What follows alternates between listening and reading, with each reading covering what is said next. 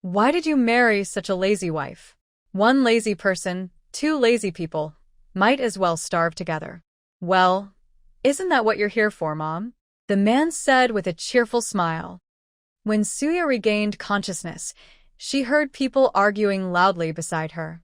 Her head throbbed, and she couldn't speak until she finished sorting through the strange memories in her mind. Then she finally understood what had happened. A fake daughter, only child, lazy wife, side character doomed to fail. Unbelievable. This story had all the classic elements of a retro novel. Suya wanted to complain, but staying alive was the most important thing. What a joke. She had survived for years in the apocalypse.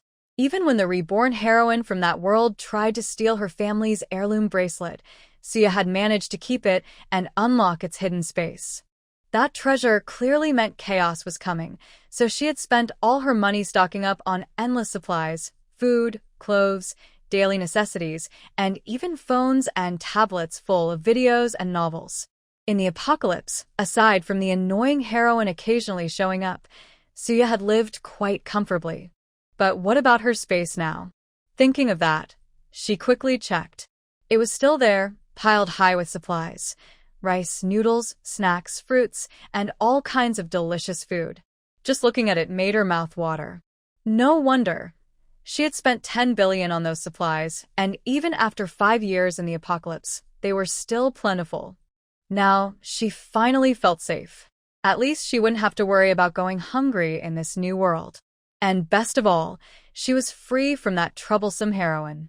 She wasn't afraid of her, but the heroine's powers were indeed strong. Suya wasn't weak either, but in that world, she had to stay low-key and occasionally cause small troubles for her rival. Now, in a peaceful era, she could finally relax. Time to figure out what was going on with this new body. The memories in her head made her dizzy, but after a while, she managed to sort them out. A girl who had lived comfortably in the city, wearing stylish clothes and never worrying about food or money, turned out not to be her parents' real daughter. The real daughter was a girl from the countryside who hadn't even finished middle school. Suya still remembered that her birth mother had deliberately arranged the exchange, hoping she could live a better life. Since she had accepted this body, she naturally had to take on all the responsibilities and duties that came with it. Anyone could criticize her birth mother, but she could not. Although others thought her birth mother was not a good person, she had always treated Suya well. After all, Suya was her only daughter. In her adoptive family in the provincial capital, there were several older brothers and one daughter, and she had been treated like a beloved treasure. Both families had wanted to keep their daughters, but once the truth was revealed, her birth mother naturally wanted her child back. After enjoying more than 10 years of comfort, suddenly facing a completely different life was hard to accept. The original Suya had looked down on her birth mother, who lived a simple farming life in the countryside. After spending more than a year there, she couldn't stand the hardship anymore and hurriedly chose someone to marry. Her feelings toward her family were complicated. She disliked their poverty, but still wanted to take care of her parents after marriage.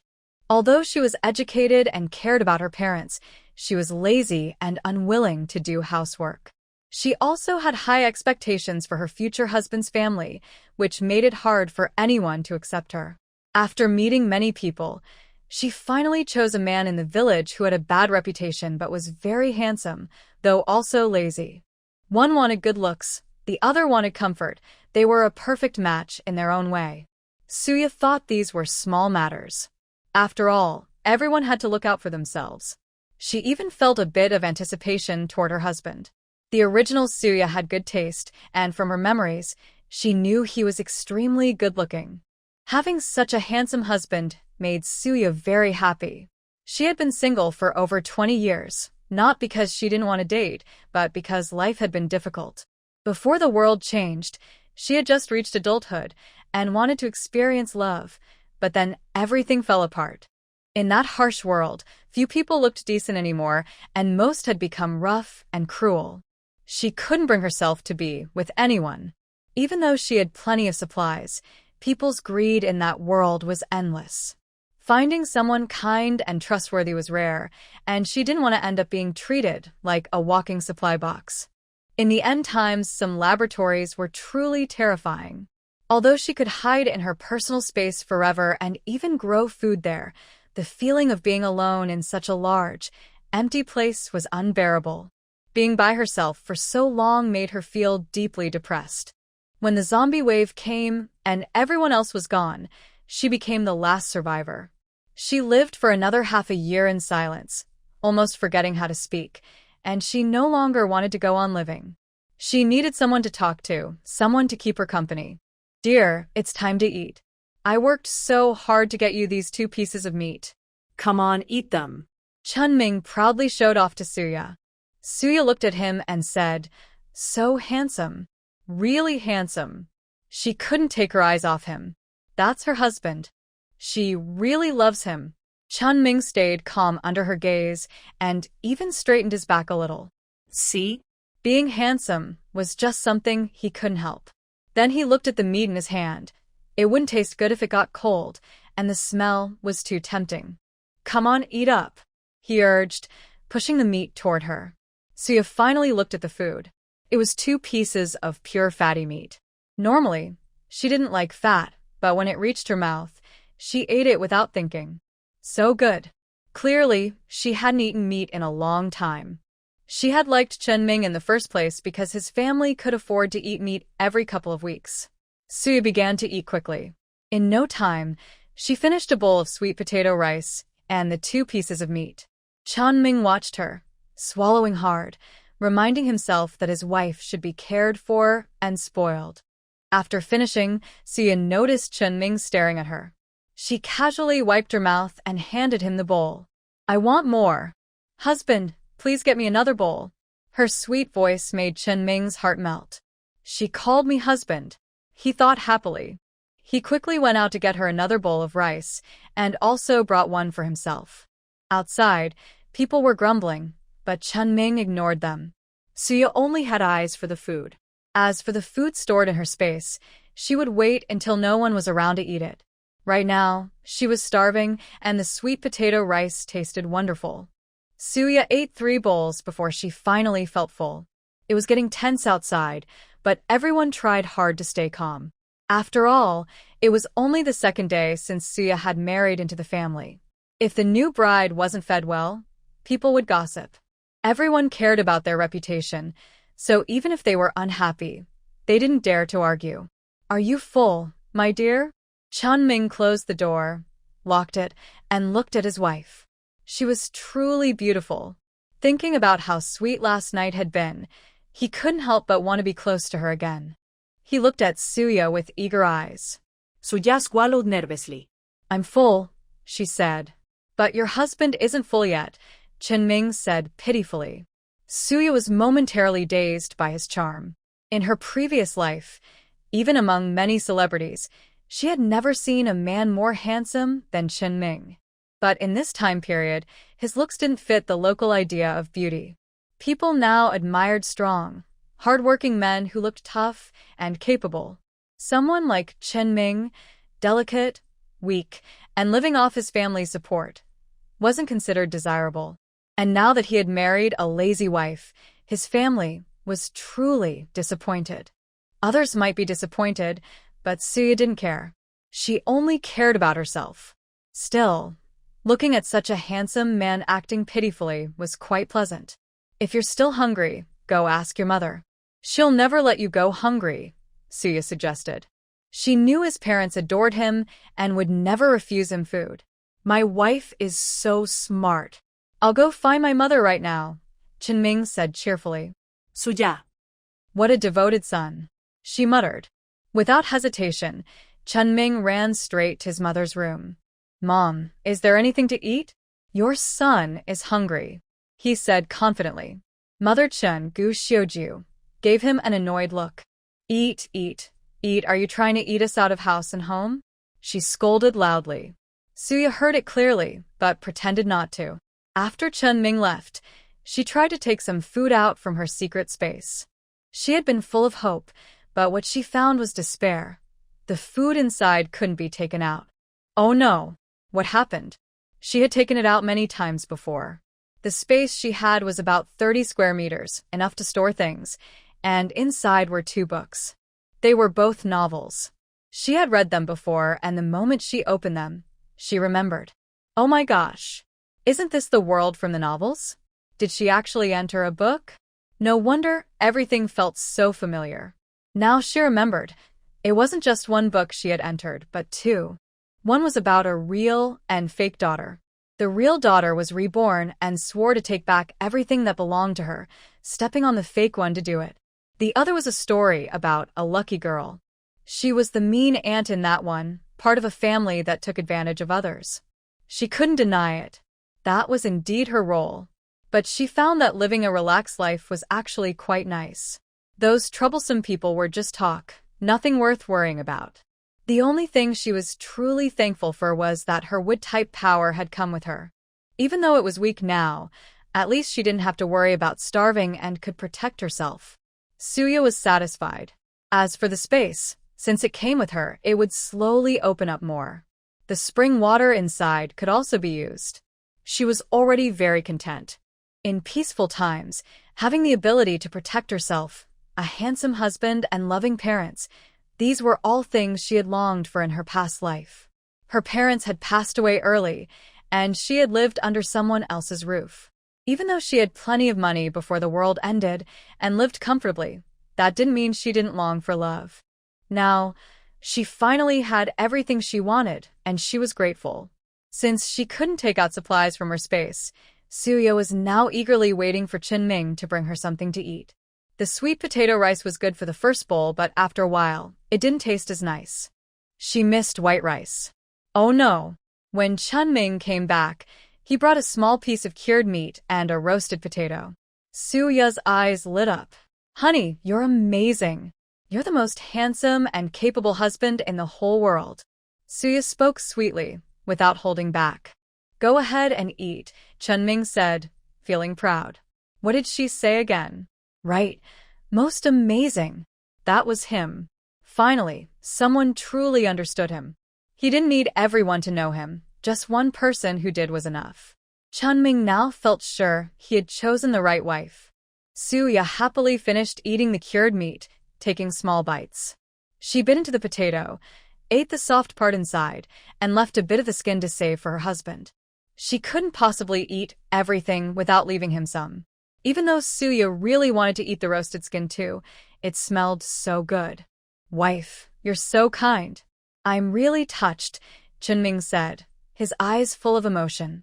Of course, Suya replied proudly. I'm your wife, the one who'll be with you for life. I'll always treat you well. Her sweet words made Qinming feel dizzy with happiness. Yeah, don't worry, he said seriously. I'll treat you well too. I'll make sure you always have enough to eat. The two of them were being very affectionate. Wife, let's rest for a while, Qinming said as he lay down on the bed. The sun outside was blazing and he didn't want to go out to work. Anyway, his older brother and sister-in-law were around, so they wouldn't starve. He could still make sure his wife had enough to eat. Suya was speechless. If she remembered correctly, even though it was already 1972 and things were starting to loosen up a bit, that didn't mean people in the countryside could skip work. Whether they had enough to eat for the year depended on how much work they did. He had just promised to make sure she'd never go hungry, and now this? Men really couldn't be trusted sometimes. Laziness seemed to be in their nature. She could only try to change him slowly. Suya was also a bit tired, so since her husband wanted to rest, she decided to lie down too. The sun outside was too strong anyway, and she didn't feel like working either. At first, she wasn't used to having someone sleep beside her, but luckily he was handsome, otherwise she might have kicked him off the bed. After Qinming fell asleep, Suya quietly took out a drop of spiritual spring water from her secret space and drank it. Her body had been through a lot and was very weak. Now that she had come to this world, she wanted to live a long and healthy life. She wanted to see all the beautiful places in her country. Soon, she felt a layer of dirt forming on her skin, giving off a bad smell. Ugh. Even Suya couldn't stand the smell herself. The odor was so strong that it woke Qinming from his sleep. Wife, what's that smell? It's awful, he said, covering his nose. Shocked, Suya was speechless. She had just been told she smelled bad. Chunming sniffed around and finally focused on his wife. How could his wife possibly smell bad? Dear, I'll get you some water to wash up, he said. His wife should always smell nice, never unpleasant. Suya rolled her eyes and waited for him to bring the water. Chunming went outside, fetched a big basin of water, and brought it in. Suya quickly took a refreshing bath. She still didn't feel clean enough. The water had turned dark. So Chunming boiled more water, and after 3 rounds, Suya finally felt fresh again. Dear, you look so much fairer now, Chunming said uncertainly. Could it be that she had made herself look darker on purpose before? Was this her real appearance?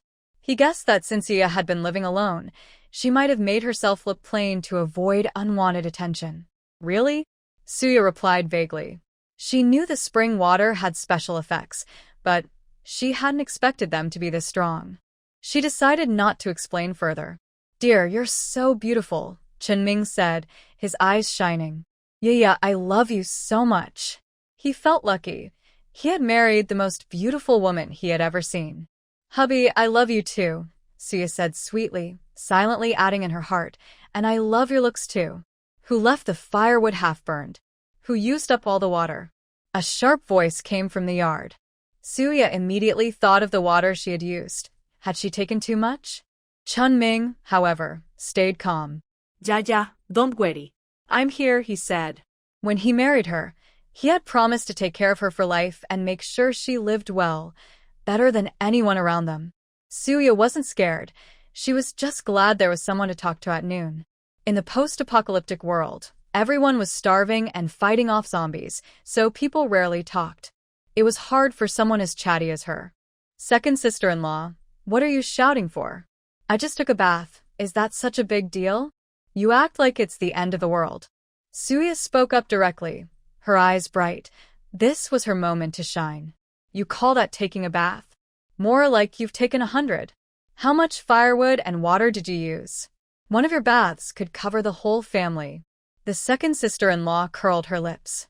She knew that criticizing Mother Chen's precious son would lead nowhere, so she turned her words toward the fifth sister-in-law instead. None of them were very likable, and surely Mother Chen wouldn't spoil a new daughter-in-law, right? As soon as she said that, Mother Chen's face darkened. Who brings a daughter-in-law home just to have her lie around and waste everything? If we stop working, should we just fetch water for you all day? Mother Chen's loud voice filled the room. Mother, if that's what you want, then I'll thank you in advance, Suya said sweetly. Just as my mother told me, once I marry into this family, life will be good. She also said you're kind and soft-hearted, even if your words sound harsh. Mother, you're wonderful. I love you. Suya's eyes sparkled as she looked at Mother Chen. Mother Chen? Who was she? Where was she? Was she really that nice? Mother Chen felt a little embarrassed by the praise. Seeing that it worked, Suya pressed on. Mother, I love you so much. Here, this is some face cream I prepared for you. You've worked so hard taking care of the whole family. You deserve it. Mother Chen looked at the cream that had been firmly placed in her hands, her heart softening. Out of all the daughters-in-law she had, only the youngest one ever thought of her. She opened her mouth but didn't know what to say, her eyes turning red with emotion. Once Suya had won over Mother Chen, she turned to the second sister-in-law. Second sister-in-law, what do you mean by that? Do I need to report every time I take a bath? I don't see you reporting when you bring things back to your own family. Suya swallowed and raised her voice. Her words were few, but hit right where it hurt. The second sister-in-law's family was known for taking advantage of her, and just a few words could make her lose her head. Second daughter-in-law, be quiet. Yeah, just joined the family. What's wrong with her using a little water? Did she eat your food or drink your blood? Mother Chen lifted her eyelids and scolded. The second sister-in-law muttered, has this old lady changed? That doesn't sound like her at all. Exactly. I finally got myself a wife, and now they're trying to drive her away. If it weren't for Yaya being willing to marry me, I'd probably stay single forever. You all have such mean thoughts. Mom Chunming called out to his mother while talking back to the others. What a joke. He hadn't even said anything bad about Yaya, yet his sisters-in-law were already criticizing her. Who did they think they were? As for his mother, of course he respected her. But it wasn't his fault the family had a hard life. He couldn't marry a wife just to have her serve his parents, could he? He didn't like dull, tired women. He preferred cheerful, pretty girls that made life brighter. Suya was stunned. Her husband was amazing. Not a mama's boy, and he stood up for his wife. At first, she liked his looks, but now she admired his character. So what if he was a bit lazy? He didn't steal or cheat. He just wanted to take it easy sometimes. That was understandable. In a big family, knowing how to relax was actually smart. Look at the third brother. He worked the hardest, earned the least, and still expected his wife to do the same. That was truly hopeless. Luckily, she didn't end up with someone like that. Her husband was wonderful. It was May 1972, more than 5 years before the college entrance exams would be restored. In those days, you even needed a letter of introduction to travel. She had no idea where she could go. She could return to her parents' home, but the gossip there would be unbearable. She didn't care about rumors if she had the ability to live better and leave this environment. But not caring didn't mean she wanted to hear it every day. So right now, Chunming was doing well, and their relationship was in a good place. Besides, Suya had never been in love before, let alone had the courage to marry. If she hadn't time-traveled into a married woman's life, she probably never would have taken that step. She was actually looking forward to this new life. Her eyes sparkled as she looked at her husband. The second sister-in-law's face turned pale. What did it mean to be hit right in the heart? This was it. One person spoke badly about her family, another openly admitted he was lazy and couldn't find a wife, and now that he had won, they expected everyone else to support her. All the sisters-in-law looked upset. I didn't know we couldn't use that much water at home. I've always used it this way wherever I lived. I won't do it again. Suya blinked nervously and said, unsure of what to do. Yaya, now that you're married into the family, you can use the water whenever you need. If anyone has something to say about it, tell them to come to me, Mother Chen said with meaning in her tone. She looked at her younger daughter-in-law with bright, approving eyes. What a good girl, she even gave her some face cream. She had never used such a thing in her life. The other sisters-in-law stayed silent. Everyone knew how well Suya's family treated her. How could they not? She was an only child. Her adoptive parents were city people who had cared for her wholeheartedly for more than 10 years. Even after she returned home, she didn't have to do chores. She had always been the most envied girl in the area. And now, even her mother-in-law was speaking up for her. Mother, you're so kind. I'm so lucky to have met you, Chenming said sincerely. Mother Chen rolled her eyes. Her son was clearly taking his wife's side. It made her heart ache a little. So, about Yaya using water for her bath? Chunming asked. With so many people here, what's wrong with using a bit of water for bathing? That's settled, Mother Chen said, clapping her hands to end the discussion. The second sister-in-law wanted to say something but, seeing everyone's faces, kept quiet. The happiest of all was Suya. She couldn't stand going a whole week without a proper bath. Now that her mother-in-law had agreed, she couldn't care less about the others' looks. Just then, the children playing outside came running back. Grandma, we caught a rabbit.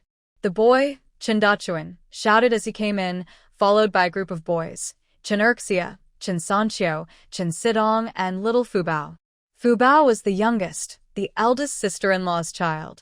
The first two were from the eldest brother's family, the next two from the second brother's. The oldest was 7, and the youngest, little Baoya, was 3. Suya looked at each child and matched their names. How did you catch the rabbit? Mother Chen asked in surprise. Rabbits were known to be quick. Baoya saw it. The rabbit ran into a tree, Dachuan explained. Baoya really is lucky. Our family's little good luck charm, Mother Chen said with a wide smile. Baoja, Baoja. Why did that name sound so familiar to Suya? Wasn't that the name of the lucky little girl from that story about good fortune? What good luck. Now, how should they cook this rabbit?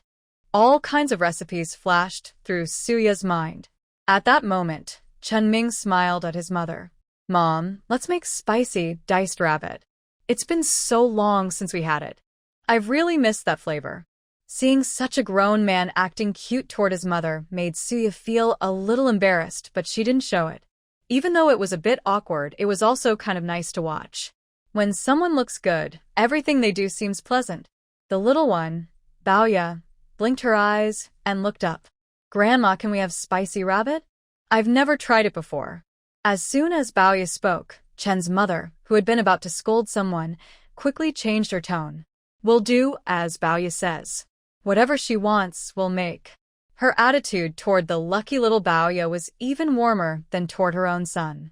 After all, she could always spoil her son later, but Baoya was truly precious. Grandma, you're the best, Baoya said sweetly. Suya couldn't help but find her adorable. Right now, all she could think about was the delicious rabbit meat. Oh, how she had missed it. After living through the apocalypse for so many years, it had been ages since she'd had real meat.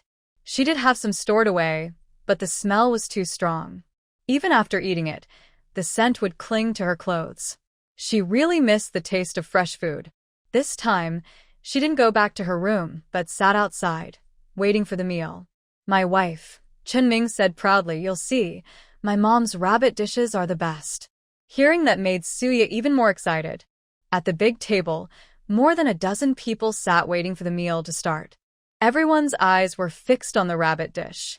Once Father Chen Yonghua, took the first bite, the others began to eat. Chen Ming moved quickly, putting 3 big pieces of rabbit into Suya's bowl, 2 into his own, and then started eating slowly. Before eating, he said, my wife just joined the family, so I served her first. Please, everyone, help yourselves. No one knew quite what to say after that. Suya looked at the 3 pieces of meat in her bowl, her heart warm and happy. She took a bite so delicious. Oh, how long it had been since she'd tasted something this good. As for the potatoes in the bowl, she ate them without complaint. They went perfectly with the rabbit meat. Mother Chen watched Suya's behavior, but didn't say anything. What could she say? Her son had served himself. No one forced him. Every child has their own fortune. Mother Chen silently reminded herself not to be jealous. Yaya, your family prepared 10 eggs, a pound of meat, and a pound of peach pastries for your return visit. Everyone else, don't think too much about it. Like my son said, her family didn't ask for a bride price. You all had 100 yuan as a bride price and brought nothing back. Yaya's parents, however, gave her 188 yuan as part of her dowry. Even though she's married into our family, they didn't expect us to support them. When her parents grow old, they'll divide their property then. As Mother Chen spoke, she looked around the table at everyone's faces.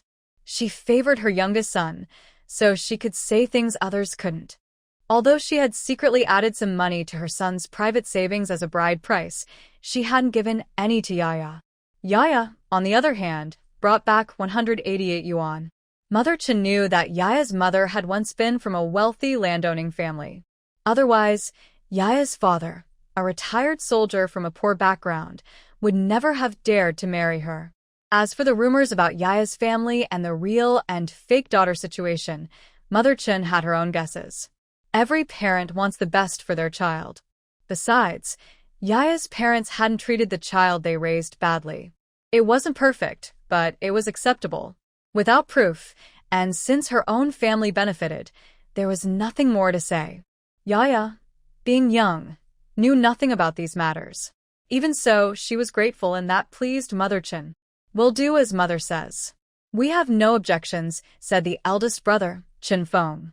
The second and third brothers quickly agreed. Even if the sisters-in-law wanted to speak, they didn't dare. What could they say? They would only end up looking like the troublemakers. Thank you, Mother, Yaya said. From her memories, she knew this gift was generous, so she was truly thankful. She would always remember the kindness of her family. She also knew that although her mother said it was 188 yuan, she had actually given her a full 1,000 yuan. 1,000 yuan in the 1970s.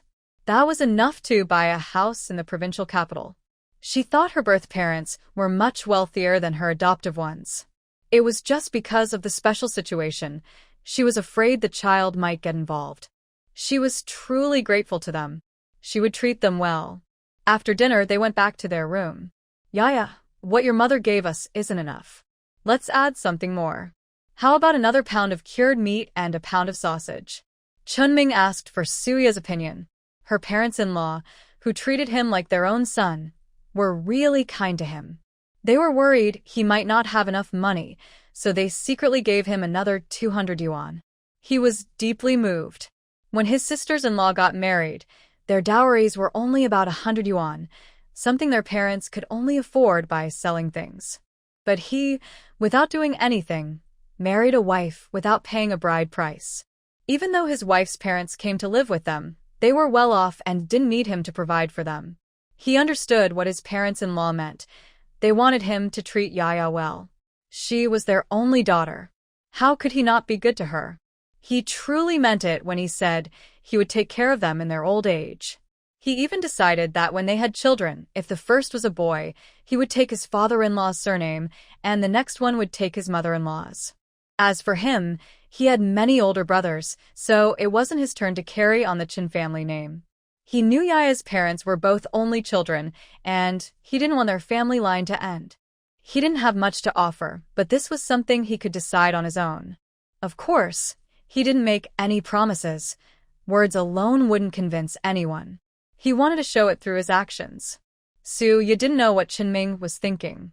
She agreed with his suggestion.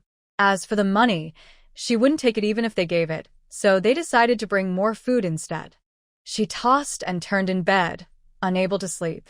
She felt uneasy, afraid of being recognized. What if they found out she wasn't their real daughter? She was scared. She feared that too much hope would only lead to disappointment. She longed deeply for a mother's love. Don't be afraid. You are me and I am you. We are one. Suddenly, a voice spoke inside her mind. Who's talking? Suya became alert. Could the original soul still be here? It's me, the original owner of this body. You are the main soul, and I am a small part that gained its own awareness. We are together. The voice spoke softly. We are one person? So, I am the Suya of this world? Suya spoke softly. The girl nodded firmly. Let me merge with your body. Then you'll be the true owner of it. Are you willing to do that? Suya couldn't help but ask. In her eyes, a soul with its own thoughts was no longer just a person. She could have stayed silent, but she still asked. I'm willing, the girl said. This world is full of chaos. It's scary, one wrong word can bring trouble, and sometimes people even lose everything. I don't want to face it anymore. It's easier to just be one of the souls. The girl nodded again, and Suya smiled when she heard that. When she saw the book in the space around her, she already knew this world must have many people who had crossed over or been reborn. That book was only one of many. Her space was filled with countless novels. She suspected that the main characters from those stories might all exist somewhere in this world, maybe even some who hadn't been born yet. Suya had guessed the truth. Then let's merge, she said. Suya didn't resist. Her instincts told her the girl was telling the truth. When she opened her eyes again, those memories were no longer distant. They felt real, as if she had lived them herself. In that home in the provincial city, she hadn't been happy. Her family treated her like a place to vent their emotions, always trying to control her. Even a simple word could lead to harsh scolding. She had suffered from sadness for a long time. In this era, people barely had enough to eat, so no one even talked about such things. But that didn't mean no one felt that way. Many nights, she had hurt herself out of despair. When she learned she wasn't their biological child, she actually felt relieved. She realized something was wrong. She was losing control of her body. All she could do was call out to the main soul, hoping she would return and take good care of her real parents. To the best parents in the world, hello. The moment I saw you, I felt a deep warmth from the bottom of my heart. I'm so happy to be your child. I don't blame you. I know you did everything for my sake. Your daughter will always stay by your side, take good care of you, and never be a burden again. With love, Yaya. Suya felt those words come from deep within her heart. I love them too, and I'm really looking forward to meeting them. I'll treat them well and make them proud of me. So, they are my real parents. Suya finally let go of her past life. She had been an orphan who was adopted, never felt loved, but ended up inheriting a huge fortune. Her relatives were all scheming. Later, she faced the end of the world alone. Now that she was told her real parents were here, she could finally start a new life with them. She was truly happy. That night, she couldn't sleep, thinking about what it would be like to meet her parents. She hoped they would recognize her, but also hoped they wouldn't. It didn't really matter. She would treat them well and take good care of them. Murmuring firmly, her consciousness slowly faded. "Daya, you're awake?" Chunming woke up and saw Suya sitting up. "Yes. Everything's ready. Let's have breakfast and then head out." Chunming never missed a meal that belonged to him. Suya nadid. Since they couldn't use the storage space now, they couldn't afford to waste food. "Mom, I won't be home for lunch. Remember to make double for dinner," Chunming said slowly. Mother Chen sighed. "You ungrateful boy, always fussing over food. One meal doesn't matter to you, Mom?" Chunming looked at her. Mother Chen had no words. "Fine, I'll save some for you." She gave in helplessly. The sisters-in-law stayed silent. The fifth brother wasn't someone easy to deal with. If they tried to take advantage, they'd only end up in trouble. So they chose to stay quiet. Suya remained silent the whole time. Her husband was too capable, she didn't even need to step in. As they left home, Suya praised him. "You're amazing, dear. Even Mom listens to you." Her eyes sparkled. "Of course. Who else would your husband be? If anyone at home treats you unfairly, just tell me. I'll stand up for you," Chunming promised confidently. Suya believed him completely. "Yeah, do I look handsome in this outfit?" Chunming couldn't help but ask. This morning, he took a shower, washed his hair, and wiped himself clean with a towel. He even used soap and put on a set of clothes he rarely wore. He thought everything was fine, but he still couldn't help asking. "Very good." Suya gave him a nod of approval. She had never seen a boy who cared so much about his appearance. "Honey, I'm a bit tired from carrying this. Can you help me?" Suya blinked at Chunming. Chunming was already tired from carrying his own things and didn't really want to help. But this was his wife, yeah. Okay. After a moment's hesitation, Chunming agreed. Grandpa and Grandma had told him to treat his wife well. He was a good boy, so of course he listened. "You're the best, honey." Suya looked around, saw no one nearby, and gave Chunming a quick kiss on the cheek. So sweet. So nice. Chunming was stunned. He felt so happy inside that he didn't feel tired at all. Carrying things? No problem. Even 100 more pounds would be fine. He suddenly felt full of energy. Suya saw that Chunming was struggling a bit, but she didn't feel sorry for him. Feeling sorry for a man, she thought, would only bring bad luck with money. But she could still cheer him on. "Honey, you can do it. 3, 2, 1. You're the best." With Suya cheering him all the way, they finally reached her village entrance. Her village was only 20 minutes from the provincial capital. That meant one day it would be part of a redevelopment project. She had to make sure to hold on to it. So close to the city, this land would definitely be valuable in the future.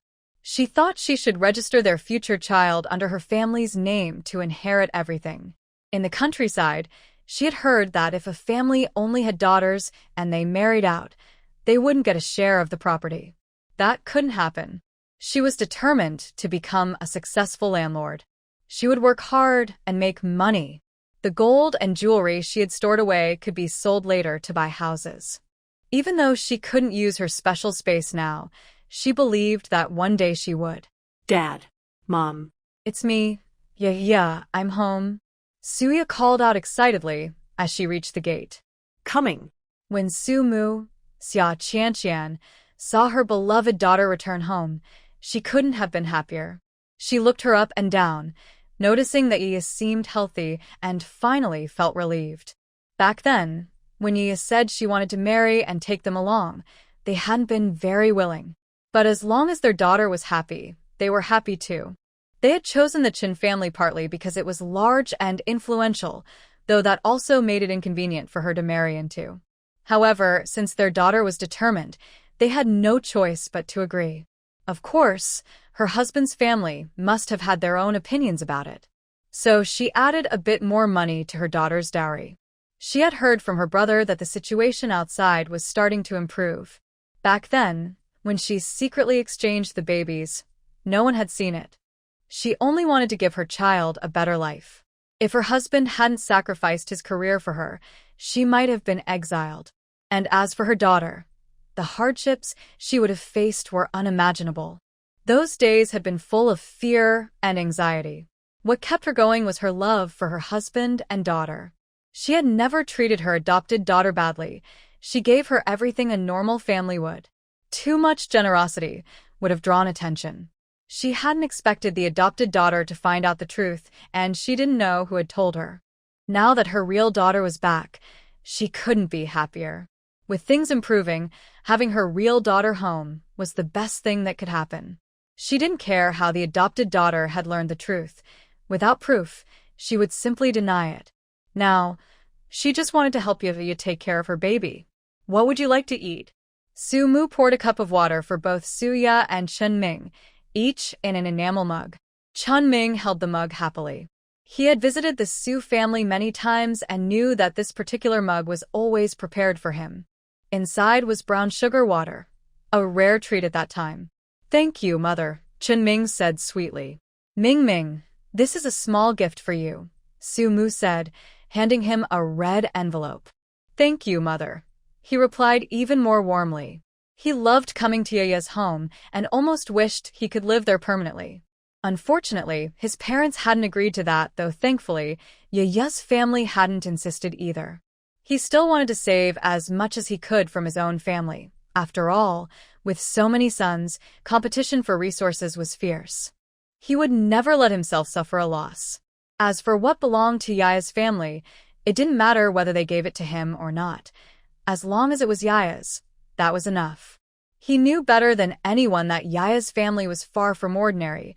Their situation was very good. But when he got home, he didn't tell anyone about it. It was funny. He always liked to take advantage of others, but would never let anyone take advantage of him. If Yaya's family had something nice, she could share a little, but the rest should go to his own children. The children could relax, but he had no intention of sharing resources with the rest of the family. After all, it was Yaya's family's property, not his. Mother Su trusted Chen Ming, otherwise, she wouldn't have been so open about it. Suya noticed that Chen Ming had received a red envelope as a gift for changing how he addressed someone, and it looked quite thick. She thought about how, at Chen Ming's house, his mother had only given her a tiny red envelope with just a few coins inside. Oh no, so stingy.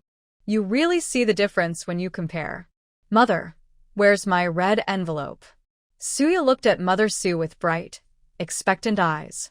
She didn't believe their family was poor. They didn't look like it at all. It was just that, back then, their situation had seemed difficult and humble. There was nothing they could do. Someone in the family had gone abroad, and even if they had money, they had to keep a low profile.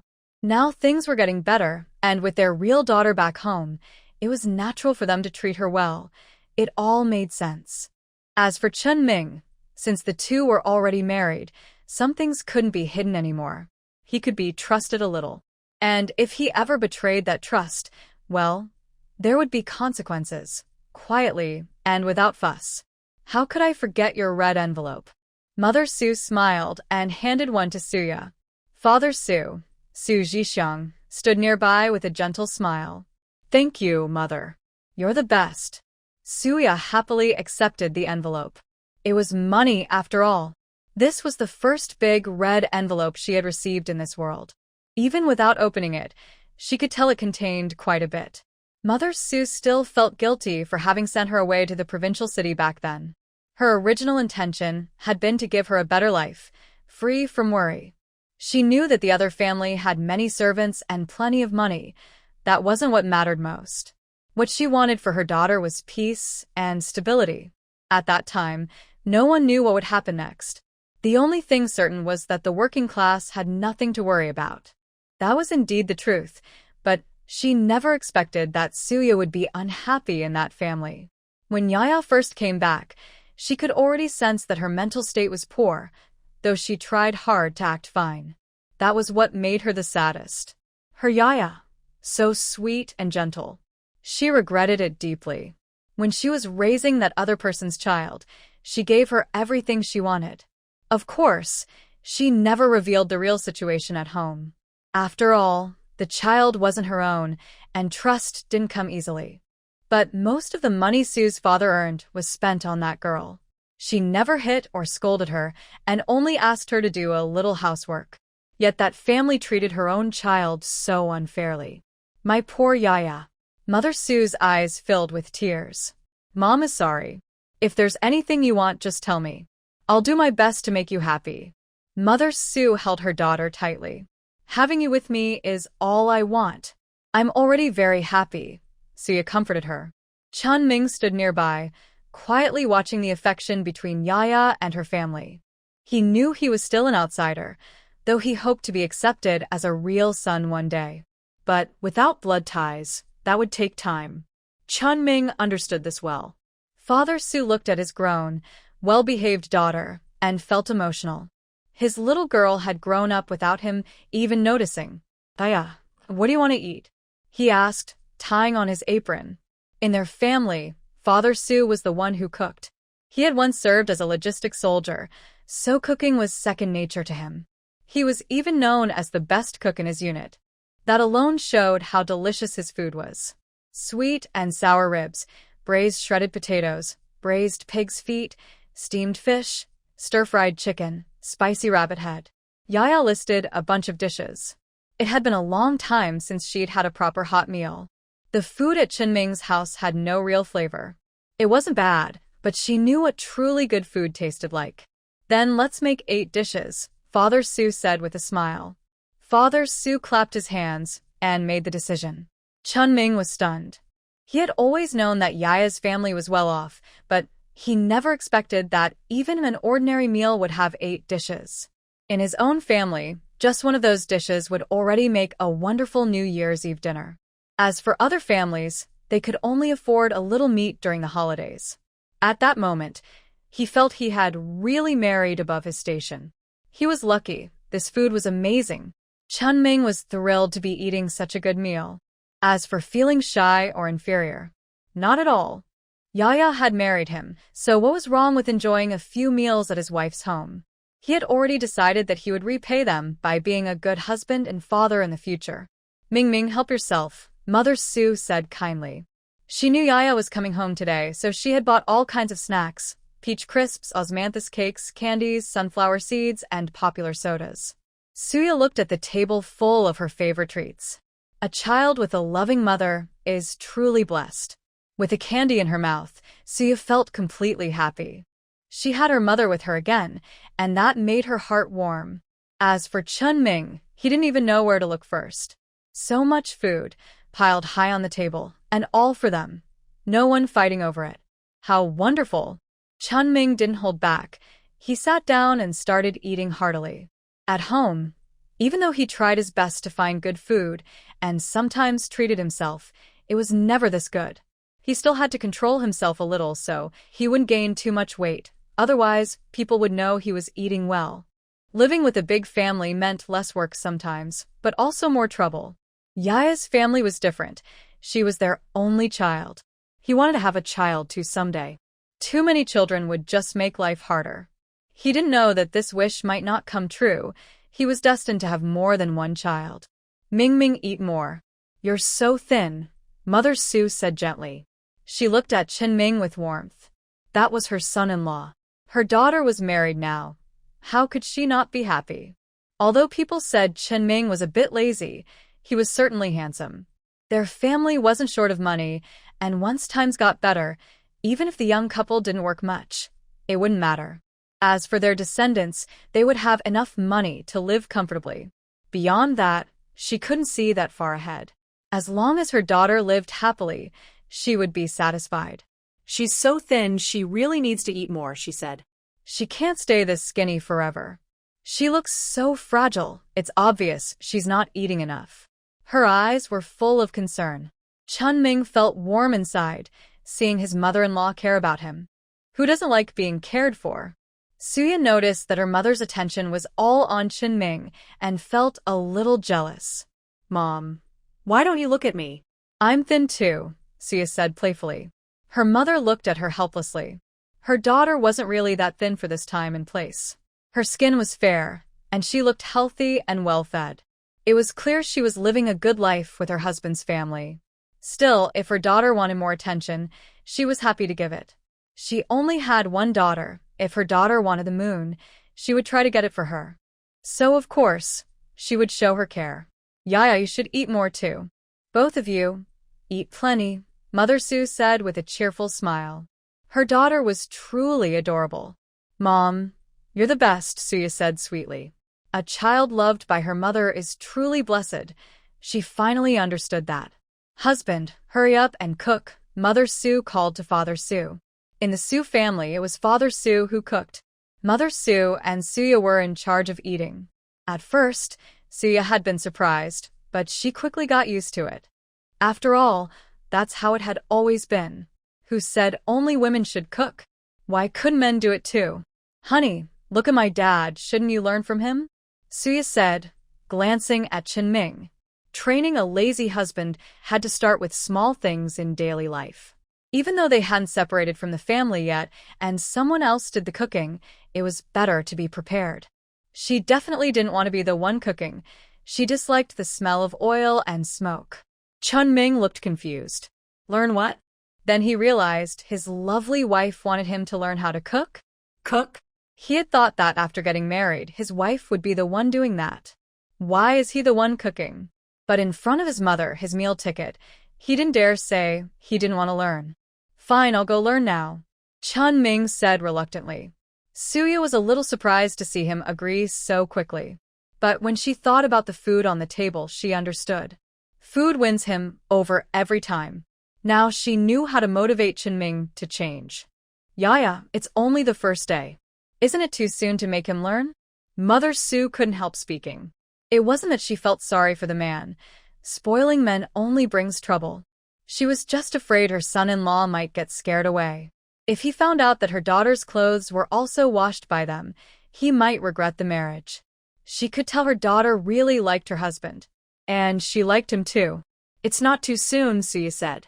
If he doesn't get used to helping now, it'll be hard to ask him later. Mother Su nodded in agreement. Men shouldn't be spoiled. Chinming had no idea that his tough days were about to begin. Mom, do you want to come live with us? Suya asked. They had agreed before the wedding that her parents would move in with them, and the room was already chosen. The Chun family's brick house had more than 10 rooms. Even though there were many sons, she and Chinming could still get 2 rooms. Since they didn't have children yet, it would be hard to claim a room later. Each child in the family had their own room, just to make sure they kept their share. For example, the eldest sister-in-law, who had more children, had already taken 2 rooms. Without children, they would definitely lose out. But since they had agreed to bring her parents over, she hadn't said anything. Yaya, we're still young. There's no rush for us to live with you, her mother said. Besides, you haven't officially separated from the family yet. It wouldn't be convenient for us to move in. Mother Su shared her thoughts. She knew that one day she would live with her daughter. Wherever her daughter went, she would follow. But for now, since they hadn't divided the household and the young couple needed space, she wasn't in a hurry. Besides, with so many people over there, the meals wouldn't be as good as what they had here. Suya understood exactly what her mother meant. Her mother was right. This wasn't the right time for them to live together. Since that was the case, she wouldn't insist. But even if her mother didn't move in with them, her room still had to be kept. She planned to connect one of the rooms and turn it into a space for dressing up and relaxing. Their current house wasn't too big or too small. It was enough for them to live in and store some wedding gifts, but not much more. She really needed a bit more space. It could even be used as a study. Suya didn't say anything more to her mother, because Chinming came out. Wow, the food you and Dad made together tastes even better. Suya tasted a piece of rib and smiled sweetly at Chinming. Chinming, who had been feeling sore and tired, suddenly felt fine again. Yaya praised his cooking. He just didn't like cooking, it didn't mean he couldn't do it well. Seeing her admiration filled him with satisfaction. Honey, can you cook for me again next time? Suya looked at Chen-ming with bright eyes. Of course. The words slipped out before he could think. He immediately wanted to take them back. He didn't really want to cook again. But once he said it, he couldn't go back on his word. He might not always keep his promises, but in front of his wife, he had to. He couldn't let her look down on him. You're the best, Suya said with a smile. She believed that praising a man was the best way to encourage him. A little encouragement could go a long way. She didn't want to scare her husband away. She really liked him. She had never met anyone more handsome, and he was perfect in every way. She was very fond of him. Of course. Don't you know who your husband is? Chen-ming suddenly felt full of energy. Cooking? That was easy. He never thought there was anything he couldn't do. It just depended on whether he wanted to do it or not. Working in the fields, for example, didn't interest him at all. Luckily, his wife hadn't mentioned that. That would have been a problem. Sue's mother watched her son-in-law quietly. Times had changed. If a son-in-law was willing to help her daughter with chores, she couldn't be happier. If possible, who wouldn't want their daughter to live a carefree life, loved by her parents at home and cherished by her husband after marriage? She felt she was very lucky. Of course, she hoped her daughter could continue this happiness. Mother, have you packed everything? After dinner, we'll go back together, Chen-ming asked gently.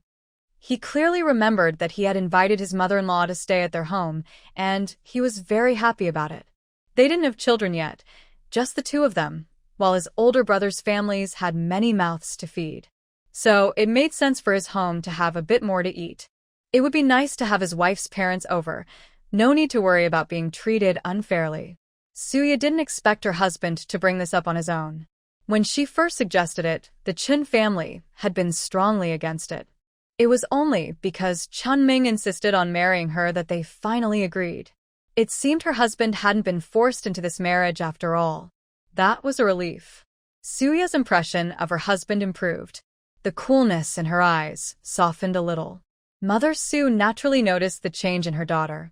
It seemed her daughter had finally overcome that difficult time. All her efforts had not been in vain. She felt a weight lift from her heart. Judging from Miya's behavior today, she was clearly doing better. Her lively, cheerful daughter had returned. We won't come over for dinner, Father Su said. Your family already has many people. When we're older or when you have children, we'll visit then. He and Qian had already agreed not to go for now. With so many people there, they didn't want to join the crowd. And although the Qin family's meals were decent, they still preferred their own cooking. At their age, they needed to eat well and take care of themselves. Their daughter and son-in-law could always come home for a good meal. At someone else's house, it wasn't easy to make special dishes just for them. He didn't want to share their good food with everyone else. They were only willing to feed their daughter and the son-in-law who could one day give them grandchildren. As for the others, no chance. Chen-ming felt a little disappointed when he heard his father-in-law's words. He had been hoping to enjoy more of their delicious snacks in the future. These are for you to take home, Mother Su said, handing Suya a large bag of food. Suya took the sack her mother handed her and glanced inside. So much food. Her eyes lit up. The meals at Chen-ming's house were really poor, and people even said his family ate better than most in the village. She couldn't imagine what others were eating. Looking at the things in front of her now, she guessed there were about 2 pounds of rice, a big box of imported cookies with the label torn off. She could still tell they were foreign. There were also 2 pounds of pork and a pound of white rabbit candies. Suya accepted everything in a daze. She almost didn't want to go back. If only she had come here earlier. Then she wouldn't have married out. She would have stayed home and found a husband to join her family instead. But now that she was already married, Suya looked at Chen-ming, wondering whether she should just leave him or keep living like this for now. Chen-ming had been smiling happily at the food, but suddenly he felt a chill around him. Instinctively, he spoke up. Wife, let me carry that. He smiled brightly and quickly took the things from her hands. He didn't know why, but he had a strange feeling that if he didn't act now, his wife might run away. It didn't make sense. She was already married to him. How could she leave? Still, he followed his instincts. Suya looked at Ming, who had taken the initiative, and felt somewhat satisfied. Maybe she'd give it a little more time. Yaya, this is the red envelope my mother gave me. You should take it. Ming handed it to her. Suya looked at the envelope but didn't take it. Since his mother had given it to him, she wouldn't accept it. You keep it, she said. Ming tucked it into his pocket. I wonder how much is inside, he thought. He guessed maybe 10 yuan, probably 10 1 yuan notes. He couldn't wait to check later. Why did he think it was that much? Just looking at the food from her family told him they weren't poor. He didn't think it would be just a few coins. Suya sighed at how hard the road was to walk. How she wished she had a car. Even in the end times, she never had to walk anywhere. She always had vehicles. What a pity. She had never suffered like this before. Suya kept thinking about the car and her storage space, along with all the supplies worth billions. She felt miserable, but she could only grit her teeth and keep walking. What else could she do? After walking for what felt like forever, she finally saw Ming's house. It hadn't felt too bad in the morning when they went. It was all downhill. But coming back was tough. All uphill. At last they arrived. Ming let out a sigh of relief. His legs were shaking. It was such a long way. Mom, we're back. Did you save us some food? Ming shouted from the doorway. As he called out, he quickly ran to his room to put away the things he was carrying. He had to pass through the main room where the family was eating. Everyone was there. The children stared eagerly at the big sack in his hands.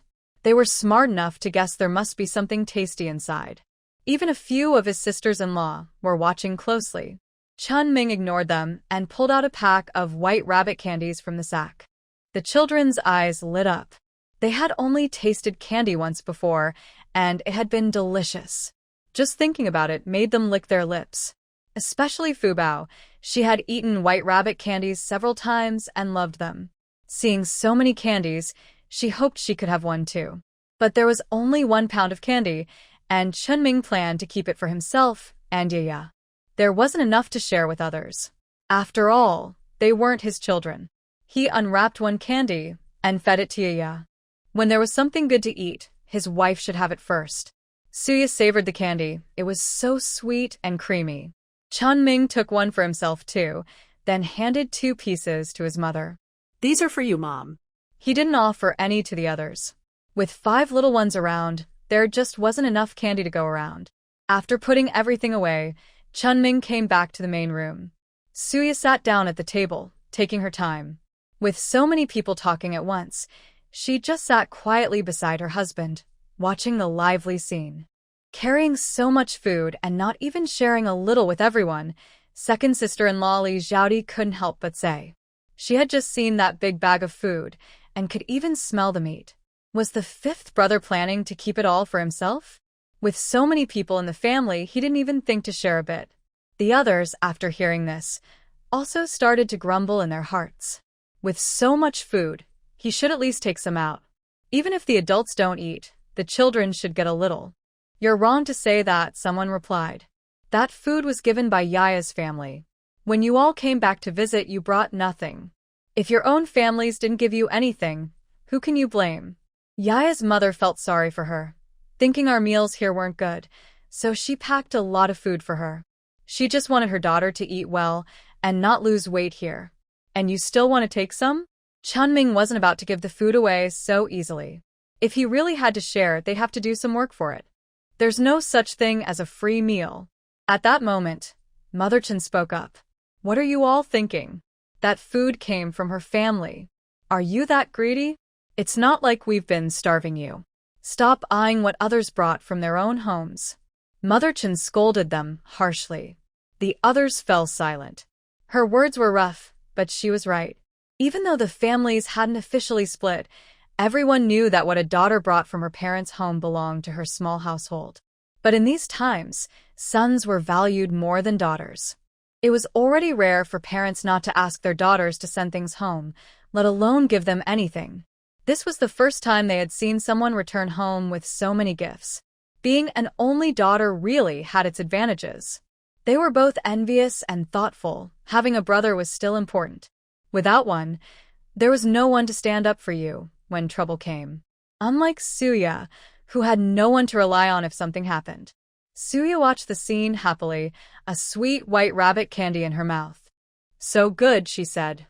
No wonder one candy could flavor a whole cup of milk. This candy really was special. As she ate, she looked at her husband. So handsome. She didn't think her husband was difficult at all. What she disliked were those honest men who kept giving their own families things to their brothers or parents. That was truly annoying. She preferred a man who only took care of their own home and didn't give things away. Having such a husband probably means there's no chance of being taken advantage of. What a strong husband. I'd even run into a wall for him. Suya cheered silently in her heart. Chunming had no idea what his wife was thinking. Of course, he wouldn't keep everything to himself. After all, people were watching. A few little ones here. How could your fifth uncle not share anything? Each of you gets half a white rabbit candy, but remember, you'll need to gather firewood for me for a day. As Chunming spoke, he broke a candy in half and handed it to the children. He gave Fu Bao half a piece, and with the last half, he popped it into his mother's mouth. What are you doing? Mother Chen scolded him lightly, but her eyes were full of laughter. Her precious son was still the best. Father Chen watched them, feeling a bit left out, as if his son had completely forgotten about him. He wanted to say something but didn't know how. He thought his son wasn't being fair. Why not share the treats with everyone? Just as he was about to speak, he saw his wife's expression and decided to stay quiet. Chunming didn't even look at his father. He was happily savoring the candy. He remembered that once his fourth brother had sent a package with some white rabbit candies, and he had begged for 2 pieces. That had been so long ago that he had almost forgotten the taste. It was truly unforgettable. After all, he had married a well-off wife. From now on, he could enjoy some good food. Who said good looks were useless? If he weren't handsome, would he have married Yuya? He made up his mind to take good care of his face. He couldn't let his wife ever dislike him. The children happily ate their candies and said in unison, "Thank you, uncle." Fu Bao also put the candy in her mouth and softly said, "Thank you, fifth uncle." "Take good care of your fifth aunt from now on," Chunming said. "She's new here and doesn't know her way around yet." Okay, we will." The group of little ones promised eagerly. Suya's eyes focused on Fu Bao. This child was like a lucky charm. Her eyes sparkled as she looked at her. Following this little lucky star would surely bring good fortune, and maybe even some good food. Sue's mother's family was certainly wealthy, but in this day and age, having money didn't mean you could buy good things. She could imagine that for this visit, Father Sue and the others must have gathered all the best food for her. Fu Bao felt fifth aunt looking at her. She looked up and smiled at Suya. So adorable. She also wanted to have such a lovely daughter. After living through the end of the world for so long, she had longed to have a child of her own. Mostly it was because being alone was too lonely. But she hadn't dared to have a child by herself. It wasn't safe. The environment was dangerous. She had a spiritual spring, so she wasn't worried about the difficulty of giving birth, but she was afraid of people. In the end times, one could never underestimate human nature.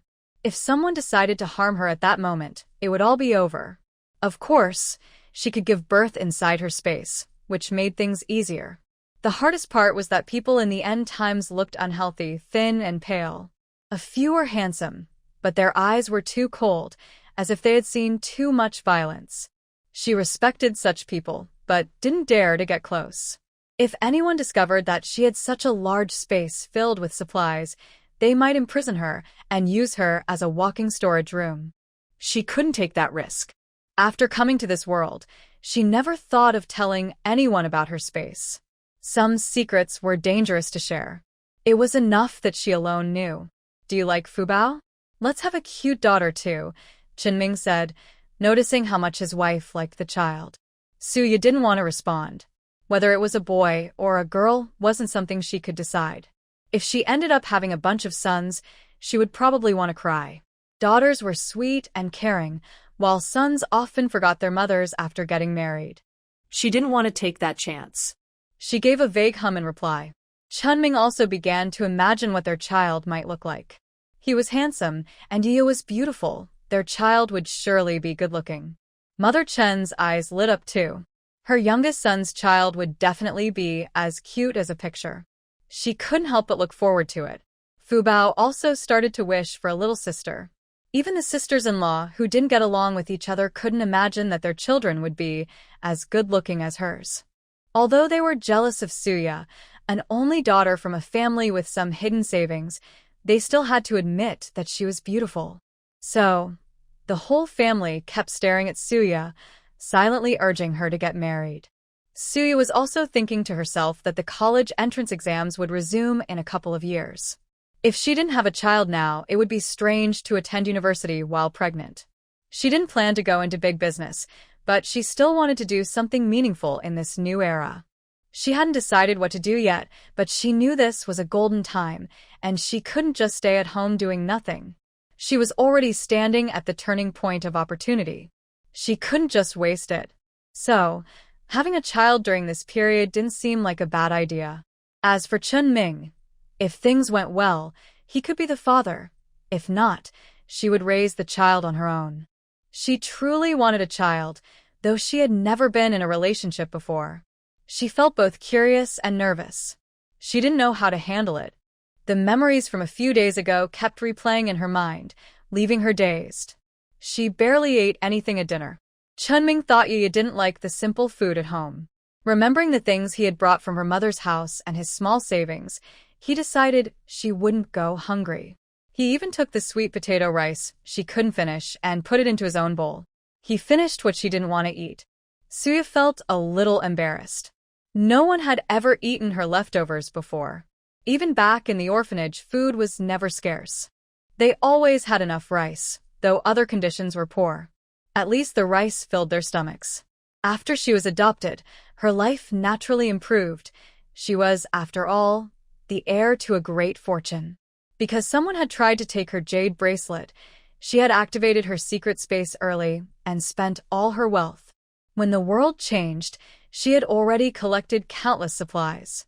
There were so many that she couldn't even count them. To describe it simply, she took everything she could, leaving nothing behind.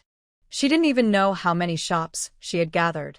She mainly collected supplies in the city center, where there were many people and also many zombies. Later, not many people would come there anymore. You didn't even know how much she had stored in her space. She couldn't help it. She was lazy, and the space was huge. Even collecting things with her mind was tiring, so she just left them there. As long as her space had everything she needed, that was enough.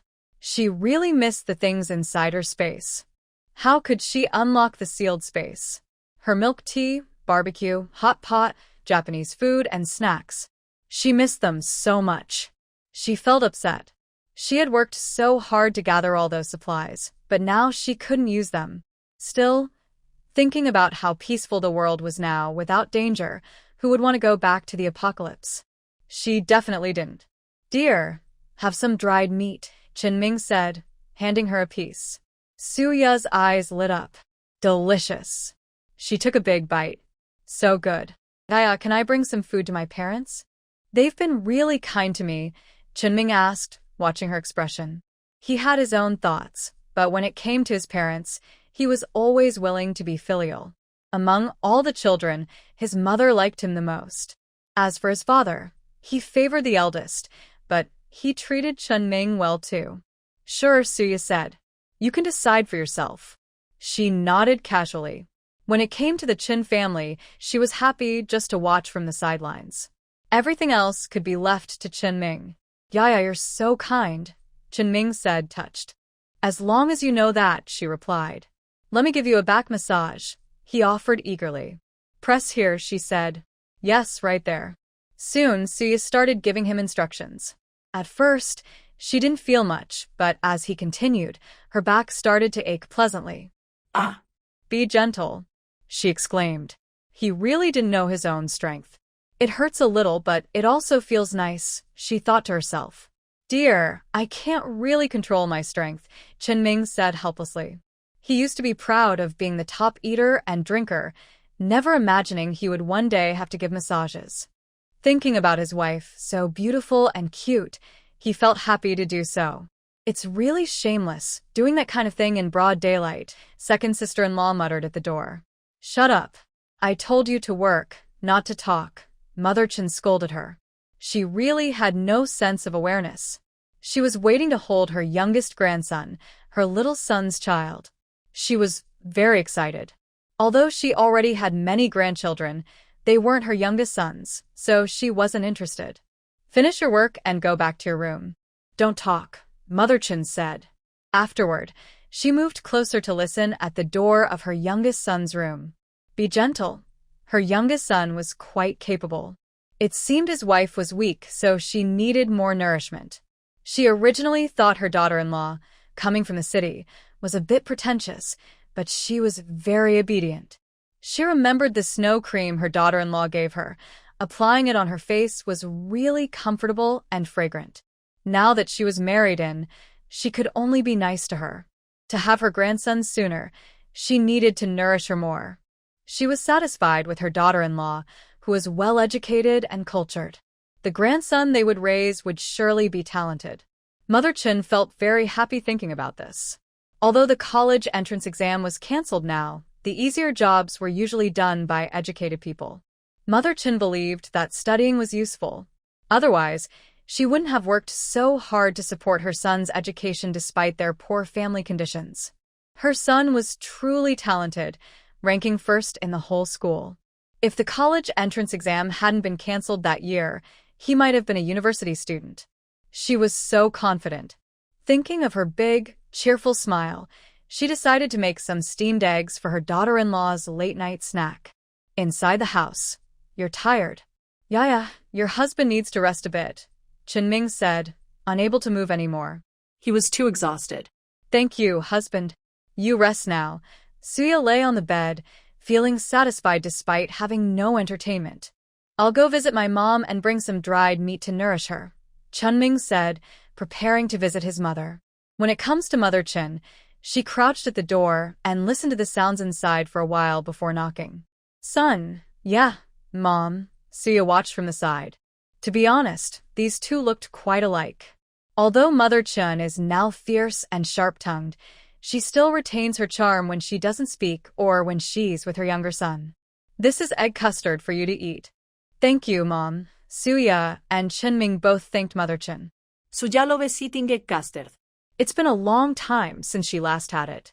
You should know, she had stored a lot of cooked food, but mostly vegetables, which didn't taste good to eat.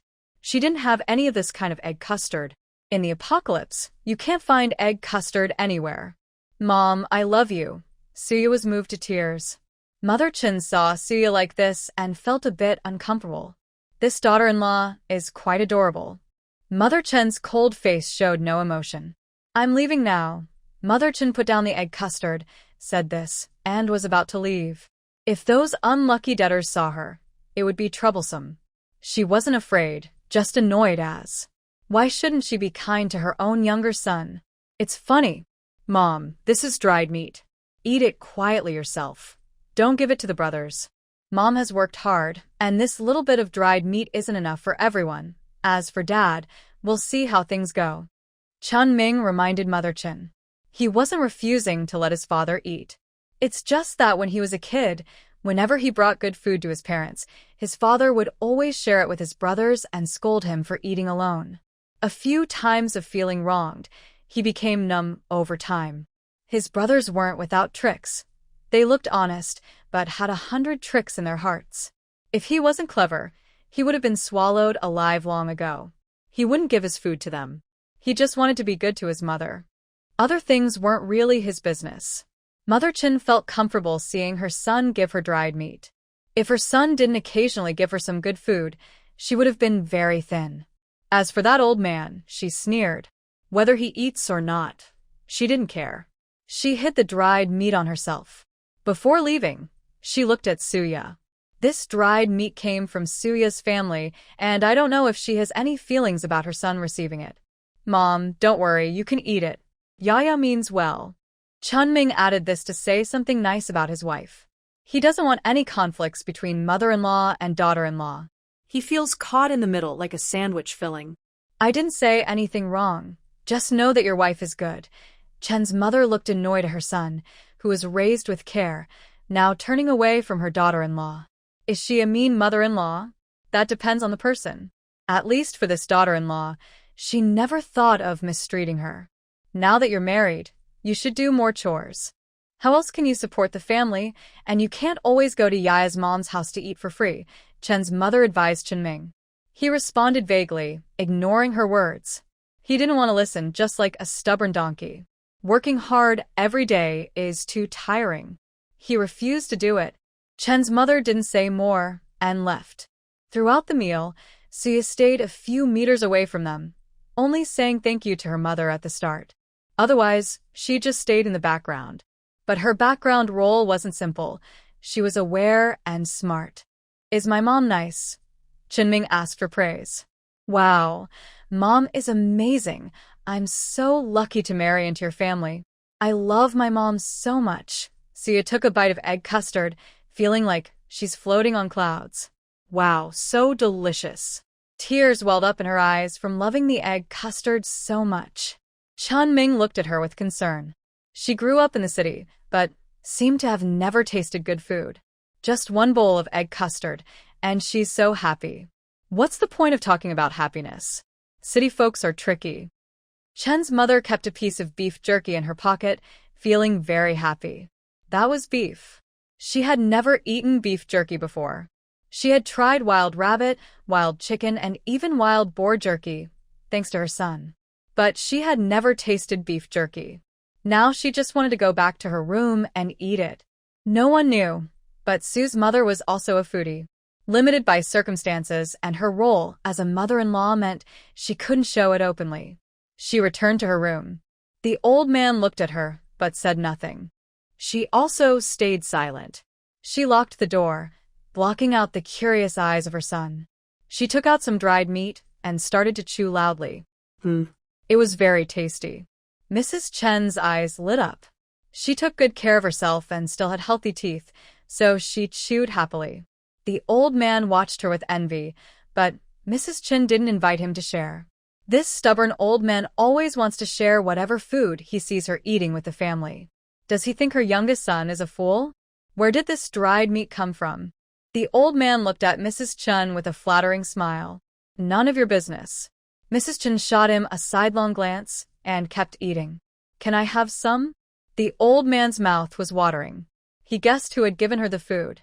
Over the years, he knew better than to ask for anything. He stopped asking for a share. In recent years, her youngest son never brought anything good to share with him. Why are you eating alone? Do you have the nerve? Mrs. Chen said sarcastically, giving the old man a piece of meat. He looked at the dried beef, but pretended not to hear her. It was really delicious. A bunch of starving ghosts. Do they only know how to eat and not work? They don't fetch water when it's gone, and there's not much firewood left. No one even thinks to pick some.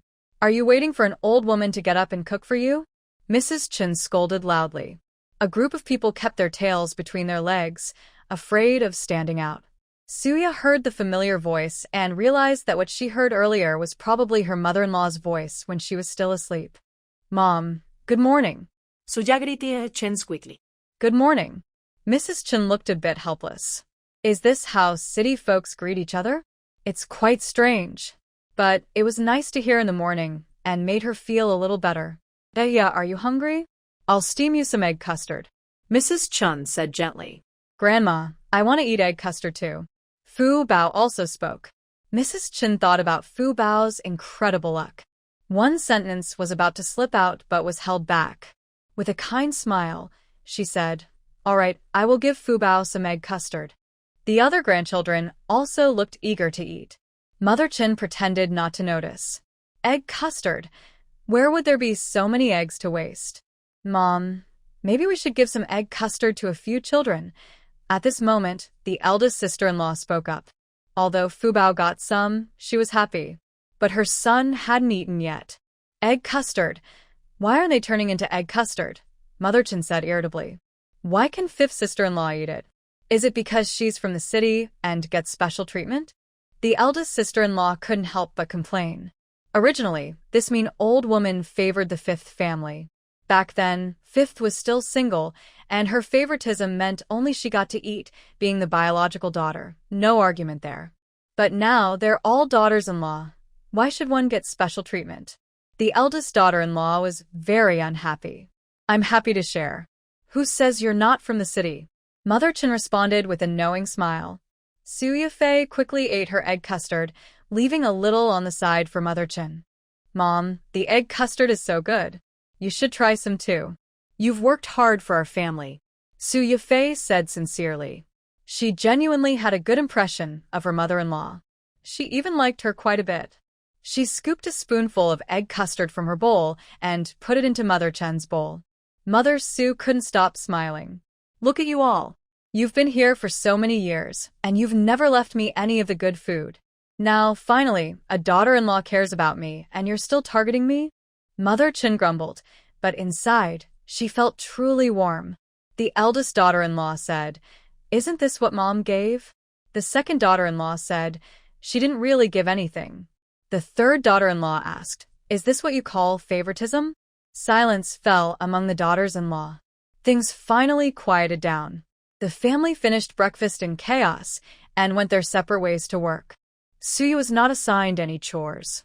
She planned to go out with Chen Ming for a walk. She had never really gone out to look around here before. Uncle Fifth, let's go to the back mountain together. Chen Dachun voluntarily spoke to Uncle Fifth. The other children also looked eagerly at Chen Ming. They all wanted to go play on the back mountain, but they didn't dare go alone. Without an adult with them, they would get scolded if they went to the back mountain. And it wasn't always scolding time. This is the harvest season. Some animals on the mountain start looking for winter food. If a wild boar shows up, it would scare the children.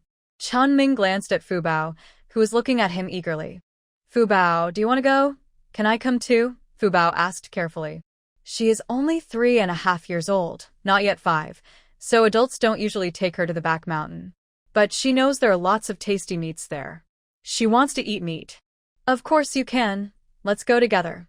Chen Ming, smiling happily, held Fu Bao's hand in his right hand and his wife's hand in the other, calling the little ones to set out. Suyu was a bit confused by Chen Ming's actions. This didn't seem like something her husband would normally do. A thought flashed through her mind, but she didn't say anything. She was now looking forward to the back mountain adventure. She planned to show her skills and catch some game. Their family is well off, but catching game isn't easy. It's a time when even tickets are needed, and money isn't everything.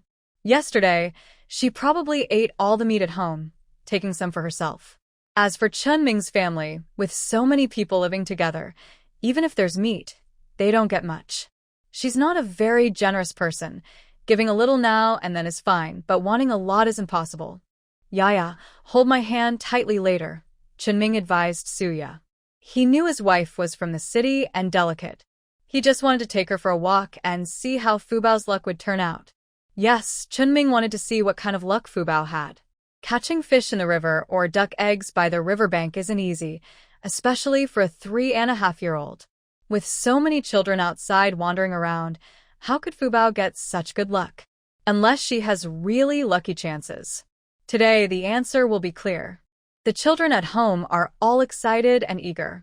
In their eyes, the back mountain is full of delicious food. Uncle Fifth, which way should we go? Chinurxia asked her little uncle. Their family's children get along very well with their little uncle. He is also the oldest among the children. Fu Bao, which way do you think we should go? Chen Ming looked kindly at Fu Bao and spoke softly.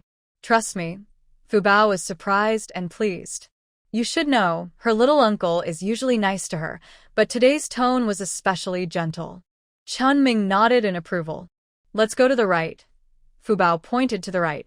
Chen Ming led a group of children toward the right. Suya followed closely, also watching Fu Bao. She wanted to see what treasures she might find today with the lucky little girl. Wild chickens? Wild boars? Or rare ginseng and lingji mushrooms? Suya was a bit hopeful. Little uncle, can we go see over there? Fu Bao's instinct told her something was drawing her in that direction. Since she was out with her little uncle, she naturally wanted to tell him. Let's go. Chenming agreed quickly. Fubao finally stopped on a grassy field. She started looking around. There are a lot of pigweed here. You big brothers can pick some to take home, Chenming spoke and directed them. At the same time, he handed them baskets and gave each of them a piece of candy. Got it. The children's eyes lit up at the sight of the candy. Suya watched their interaction and had some ideas in her mind. Before she could speak, Chenming took out a cloth, laid it on the ground, and smoothed it out so his wife could sit down. Honestly, Suya was feeling a bit tired. Seeing the children working hard, she decided to rest. She didn't think it was embarrassing at all. Suya thought to herself, but she still pretended to look shy. This might not be very proper, she spoke softly, pretending to be shy. Honey, they're eager to do work for me. That candy I got outside was from someone I met. You just focus on resting well. Chenming could tell what Suya was thinking and spoke to explain. He didn't want his wife to misunderstand. He is a good man. He wouldn't force children to work. Suya. Exactly. Hubby, you're so kind. I love you so much. Suya expressed her love sincerely. Chenming felt very happy listening to her. It's so nice to have a wife. Being looked at with admiration by his wife made him feel very happy. He straightened his chest, wanting his wife to always admire him. Yaya, I'm going to see what Fubao is doing. Chenming planned to watch over Baoya, worried that if he wasn't there, Baoya might hide something good he found. It's not that he's suspicious. He just thought Baoya might instinctively hide things. What could he do? I'll go too. Suya also wanted to see what the little lucky fish found. And she wanted to stay close. In stories, although the little lucky fish is small, it tends to secretly hide good things it finds. It seems the couple's ideas are matching. Everyone in the family has their own little thoughts. But since they came out together, everyone shares what they find. Thinking of this, Suya felt a bit excited. Chenming somehow understood what made his wife so excited. They exchanged a look, and everything was understood without words. Fubao was digging in the grass, her eyes fixed on a small red flower. She couldn't help but reach out her little hand to dig. The soil wasn't very hard, but digging hurt her little hands. A voice in her heart told her that what she dug up could be used to exchange for food. At this moment, Chenming also came over. Seeing Fubao digging, he stepped forward to look. He couldn't tell what the red flower was, thinking girls liked certain flowers. He wasn't interested, but seeing his little niece working hard, he said, "If you like this flower, just pull it out." He reached out to pull it. Don't. Two voices shouted the same words. Chenming turned around and saw it was his wife and Fubao. What's wrong? He looked at his wife. This is ginseng. Don't pull it out. Suya was excited. It really was ginseng. Help. This luck is incredible. Suya can recognize a bit about ginseng. When she saw the roots pattern, she knew it was 100-year-old ginseng. Ginseng? Chenming was stunned. He just guessed that Fubao had some good luck. But this isn't just luck, it's great fortune. He had heard before that some families found small ginseng roots and sold them for 200 yuan. They went out and made 200 yuan? Chenming was very excited. A few others digging for herbs also became excited. Ginseng. Everyone knew it was very valuable. Fubao didn't understand what was attracting her below, but she didn't expect it to be ginseng. She didn't know what ginseng was, but from everyone's tone, she understood it could be traded for meat. She was craving meat so much. No one doubted Suya's words. After all, Suya was from a big city. City people are experienced and knowledgeable, so they wouldn't lie. Let's dig it out and sell it now. Chen Sanchio's eyes lit up. he was thinking about meat. I'll do the digging. If I damage it, it won't be worth much, Suya said seriously. The others saw her serious look and didn't say much. Chunming trusted his wife completely. His wife is the best. Suya didn't say anything else. She carefully used the small Chunming gave her to dig the soil, very cautiously, digging little by little from a distance. No one knew how old this ginseng really was. Now, as part of the Chin family, they all cared deeply about it, afraid of damaging the ginseng. After half an hour, they finally carefully dug out a ginseng root. Suya looked at the ginseng in her hand, trembling. What a big one! She had rarely seen such a large ginseng before, especially wild mountain ginseng. She could already imagine how much money she could make. Is this really ginseng? Let's sell it for a good price. I've never seen ginseng before. Me neither. Wow, my wife is amazing. I want to bang my head against the wall in excitement. Little Aunt is awesome. A group of children chatter happily, and Chunming joins in the fun. Everyone is praising Suya with lots of compliments. Speak a little quieter. We need to do this secretly, or others might find out, and that wouldn't be good, Suya said helplessly. She likes reading historical novels and knows that the stuff on the back mountain is considered public property now. Usually, everyone considers their own the wild animals they catch. But that was before they encountered big money. Money can change people's hearts. She doesn't want to test people's true nature. I'll go home with Chun and Xia first to see what they say. Stay here and keep watch. Chunming spoke up voluntarily. He really wants to secretly take the ginseng, but with so many children around, he probably can't do it secretly. The children are still young, but that doesn't mean they don't understand anything.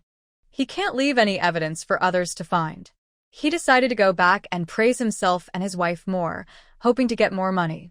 Okay, Suya was very happy. This little lucky charm really lives up to its reputation. She wanted to feel the luck of her little lucky charm again. Honestly, on this journey, she couldn't find any prey. Fubao, do you want to eat meat? Suya smiled warmly at Fubao, waiting for his response. Yes, I want to eat. Fubao blinked at his little aunt. Me too, the other 4 children said in unison. What does Fubao want to eat? Suya continued, ignoring the others who were just making noise. I want to eat meat, Fubao said clearly. Suya was waiting patiently, hoping that heaven would reward her daughter with some meat. Suddenly, a wild boar appeared in her view. She wasn't sure if her current ability could defeat it. Could it be that heaven sent this big wild boar because her daughter really wanted to eat meat? She was thinking about how to fight it. Suddenly, the wild boar rammed into a big tree.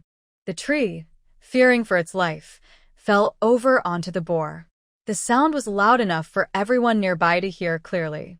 Wild boar, is it dead? Chunming asked uncertainly. I'll go check. Suya instinctively moved forward, but was tightly pulled back by Chunming. Yaya, what are you doing? What if it's not dead?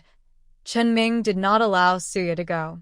He also didn't dare to go himself. The children are still young. He hesitated a lot. If something happens and he dies, it might be a big loss. If he doesn't die. Little uncle, Pig has died, Fu Bao said clearly. Chunming suddenly felt brave. Since Fu Bao said it was dead, then it really was. After all, Fu Bao came to the back mountain on her first day, and she shared the food she caught. The whole family was full. Chunming stepped forward to check. It's really dead, Suyo exclaimed. Little Koi is amazing. She looked into Little Koi's shining eyes. She wasn't jealous because she had everything in her space: spiritual spring, storage space, and knowledge of future events. She was content. But for now, she still wanted to enjoy Fu Bao's good fortune, eat some meat, save a little money, and have children. She couldn't do much big now. Yay! There's meat to eat. Wow. Little Aunt is so great, we really have meat now. Little Aunt is awesome. I want to follow her in the future. All the children were very happy. Fu Bao also smiled. Chunming didn't believe what the children said. He just saw his wife teasing Fu Bao. He asked if she wanted to eat meat. His wife is really smart, just like him, #1 in the world. She quickly noticed Fu Bao's special trait. She is truly a treasure. No wonder his mother told him to treat Fu Bao well. That's right, otherwise he wouldn't share his candies with her when she didn't do any work. His candies aren't that good anyway. All of this is a secret between him, his wife, and his mother. He needs to praise his mother when he gets back. He won't go into too many details. He has benefited, and if he reveals too much, he might lose his advantage. Plus, he still wants to get some benefits for himself. If he spills the beans, he wouldn't dare to bully Fu Bao. Chunming's mind was full of thoughts, but he didn't say anything. Instead, he started giving orders. Chun, Xia, go back and call the family over. We can't take this meat back. Remember, don't make a fuss, Chun Ming reminded everyone. This wild boar is now considered community property once found. Although things aren't as strict as before, he doesn't want to share the meat. Got it. The two children quickly ran down the mountain. As for him, he stayed behind in case something unusual happened. He worried that the kids and his wife might not be able to handle it alone, so he didn't leave. The older two children could just go back and report what they found. Suya sat with Fu Bao on the mat Chun Ming had prepared. Surrounded by green mountains and clear water, the environment was very beautiful. She drank some sweet water from her cup and poured a little into Fu Bao's mouth. Of course, she didn't do it directly into his mouth. She didn't want to share a cup with others. As for Chun Ming, he was thick-skinned, so she couldn't do anything about it. Fu Bao enjoyed the sweet water and looked at the big pieces of meat and the ginseng they dug up, feeling very happy. Dad. Mom, Grandma, De Chun, and Er Xia ran down the mountain shouting. Their loud voices made Chen's mother and Chen Feng put down their work and wait for the children to come over. The children at home are usually well-behaved. When they are working, they don't bother their parents unless something important happens. It was clear that something serious had occurred. No one knew exactly what. Chen's mother looked worried. Ordinary families have no way to resist danger, so they naturally feel scared. Grandma, we have something to tell you. De Chun called her over. Chen's mother went over and asked what happened. Grandma, we found a wild boar while digging for ginseng. De Chun was now in middle school, but knew very well what a wild boar meant. His tone was very excited. Nothing serious, right? When she heard about the wild boar, Chen's mother immediately thought of her precious son. Little uncle is fine. De Chun didn't expect Grandma to ask about that. Little uncle told us to go up the mountain quickly to deal with it. Okay. Chen's mother nodded. They were about to finish work soon anyway, so going back early was fine. She just needed to report to the elders. After reporting, she took her sons and went up the mountain. Did they really find ginseng? Chun Yu spoke excitedly, his eyes full of surprise. Everyone else was also very excited. Really, you'll find out once you go up the mountain. Li Xia and De Chun had said this so many times. When they reached the spot where Li Xia and the others stopped, a few older brothers immediately ran to Qin Ming and asked, "Fifth brother, where is the wild boar? Is the ginseng really dug up?" Big brother Qin Feng was the most excited, rushing to the front. The others behind him had shining eyes. It's meat. It's money. How could they not be excited? It's true, Chun Ming replied. He was also very excited. Usually, not bringing Fu Bao up the mountain felt like just luck, but now, this is not just luck, it's great luck. Suya's eyes sparkled. With so much meat, even if there are many family members, they can enjoy it for a while. The family quickly packed the pork, cut it into pieces, and placed it in baskets, covering it with pig grass. Suya carried an empty basket, while her husband carried a basket full of meat. She realized that her husband's laziness was only in working, but in other times, he was quite good, especially when food was involved. The small children's baskets were filled with pig grass, but hers was empty. She had a thick skin and stayed very calm. Others didn't say much either, mainly because they didn't dare to speak. Talking wouldn't benefit them, and her younger brother-in-law's fighting ability was uncertain, but he was definitely not someone to mess with. With so much delicious meat, no one dared to show disapproval. Suya felt relaxed and tried to sense the surrounding wood element. Surprisingly, she felt quite a lot. In the apocalypse, wood element energy was very rare, barren, and hard to come by. So, leveling up the wood element ability was very slow, mostly relying on crystal cores and using up energy to improve. This place was perfect for cultivation. Everyone on the way was smiling happily. "Stop showing off, afraid others will know you found something good," Chen's mother scolded. The others immediately tried to hold back their laughter. This mountain range stretches endlessly. Many people have found good things on the mountain. This makes people realize that they probably need to talk more. Although the times are slowly getting better, people still need to control themselves. It's no longer a communal system, but large wild animals like wild boars still need to be divided. Unless it's small game like wild chickens or rabbits. One wild boar looks big, but in a village, when people share it, there's not much left. They wouldn't be happy about that. Mother Chin was very pleased with their reactions. This group of simple-minded people, their brains aren't very sharp, and their daughters-in-law are also a bit clever. She had to speak clearly in advance. Suya looked at her mother-in-law and thought she was really smart. She liked reading historical stories and knew a lot about this era. She had read many stories about strange and funny things. At first, she wanted her husband to remind her, but now it seemed unnecessary. Mom, you're really clever. I didn't think of these things myself. Suya looked at Mother Chun with shining eyes. Chun Ming. His wife was stealing his lines. Mom, you're amazing. No wonder you're my super smart mother. Mother Chun. She rolled her eyes, but couldn't help smiling. This little son's family always tells the truth. Everyone else. So good at flattering. They looked down on them, but also felt jealous. They took a small path home. By noon, everyone had gone back to eat, and they carefully hid their presents until they reached home. As soon as they got home, Chunming laid back comfortably.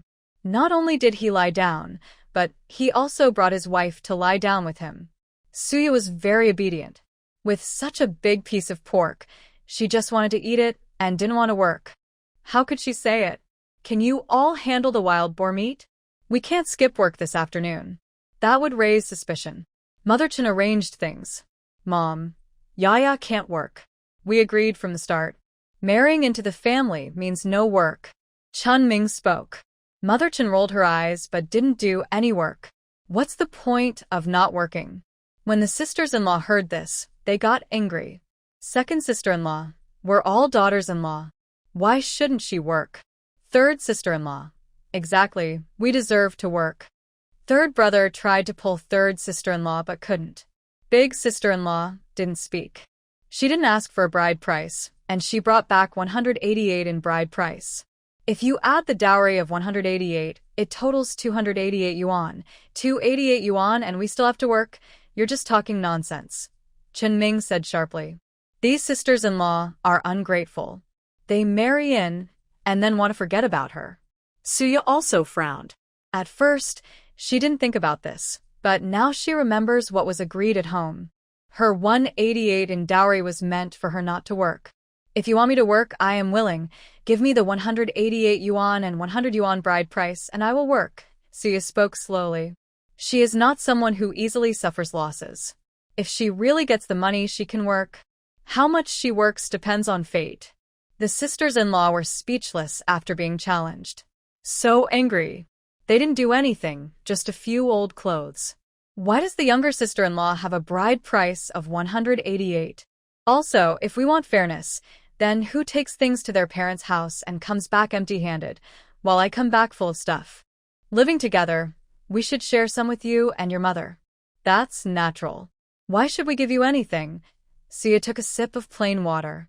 It was sweet, and she felt very relaxed. The sisters-in-law. That hurt. At home, they probably can't get anything. They just said, "Why should we?" and looked pale with anger. Even the big sister-in-law looked unhappy. Their family did give a quilt when she got married, which she had used for many years. That was the most respectable thing among the daughters-in-law.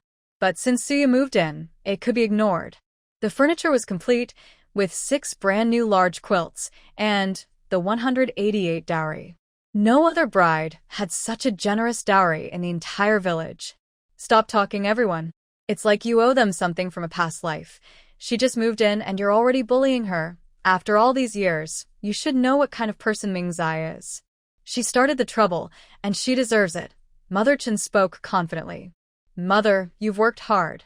I originally married in hoping for a peaceful life. I know myself well. I can't cook or work, and I told you that beforehand. The dowry was given by my family from their savings just to help me live better. Since you said that, I feel uncomfortable. Suya spoke softly and gently, her voice like a gentle breeze. Her slightly furrowed brow was very beautiful. Chun Ming felt sorry for his wife. Second brother, third brother, aren't you going to take care of your wives? If you don't, as the younger brother, I have to step in and teach them. Chun Ming looked unhappy. He didn't marry a wife to be bullied by them. The others also fell silent. All right, so much meat can't fill your greedy mouths, Mother Chen scolded loudly. When the sisters-in-law heard about the meat, they stopped arguing. Each of you will take 3 jin of meat to your parents' house. The rest stays here for us. Mother Chen divided the meat. In this era, with the 4th brother serving in the army outside, they couldn't afford to hold him back. This meat can't be sold on the black market. The sisters-in-law were very excited when they heard this. This trip home would make them proud. The second sister-in-law was satisfied with the way the meat was divided. Her eyes were now fixed on the ginseng. Mother, how should we handle the ginseng? The second sister-in-law spoke.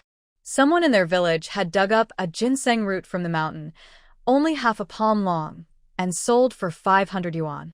Thinking of that much money, her eyes shone. They now had enough for 3 autumns and 4 winters to marry a wife. Suya was happy that splitting 1 ginseng could bring in some income. But Chunming would definitely not be happy. This ginseng was found by me, my wife, and Fu Bao. Shouldn't we get a bigger share? The credit is ours.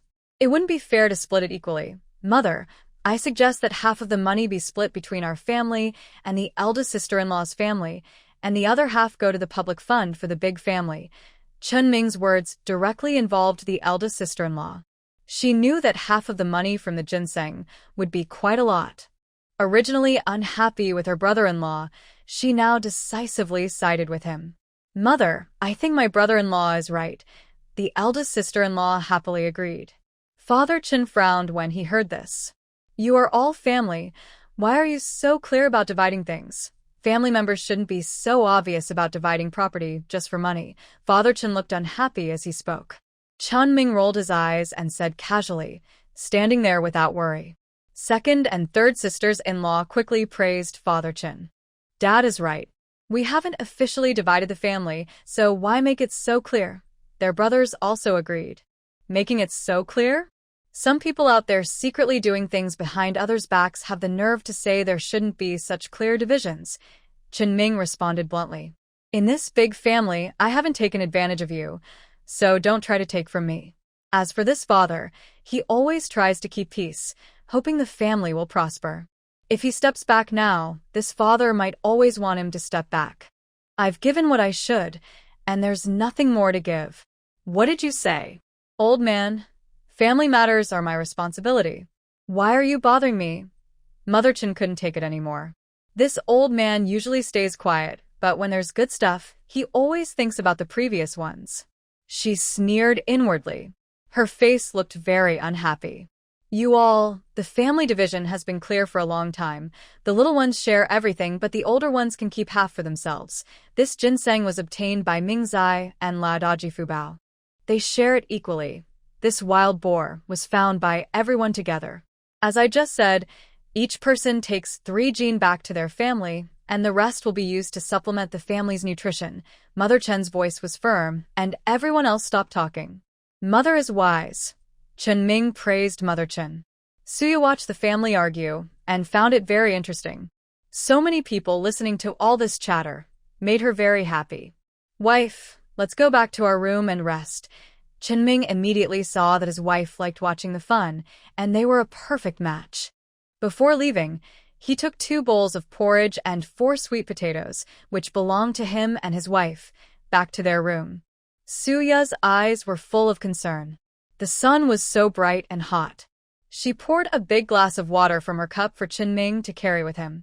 Thinking about how people in this era love to eat sweets, she also gave her husband 2 big white rabbit candies.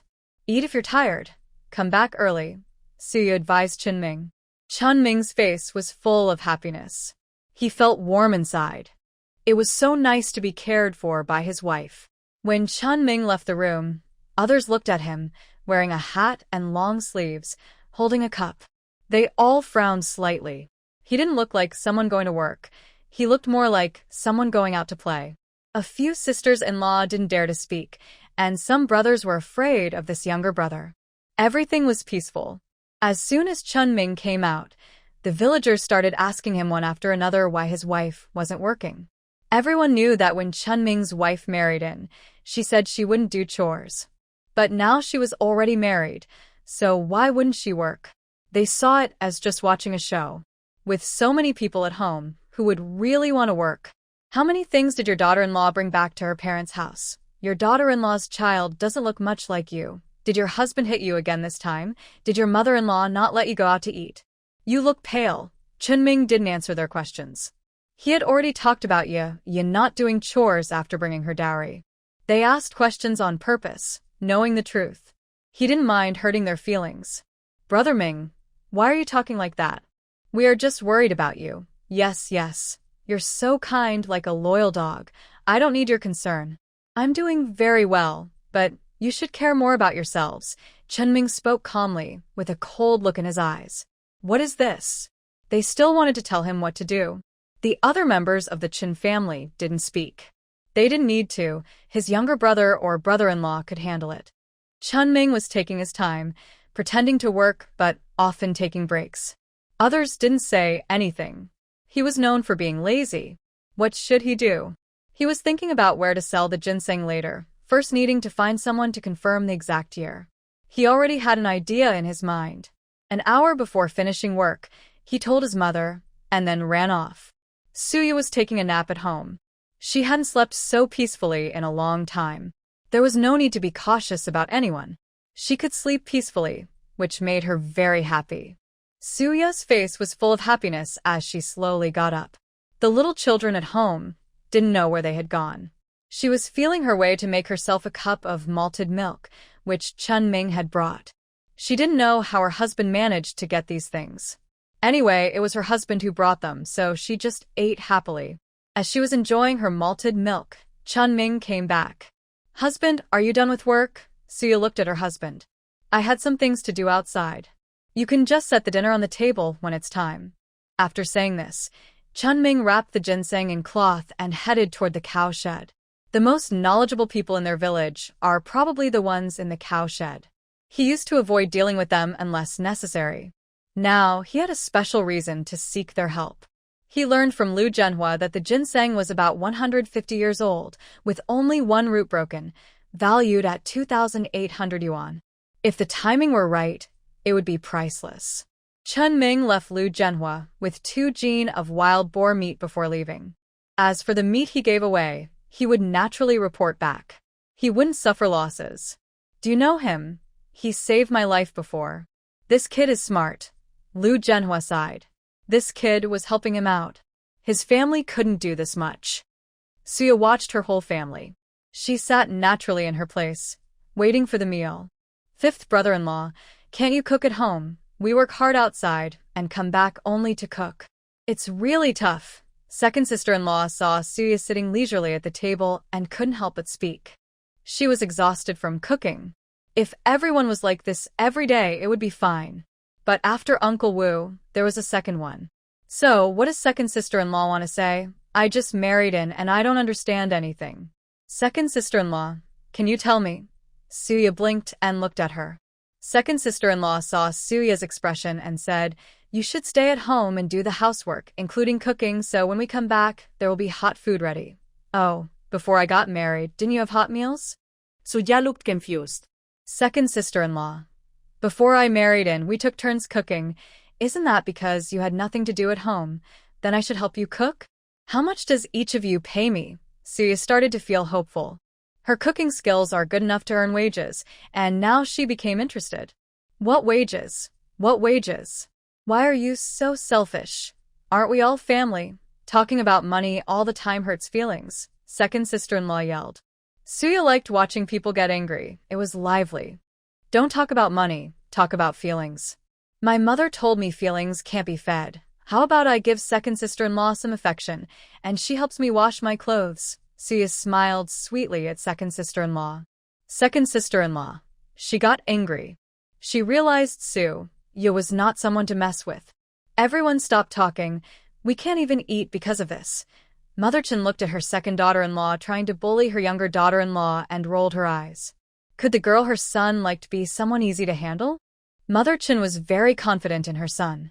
She saw that Suya was simple and sweet, but definitely not stupid. Mom, the food is delicious. I like it. Second sister-in-law likes talking to me, so I responded, Suya said with a smile. Dinner included wild boar meat, fragrant and tasty. She didn't understand why second sister-in-law was still upset and not paying attention to the meat. Before she could eat, she already ate 2 pieces. Mom, I'll give some meat to my husband. He hasn't come back yet. Suya said as she grabbed 2 big handfuls of meat, about 6 or 7 pieces. Mother Chun was happy to hear Suya care about her little son. It was truly a blessing for their family to have such a good daughter-in-law, unlike the others who only support their brothers.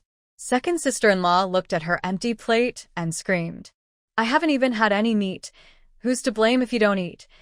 Can't I just feed you the meat directly? Mother Chun rolled her eyes. Second sister-in-law's gaze was fixed on the meat in the bowl next to Suya. She was a little afraid of Suya, so she decided not to speak. Chunming just happened to come back. Mother, wife. At this moment, the family was almost full, and their eyes were on Chunming. They all heard Mother Chun say that Chunming went out to ask about the price of ginseng. They were very curious about the price of ginseng. How did it go? Mother Chun was the first to speak. Suya also looked at her husband with anticipation. I worked very hard to find someone trustworthy to look at it for me.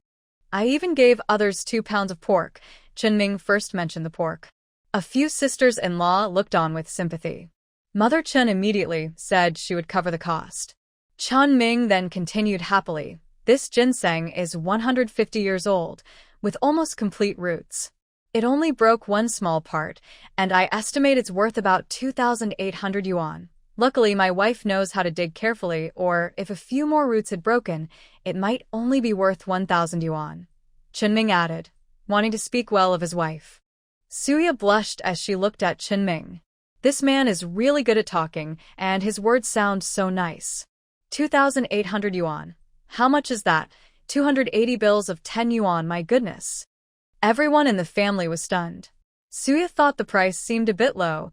She believed it should be at least 5,000 yuan. But there was nothing she could do. This was the current situation. The most excited was the eldest sister-in-law. 2,800 yuan. That meant she could get 700 yuan for herself. She was so happy and excited. She had never earned so much money in her life. At this moment, she also looked more favorably at her younger sister-in-law. If she didn't want to work, she didn't have to.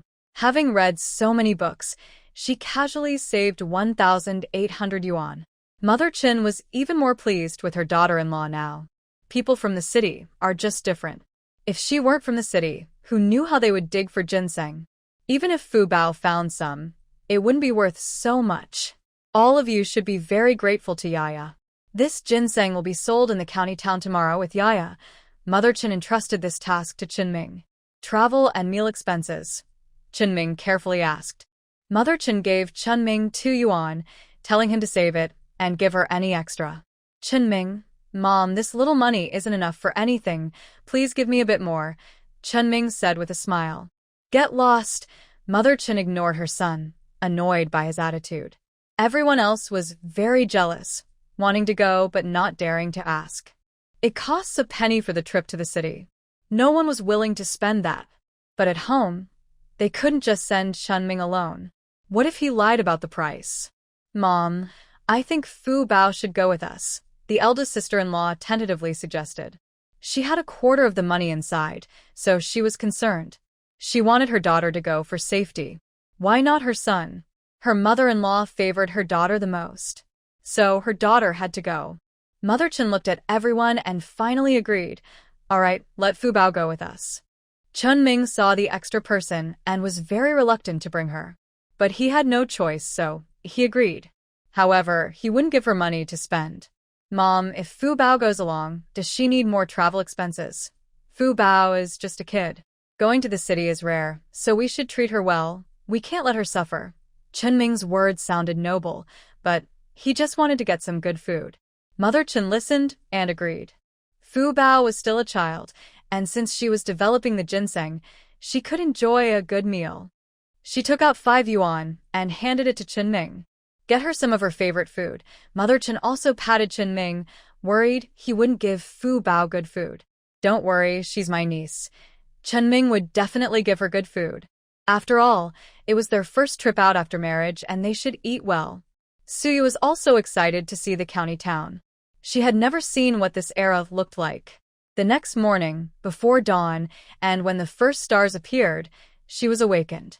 Wife, we're leaving now. Suya wanted to stay in bed, but thinking about her ginseng, she forced herself to get up.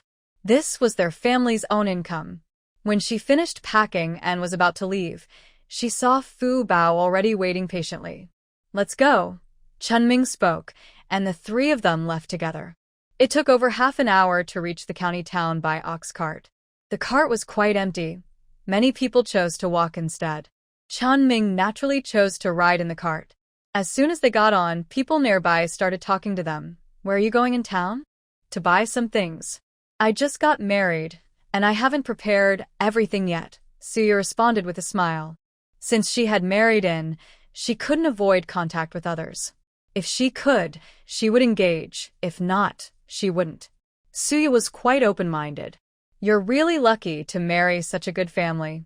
Even if Mingzai is lazy, he truly has nothing to complain about when it comes to you. Hearing this, Suya looked at her husband, who was protecting her, and her face showed a smile. The other women wanted to say more but saw how affectionate the two looked and decided not to bother. She had never ridden an ox cart before. The road was bumpy and uncomfortable. Fu Bao, on the other hand, was very quiet the whole time, and her husband didn't react either. She really wanted to ride in a small car, but at this time, only special groups or very wealthy people who could protect their money could afford four-wheeled vehicles. Since four wheels were not an option, she thought about buying a bicycle with two wheels. She remembered she had a bicycle in her space, but unfortunately, she couldn't use it now. How could she make her space usable? She initially thought changing the story might help, but now she wasn't as interested in Fu Bao or opening her space as she used to be. It seemed that wasn't the answer. Wife, we've arrived. Suya snapped back to reality and prepared to get off. She hurriedly and eagerly stepped down. She couldn't stand sitting any longer. Chunming also knew that his wife had come from a wealthy family and that her parents-in-law treated her very well. He felt sad inside, but he had some money to buy a bicycle. However, he didn't have a bicycle ticket, and since they hadn't separated the household, the bicycle was still shared. It would be better to use his wife's dowry as a reason. He planned to discuss this with his wife when he returned. Suya got off the bus and suddenly saw a familiar figure. Is that them? No. Suya thought she remembered them well because they occupied most of her memory. She couldn't help but recognize them. What are they doing here? They should be staying in the provincial city, not here. Dear, what are you looking at? Chunming asked. I'm looking at you, Suya teased. Chunming felt a bit embarrassed hearing that. Let's go to the shop. Chunming changed the subject. Suya naturally stopped talking. Renjin Hall. Suya stood in front of the shop. It was the biggest pharmacy in the county and very famous. She went straight in and asked someone to call the boss out. She was here for ginseng, which the apprentices couldn't decide on. She didn't want to waste time, so she showed the ginseng directly. The apprentices didn't say anything and quickly went to call the master. The master was called out and looked at Suya with bright eyes. Young girl, do you really have 100-year-old ginseng? Suya directly showed him the ginseng. Master Zhou carefully examined it and asked, Can I take a look? Of course, Suya nodded. This ginseng is more than 100 years old, about 150 years. All the roots are good. Oh, one part is damaged here. Master Zhou looked pained. This was caused by early mishandling. I read about it in a book, Suya explained. Wow, you're impressive, girl. Just from reading, you can dig it out so well. Are you planning to sell this ginseng? Master Zhou asked. Yes, please give me a fair price, Suya replied confidently. I'll be honest, if this wasn't a small place, I could sell it for 5,000 or more. But since we're in a small town, I can only offer 3,200 yuan. Take a look and see what you think. Aranha Hall has an open-back design, and we don't haggle over prices. Master Zhou directly announced the price. 3,200. Chunming was surprised. Is it really worth that much? His wife is so impressive, speaking so politely and confidently. Fu Bao doesn't know what 3,200 means, but she understands that the bigger the number, the better. She can buy lots of tasty things. Suya is okay with the 3,200 price. It doesn't mean they are being cheated if the price isn't lower. Okay? Suya nodded happily. Wait a moment, I need to gather the money. 3,200 yuan is a large amount. Naturally, they don't have that much money on hand. All right, Suya agreed. Master Zhou quickly gathered the available funds from Manhwa Hall to make up the 3,200 yuan. Ginseng is valuable but not easy to sell. Selling it to someone who truly needs it can earn over 10,000 yuan. In wealthy families, it can even be a family heirloom. It's not something that can be measured just by 3,200 yuan. Suya didn't think that way. She has a patch of ginseng planted in her space, with a ratio of 10:1 inside and outside, and 100-year-old ginseng is almost ready. But now, she is just a bit down on her luck. Suya happily took the money. Chunming was also very happy. They each had 800 yuan. Husband, let's go shopping at the mall together. Suya's eyes sparkled. She wants to buy lots of things. Let's go together. Chunming's eyes also lit up. He loves shopping too. Both adults had decided. What about Fubao? There is a department store in the county town nearby with high prices, but the advantage that they don't need a receipt. Suya and Chunming happily headed there. Sweetheart, let's look at watches. Chunming took his wife by the hand. Recently, Suya hasn't had anything to check the time with, and she feels very uncomfortable without a watch. She also wants to buy one. Show me that watch, Suya said to the clerk. Why look at that? Can you afford it? What if it gets damaged during the try-on? The clerk rolled his eyes impatiently. Why are you talking like that? Is this how you serve customers when we buy something? Is the sign on the wall that says, serve the people just for show? Call the store owner to settle this. Suya was not afraid. If people didn't bother her, she wouldn't bother them. But if they did, she would respond. The waiter hesitated when he saw Suya's attitude. Are you here, sister? I miss you so much. Why did you marry a rural guy? Didn't you tell us you were getting married? A girl suddenly ran over and hugged Suya happily. Suya. What a small world. Chunming saw the girl calling her sister and immediately thought of Su Tian. He wondered why she hadn't come back all these years and suddenly appeared in the town. He had worked hard to get his wife, and he was very cautious. Suya looked at Su Tian and the two people behind her. Su Tao and Su Tian, her older brothers.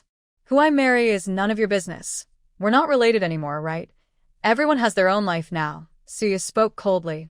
Sister, why do you talk like that? Our family, brother and mom, all miss you very much. Su Tian sounded very sad. Suya rolled her eyes and said, If you miss me, why didn't you come to see me? What kind of miss is that? Are these people crazy? Not seeing each other isn't missing. Exactly fake and pretentious, pretending to be nice. And that girl she married without telling her parents first. Su Tao and Su Tian listened to Suya and the gossip around her, and they wanted to pull Su Tian away immediately. They didn't understand. They only wanted what was best for Suya, especially since she had enjoyed a happy life at home for so many years. They just wanted her to give her sister a little space. What was wrong with that? Sending Suya back to her real parents was just to make her feel hurt, and they would come back later. Who would have thought she would marry a poor, simple country guy in the countryside? Now they came to pick her up, and she didn't seem grateful, but spoke like that. All these years, their family had raised her in vain. Why are you talking like that? Su Tao frowned as he looked at Suya. That's how I talk. Can't you understand people? Go away. Suya rolled her eyes impatiently. This really spoiled her mood for shopping. Su Tian naturally didn't want to leave. Big sister, are you crazy? Suya ignored the others and directly asked the clerk for the watch. Su Tian spoke again. Big sister, this Plum Blossom brand watch isn't cheap. Now you're married to someone from the countryside, and your foster mother and them don't have much money, so they can't afford it. What if you accidentally break it? Su Tian's voice was loud enough for everyone nearby to hear. What? No money, so you can't afford the watch? What if it gets broken? Looking at her, I thought she could afford it. Onlookers started talking. The clerk's attitude also became less friendly. If this watch got broken, even a few country folks couldn't pay for it. But she remembered what Suya said.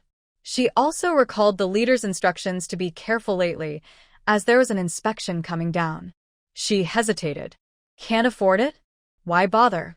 Su Tian couldn't help but mock. Without their family, she was nothing. Thinking about how hard Su Tian had lived in the countryside all these years, he looked at Suya with displeasure. How do you know I can't afford it? What if I can buy it? Will you pay for my other expenses today? Suya spoke slowly. She could tell that Su Tian would probably keep bothering her, so she might as well let her brother cover the costs for her sister and herself. Okay. Su Tian agreed without hesitation. How much money do you have? I'm worried that if you lose, you won't have enough money to pay me. Su Tian.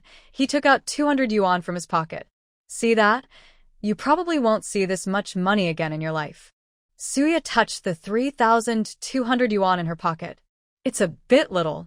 Suya said whatever came to her mind.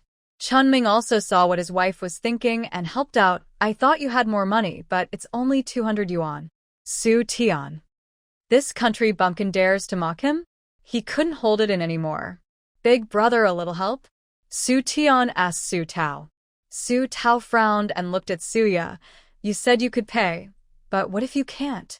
If I can't, I can't. Suya shrugged her shoulders. Su Tian. Su Tao. You forget, if you can't pay, you need to come home with us. Your parents miss you very much, Su Tao said. Suya didn't believe she missed them, but thinking about the money she was about to get, she nodded. But just these 200 yuan? Suya looked at Su Tao. Su Tao took out another 300 yuan. Suya didn't say anything. That's probably all they had. Okay. The waitress watched the lively scene and was happy to see what happened next. She no longer hesitated. She could tell that the people who were bothering the girl had some issues, but they still had enough money to buy this. Try it on. The waitress handed the watch to Suya. Chunming carefully helped her put it on. Really beautiful. Wife. Chunming's eyes were full of love and praise. Suya nodded. Then I'll take this one. Pay the bill. How much is it? We don't need a receipt here, so this watch costs 200 yuan. The waitress gave the price, guessing whether this pretty girl would buy it. Here. Suya took out 200 yuan from her pocket, without changing her expression. Su Tian. Su Tao. Su Tian. How does she have 200 yuan? She doesn't believe it. Her foster mother's family just barely makes ends meet.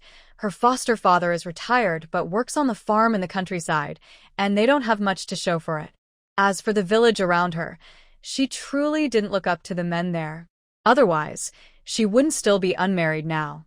When she arrived at her new home, she had more choices and naturally disliked and resented those who had taken her place. She tried every way to send her back to experience what she had gone through. Why was she living differently from her original life path? Are you serious about your words? Suya smiled as she looked at the Su brothers. Su Tao handed her 500 yuan.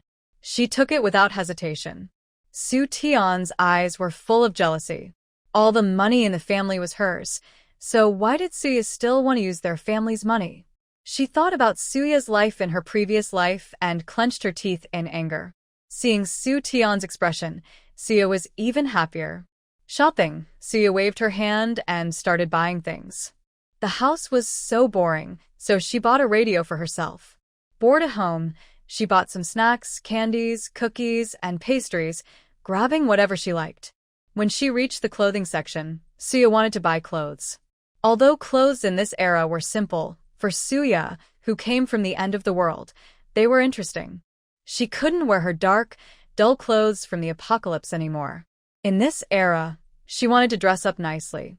Big sister, we've almost spent the 500 yuan. We're out of money. Su Tian gritted her teeth as she spoke. She had some money with her, but it wasn't for paying for Suya. She didn't want her brother to feel soft-hearted and cover the extra costs. Oh, I know. I'll pay for my own things from now on. Both of you give me that 500 yuan and leave quickly. You're affecting my mood, Suya said straightforwardly. Su Tao and Su Tian looked unhappy. Was this really their once elegant, intelligent, cute, and gentle sister? Why had she become so? Su Tian took the money and handed it to Suya. We're leaving. Su Tian didn't want to stay any longer. Take care on your way out. Suya's face was full of happiness. Su Tian said, "Brother, we need to take sister home." She still remembered the main task. If it weren't for needing Suya, she wouldn't let her go home. "Do you think she wants to go back? She just ran off with some wild man." Su Tian was very angry. Suya's face also looked unhappy. She didn't want to argue with them, but since they kept talking, she didn't want to take the blame. She had a mouth, and she used it to speak and defend herself. "Did I run away with a wild man? Are you joking? My marriage was witnessed by both families, officially married. You keep calling him a rural man. Do you think rural people are like that? Do you look down on rural folks for the food they grow? Are you calling us worse than rural people? Eating from a bowl and then insulting others?" Suya spoke confidently, making them look bad. Even Su Tian, who was simple-minded, knew how serious this was. I didn't mean that. Who are you? Can city people look down on us rural folks like this? I'm proud to be a farmer. I eat their food and drink their water. Are you saying we are bad? What are you all? I will report you to the authorities. Let's go. Go. At the Manhwa building, there are always some older women who just look but don't buy. There are quite a few rural girls and city people. Or, if you trace back to ancestors, who doesn't have ancestors from the countryside? Suya just looked at Su Tao and the others. Hearing about reporting to the authorities, Su Tian also got scared. Su Tao looked at Suya with disappointment. "Is this how you're going to treat us? Big sister, we didn't mean that. Please help us explain." Su Tian's sister, Su Tian, pulled Suya. "Why are you begging her? She's selfish and cold. She doesn't deserve it," Su Tian continued. "Who's selfish and cold? Where do I have a problem? Is it because I brought my sister back to the countryside? Genuine or fake, everyone goes back to their own families. I listened to my mother and married my current husband. What's wrong with that? I'm proud to be a rural person. I like it," Suya loudly said, earning praise from others. "Good girl. Well said." A cheerful voice rang out. Suya turned around and saw a man surrounded by a group of people. A middle-aged man arrived, dressed in a Zhongshan suit, with a healthy complexion and a confident demeanor. Clearly, he was someone important in this era. "Good words from the young girl," he said gently. "We are all workers and farmers. How could anyone look down on farmers?" His tone was calm, but no one dared to argue with him. The waitress saw her manager and realized she was lucky to have escaped unnoticed. If she had been seen, she might have lost her stable job. "Your thoughts are not correct," the man said simply, without further explanation. People around understood what he meant. Someone started to speak. "I didn't mean anything bad," another quickly added. "I didn't say anything wrong. Why do you say I have bad thoughts?" Su Tian was upset. He could tell this man had some background.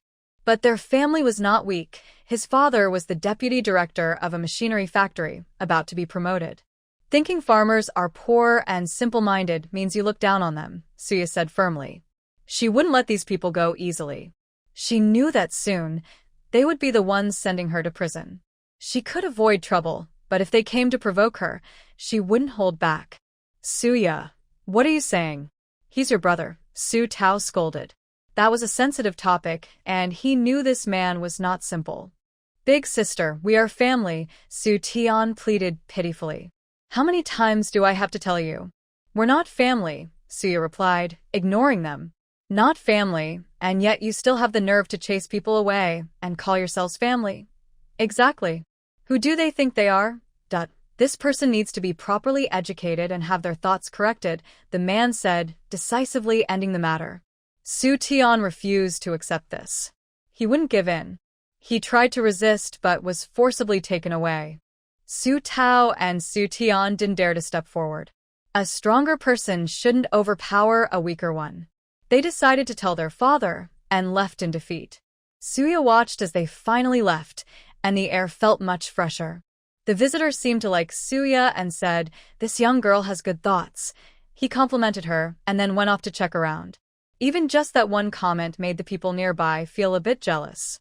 The manager of the department store must be a very important person, someone very influential. Suya continued looking at clothes. In the end, she bought 2 nice pieces, spending 100 yuan. With other expenses, she spent a total of 700 yuan. Husband, is there anything else you want? Suya looked at her husband. That's enough, that's enough. Just these. Chunming saw how quickly the money was spent and felt a bit upset. Money was not easy to come by. Just buying a few things, and it was gone. He thought about the 300 private savings he had saved over 10 years. It was not enough, not at all. He needed to find a way to earn more money. He wanted his wife to look beautiful and be happy. As for his mother-in-law's money, he couldn't think about it. That was for his wife to spend. Suya didn't realize her husband was feeling down. She paid for the items, and today she only had 100 yuan left. Let's go to the state-run restaurant for a meal. Suya was also hungry after shopping. Chunming and Fu Bao were happy to go. When they arrived at the state-run restaurant, it was crowded. Suya and her group waited in line for a while before they were served.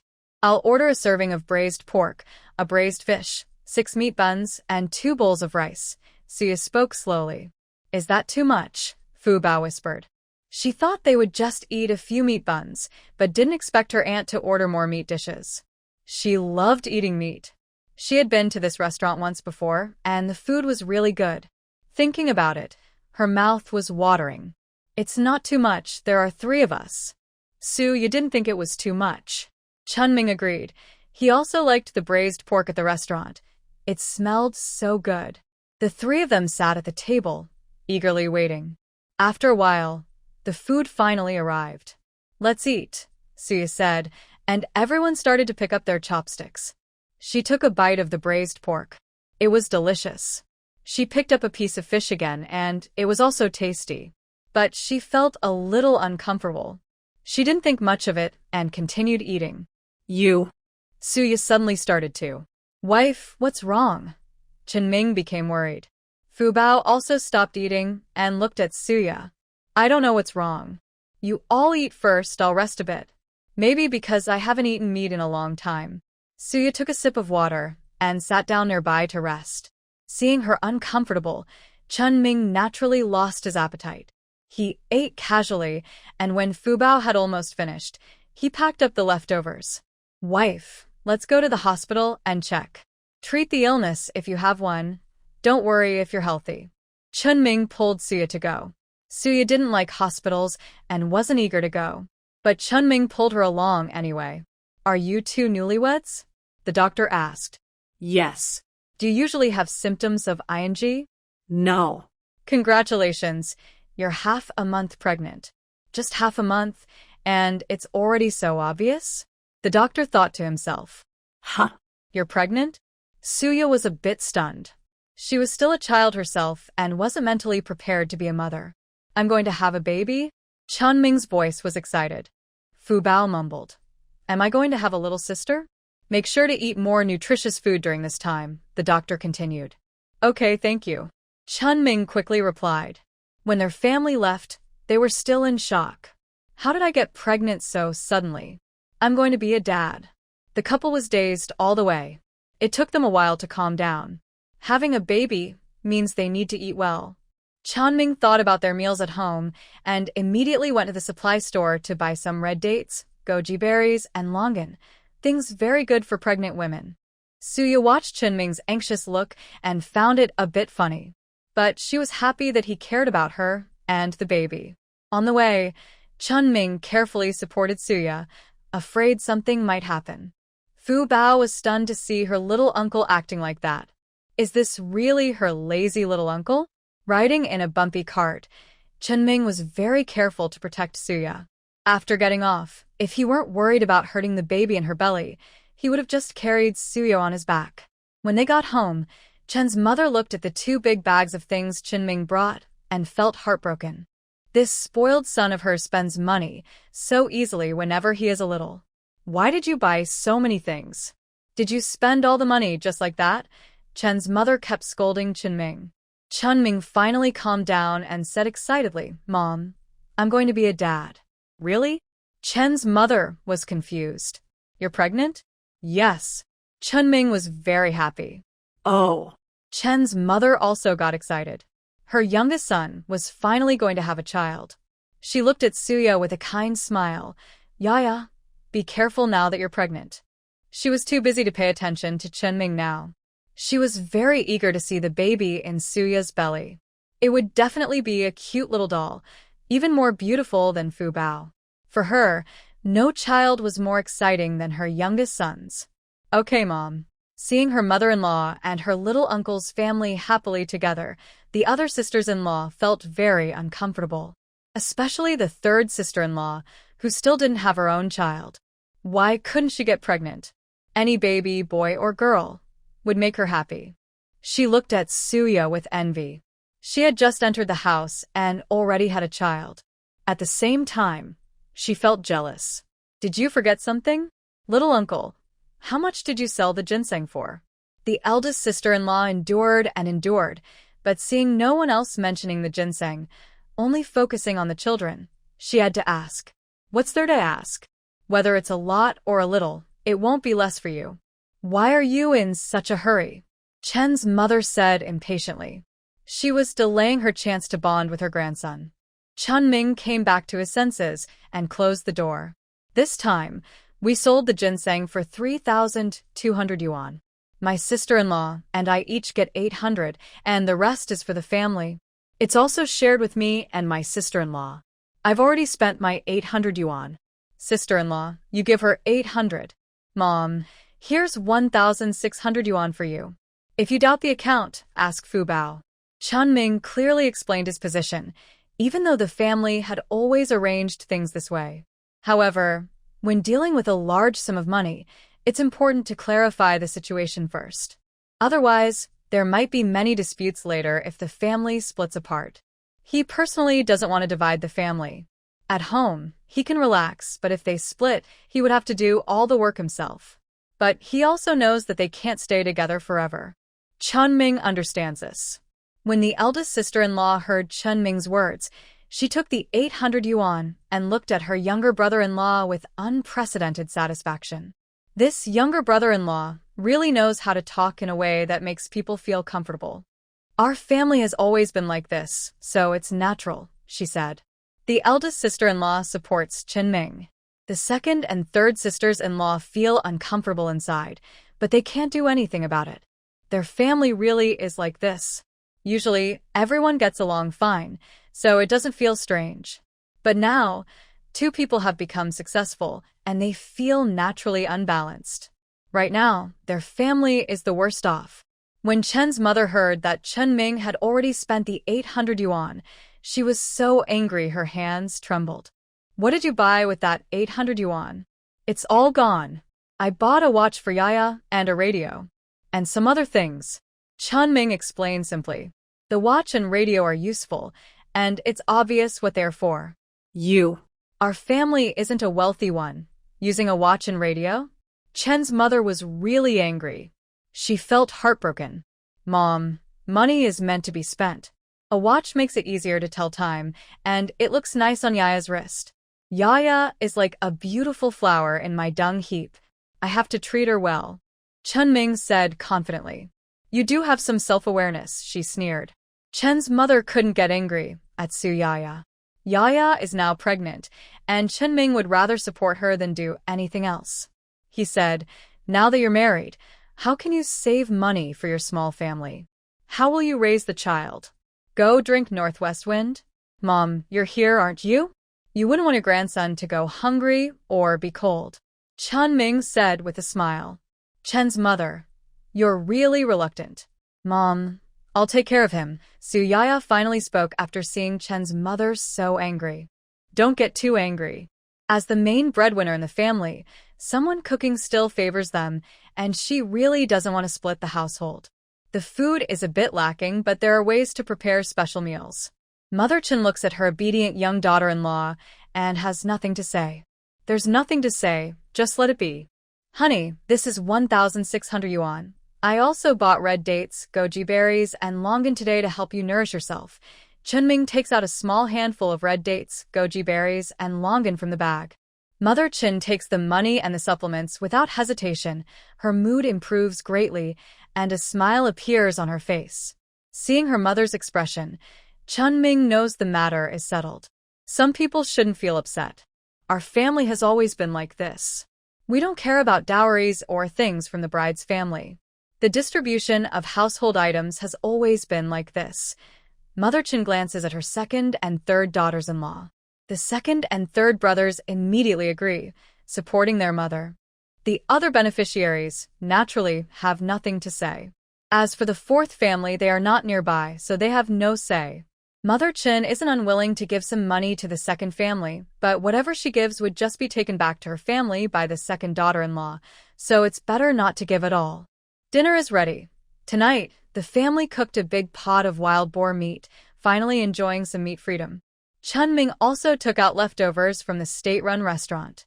Mother, I brought this back especially for you. Chun-Ming looks at his mother affectionately, placing a large piece of fish and 2 or 3 pieces of braised pork into her bowl. Then he serves a few pieces for his wife. He also put some in his own bowl, thinking that everything today was thanks to Fu Bao. So he also sets aside some for Fu Bao, and the rest is placed on the table for everyone to eat. Chun-Ming ordered large portions, about 1.5 pounds of braised pork and 3 pounds of braised fish. So even after eating, there's still plenty left. Second and third sisters-in-law see so much meat and look happier. This meal can be said to have achieved meat freedom for the Chin family. Suya just wants to eat some vegetables. The braised pork is too greasy, and the braised fish makes her feel sick. She just got pregnant and started morning sickness, which is very hard. She scoops all the meat from her bowl and gives it to Chun-Ming. Husband, eat more. Suya's voice was very soft, barely louder than the sounds of others eating. Really good wife. Chun-Ming happily ate his meal, enjoying himself very much. The whole family was happy, except Suya, who felt nauseous. She felt uncomfortable inside. She wanted to eat plums. Where could she find plums? As Suya kept thinking about it, she felt something wanting to come out. She tried to hold it back. It was a familiar feeling. It was something inside her space. She calmed herself and waited patiently until her family finished eating before going back to her room with Chun-Ming. Chun-Ming was talking about all kinds of interesting things inside Suya's belly. After a while, they went to bed to rest. Only then did Suya start checking her space. Her space had been unlocked. She saw the bright, colorful snacks, plums, small lobsters, durians, cherries, strawberries. Her happy life was beginning. She quickly took out a pack of plums, picked one, and ate it. It was so delicious. Suya's eyes lit up. Finally, she was living a normal life. So happy. After eating several plums, she stopped. She was eager to explore her space more. Seeing the mountain of food in her space, her eyes sparkled. She had been worried about her child's milk powder and her own nutrition, but now those worries were gone. She remembered her habit during the apocalypse of grabbing anything edible she found, whether she needed it or not. She had no idea how much stuff she had stored in her space. It was just too much. Now she wanted to see the fruit section. She had planted many fruit trees, some varieties she had even planted herself. She loved eating fresh fruit. She headed toward the planting area. She was stunned. No lights. Apparently, it was still locked. Then why was the snack area unlocked? She checked the meat section. Sure enough, it was also locked. There were mountains of fresh pork and probably thousands of pigs on the mountain. She could only look at them. After a quick look around, she summarized. Only the snack area was open for now. She was satisfied with that. At least she could satisfy her cravings. This snack area is very large, including cooked foods, milk powder, and cereal, which are all considered snacks. Can they not be counted? For babies, these are both main foods and snacks. For them, they also serve as a way to supplement nutrition. She originally wanted to eat fruit, but now she has to give up that idea. When will other types of food be available? She wants to open a fruit section. As for meat, there is some in the back mountain, and if not, dried meat or beef jerky are also good options. All of these are considered snacks. Suya looked at the space filled with barbecue, spicy crayfish, Japanese cuisine, Korean dishes, lamb chops, steaks, braised pork, and other cooked dishes. There is a wide variety of ready-to-eat foods.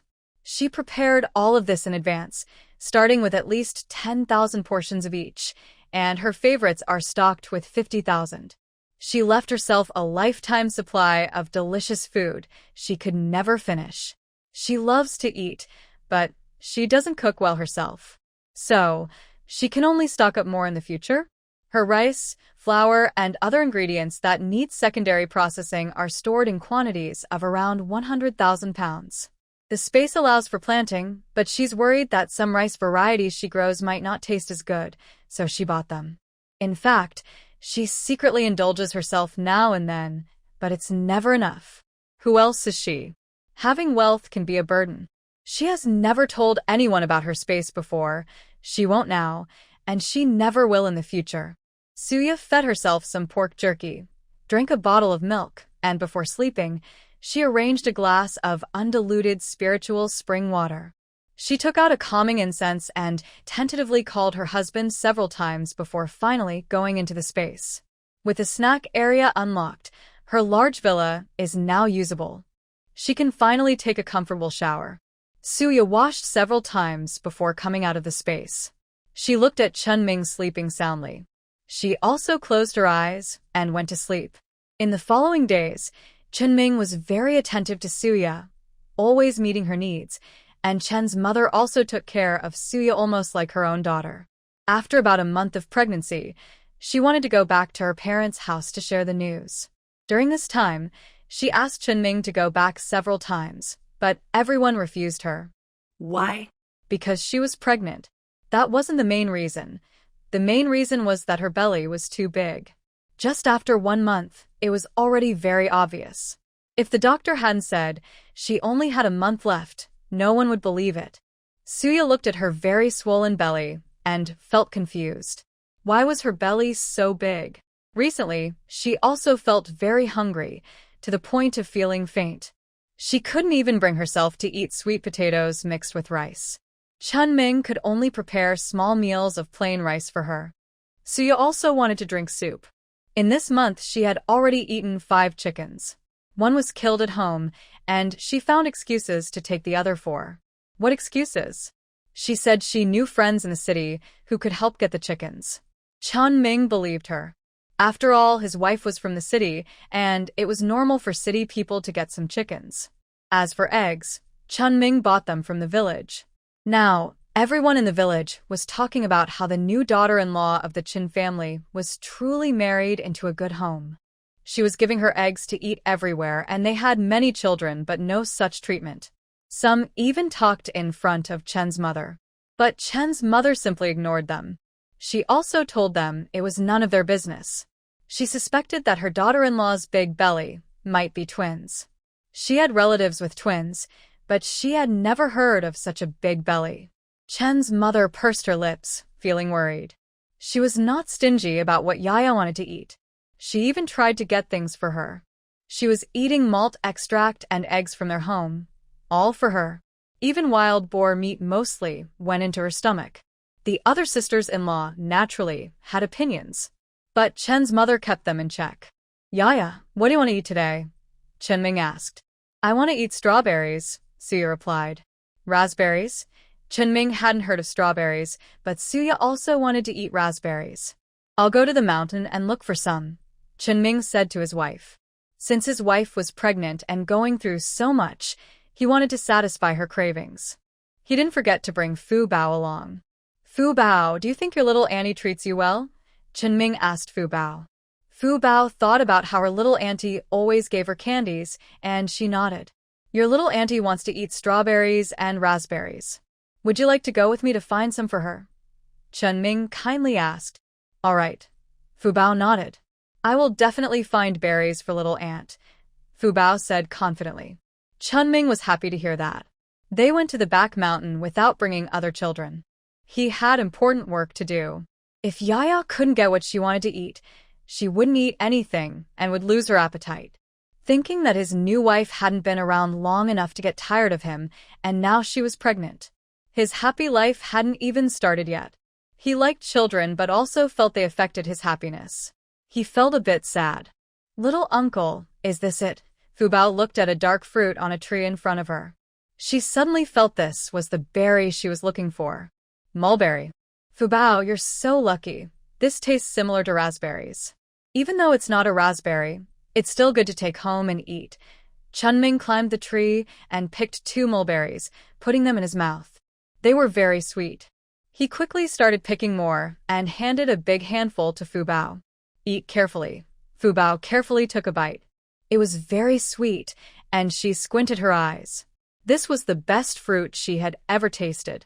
Thinking that fruits without berries were so delicious, berries must be even better. Where did Fu Bao run off to? He is now eager to go back and pick mulberries for his wife to eat. Little uncle, I'm here. I saw some bright red fruits that looked just like what you described, Fu Bao said loudly.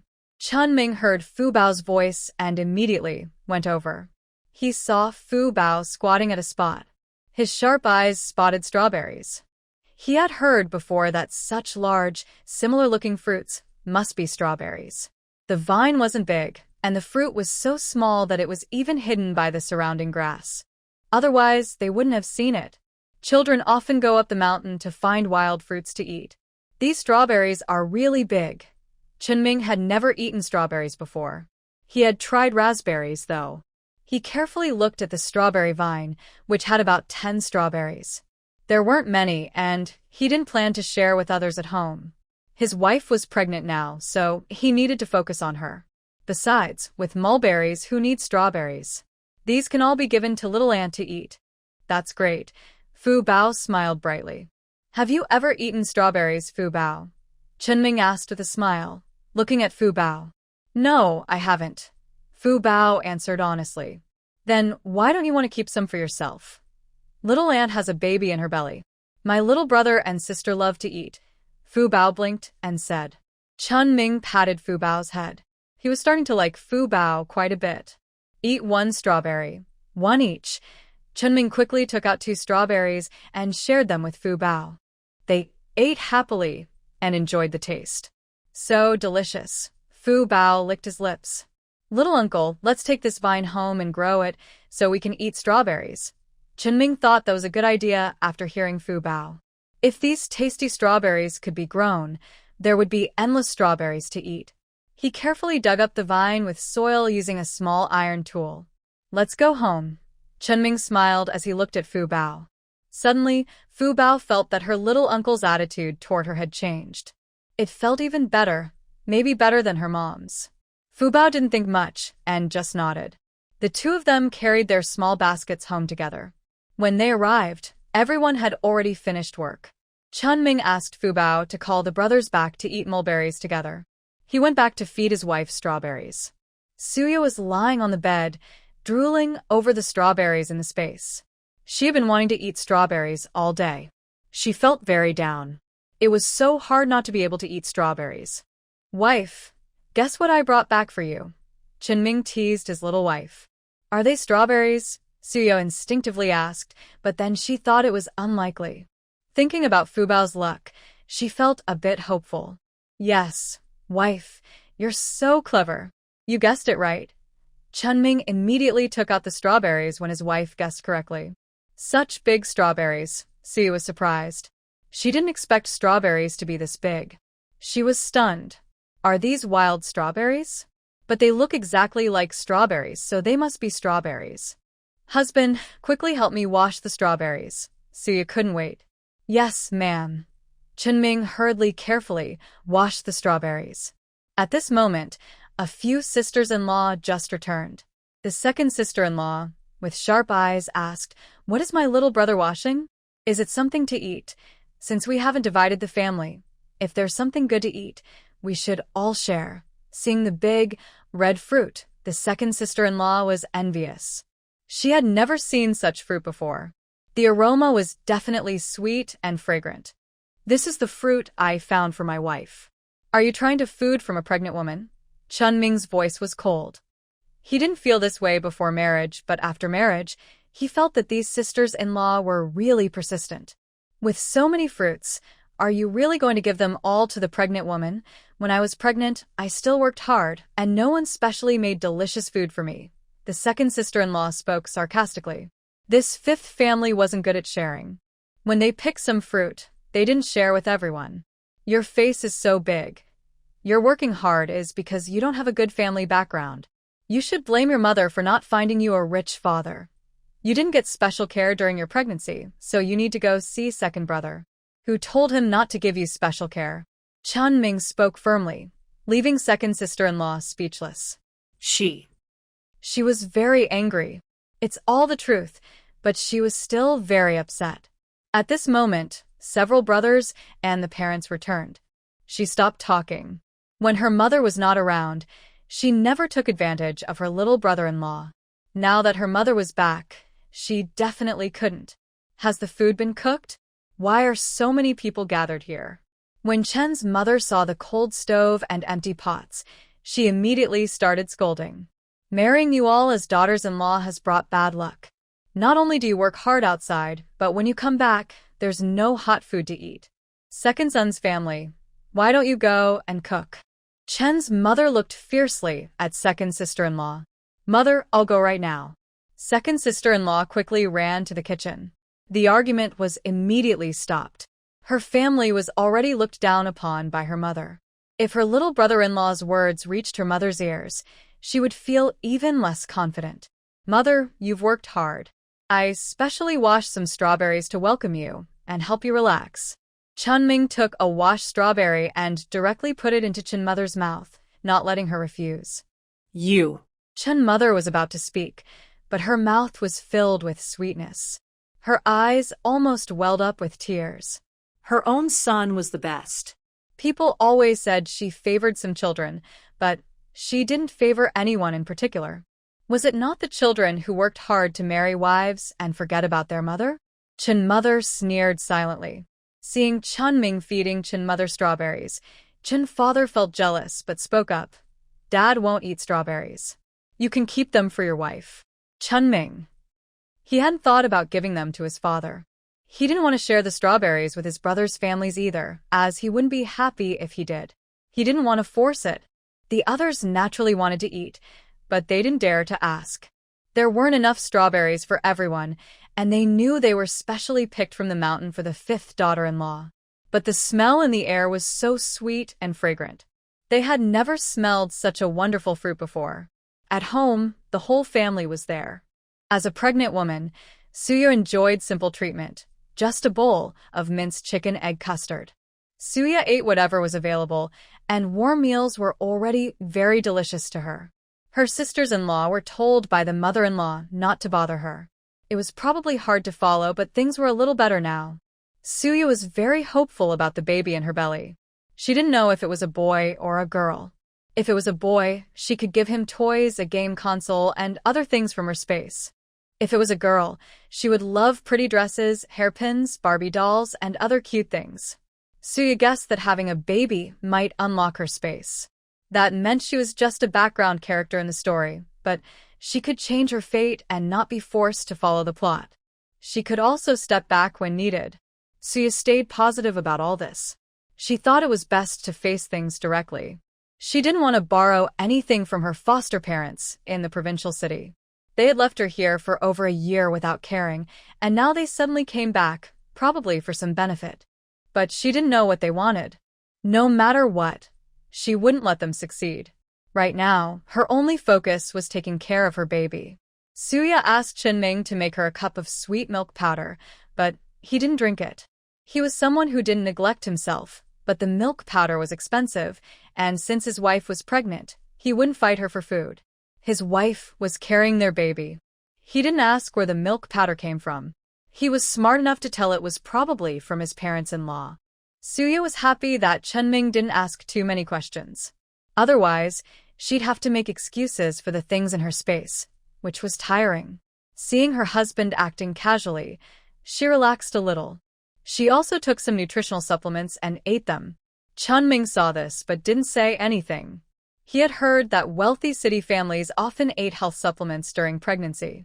He thought about that ginseng root. If he knew his wife was pregnant, he would have cooked it into soup for her to boost her health. Now she could only eat ordinary food. Excuse me, is this Chinjia village? 2 men and a woman are asking people along the road. What's wrong? People in the village are usually wary of outsiders. After all, These days are quite chaotic, and no one knows if visitors are good or bad. I don't know. Passers-by simply ignore these people. Rural folks really aren't polite. Su Tian said angrily beside them. Su Tian's sister, Su Tian, looks a bit upset. She grew up in the countryside. Little sister, I'm not talking about you. You're our biological sister, but you're from the city, Su Tian added. Su Tian's sister doesn't reply. She's thinking about going back to her foster parents' home. Her foster parents have been kind to her over the years, but their family is too poor. They only manage to make her one set of clothes each season, and she only gets meat once every half month. It's nowhere near her real parents' house, where there's meat on the table every day. Su Tao and Su Tian don't want to go to Su Tian's foster parent house. They think they're just country folks, what's there to see? But since they're the biological parents of Suya, they surely know where she married. They don't need to wander around like headless flies looking for her. Thinking this way, they all head toward Su's village. When Su Tian reaches the village entrance, an older woman greets her. Oh, isn't that Su Tian's daughter who went to the city? Is she back to visit the Su family? Honestly, Su Tian's daughter is the best in the village. If she doesn't come back to visit, people will think she's ungrateful. It's good she has some conscience. Tian, are you here to see your mother? Why are your hands empty? Didn't bring anything? The older woman looks at Su Tian and her companions. Their hands are empty, which doesn't seem like someone coming home. No matter how poor a girl's family is, she'd carry something when she visits home. No one comes back empty-handed. Thinking about Suya, who was just adopted recently, the contrast makes it clear. She's truly their own daughter, connected by blood. The older woman speaks her mind without hesitation. She also keeps mentioning how kind Su Tian's mother was to Su Tian. Su Tian's face darkens. But the older woman doesn't care about their expressions. She just says what she thinks. She also laments that city folks don't really help their village. If they truly cared, they would teach the younger generation properly. The older lady was not afraid when she was not present. I came back in such a hurry because I miss my mother so much and didn't bring anything. Su Tian smiled awkwardly. The older lady didn't say anything and left. What a waste of her words. Sweetheart, you've suffered a lot these years. Who are these people? What's it to our family? It's none of their business. They're just meddling. Su Tian was full of resentment. Let's go to my foster mother's house quickly. Su's mother also knew about Su Tian and her family's return. She raised her daughter for over 10 years. Now she's back, just take good care of her. Su's father spoke. He couldn't treat everyone equally, but he still wanted to do his best. How to take care of her? She hasn't come back in over a year. We're not far from the provincial city. I've been good to her all these years. I admit, I selfishly replaced my daughter, but I haven't been bad to her either.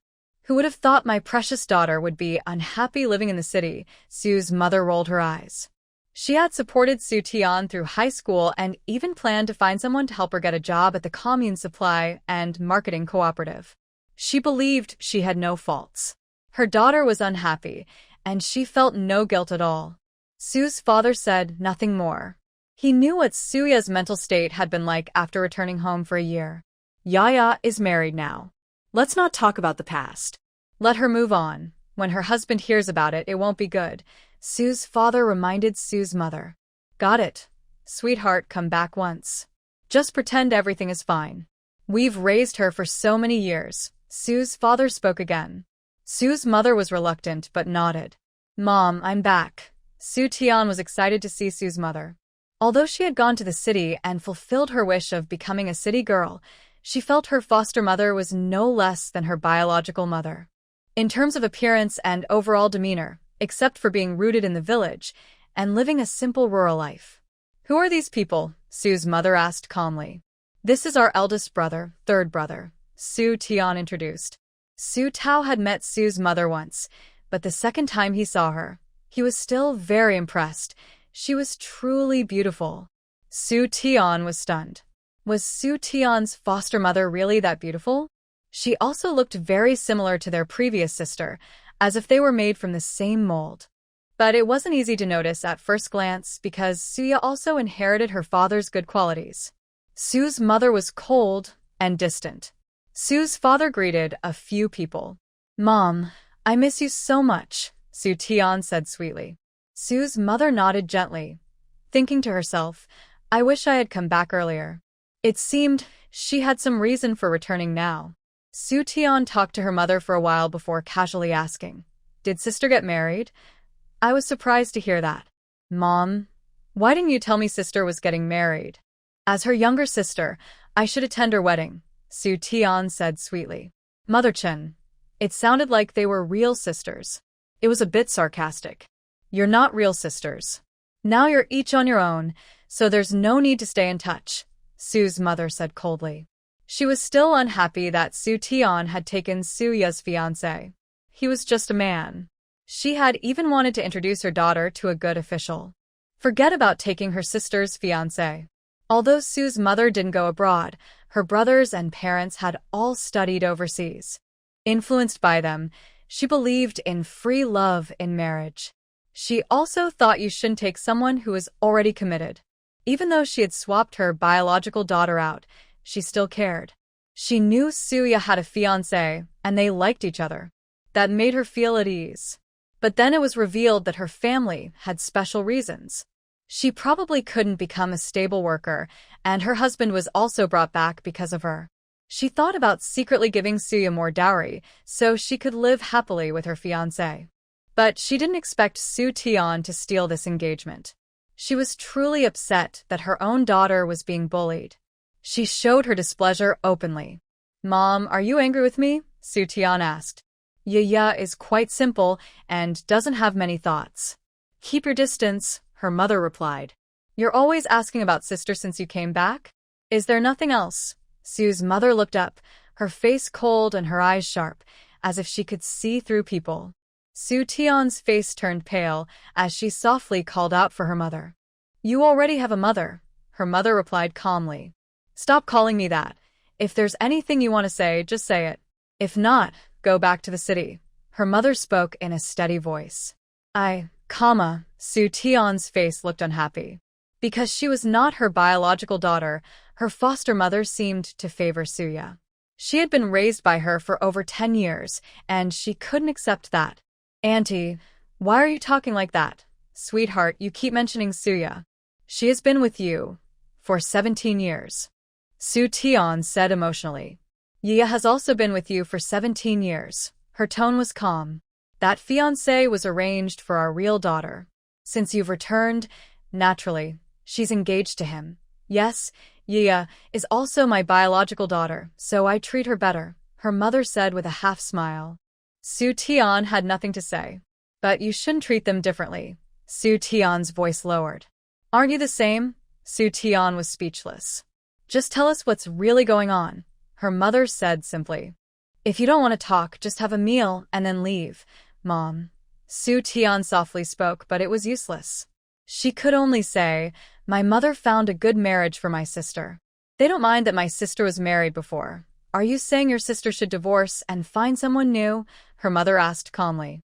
"This person is the director of the Revolutionary Committee, and he has real power. With such a good match, why don't you go yourself?" her mother slowly spoke, feeling suspicious. She thought, this girl wouldn't pass up such a good opportunity. "What's the man's family like? Tell me the disadvantages." Her mother was very direct. With such a good match, how could she not have some flaws? She looked at the Revolutionary Committee with some dislike, but kept her expression neutral. Su Tian's father wanted to say something, but sighed without speaking. "Well, the director is 32 years old, has a daughter, and if my sister marries him and has a son, she can take charge of the family." Su Tian smiled sweetly. "That's really a good condition. If it weren't for Yaya being our sister, we wouldn't give her anything," Su Tian said, tilting his chin up. "Is it a good thing to become a stepmother for someone? Plus, there's a burden. If you all think it's fine, let Tian marry her. They aren't married yet, so it's even simpler," Su's mother said coldly. Tian clenched her teeth when she heard this. In her past life, she married that director, had several daughters but no sons, and was abused. He was also cheating outside. Why would she be with him in this life? Her adoptive mother wasn't very kind to her either. Thinking about how that pitiful person from her past life helped her back then, she guessed she was probably better off, and her biological daughter was doing even better. People. It's all about choosing your own biological daughter. She sneered inwardly, but kept an innocent look on her face. But sister is now married to a commoner. She's not as good as that director, she said. I'm just thinking of sister. She's already married once, and she can't find anyone better now, she added, her tone strange, trying to hide her glee. She wanted to see if she could still be a wealthy wife this life, like she was before. Tian, Sue's father said sharply. She's already 32. How can she compare to Yaya? Tian, stop talking about this, he added. He had some hope for his own daughter, but hearing Tian's words, his heart turned cold. Are these words even spoken by a person? At 32, he's only 2 years older than her. How can such an old man be suitable for his daughter? You now have your own new home, and we have our biological daughter. Let's keep our distance in the future, Sue's father said coldly.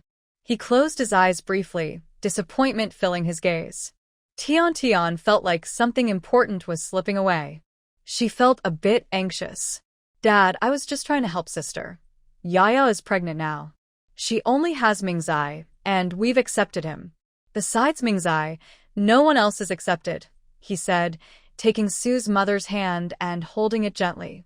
I won't agree to this. Don't be angry, Sue's father said softly to comfort her. Don't you know she's not in good health? I've raised you for 17 years in vain, he added, his eyes cold.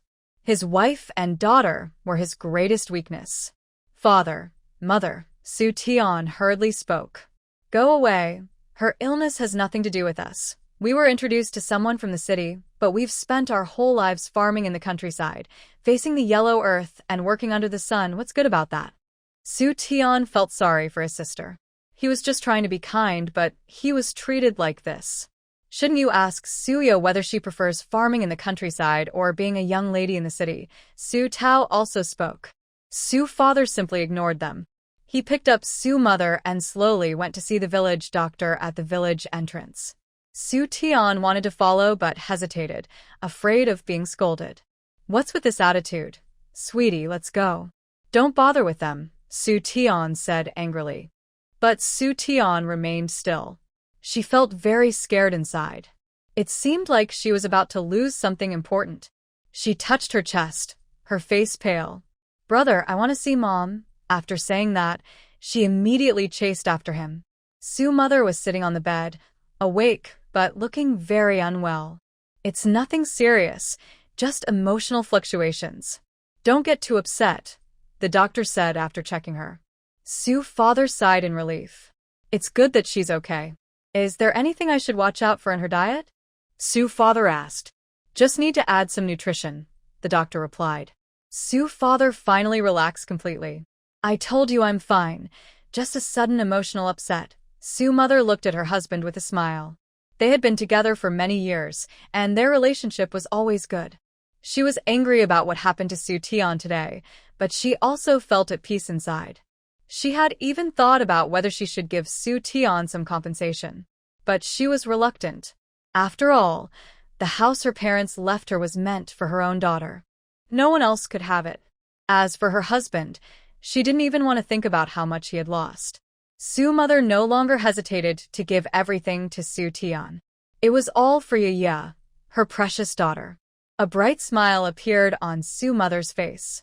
Su's father looked very surprised, wondering why his wife was still so happy. At this moment, Su Tian was hesitating at the door. The patient needs to stay calm. You should go back, the doctor said, shaking his head at Su Tian. This girl, he had watched her grow up. He never expected her to be unfilial. She was so different from when she was a child. I want to see my mother, Su Tian whispered.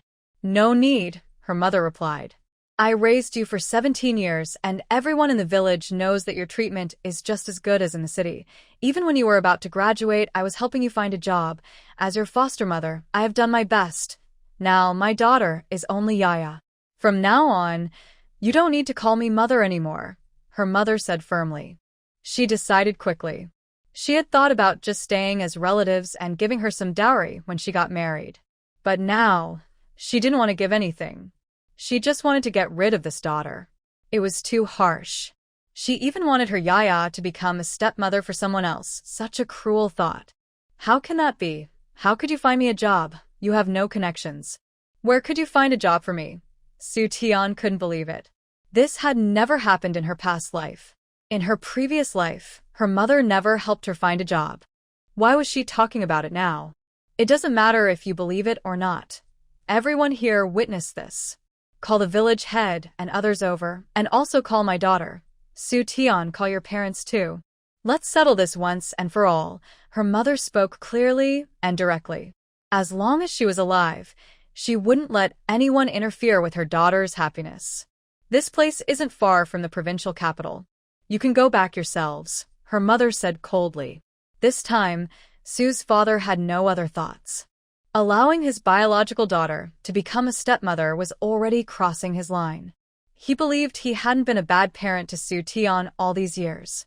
Everyone in the village loved a good story. Soon, someone went to tell people in Sue's village. Yaya was happily drinking sweet milk, munching on sunflower seeds, beef jerky, and eating fresh apples. She was living very comfortably. Being pregnant and just lying around responsibly is really nice. She also tutors the baby inside her belly. Her eyes are full of hope. Soon, she will have her own child. Feeling the movements inside her stomach, Suya's heart and eyes are full of her baby. During this time, Chenming is very attentive. He heats water for her, soaks her feet, gives massages, serves tea and water, and helps wash clothes. She probably only needs to sit and relax now. Suya really likes her husband. Husband, you're so good. Suya looks at Chenming with bright, shining eyes. Although the decorations in the house are simple, the dim oil lamp reflects Chenming's face. His sharp features are truly handsome. The beauty standards of this time are really different from theirs. His face is much more handsome than many popular celebrities. She is very satisfied. From start to finish, she is very happy. Honey, I treat you well. Who else do I treat this well? Honey, do you want some brown sugar water? Chenming carefully supports Suya, gently helping her with a massage. No need. Suya's words are sweet, even though she's only 1 month pregnant. Her belly is quite big, and her appetite is almost 3 times that of a normal person. She doesn't even know how much she's gained. She worries about her baby's health and has given her some spiritual spring water. Of course, she also drank some herself. After all, they are a married couple, and she doesn't want to be a widow. Drinking it is healthier, and she only shared a little with Chenming's mother and her own parents. As for her father-in-law, it seems he doesn't know who to favor in the family. It's fine if he doesn't favor her, but if he wants to share the family's resources equally, that's not fair. She is not a pushover, and has feelings too. She can tell her husband isn't blindly obedient. Their family hasn't been wronged. Whenever her husband figures things out, she will support him. Honey, if you feel uncomfortable anywhere, you must tell your husband. Chenming speaks softly, worried that little Yaya might frown. Sigh. Pregnancy really isn't easy to handle. But he remembers from the books he read that pregnant women need to keep their emotions stable and get enough nutrition. This way, their babies will be healthier and smarter. His child is naturally smart, but being even smarter would definitely be better. When asked how he knew this, he said that recently, when he fell asleep, a quiet space appeared in his mind, with words showing that finishing a book would earn a plain steamed bun. That was a plain steamed bun. How could he not be excited? Although his wife has money, plain flour and such things are still hard to get. They don't have much left at home. This extra plain bun was just right for his wife to eat. He honestly finished reading the book. At first, it was for the plain bun, but later he read very carefully because his wife was pregnant and needed to learn more. Pregnant women should eat more vegetables and fruits. They have greens at home, but fruits are a problem. He doesn't know if this space can produce fruits. Recently, he completed some tasks, wrote 100 math problems, washed his wife's feet 10 times, gave her 10 massages. He has received many rewards, like half a kilogram of rice, 5 shiny dark red cherries, 5 big red strawberries, rice, flour, and a glass of fresh milk. Most of his rewards he gave to his wife to eat. At first, he was worried his wife would keep asking him questions, but surprisingly, she kept praising him for being smart and capable. His heart floated with happiness. Every day, he diligently completed his tasks. Suya also made her needs clear. Yes, life in the end times is very tiring, and she planned to relax a bit. When her husband was useless, she relied on the space. When he became ambitious, she relied on him. When he got old, she relied on their children. She only needed to look beautiful. Suya has a clear view of herself. Chunming doesn't know that in the future, he will have to shoulder the family responsibilities alone. Recently, both of them have been eating well and drinking happily.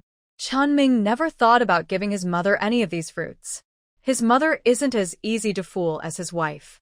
His mother would definitely ask him questions and might even worry, so he decided to eat with his wife instead. Suya didn't ask either because she didn't know how much her husband had to eat. If she asked, she might reveal her own worries. Now she is about to become a mother, so she must prioritize eating for herself and the baby in her belly. While they were living a happy life, someone came to visit them. Suya, your mother is sick. Something happened at home, so you need to go back. The visitor was the village's older woman. When Suya heard her mother was ill, she became very worried. She is woken up now. The doctor said she's fine, probably just upset because of Su Tian. The older woman briefly explained what had happened.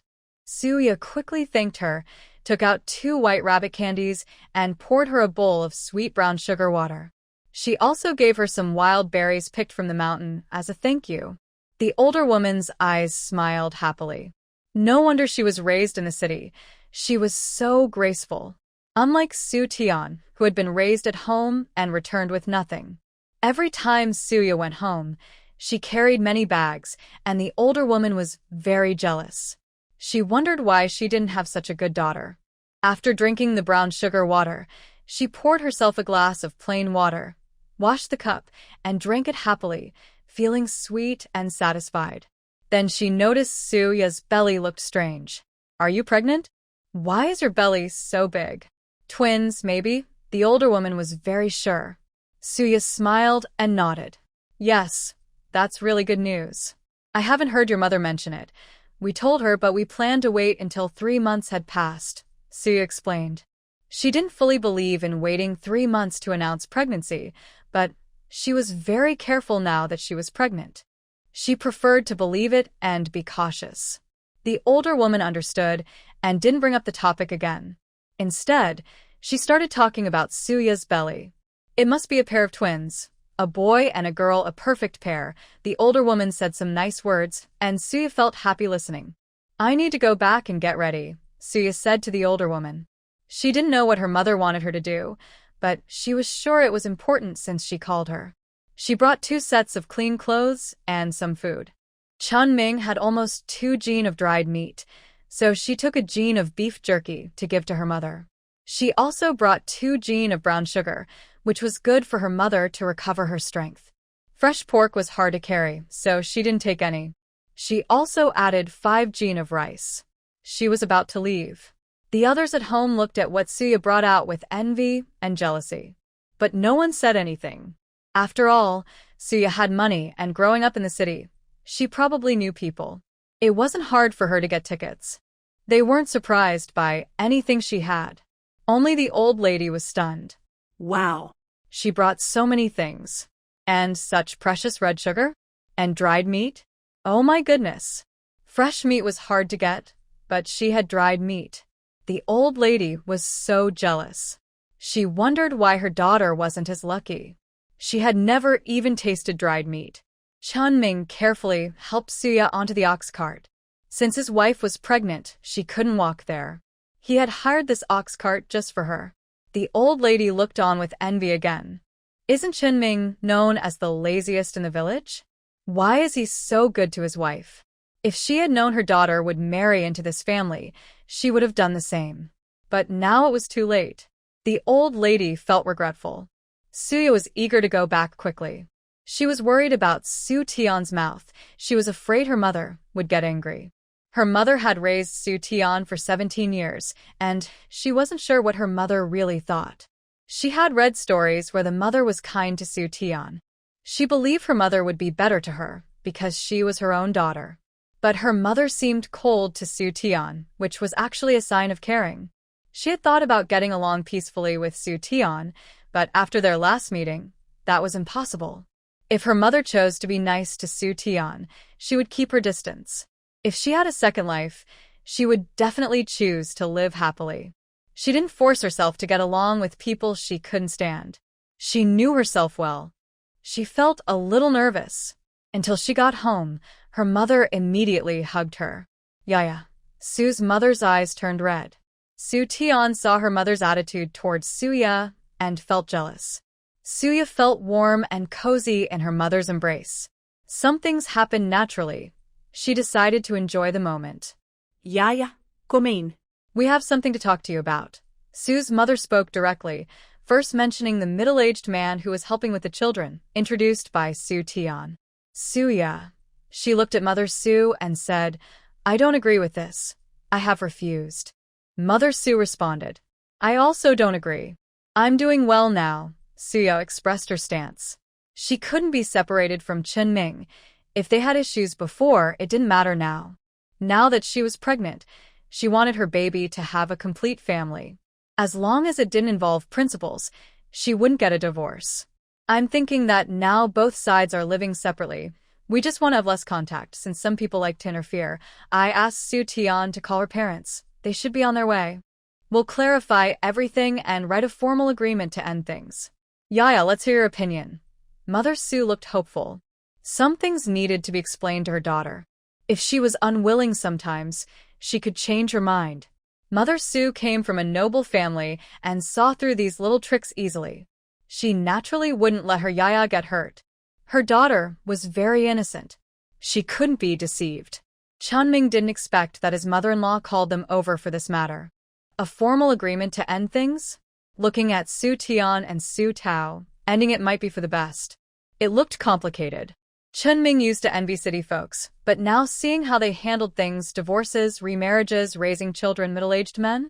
He had been with her for so many years. This was too harsh. He was scared.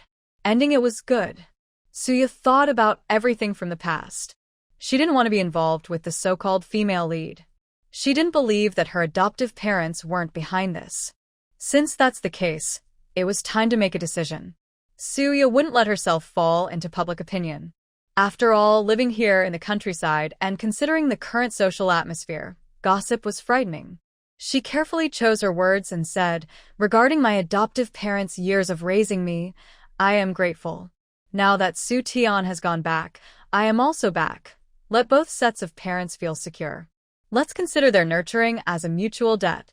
From now on, I will fully belong to my mother. Mother, what do you think? Suya asked Mother Su. Of course, that's fine. Mother Su nodded. Although the two haven't had a private conversation, they have already made their decision. Now, they're just waiting for the foster parents to arrive. Su Yali hasn't met Su Aijuan and Lu Meili yet, but she knows from her memory that they are not easy people to get along with. She plans to meet them properly. Su Aijuan and Lu Meili are also on their way here. This girl, she actually refused the good match we found for her. We wanted her to marry someone from the countryside, Lu Meili says angrily. Su Aijuan's face looks unhappy.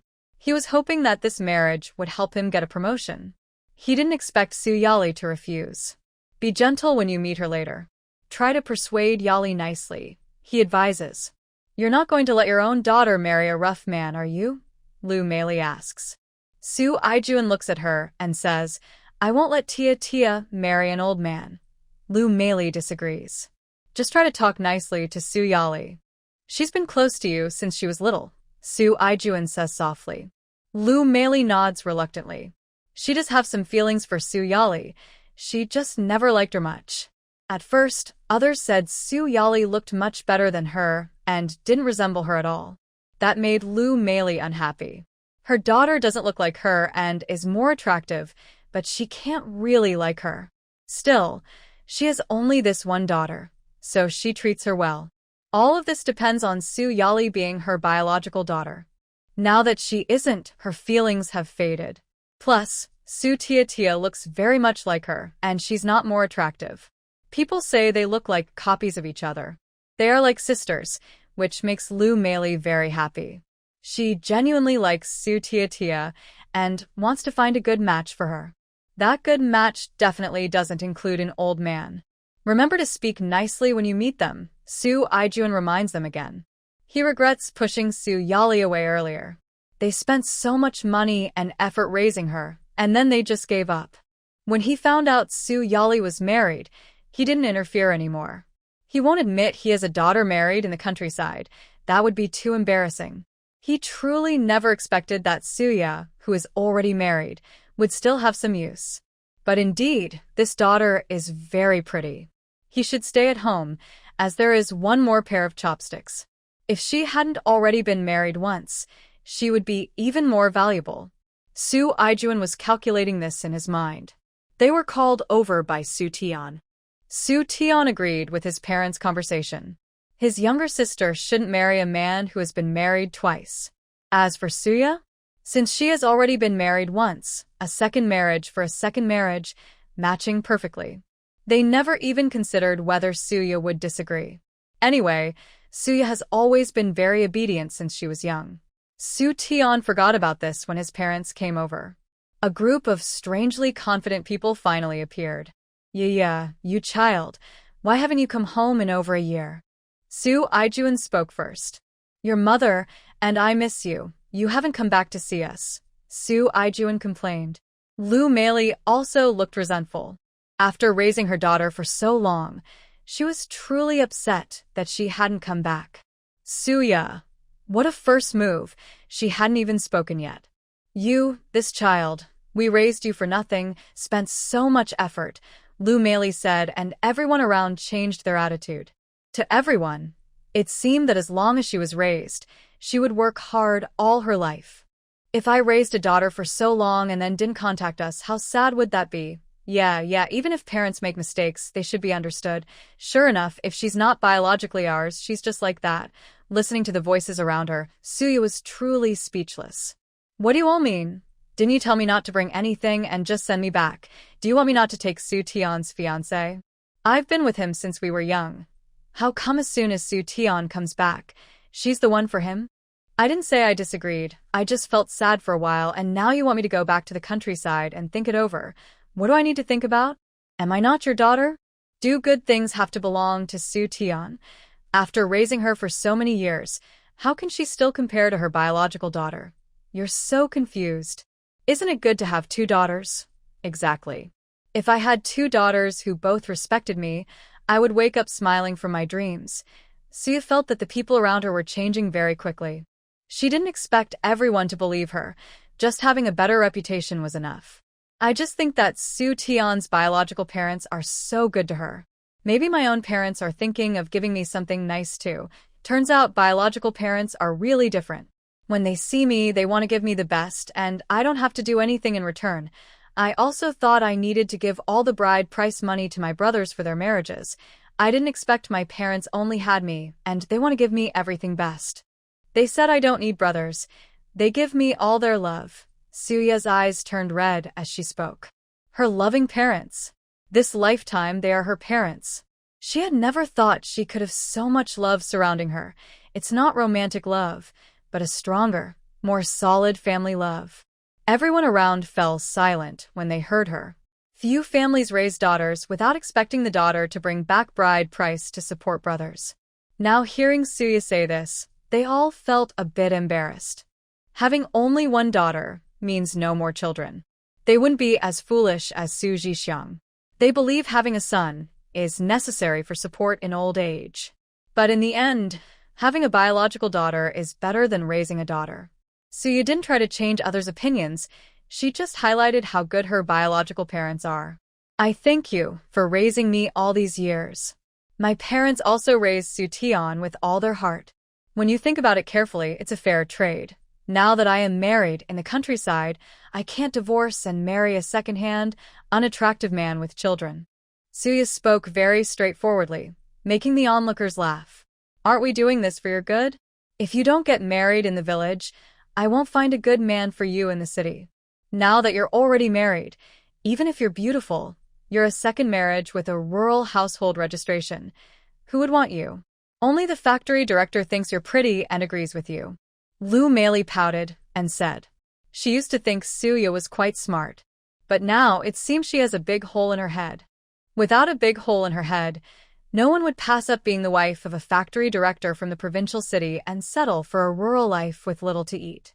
People in the village also agree with Lu Meili. First marriages are valuable. Second marriages are not worth much at all. Having a husband from the provincial city is better than many.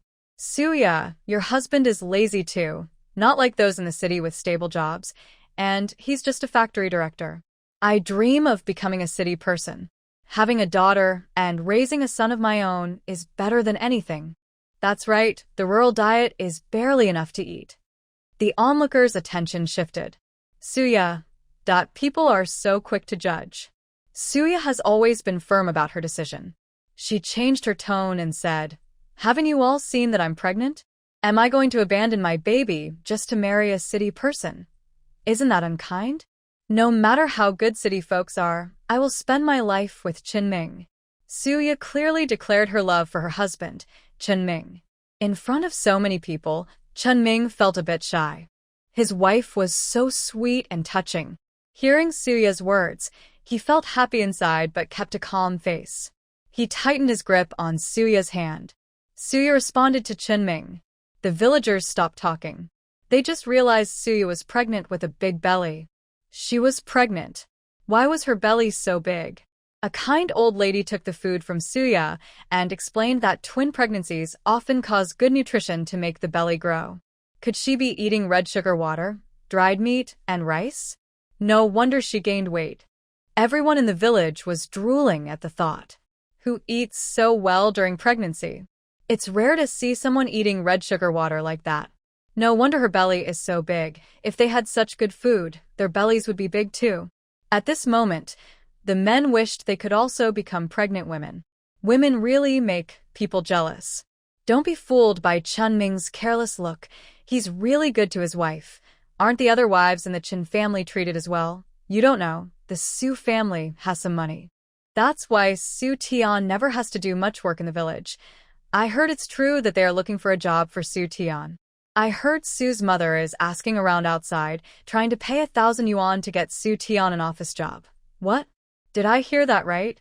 1,000 yuan? Isn't a regular job only about 500? That's for hardworking factory workers. This is an office job. Can it be the same? It's really confusing. What's important is that Su Tian herself went to find her biological parents. Su Tian's face looked unhappy.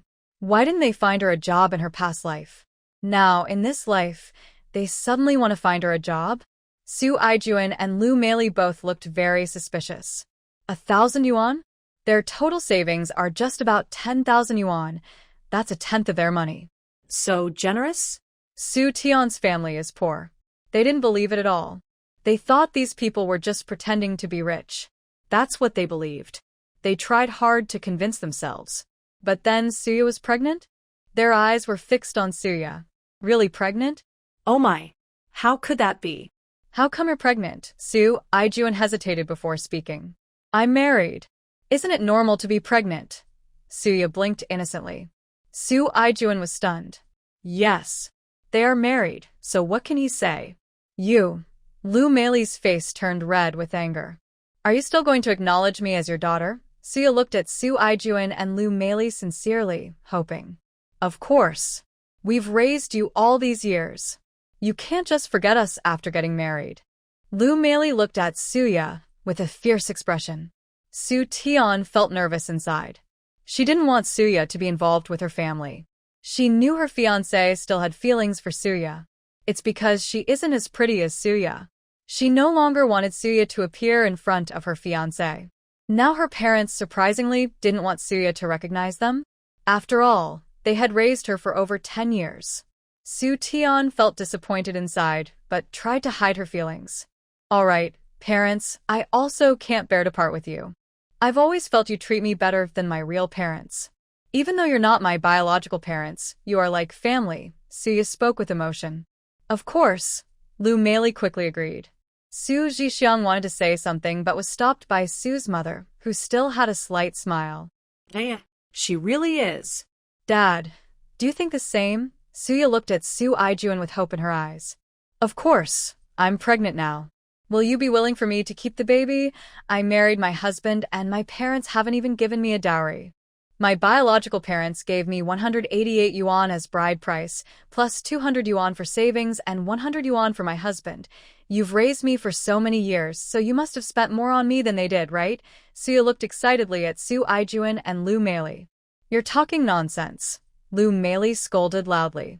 We've raised you all these years and haven't received any bride price. Now you want one. She wouldn't give money to a child who wasn't her own.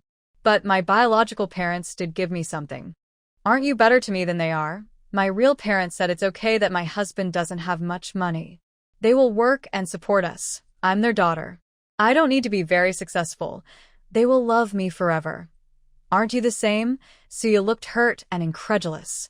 Lu Meili, Su Aijuan. Do they really want to say they aren't? They aren't her biological parents, so what's the point? Would they come all the way from the city to find her? After raising her for so many years, they must want something in return, right? Are they even going to pay her to get her ready for marriage? Su Aijuan would never do such a thing. Yaya, listen to me. If you have the baby and become a wealthy wife in the city, isn't that good? Su Aijuan could only weakly try to persuade Suyo again. No, it's not. People shouldn't be so. We shouldn't only care about money. We should look for someone handsome, with good character, good looks, and responsibility. Suya looked at Chunming with affection and a shy tone. Chunming was also pleased by Suya's compliment and felt he was a handsome, kind, responsible person. You all are so shallow. Just because someone has a bit more money than me, why don't you say that person is ugly, old, and has smelly feet? Yaya is beautiful. Someone like that isn't suitable for her. Chunming felt that his wife had truly suffered over the years. He originally thought life in the city was better, but seeing his parents' attitude, he worried they didn't treat Yaya well. At least his in-laws, the father-in-law and mother-in-law, loved Yaya sincerely. That kind of person isn't good enough for Suya? And you are? She has money. Besides her looks, you have nothing. Lu Meili sneered. Are you really okay with your daughter marrying a man who depends on others? She looked at Su Mu, Xia Qianqian. I agree. He's handsome, so he can eat an extra bowl of rice. Being a stepmother isn't easy. Yaya is only 17. She's not here to be a stepmother. Su Mu expressed her stance. Su's father naturally stood with Su Mu. Lu Meili was furious. Suya, you're so kind-hearted. Such good conditions and you refuse? Miss this opportunity and there won't be another. Su Tao frowned and ordered Suya. He truly couldn't understand where his sweet, obedient sister had gone. Why did she turn out like this? It must be that someone from the village led her astray. He decided she should go back to the city. Got it, no need to say more. I'm willing to miss out, Suya said firmly. These people seemed to have lost their minds, as if they couldn't understand what she was saying. We need to settle this today. Since you treat me like your daughter, dear adoptive parents, you should give me some bride price. You've raised me for so many years, so you must have deep feelings for me. The bride price shouldn't be less than what my biological parents would give. Suya smiled sweetly as she looked at Su Aijuan and Lu Meili. What's wrong with me? Suya blinked innocently. Everyone here, am I saying something wrong? No, there's nothing wrong. People in the city definitely give dowries. I heard city folks treat daughters just as well as sons. Of course, they're our own children. We rural folks can't manage that. It's hard for sons to find wives, let alone prepare dowries for daughters. If conditions allow, who wouldn't want to? Exactly. Sons and daughters are all our children. The villagers all sided with Suya. In the end, Lu Meili and her group were outsiders. Even though they were city people, they couldn't be considered deceivers. Everyone agreed to keep it quiet. Lu Meili then pulled Su Aijuan and a few children aside to whisper. Although the factory director wants to marry her, she's pregnant now. She probably won't want to abort the baby, and they might not allow her to bring a child into their home. She's still asking us for a bride price, and she wants it to be as much as what her real parents would give. Xiao Tian, didn't you say your family is very poor? How can they afford so much money? Lu Meili looked at Su Tian, and a few others also stared at her. It's several hundred yuan, easily given away. The villagers even said they would give 1,000 yuan to help Su Tian find a job. She didn't believe they had that much money, but the few hundred yuan was real. I don't know, Su Tian said nervously. In her previous life, her foster parents had nothing. Why does she suddenly have so much money now? She was furious inside. If she knew they had money, she would have handled things differently. With their love for her over the years, she was sure she could get some of that money. Mom, asked sister. How would she know so much? She probably already knew Suya was their real daughter, and they left her for her. Su Tian guessed casually. Lu Meili listened, feeling enlightened. Could they be deliberately switching her? The more she thought about it, the more she believed they kept their real daughter in the city to live a good life, while they raised Xiao Tian in the countryside. Such a cruel plan. What's the use of talking about this now? Without proof, we shouldn't say anything, said Su Aijuan impatiently. This daughter's attitude, we should settle things clearly. We'll just treat it as if she's been raised for free, but the standards for raising children are definitely higher than in the village. We can't let ourselves be at a disadvantage. Su Aijuan's words received unanimous agreement from everyone. So, we're cutting off the correspondence with a classmate today, and that's the end of it, Lu Meili asked Su Aijuan, glancing at the others. The whole family nodded and decided with applause. Meanwhile, over with Suya, her mother was chatting. Be careful when you have the baby. Don't let your emotions get too upset. Su's mother looked worriedly at Suya. She knew her daughter had just come back and had been feeling depressed every day, which she saw clearly. Mom, I've made up my mind. I have my own child now. From now on, I'll focus on my own kid and take care of my parents. I don't want to think about anything else. Suya spoke softly, carefully supporting her belly with one hand. Her bangs stuck to her face, and her lips curved into a gentle smile, looking beautiful and charming. Chen Ming was stunned. Everyone said he was handsome, but he decided his wife was much more beautiful than he was. Wife, you didn't take me with you? You didn't go to your parents' house, did you? Chen Ming looked a little hurt. I don't know. Huh? Chen Ming's heart suddenly raced. Just see how you behave. Suya smiled as she looked at Chen Ming. Okay. Dad. Mom. Chen Ming's eyes were fixed on Su's father and mother, full of eager hope. They looked at each other, confused. I was thinking, don't you only have one Yiya? Whatever the baby in Yiya's belly is, boy or girl, it will share your family name. Our family didn't give any bride price at first. Even if Yiya marries me, I am now your precious son. You can't just ignore me, Mom and Dad. Chen Ming quickly spoke. Su's father. Su's mother. Hearing this, Su's father was probably happy. No one who cares about family traditions and passing on the family name would ignore it. His own daughter just came back and they felt guilty inside. Naturally, they wouldn't bring this up. They also started to think differently. Now that Chen Ming brought it up again, they couldn't help but have some thoughts. Su's mother didn't have any strong opinions about it.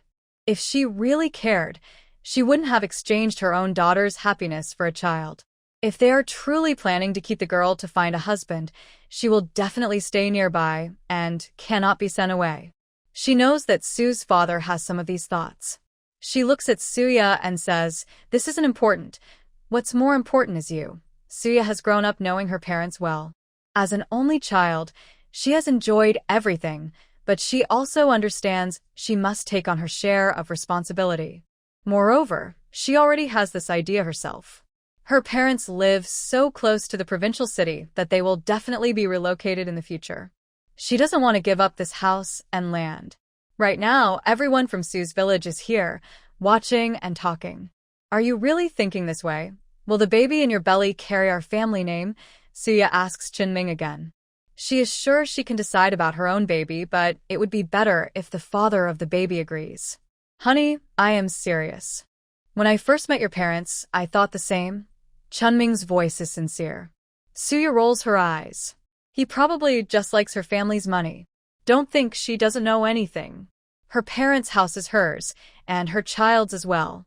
Chunming moving in as a son-in-law is also acceptable. Oh my goodness. Is Jixiang going to have a successor? I also liked their big blue brick house. I even thought about having a child to adopt and inherit it, since daughters who marry out can't inherit. When Jixiang and the others are gone, it will be taken over. But now, forget about it. Someone else will inherit. The villagers speak sourly, but no one says much. In rural areas, if a girl can't have children, she can invite a son-in-law to carry on the family name. However, in this era, few girls can shoulder such a responsibility. Many agreements made early on are broken later. Over generations, people naturally prefer to have sons. How many daughters can truly invite a son-in-law to pass down the family? Very few. Sons are more reliable. This child is really impressive. Will the Chin family agree? They didn't mention this when they got married. At that time, it was said that she would marry and bring her parents along, but Mr. and Mrs. Su did not go with her. They would be taken care of in old age, and she had never heard of taking the husband's surname. Mom and Dad, don't worry. I will be your son for a lifetime. My parents' opinions don't matter. The family name is on me. My children can take whoever surname they want. They even received 188 in bride price from you. When I think about it, I feel like I have already married into the family. Everyone was shocked by Chunming's words. Only Suya looked at Chunming with a growing, gentle smile. Chunming naturally felt this and became even more confident. Getting married, I didn't spend any money, so I feel a bit shy to call it a wedding. Wife, you say, right? From now on, I will be yours. You need to treat me well. Chunming thought about marrying into the Su family and enjoying good food and drinks, and his eyes lit up. But he still worried about his mother at home. By the way, can I bring my mother to live with us? Chunming blinked and looked at Suya and Su parents. Suya, She said, she is also my mother. If you really want to come, of course you can bring your mother. Suya sighed, thinking there would be conflicts or disagreements, but there was nothing. Do you really not need someone to take your surname? In Suya's view, which man wouldn't care about that? I don't need it. I have to work hard to support him, and it's too tiring. Later, I will ask my mother if she needs someone to carry on the family name. If she does, I will leave a child to take her surname. Chunming grinned happily. Su father. Why does it seem like what he cares about doesn't matter to Chunming? Su mother was genuinely amused. What a cute young man. Su mother gave her opinion. The villagers listened and also smiled. Some men looked down on Chunming, but women started to envy. Most of their families said only sons could carry on the family line. They wanted their daughters-in-law to treat their brothers and brothers well, so they could have a good family. When they were young, they also wondered why they couldn't carry on the family line. Why is it only boys who inherit the surname? If they could, why were they treated differently? Women began to feel confused. Do they still want to continue fighting? They decided to go back and talk to their mother properly. They also want to have children of their own. We have made our decision. Lu Meili spoke up. Go ahead, said Su's mother, stepping forward to stand in front of Su Tian. Since Suya said she wants to cut ties with us, we need to settle some accounts. After all, raising children in the city is different from in the countryside. Lu Meili acted proud and superior. That's true. Raising children in the countryside just needs to be enough to get by. Are you sure about that? At least we're all family, someone said. Family? Not blood relatives. No matter how long you raise them, they are not your real parents, Lu Meili replied. Suya didn't mind. She could make up for what was missing. But her family probably spends more on raising children than city folks. All right, you can do the math, Su's mother said calmly. We spent a lot on education since childhood. Clothes, pretty hairpins, even malted milk, everything for the kids. We spent a total of 500 yuan, Lu Meili calculated. Spending so much? Our family only spends that much in 17 years, someone said. Raising children in the city costs more, that's just how it is, Sue's mother explained. Sue Tian also lives better than most kids in our village. How much did she spend on failing exams? I think she didn't spend more than Suya. Only 500 yuan, Lu Meili said. I believe the Su family loves their children, but they wouldn't spend that much, someone else said. Are we going to settle the difference? Sue's mother asked Lu Meili, her eyes shining. If they could get back the money spent on raising her, that would be good. Of course, Lu Meili replied confidently. Your family only spent that much? Nothing is left uncounted. Absolutely. I didn't forget to count the cost of a notebook or a piece of meat, Lu Meili assured. She couldn't let anyone doubt her. Are you sure? Sue's mother looked at Su Aijuan. Yes, Su Aijuan confirmed. Let's make a written agreement to prevent anyone from defaulting, they decided. And clearly note the calculations to settle the matter. Mother Su asked Su Aijuan and others to write a statement by hand. They also wrote one.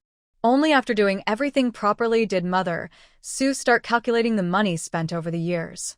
Su Tian was picky as a child and had to drink formula. She drank it until she was 2 years old. Many people probably saw that we only gave her formula. Even after she grew up, we still tried to give Su Tian formula whenever possible. Isn't that right, Su Tian? Mother Su asked. Yes, Su Tian nodded. We only spent 300 yuan on formula for her. Mother Su wrote down the amount. How is that possible? Where did we get so much money? Exactly, are you trying to trick us? Anyone who doesn't breastfeed specifically gives formula, Lu Meili argued. She wouldn't admit that rural people were more generous in raising children than they were. She was from the city and only drank milk. How could Su Tian have only drunk formula as a child? It's true that she grew up drinking formula. Everyone here can testify to that. Yes, Su Tian is really the most fortunate girl in our 10 villages. Exactly, she was born drinking formula. How many people can enjoy such good things? The villagers started talking one after another. Suya knew her parents must be wealthy, but drinking formula as a child seemed too extravagant. Although nowadays people believe milk is more nutritious than formula, at this moment, they still thought that drinking formula was the best choice. Lu Meili looked around, and Su Aijuan also wanted to speak, but didn't know how to start. Su Tian wanted to say something but was stopped by Su Tao. If I have no objections, I'll continue calculating. For malted milk drink, 17 years, excluding her childhood, let's say 10 years. She probably drank a can of malted milk every year, right? Mother Su said this while looking at Su Tian. Su Tian didn't deny it. She had drunk more than 1 can of malted milk each year since she was young.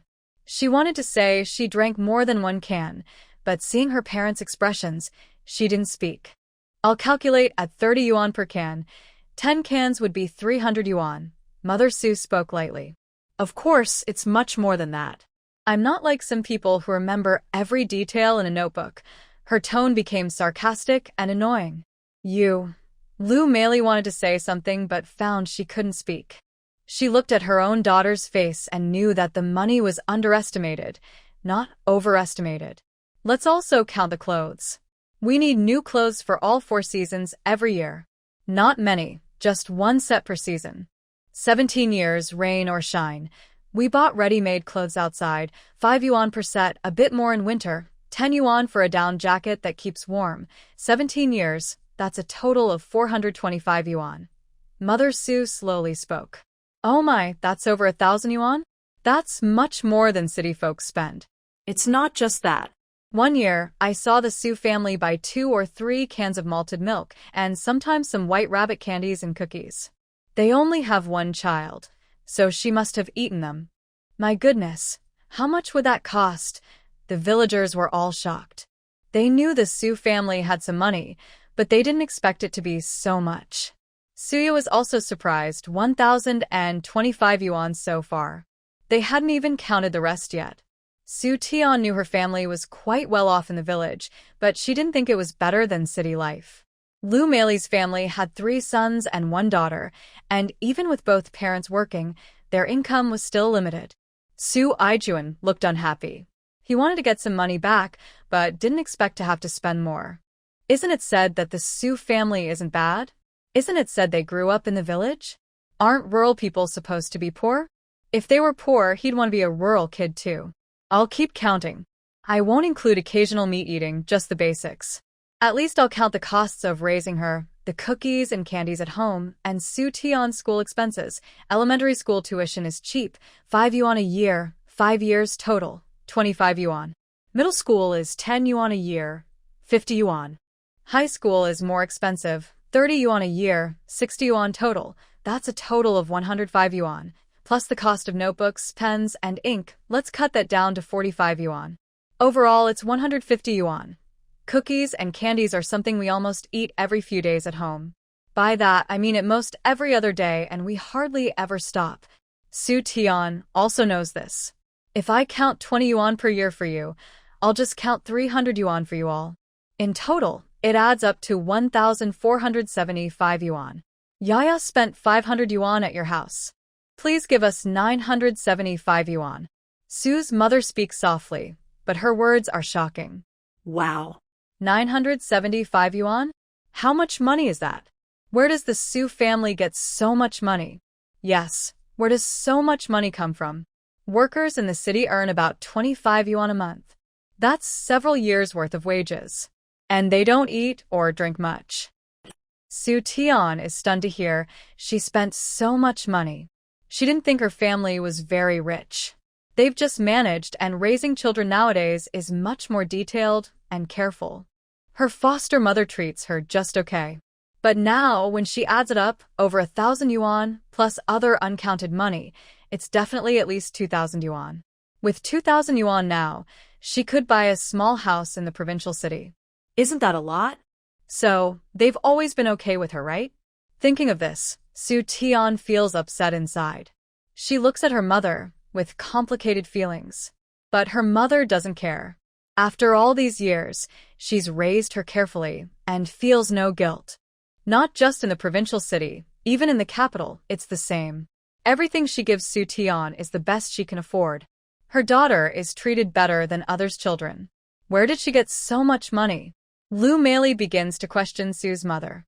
Su Aijuan and others also look at her. They really don't believe that a rural person has so much money. What's wrong? Is this a big trial? My family is very wealthy. I forgot to mention, my family spoils me.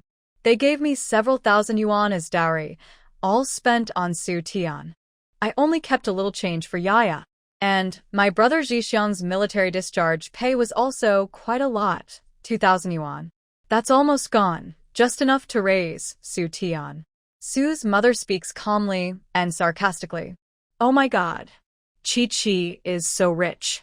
The Su family really married into a wealthy family. No matter how rich you are, if you can't have a son, your family line will end. Exactly, without a son, it's still not enough. The worst part is that the children she raised with so much money are not even her own. Now her biological daughter has returned, but there's no more money. Suya was stunned to hear her mother speak so confidently. So much money? Oh my goodness. She doesn't believe her mother spent all of it. If she weren't from a different story, she wouldn't even know her mother has more money. She can't remember exactly how much because she read too quickly. Anyway, it's a lot. Enough to support their whole family and the children. Su Tian was shocked. Several thousand. But their family probably doesn't have that much money. Su Tao felt mixed inside. He wasn't sure if his sister was unlucky or lucky to be in the countryside. Do you think you can just say whatever you want? The words are written here clearly. Her mother's voice was clear and pleasant, not loud but easy to hear.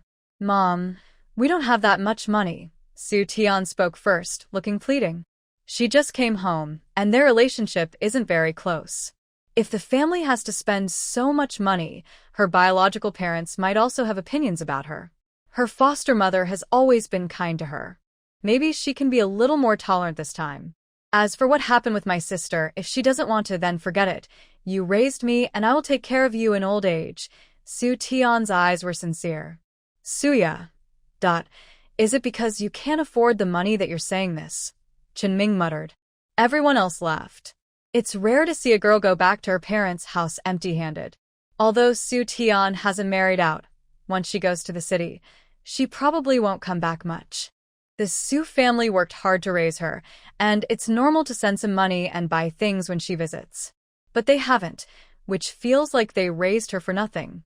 At first, when they argued about money, Su Tian didn't speak. Clearly, she favored her biological parents.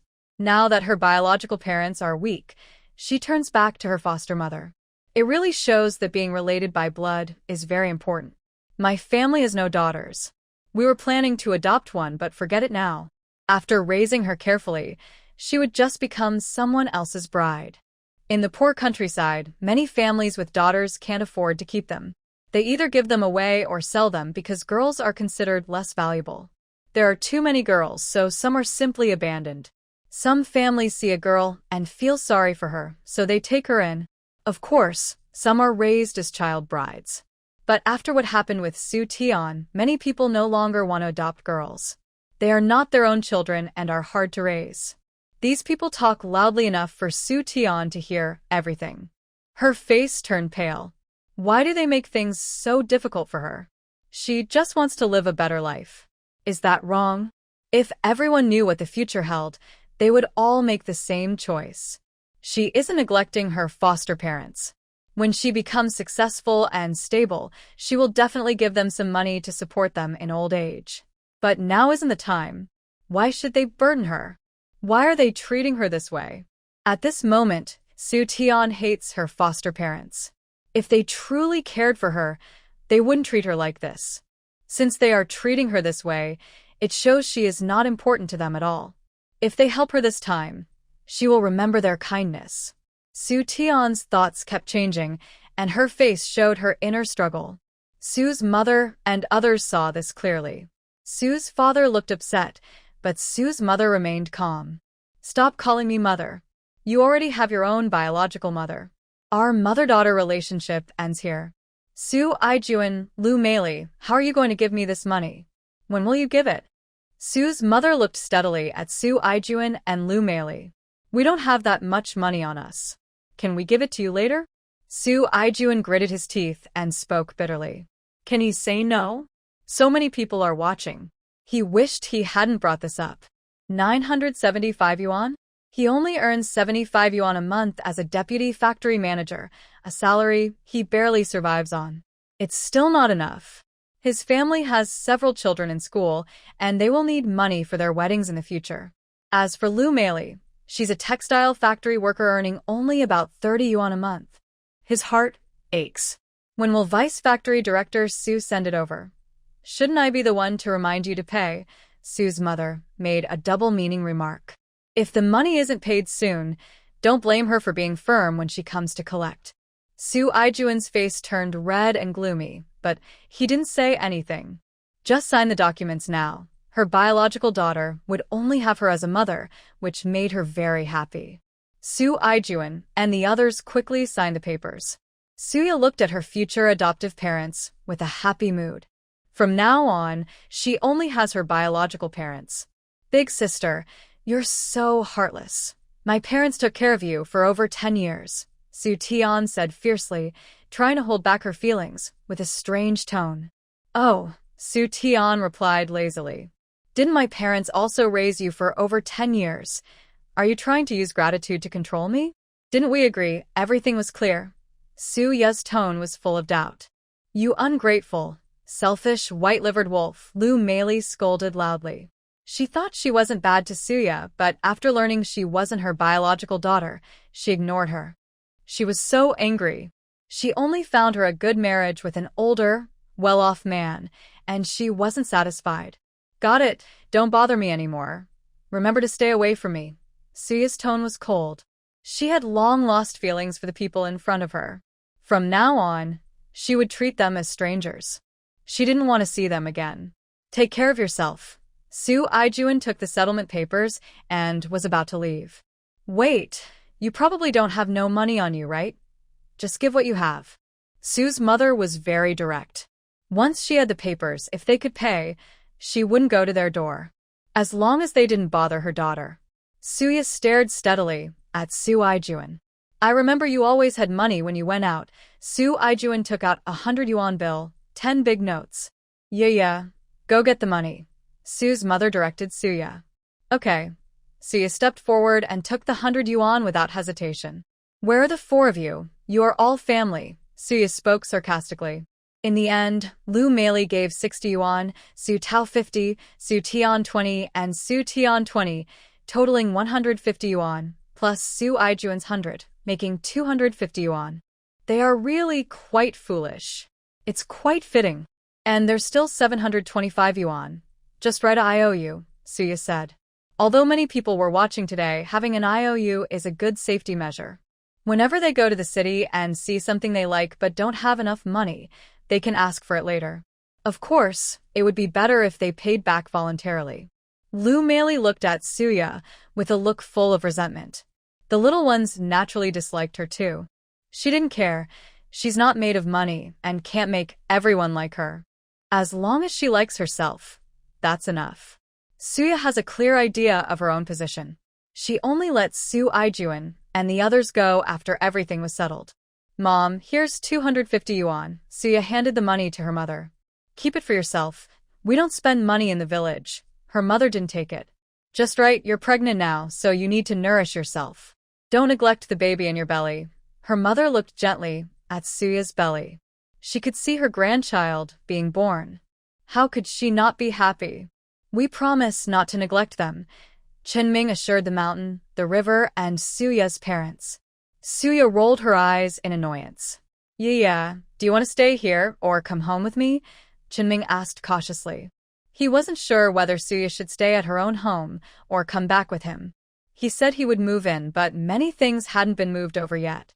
Plus, the fortune teller said their family was very lucky, so they should take advantage of it.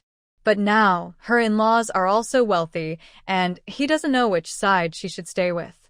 Let's go back to your house first. Suya definitely agreed with Chenming's words today.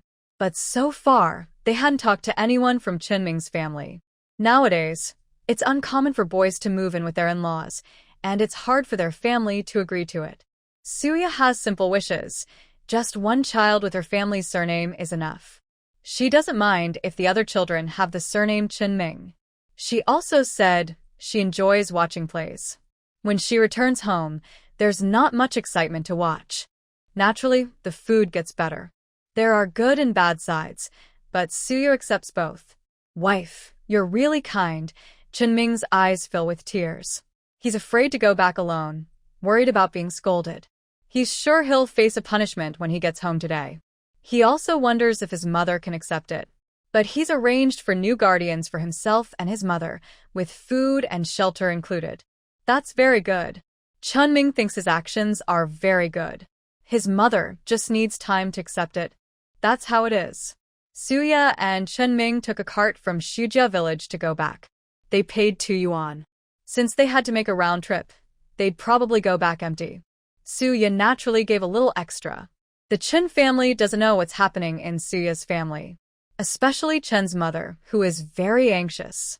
Mother, since little uncle isn't coming back, we can't keep the food from cooking forever, right? Our family has so many people working, and the children can't go hungry. Second sister-in-law spoke unhappily. Big sister-in-law didn't say anything. She could tolerate the benefits she received. As for third sister-in-law, she didn't speak. She has no children, so even if she's unhappy, she wouldn't say anything. Instead of worrying, she might as well think about having children. All you do is eat, eat, eat. Do you think we've been unfair to you? Now that my younger brother's family has issues, can you still eat normally? You're all ungrateful, selfish people. Chen's mother scolded loudly. She thought about her daughter-in-law's family, which she still didn't know much about. These people keep talking about eating. She's not really concerned about what's happening. She mainly cares about Yaya's pregnancy. Mother, we're back, Chenming loudly called out at the door. Chen's mother's eyes lit up when she heard her son. Mingzai. Her voice was full of excitement. She looked at Suya, examining her carefully, making sure everything was fine before she relaxed. Jaya, is everything okay with your family? Mother Chen asked questions. Chenming briefly explained that there was a child in her belly who would take the Su family surname. Suya was a bit surprised. She didn't expect her husband to be so straightforward. She was still thinking about what to say. But now, everyone in Su village knows, and soon the people in Chin village will find out too. It's better if her husband takes the initiative to say it. What? A child with the Su family surname? Mother Chin was a little confused. Isn't this like marrying into the family? Second sister-in-law spoke coolly at this moment. It's not about marrying into the family. I married her daughter, so I should treat her parents like my own. Besides, we didn't give a bride price, but she gave a lot of money as dowry and handed it all over. It's almost the same as marrying a wife. Why use such a harsh word as marrying into the family? And I'm not saying the child can't inherit my Chin family's surname. This is what I think. Have one child with Yaya's surname, another with mother's surname Gu, and another with our surname Chin. That would be great. Mother, you've worked hard for us boys all these years. It's only fair that the child takes your surname. The chairman said women can hold up half the sky. Mother, don't you think so? Chun Ming smiled sweetly and acted cute toward Mother Chin. As for Father Chin, he simply ignored him. As long as his mother agrees, he doesn't care about anything else. Mother Chin listened to Chin Ming and felt there was nothing wrong with it. She had worked so hard for the family all these years. If the child takes her surname, it would be good. This is not acceptable, Father Chin immediately rejected. Yes, little brother, how can you do this? If we do that, people in Chin village will laugh at us, second brother said directly. He didn't understand. Why should their child take the wife's surname? Is he mentally slow? Suya rolled her eyes when she heard this. Just because she usually doesn't get angry doesn't mean she has no temper. How can the child not take my surname? The child is mine. Your family didn't even give a bride price for the son. It's already a joke. Why worry about being laughed at? Suya's voice was cold and icy. Chun Ming. Other people. Their Chin family indeed did not give any bride price, and no matter how you say it, it doesn't seem right. Their family also truly cannot afford the bride price because their house is just a simple brick and tile house. They are saving money, but not much. Mother Chin clapped her hands and said, "That's right. No bride price, so what's there to talk about fancy stuff?" Mother Chin looked sarcastic. These days, who gets married without spending money? Did any of your older brothers not spend money? Mother Chen's gaze fell on each person. And you, Chen Yonghua, why do you disagree? Mother Chin was defending Chin Ming. Our family has given your older brothers everything, opportunities, things. What has Chin Ming received? They say I favor some children, but your family eats and drinks together. Chun Ming is the only one who eats and drinks alone. If you disagree, just split the family. I'll live with my younger son and you all live your lives. As for you, Chen Yonghua, follow your older brothers. Mother Chin suddenly exploded. She had already let her younger son suffer, and she wouldn't let her grandchildren suffer too. It doesn't matter who they take the family name from. She could even have a family name different from hers, which she never dared to imagine. She lost contact with her biological parents and didn't know where to find them, but she still missed them. If she had somewhere to go, and her husband Chen had taken her in, and she couldn't find her parents during turbulent times, she knew her family background was not good. Why would she marry someone who was just taking care of children? Having a bunch of kids, she believed she treated her children fairly. She favored her own son. Anyone who didn't treat their own son well was out of their mind. What do you mean, split the family? Second sister-in-law was eager to split the family. This fifth brother's family didn't do any work, so splitting the family would be perfect. Parents are here, no splitting. Big sister-in-law didn't want to split the family.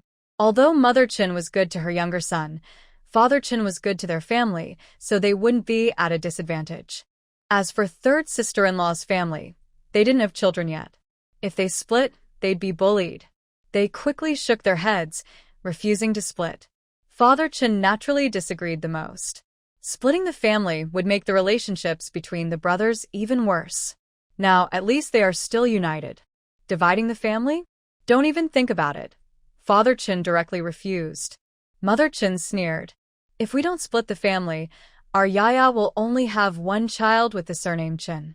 The rest will all have the surname Su, she continued. She added, whether the family name is Gu can be decided later when the next children are born. If her parents were still alive, as an only daughter, she planned to suggest to Su Yaya that her children could take the surname Gu. She also knew that having too many children was bad for her health, so she wanted to see how many children Su Yaya would have first. Right now, the twins had one with the surname Su and one with the surname Chun, which was just right. She never expected it to be triplets. After all, nowadays, twins are quite rare. The other sisters-in-law and her brother naturally noticed that Mother Chen's words had hidden meaning, but they didn't quite understand what she was implying. As for Father Chen, hearing Mother Chen's words, he immediately thought back to his youth when Mother Chen was always searching for her biological parents and claimed she was an only child. If she ever found her parents, she would be the first to have her children take the surname Gu. If she didn't find her parents, then the second choice. For Mother Chen, not finding her biological parents for over 20 years, she naturally didn't want to have a second child. She knew that having many children was not good for her health. Moreover, Father Chen had many sons. She was just adding a cherry on top. For her, she only wanted one child. As long as the child didn't cause trouble and was willing to study, she was doing her best to support that. As for whom Father Chen favored, it didn't matter. He had some money, but most of it was in her hands. When they married, she had said she would hold the financial power. Father Chen had no objection to this. All right, he agreed. Although his face looked unhappy, he agreed. He remembered promising Mother Chen long ago. But over time, Mother Chen had been focused on finding her biological parents after having one child. Later, due to the pressure of studying, she lost interest in having a second child. In her words, she couldn't even afford to study, let alone have more children. Father Chen was speechless and didn't say anything more. Although he loved his eldest son the most, he also cared deeply for this younger son. After all, the eldest son is going to inherit the family business, so the other sons probably don't like his child with Chiojin as much. Chiojin is very beautiful, and now, after years of experience, she still looks attractive. He also looks good, and naturally, Chunming's appearance is impressive. Chunming didn't expect the family to agree so easily. Mom is really kind. Dad is also good. Chunming naturally wants to flatter them at this moment. Suyu also thanks her parents. She has a gentle smile on her face, and you can't see any of her previous coldness. Everyone present doesn't doubt that if the family didn't agree, Suyu would probably take the child back to her parents' house to raise. As an only daughter, she has confidence. Her parents would support her. They also hope for a successor. Although there's no royal throne to inherit at home, no one wants to be without children. Younger brother, we are indeed short of many things for your wedding. The older brothers should be aware of this. As for Chunming, the family is short of you now, but it will be made up later. As for the dowry Suya brings back, let her and her family handle it. Our Chen family doesn't take other people's dowries. This was the first time Chen's father clearly explained things. Chen's mother immediately took out 200 yuan and gave it to Chen Ming and the others. Chen Min, Suya. They remembered that their mother had secretly given them money before. Now she's giving more? They took it without hesitation. What comes easily should not be refused. As the favored one, of course, they are very happy. Suya is also pleased. As for the bride price and marriage, we will make up for it with our earnings later. Suya doesn't need to do household chores. This matter is settled. Chen's father spoke with authority. The brothers didn't say anything. Even the sister-in-law is afraid of this father-in-law. She usually doesn't speak, but that doesn't mean he isn't authoritative. Chen's mother is also quite satisfied. Hurry up and help your wife back to her room to rest. She's pregnant, Chen's mother said gently. Chunming immediately helped his wife back to their room after getting the good news. Suya didn't say anything else. I didn't expect your family to agree so quickly, Suya whispered to Chunming. I didn't expect that either, Chunming said, feeling a bit confused. Is your mother the kindest to you since you were young? Suya couldn't help but ask Chunming. From today's attitude and the things she hasn't fully said, based on her experience reading many novels, she guessed that in this family, only her husband is truly her mother-in-law's own son. Yes, because I look most like my mother and we're both good-looking, Chunming responded. That's all, Suya finally realized that only her husband and mother-in-law look alike in their family. The father-in-law, although tall and upright, still inherited the good looks from the mother-in-law. Yes, rest well, wife. You've had a tiring day. Chunming helped Suya to the bed and was about to heat some water for her to soak her feet. He heard that soaking feet is good for health. Honestly, Suya had almost guessed the truth. In Chen's parents' room, she said, "Didn't you say you would treat them all as your own children?" "I did, but they are not all my biological children. If all of them were my own, I wouldn't be able to treat them equally." I knew that favoritism among biological children isn't normal. Chen's mother couldn't help but roll her eyes. What does her old husband mean? Allowing favoritism even for her own beloved son is a problem. Chen's father was speechless. Sigh, he let out a heavy sigh. Why sigh? You agreed from the start that I would have children with our family name. I didn't have a second child, and since I haven't found my biological parents, I didn't say anything.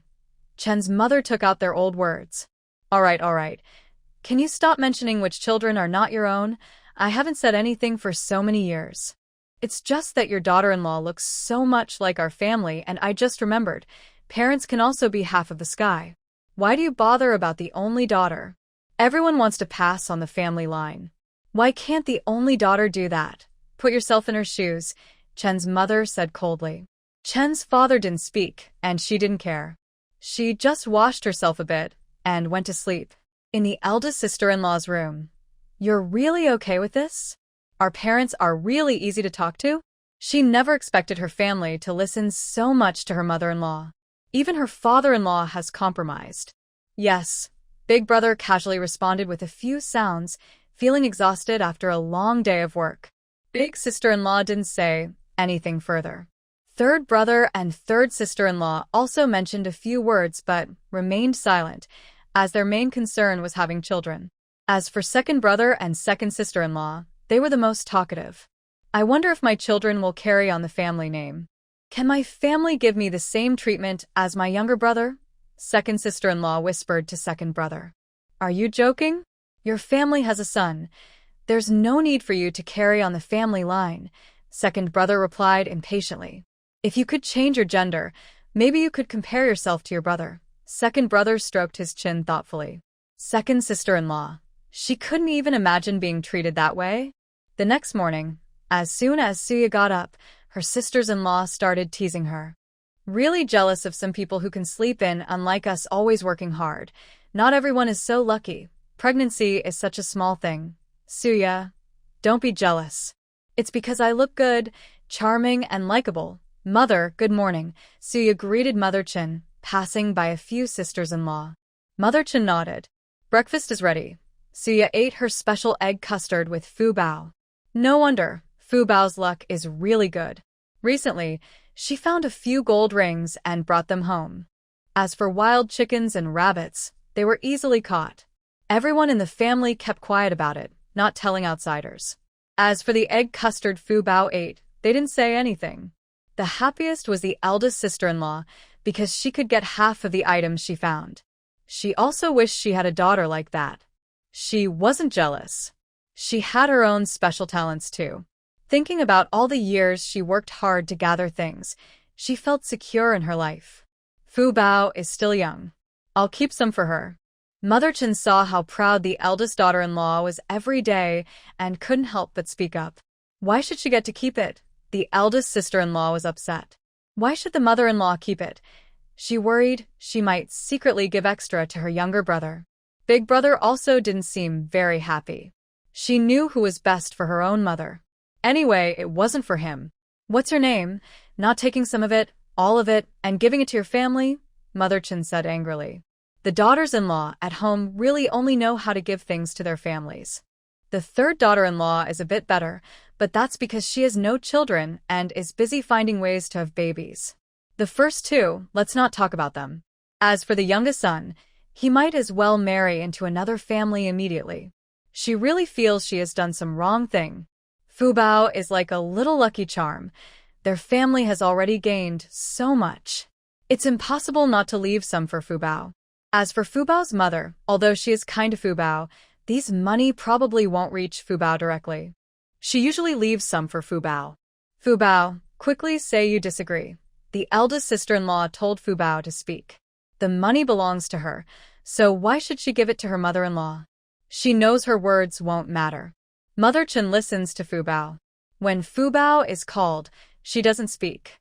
She knows her mother often gives a lot of money when she visits her maternal grandmother, and her father and mother often argue about money. She feels she is closer to her grandparents. When she visits her maternal grandmother, they have good food, but only share it with her brother, not her. Sometimes her mother secretly gives her brother good food too. Although her brother also gives her some, she understands everything. Why are you making such a loud noise with a child? Is it because your voice is loud that you think you're right? Mother Chen is angry and just waiting to vent her frustration. She finds her eldest daughter-in-law very annoying. Big brother, do you think we should give it or not? Mother Chen doesn't speak directly to her daughter-in-law but looks at her eldest son. Seeing his mother ask, the eldest son naturally agrees to hand over the money. Mother, we will leave some for us. He dares not say anything else. This matter is settled like this. Mother Chen makes the decision unilaterally. Father Chen quietly eats his meal, afraid to speak. The third sister-in-law and her husband are still wondering when they might have a child, and they wouldn't mind if it's a girl. They sigh. The third sister-in-law is even more anxious. Even Suya, who married in later, has already had a child, but she still has no signs of pregnancy.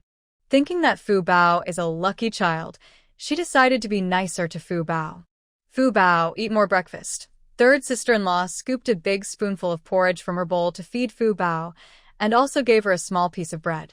Fu Bao was surprised and touched. The kindest adults at home, besides her parents and grandmother, are her little uncle's family. This was the first time she received kindness from other adults in the family. Thank you, third aunt. Fu Bao softly and sweetly said thank you. Be good, eat more. Third sister-in-law smiled warmly as she looked at Fu Bao. Third brother looked at his wife with curiosity. Suyu also looked surprised. She wondered why her husband suddenly was so kind to Fu Bao, feeling a bit uneasy. She liked the porridge in the morning, but the mixed grain bread was too coarse for her to swallow. Before she was pregnant, she could eat it, but now, with many delicious foods in the space and her pregnancy, she really couldn't eat it. Chunming took the food from his wife's bowl and put it into his own. He knew his wife couldn't stand these foods. He blamed himself for being useless and not providing a better life for his wife. He decided he needed to work harder. He felt he couldn't just waste time anymore. He needed to find ways to earn some money. He didn't want to do very hard work. These days, the best way to make money was either to help take care of Fu Bao or to go find traps in the mountains to improve the family's food or ask his mother for money. Fu Bao was too young, and she had her own mother. Even if her mother was not very kind now, she still preferred her own mother more. He could think about the other two options later. Suya didn't know what her husband was thinking. She watched as her husband skillfully took her food and was very satisfied. She planned to go back to her room to prepare a small snack for herself during the day when everyone was out working. She took out a small bread and some fresh milk to enjoy. It was really delicious. Suya was eating happily.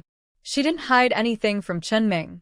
After all, her family was wealthy, and getting some treats was not difficult. Chunming truly wasn't thinking about anything else. He just wanted to eat. But this was for his wife's health. He felt shy to ask for it. He had never tried it himself. He looked at his wife with pitiful eyes, wet and pleading. Suya was softened by his gaze. She never thought about not sharing food with her husband. Here, this is for you. Suya broke a small French bread in half for Chunming. Of course, she took it out of the package first. Really delicious. It's so nice to have a wife. I've eaten so many tasty things with her. Chunming happily spoke. Yeah, I'm good to my husband, right? When will you give me some meat to eat? Suya looked at Chunming with bright eyes. She was craving fresh meat. Dried meat and snacks are tasty, but fresh stir-fried meat is different. She especially wanted to eat braised pork. Thinking about it made her mouth water. Any kind of meat is fine. I'm not picky. Chunming. He also wanted to eat. I'll go up the mountain and take a look. Chunming couldn't guarantee anything. After all, he's not Fu Bao. He also wanted to bring Fu Bao, but his mother didn't allow it, saying good luck shouldn't be used up too quickly and people should be content. He planned to rely on his own strength to get some meat.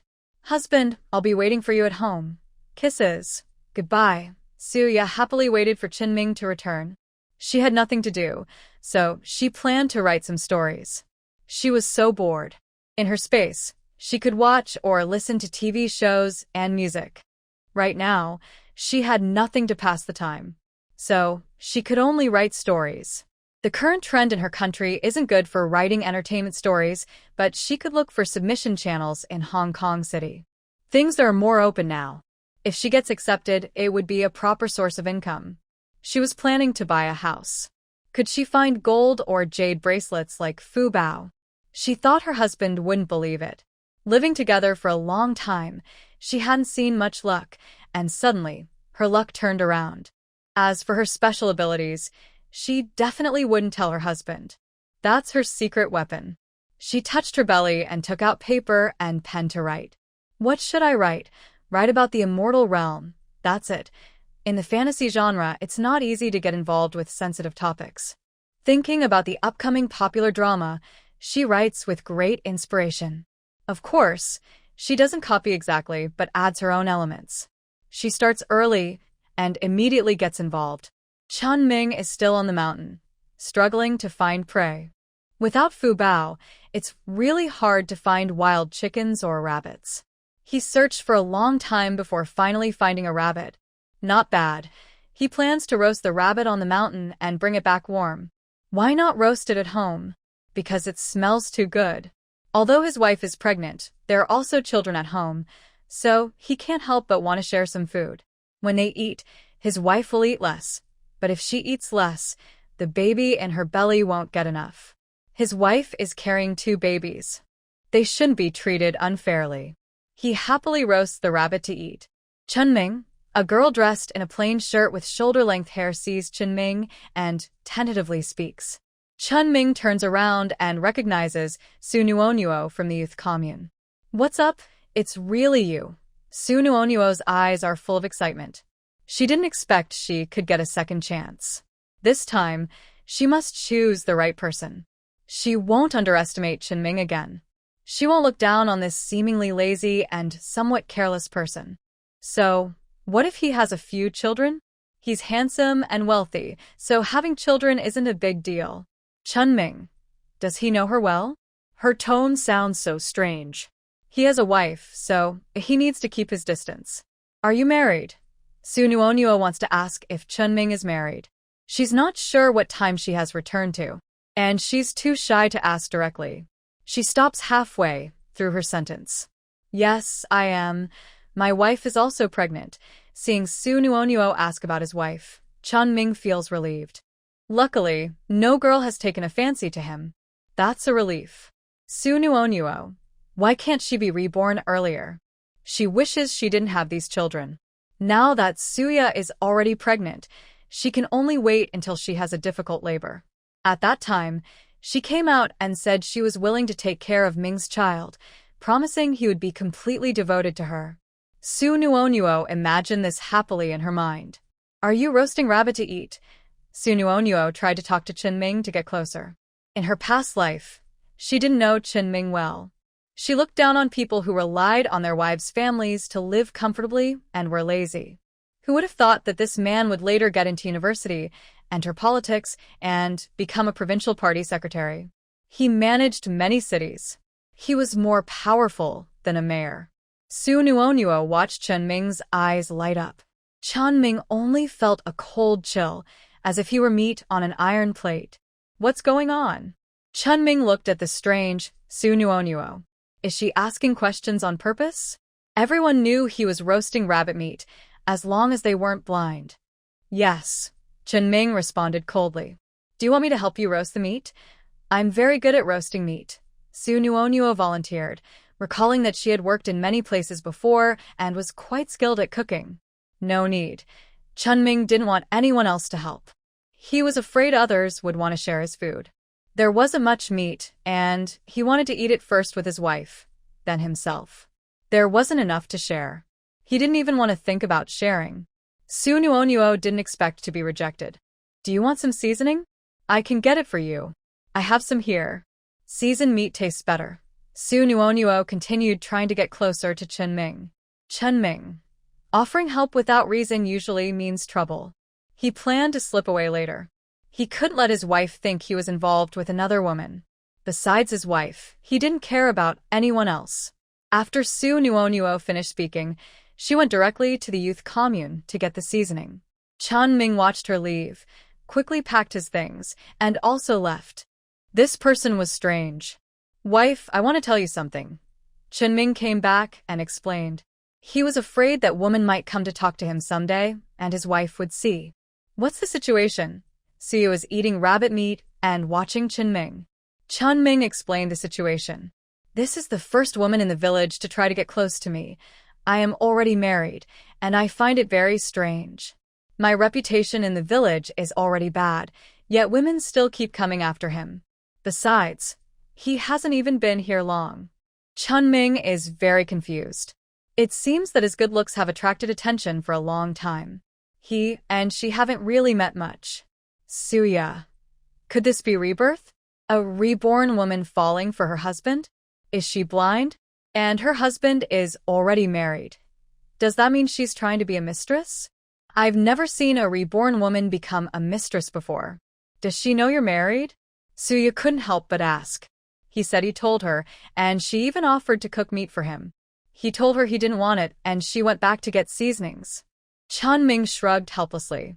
Being handsome must be a trouble. Suya.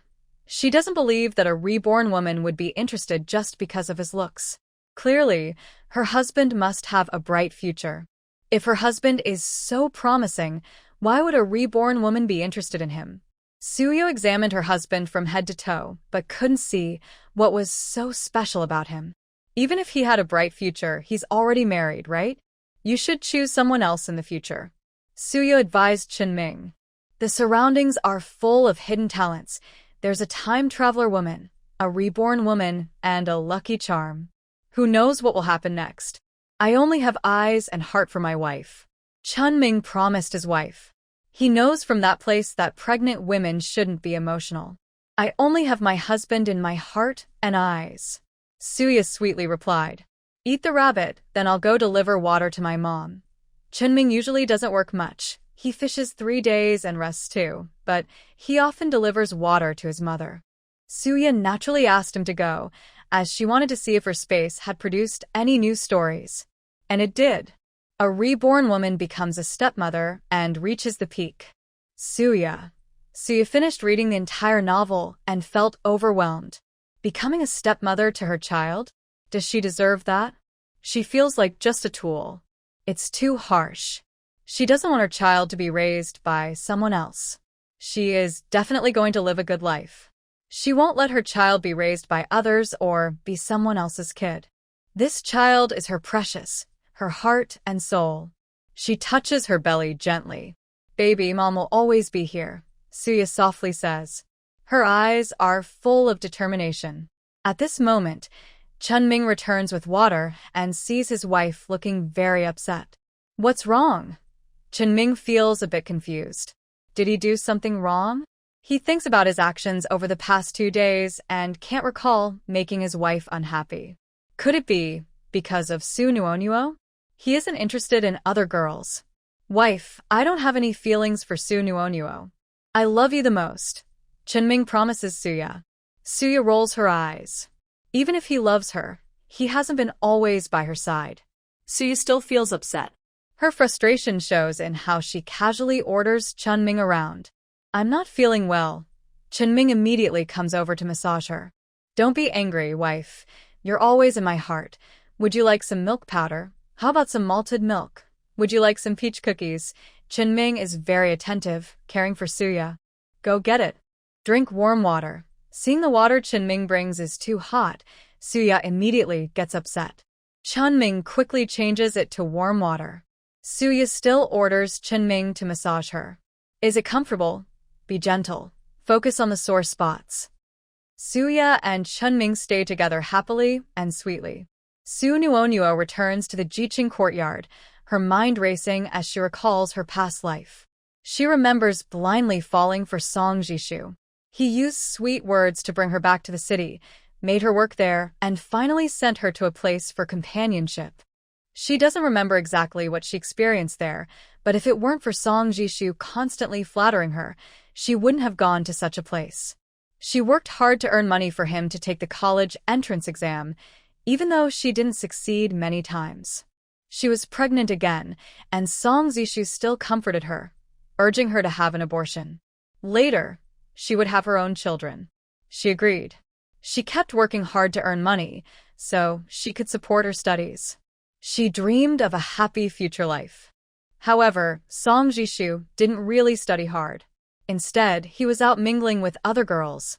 Of course, she didn't know any of this. She didn't even know how much money she had earned.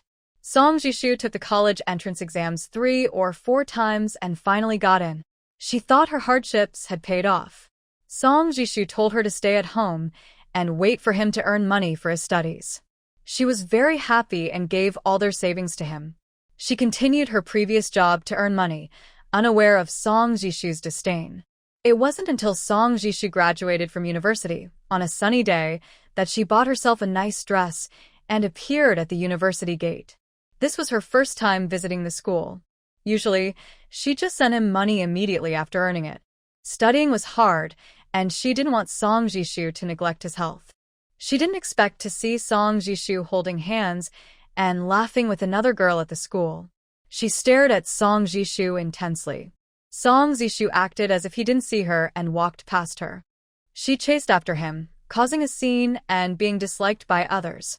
At that moment, Song Jishu had just started working at a government office, looking very successful, while she was living in difficult circumstances. She thought, I could have taken the college entrance exam too. She gave him the opportunity to study, only to end up like this. She was unwilling to accept this. If she could do it all over again, she would treat Song Jishu better. No, are you feeling unwell? Just then, Song Jishu appeared in front of her. Now, he had already included Su Nono in his goals. He naturally wanted to show concern. Smack. Su Nono slapped him directly and told him to get lost. Then she left immediately. Song Jishu, what just happened? He had been working hard to protect his reputation, so he didn't fight back. Everyone else was confused too, and in the end, they called the village chief. This incident became well known, including Suya. She really wanted to go see the excitement, but her family wouldn't let her. She naturally understood why Su Nuonuo was hitting people. If it were her, she would have done the same. However, she didn't like the idea of someone trying to step over her to get ahead. Suya was eating sunflower seeds and drinking orange juice. It looked very much like the current orange soda, so she took it out and drank. Chunming also took a sip and cautiously started gossiping with his wife. He spoke very carefully when mentioning Su Nuonuo's name, worried she might be upset if she heard. Today, he mainly talked about Su Nuonuo. People in the village had been watching Su Nuonuo and Song Jishu closely because they seemed very close. But now, Su Nuonuo's attitude had changed, which meant she was about to break up with Song Jishu. He thought he was handsome, but he didn't expect that even after marriage, women would still be interested in him. It was so strange. In his eyes and heart, only his wife mattered. Other women would just cost him more money. He couldn't bear it. He had no interest. He listened to his wife and kept away from that woman. Yaya, what's going on with this person? Chinming really found it strange. He naturally wanted to discuss the gossip with his wife. I don't know. Maybe she's fallen for someone else, Suya said casually. Both of them are about to report their marriage to the village chief, and then this happens. Chinming couldn't help but complain. It all seemed so casual. He decided that being with his wife meant spending his whole life with her. If you don't like her anymore, just say so. It's that simple, Suya said with a double meaning. She liked her husband now, but if he changed his mind, she wouldn't want him anymore. She didn't have any other thoughts about children having stepmothers and stories. After all, she couldn't expect a man to stay loyal to her for a lifetime. And she wouldn't stay loyal to a man who was gone. Being alone was too lonely. She liked lively company. In a world after a disaster, trust was hard to find. In peaceful times, she naturally wanted someone to accompany her, to love and marry. Darling, do you think I might not like you? Chinming looked at Suya with a sad face. I don't know. Just try to behave well. Suya raised her eyebrows as she looked at Chinming. I will do my best to perform well. I want to be with my wife for a lifetime, Chinming said seriously. Suya didn't respond. A lifetime is too long. She believes she and her space will be together forever. Wife, when our children grow up, let them study more. Maybe someday we can get a stable job to support us, Chinming happily said to Suya. Suya, before the children are even born, he's already thinking about feeding them. Can't you earn money yourself? How will we raise the kids? Are you going to rely on me to support us? Suya threatened as she pulled Chinming's hand. Her special ability isn't as strong as before, but her physical strength has improved. She's stronger than most men, able to handle small problems easily. Handling Chinming is a breeze. I can't support our family right now. Working is really tiring and your husband isn't good at it. Chinming quickly shook his head. It's too hard for him to work. He's never liked hard labor. Compared to working, he chose studying without hesitation, or he wouldn't have been the top student. If you won't work hard, I will. If you don't work, what else can you do? Suya rolled her eyes impatiently. I can do things other than work, Chinming said to Suya. Suya, in today's world, what else can you do besides working? Thinking about her own writing. She thought Chinming should do that. Can you write? Suya asked Chinming. No, Chinming answered seriously. Then learn it. Our family needs an income. Husband, you won't just rely on us living on air, right? Suya said ominously. Are we just living off my family? I do housework at home, relying on my wife's family to support us. Chinming happily took Suya's hand, swinging it and acting cute. Suya was momentarily speechless. I don't know how to respond to what Chinming said. No way. He can't let her husband keep slacking off. Since her husband is destined to be successful in the future, why can't he be successful now? Since she's with him, she should enjoy some happiness first. I'll tell a rough story, and you turn it into a novel, Suya said to Chinming. She had been writing all morning, and was really exhausted. Writing by hand is very tiring. Passing time with some writing is fine, but making it a profession isn't possible. Huh? Me? Right? Chinming was confused. He can read well, but that doesn't mean he's good at writing. Who else should write if not you? Look at my belly, I'm pregnant. Husband, I believe you can do it. Suya praised Chinming with a compliment. Then I'll try. Since his wife thinks he's capable, he decided to give it a shot. Suya explained the basic story to Chinming and showed him the beginning she wrote. Wow, wife, you wrote really well. Why don't you keep writing? Chinming was full of praise. He knew his wife was well-educated, but he didn't realize she was so talented. No wonder she's a high school graduate from the city. I'm tired, Chinming said. And I have you, my husband. Suya blinked her eyes. So Chinming started his writing journey. She found a job for Chinming, giving her some personal space. She didn't go into her space. Her mind wandered inside. Her space was full of snacks, things like spicy chicken feet, duck necks, cookies, chocolates, and more. She looked at them without blinking. She took out a plain-tasting duck neck and started to eat. Of course, without the packaging. Suya had a special cabinet for her things, and Chinming didn't know what was inside. It was perfect for her to hide things. After all, her family was quite wealthy. Eating more snacks wasn't unusual. She enjoyed the fragrant duck neck very much. As for Chinming, she left him a piece. He was so absorbed in the delicious smell of the food that he didn't notice anything else. Because of this, Suya didn't bother him. It's natural to encourage her hardworking husband. In her life, she just waits for her husband to support her. After eating duck neck, she arranged some cookies for herself. She doesn't like peach crisps but prefers cookies and bear-shaped biscuits. She eats slowly, while thinking it would be nice to have some entertainment, maybe even prenatal education. Suddenly, her phone almost jumps out of her hand. Suya, Isn't it supposed to be unusable? Her eyes are full of surprise. Can it be used? Prenatal education?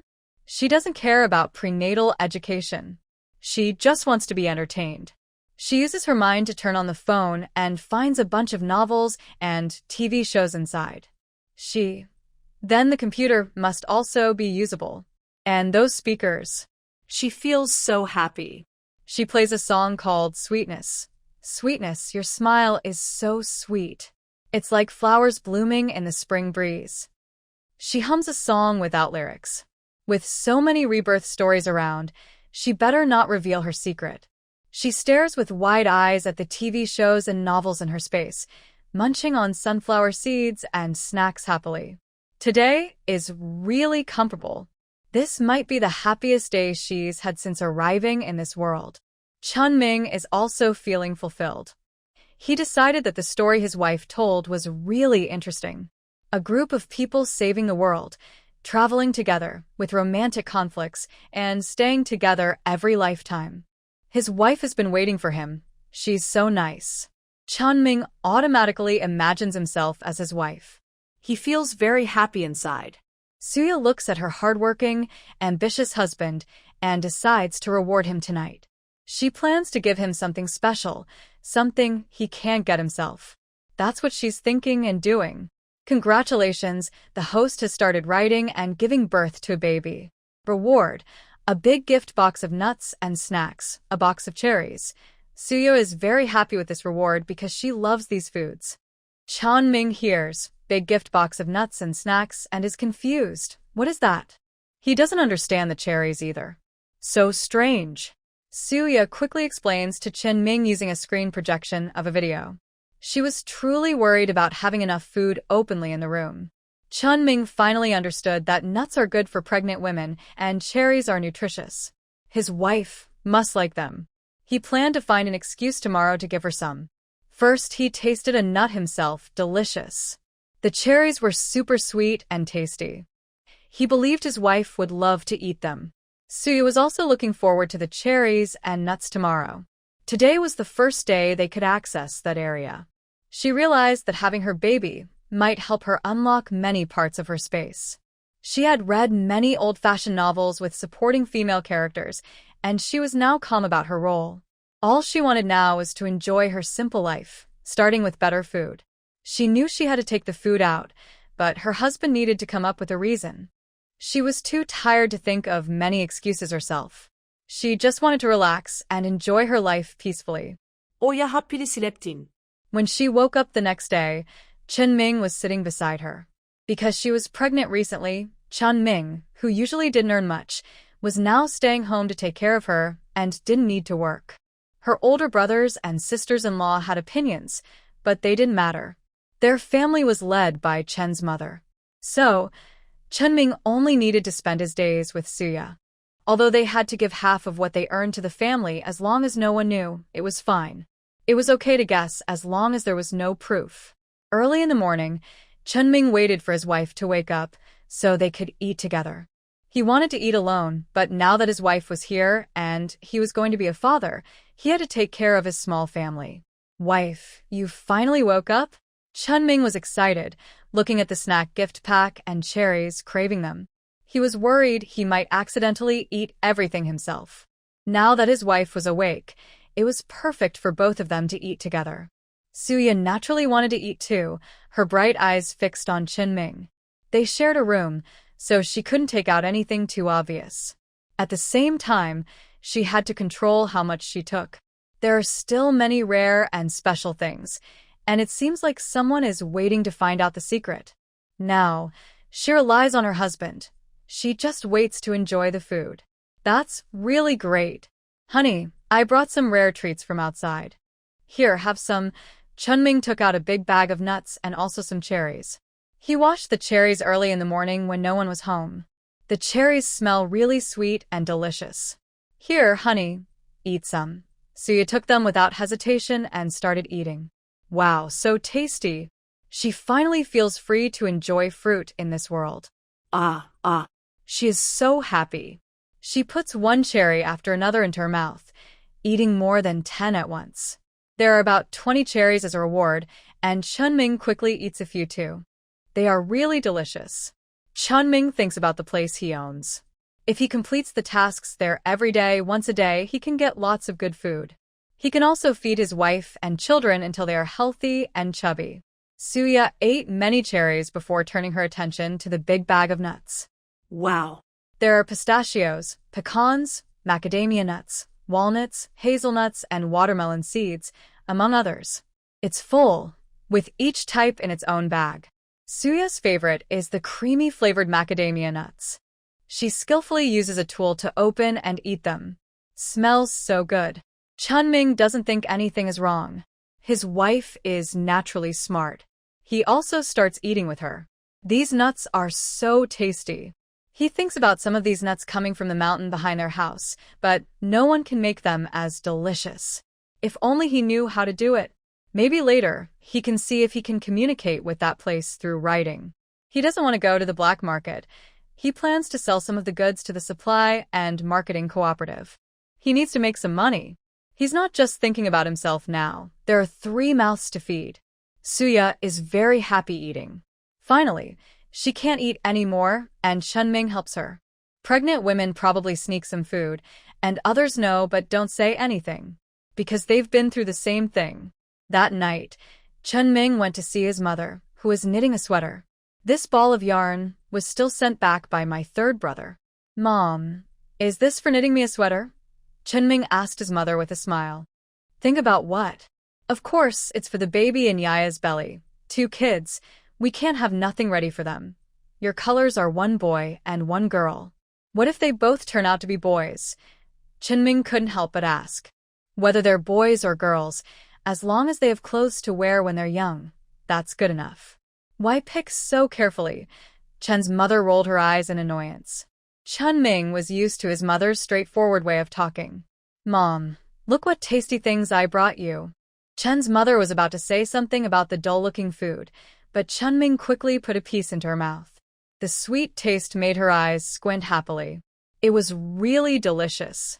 She said there was plenty of good food for Yaya, so she didn't need to eat these treats. "I'm sure my wife has some at home." "Don't worry, Mom," Chunming said casually.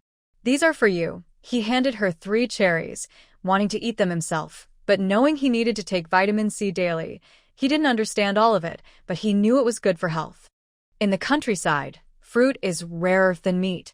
There are wild berries on the back mountain, but only children go picking them. Adults are busy working. Even if the family has some responsibility to feed the children, adults wouldn't eat much of these. This is his mother, and he definitely wants to take care of her. "Mom, finish eating the fruit quickly." Chunming watched over his mother.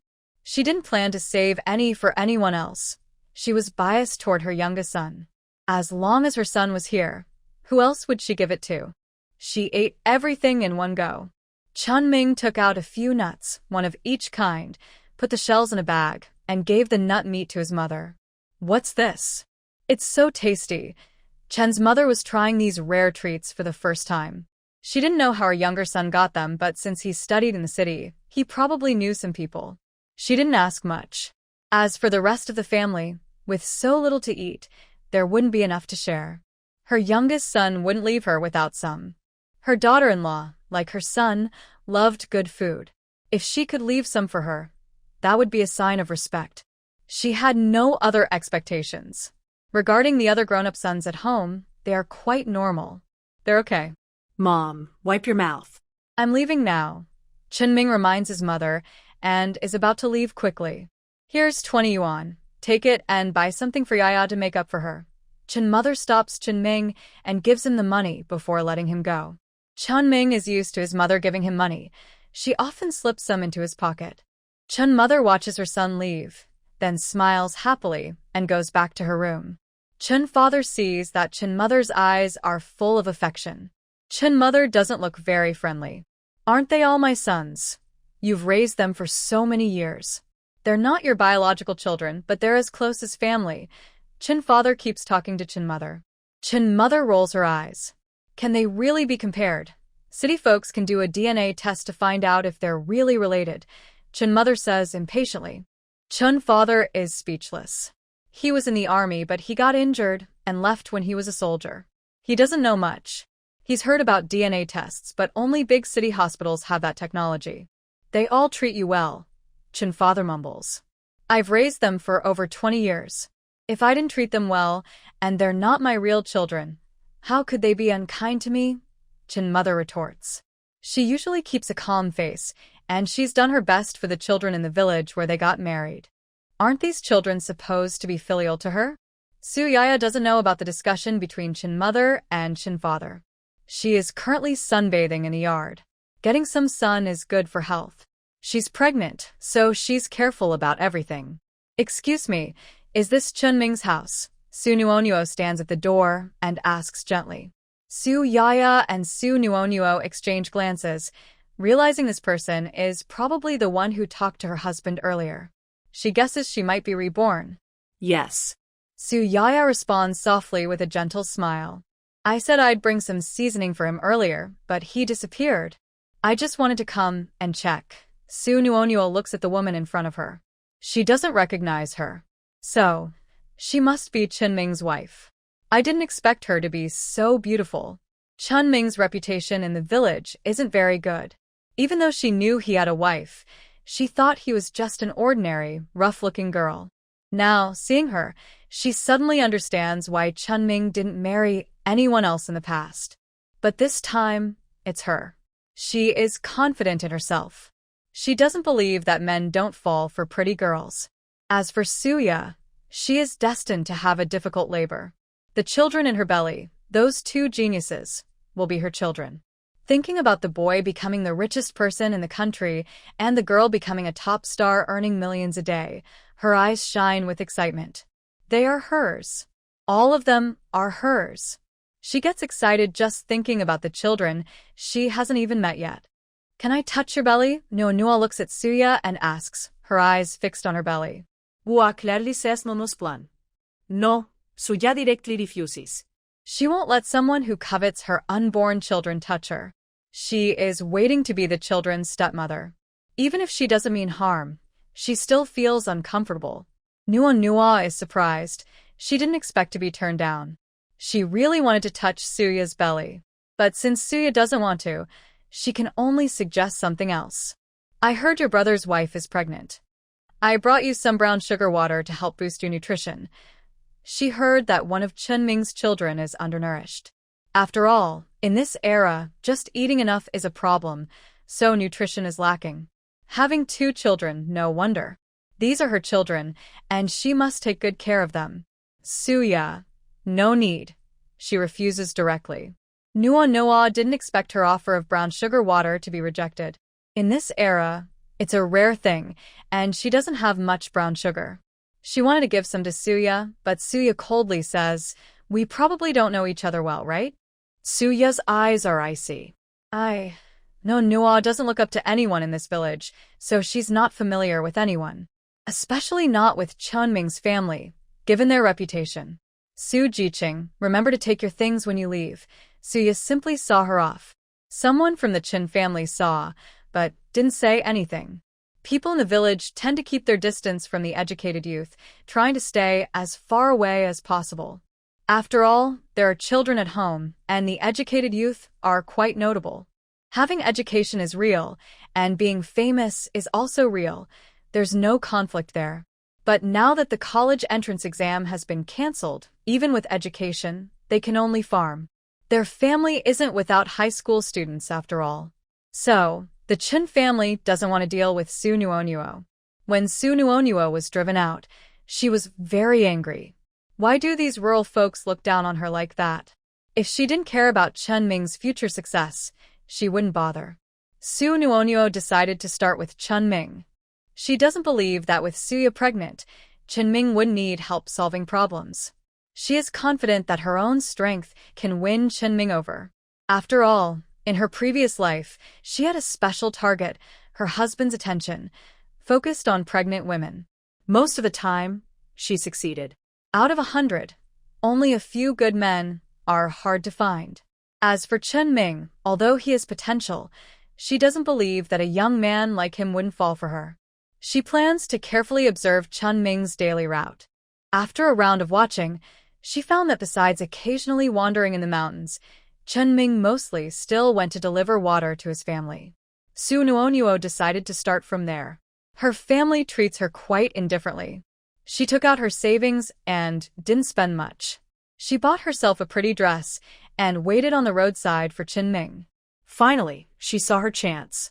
Brother Ming, Su Nuonuo stepped in front of Chunming. Hearing her voice, Chunming got goosebumps. What is this? Are they very close? What's up? Chunming stepped back. Su Nuonuo pretended to trip over a stone and fall toward Chunming. Chunming. He immediately took a few steps back. He was afraid of falling. Su Nuonuo. What kind of man is this? Just ignoring her? Is he even a man?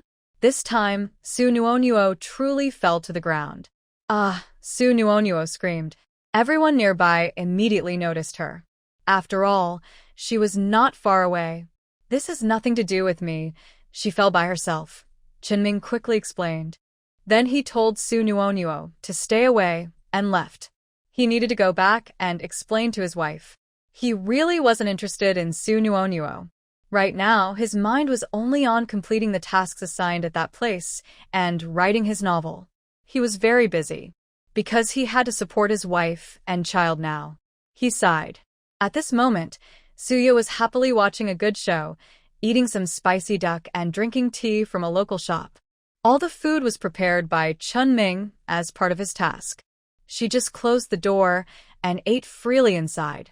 Sure, the smell probably spread out, but that was okay. She was pregnant. She was the most important now. Above her was her mother-in-law, below her was her husband, and life was really good. Much better than in the end-of-world scenario.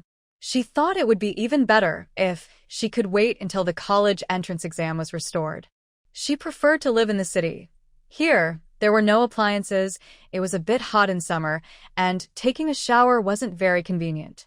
But since the college entrance exam hadn't been restored, she had to find a stable job.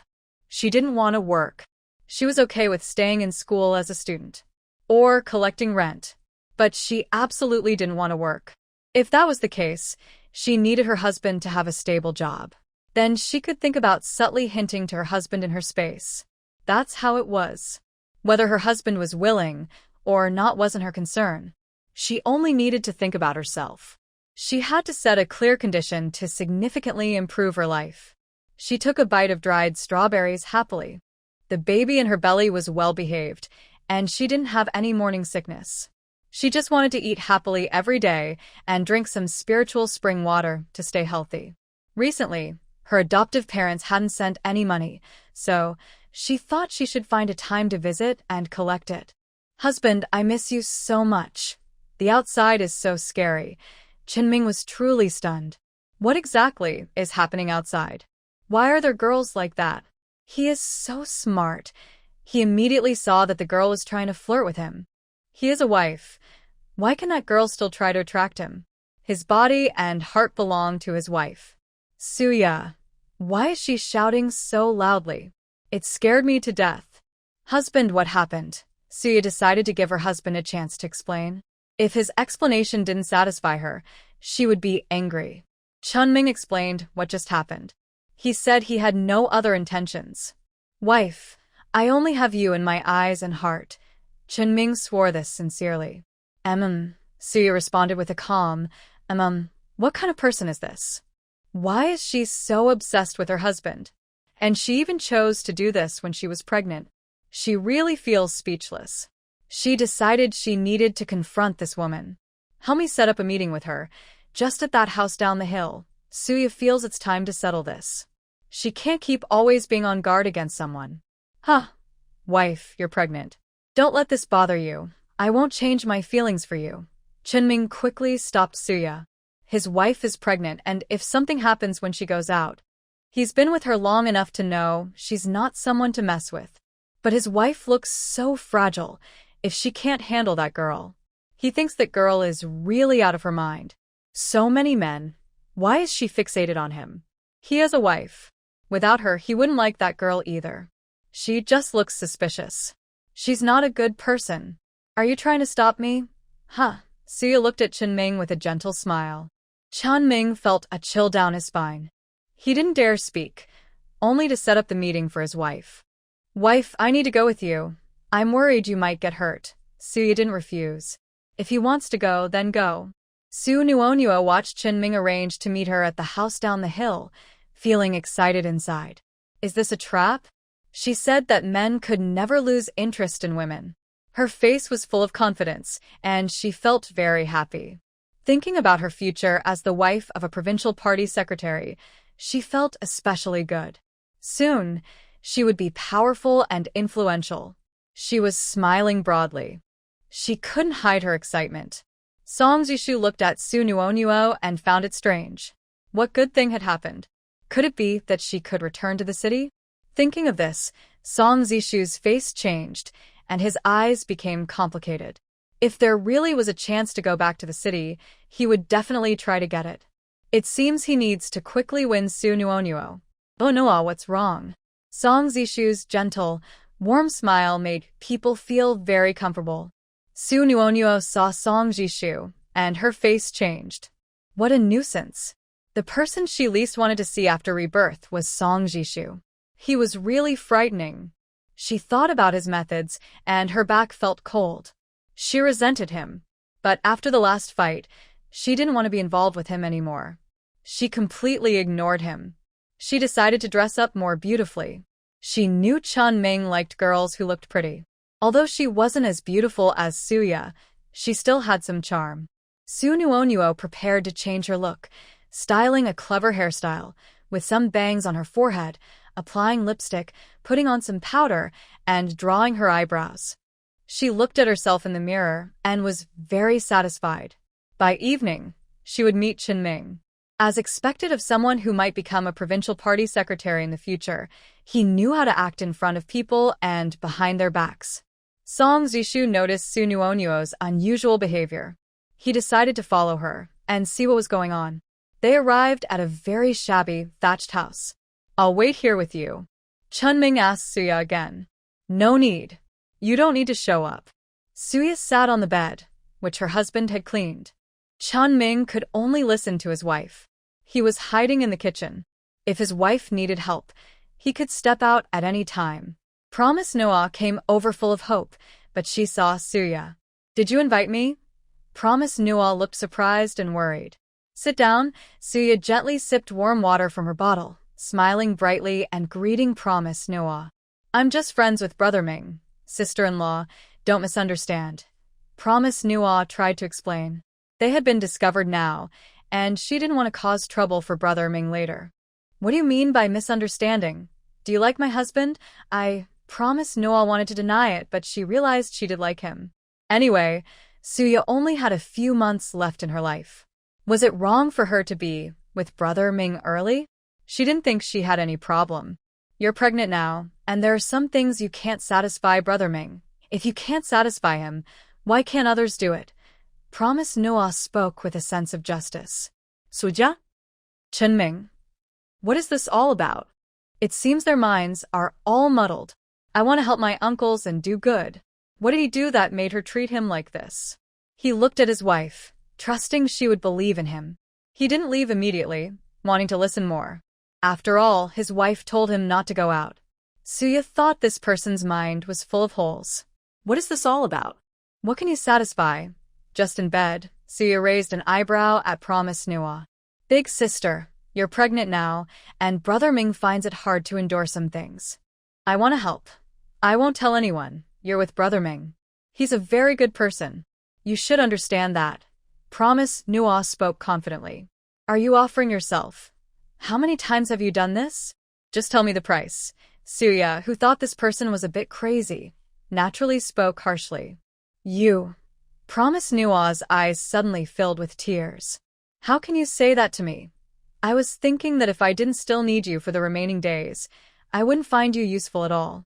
Since you're already jealous of my husband, can I say something? Are you willing to do this without money? Suya continued to stir the pot. I'm not that kind of person. I want to help without expecting anything in return. Don't you care about Minga? Sun Nuonuo kept pretending to be pitiful. She knew that even if no one was around now, she couldn't get angry. What if someone showed up? Have you ever heard a saying? Suya leaned closer to Sun Nuonuo and spoke slowly. What saying? Sun Nuonuo instinctively asked. Don't feel sorry for men. Girls should care more about themselves. Are you sure you want to volunteer? Suya asked directly. Sister, I really don't mean anything else. I just want to help Ming go out of kindness. Sun Nuonuo hurried to explain. Stop right there. Since you say my husband is excellent, you want to help him? You're taking advantage. Chen Ming. His wife is ignoring him? Sun Nuonuo. What is going on? Why is she taking advantage? She already slept with him. You should at least get some money. My request isn't much, just 100 yuan. Suya smiled happily. This was the price she had carefully considered. She believed Sun Nuonuo had some money.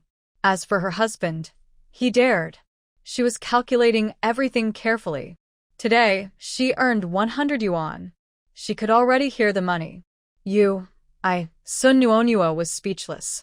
She didn't expect it to be like this. Hurry up and think it over, Suya urged. Sun Nuonuo still hadn't convinced Chen Ming, and she really couldn't bring herself to pay 100 yuan. She was still thinking about saving her money to support Chen Ming's education and to nurture the talented child. She only had so much money. Once she gave it away, it would be gone. It seems Mingge is just SOSO. Su made a double entendre. Finally, Su Nuonuo relaxed and said, If you give me 100, I will agree for you to contact my husband. After all, you're so kind-hearted. I feel ashamed in comparison, Suya said sarcastically. Su Nuonuo didn't catch the sarcasm. In her view, what's wrong with a good man having many women around him? When can we meet? Just pay and it can happen today, Suya replied. Su Nuonuo didn't hesitate and immediately gave her 100 yuan. Suya looked at the money carefully. It was 10 large bills. Wow, she's really wealthy. Chen Ming didn't expect that one day he would be worth 100 yuan. Suddenly, he felt like a prized item. But thinking about how this money was earned through his wife's efforts, he felt mixed emotions. As for their conversation, Chen Ming truly had no other thoughts. He has a wife and children. He wouldn't mess around. Chen Ming, although a bit lazy, he has principles and a bottom line. Husband, a girl just volunteered to meet you, Suya said loudly. Su Nuonuo looked around. When Chen Ming heard his wife call her, he naturally came out. He kept his distance from Su Nuonuo and stayed close to his wife. I'll give you a chance to get along, Suya said with a raised eyebrow. Su Nuonuo, Mingge, she started. I'm just thinking of you, she added. Su Nuonuo spoke slow. Stop talking. I'm not familiar with you. I refuse. Stay away from me in the future. Don't you know about manners and decency? I have a wife and children. How can you, an unmarried girl, be so shameless? Chen Ming didn't understand compassion right now. He was anxious. He couldn't let his wife misunderstand. She hesitated. Wouldn't it be good to have another sister to keep you company? Su Nuonuo felt uncomfortable and subtly adjusted her clothes, revealing a different view. Chen Ming. He was blinded. Run. He felt unclean. He just wanted to see his wife. Su Nuonuo. Listen, I don't have any feelings for you. You look so ugly. I can't stand to look at you. You're not even better than a single hair of my wife. Did you hear that? Chen Ming said loudly. He left with Suya. As for the 100 yuan, of course, he wouldn't pay it back. That was his compensation for emotional distress. Suya was carried away by Chen Ming. She should stay far away from Su Nuonuo. Su Nuonuo looked extremely angry. Her usual confident tricks didn't work this time. Her face almost twisted in frustration. People outside the door also came out at this moment. I thought you were going back to the city. So, are you planning to be a little troublemaker? Song Jishu's tone was sarcastic, full of anger. This flirtatious woman was about to become his, but she was just about to say yes. Then she did this to him. He felt like his hair was standing on end. Su Nuonuo looked at the person in front of her and was very annoyed. So, what if she was a little troublemaker? At least she had money to spend. Unlike the man in front of her, who kicked her away with his foot. Get lost. None of your business. Su Nuonuo's tone was fierce, and she started hitting him. "I'll beat you, unfaithful man." Smack.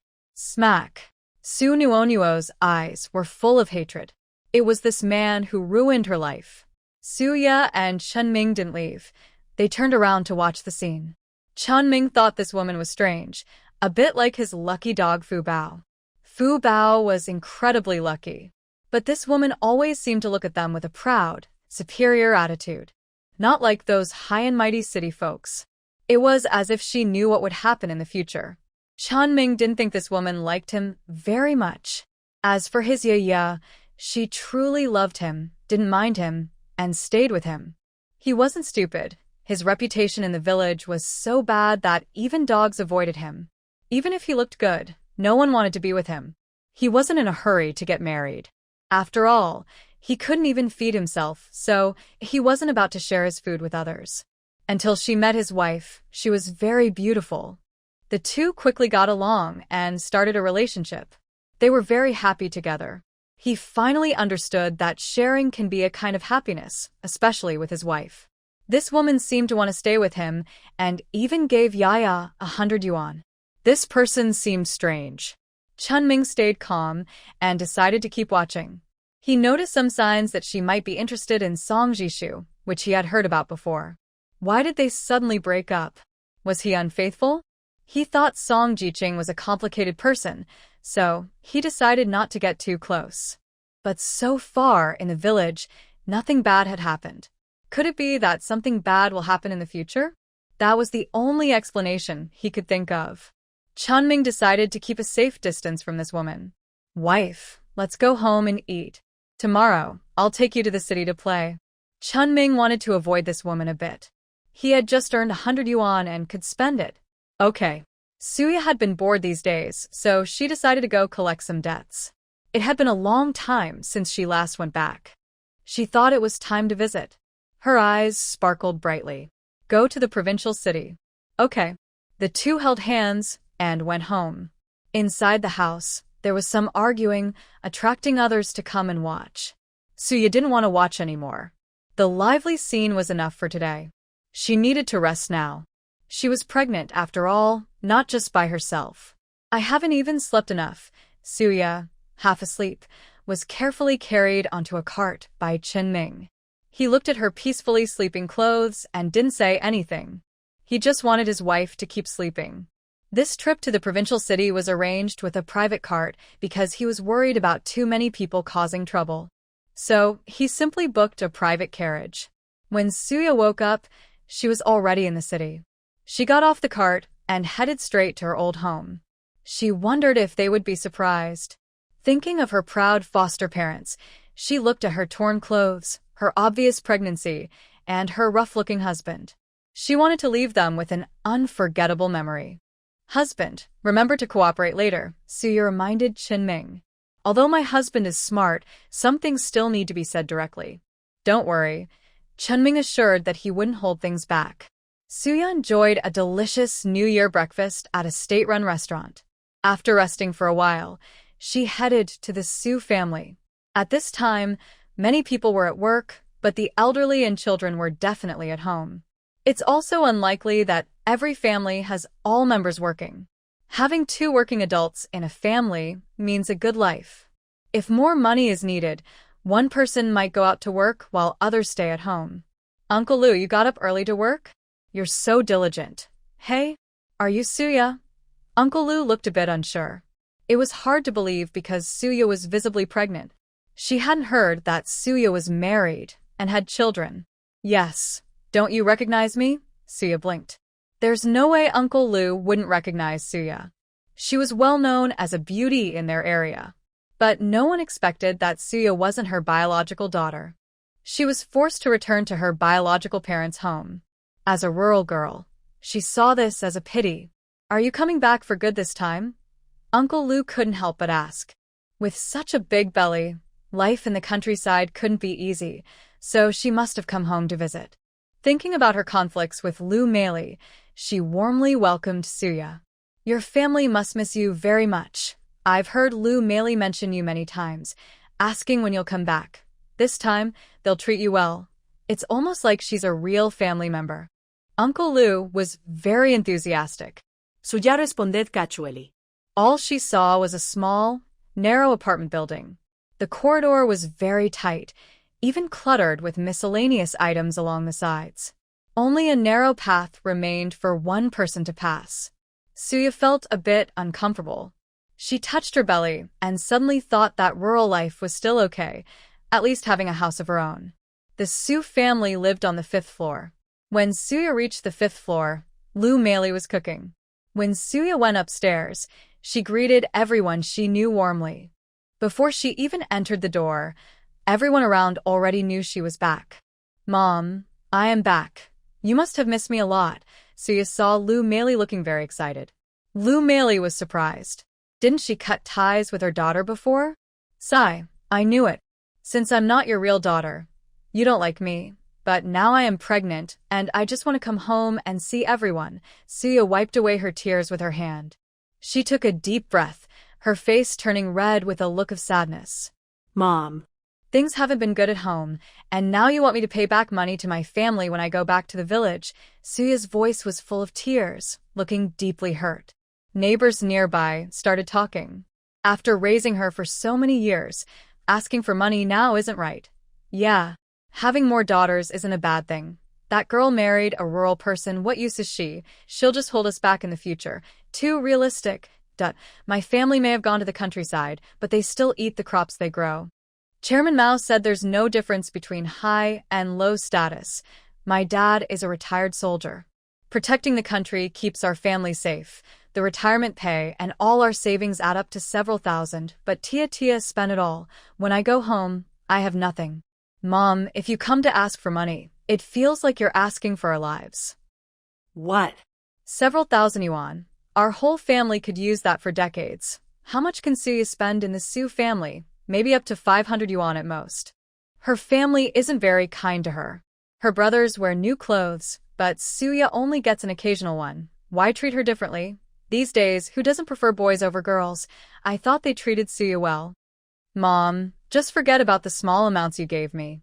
I only spent 500 yuan. My parents have no savings now. I'm pregnant again, and I just want to see if my parents can give us the remaining money. You gave us some money before, saying it was for my dad and mom to raise Tia as a reward. Together, it's still 975 yuan short. Can you help us out? Su Yake, feeling sorry, spoke softly, afraid of being scolded. Since Lu Meili and the others brought it up voluntarily, they should get the money. That's a lot of money, not small change. Meili, you've always thought your family is well off, all workers, so you shouldn't be unable to come up with 975 yuan, right? Yes, one shouldn't be so heartless. Lu Meili was bombarded with various comments as soon as she opened the door. She cared a lot about her reputation and couldn't stand this. But she thought about her husband's situation. This money could be delayed. Their family had the money, but their sons also needed to get married. Sweetie was coming back, and she would definitely need a job arranged for her. Otherwise, her fiancé's family would look down on her. This marriage was a bit of a social climb for their family, and changing the match would upset the other side. If Sweetie didn't have a job, the fiancé's family wouldn't be happy. With so many mouths to feed and their living standard high, they didn't have much savings. They were reluctant to give out 975 yuan from their savings. When Su Tian saw Suya come over, she frowned. She didn't really want to see her. She was too beautiful, and being around her made others overlook her. Even when she was in Su's village, people praised her for being pretty. But now, no one mentioned her at all. Mom, let's hide the money, Su Tian said to Lu Meili. She knew how much money they had. There were only the two of them at home, and neighbors were watching them closely. Lu Meili hadn't even considered not giving. Her daughter had changed. She didn't want to make things difficult for herself. Wait a moment. Lu Meili went back to her room and brought out 975 yuan for Suya. Thank you, Mom. Meeting you in this life is truly my luck. Suya's eyes were filled with sincere gratitude. Lu Meili always felt something was off. Her daughter's sudden attitude made her very alert. Mom, even though you told me to cut ties and said you disliked me marrying a rural person, but you don't know how hard life in the countryside is. In the city, eating at home or spending money doesn't feel the same. In the countryside, you might not get meat for half a year. I haven't made new clothes in a long time. The only time I get new clothes is for my wedding. Actually, I get a new outfit about once a month. Suyo is crying and complaining about this. Lu Meili responds, what does it have to do with him? Su Tian also looks at Suyo with confusion. She always feels that her older sister is a bit strange. Meanwhile, the neighbors are stunned when they hear this. Not making new clothes for a long time at her home is normal, but for Lu Meili's family, it's unusual. They often buy new clothes. As for meat, they can usually eat it at least once every 2 weeks. Is Suya really living such a hard life in the countryside? Does Lu Meili ignore her? Everyone's only thinking about this. Aunt Lu asks out loud, did your mother give you any money? They know Suya was upset because her fiancé was taken away by Su Tian, and she didn't want to go on blind dates. They heard Lu Meili introduced her to a wealthy man, but Suya refused and went back to her biological parents' home. When they returned to the countryside, they received some support. But she seems to have forgotten all these years. My mother didn't give me any money, not a single penny. I've had a very hard life in the countryside. I really don't want to marry a man 20 years older than me. He has a daughter. I don't want to do it. Suya suddenly becomes hysterical. What? Did I hear that right? 20 years older? The neighbors around are stunned. Isn't this selling a daughter? They stare closely at Lu Meili. Is what he has said really true? Aunt Lu is the first to ask. That man also has a daughter. Annie, I swear I am not lying, Suya assures. You're really suffering, wife. I will treat you well. I will give you the best I can, and make sure you have enough to eat, Chunming promises Suya. If it were before, he probably wouldn't have the ability. But now that he has that place, he's confident. Husband, you're so kind. Suya looks at him with deep affection. By the way, this man looks pretty good. Yes, now rural areas are not worse than us. We have money and tickets, but even food is hard to buy. Yes. Yaya, tell us which man it is. Let's see if we know him. Aunt Lu smiled happily. Seeing Lu Meili's lively scene, she was clearly enjoying others' misfortune. They share the same surname, so she often compares secretly. She has always been suppressed, so after so many years, she must be unhappy. Now that she has a chance, she wants to take a good look at her. It's really better. Even if it's not true, she can say a few words. Meili, I didn't expect your family to treat your daughter this way. It's still a model family. Maybe that's a bit unfair? Aunt Lu spoke very straightforwardly, smiling freely. Yaya, everyone is here to support you. Tell us, who is it? Suya glanced at Lu Meili. Mom, I finally came back and you won't let me sit inside. I have a baby in my belly, working hard in the countryside, with little money for nutritious food. Mom, you must take good care of me. Suya looked threatening, touching her belly, and looking at Lu Meili. Lu Meili. Su Tian. Is this still the kind sister I remember? Something feels off. Mom, it's because you got too excited. That's why you're acting like this. Sister, brother-in-law, come in. Su Tian forced a smile to greet them. Suya happily asked Chunming to take out peanuts, melon seeds, candies, and give everyone some. There's no wedding at home, so these are wedding candies. Sorry for the trouble. Thank you for taking care of us all these years. Suya's words made everyone feel very comfortable. Even Aunt Lu was smiling happily. Chunming was very generous. No wonder I thought she looked like my sister earlier. It turns out she's beautiful and kind-hearted. Chunming also praised generously. Women, no matter how old, like to be complimented for looking young. Lu Meili reluctantly welcomed people inside. Yaya, if you suffer any grievances at home, tell us. We will support and stand up for you. Yes, yes, yes. If you have something to say, just say it. Don't suffer in silence. I will definitely tell everyone if I feel wronged. Suya smiled warmly and waved her hand, then led Chunming inside. Wow. This house is just so. Suya glanced around and commented. We have cut ties, so what do you mean? Lu Meili looked at Suya and felt unfamiliar. She really didn't expect her obedient daughter to become like this. Why don't you tell others that you've cut ties? And you still haven't brought out anything to eat. I want malted milk. Suya spoke directly. Lu Meili, if you don't give me some, I will go out and say I was wronged. I came back after more than a year, even pregnant, and you didn't give me anything to eat. Aren't you afraid people will talk behind her back if you don't give me anything? Suya spoke lustily. Getting that 975 yuan was not easy for her. If she didn't cause some trouble, it would be a waste. Lu Meili could only ask Su Tian to bring the malted milk. Hurry up and thank your former mother. Suya looked at Chen Ming. Thanks for your concern, former mother-in-law. Chen Ming quickly grabbed the malted milk and held it to his chest. He didn't know why, but recently his strength had increased a lot. That's a good thing. He didn't think much about it. Lu Meili, it's just for you to eat a little, not for everyone. Oya ignored her. All you care about is malted milk. Isn't there anything else to eat? Make some braised meat to eat. I traveled so far with hard work. Can't you prepare some braised pork? And some braised fish. Buy me some apples. Also, sugar cake and walnut cookies. Suya started eating without holding back. If she can get free food, she won't be polite. What are you thinking? Such a big face. Lu Meili roared angrily. My face isn't big, it's small and delicate. You don't wanna, then I'll go out and talk about my 20-year-old blind date partner. Suya took a sip of milk and spoke slowly. Lu Meili, Mom, you go buy it.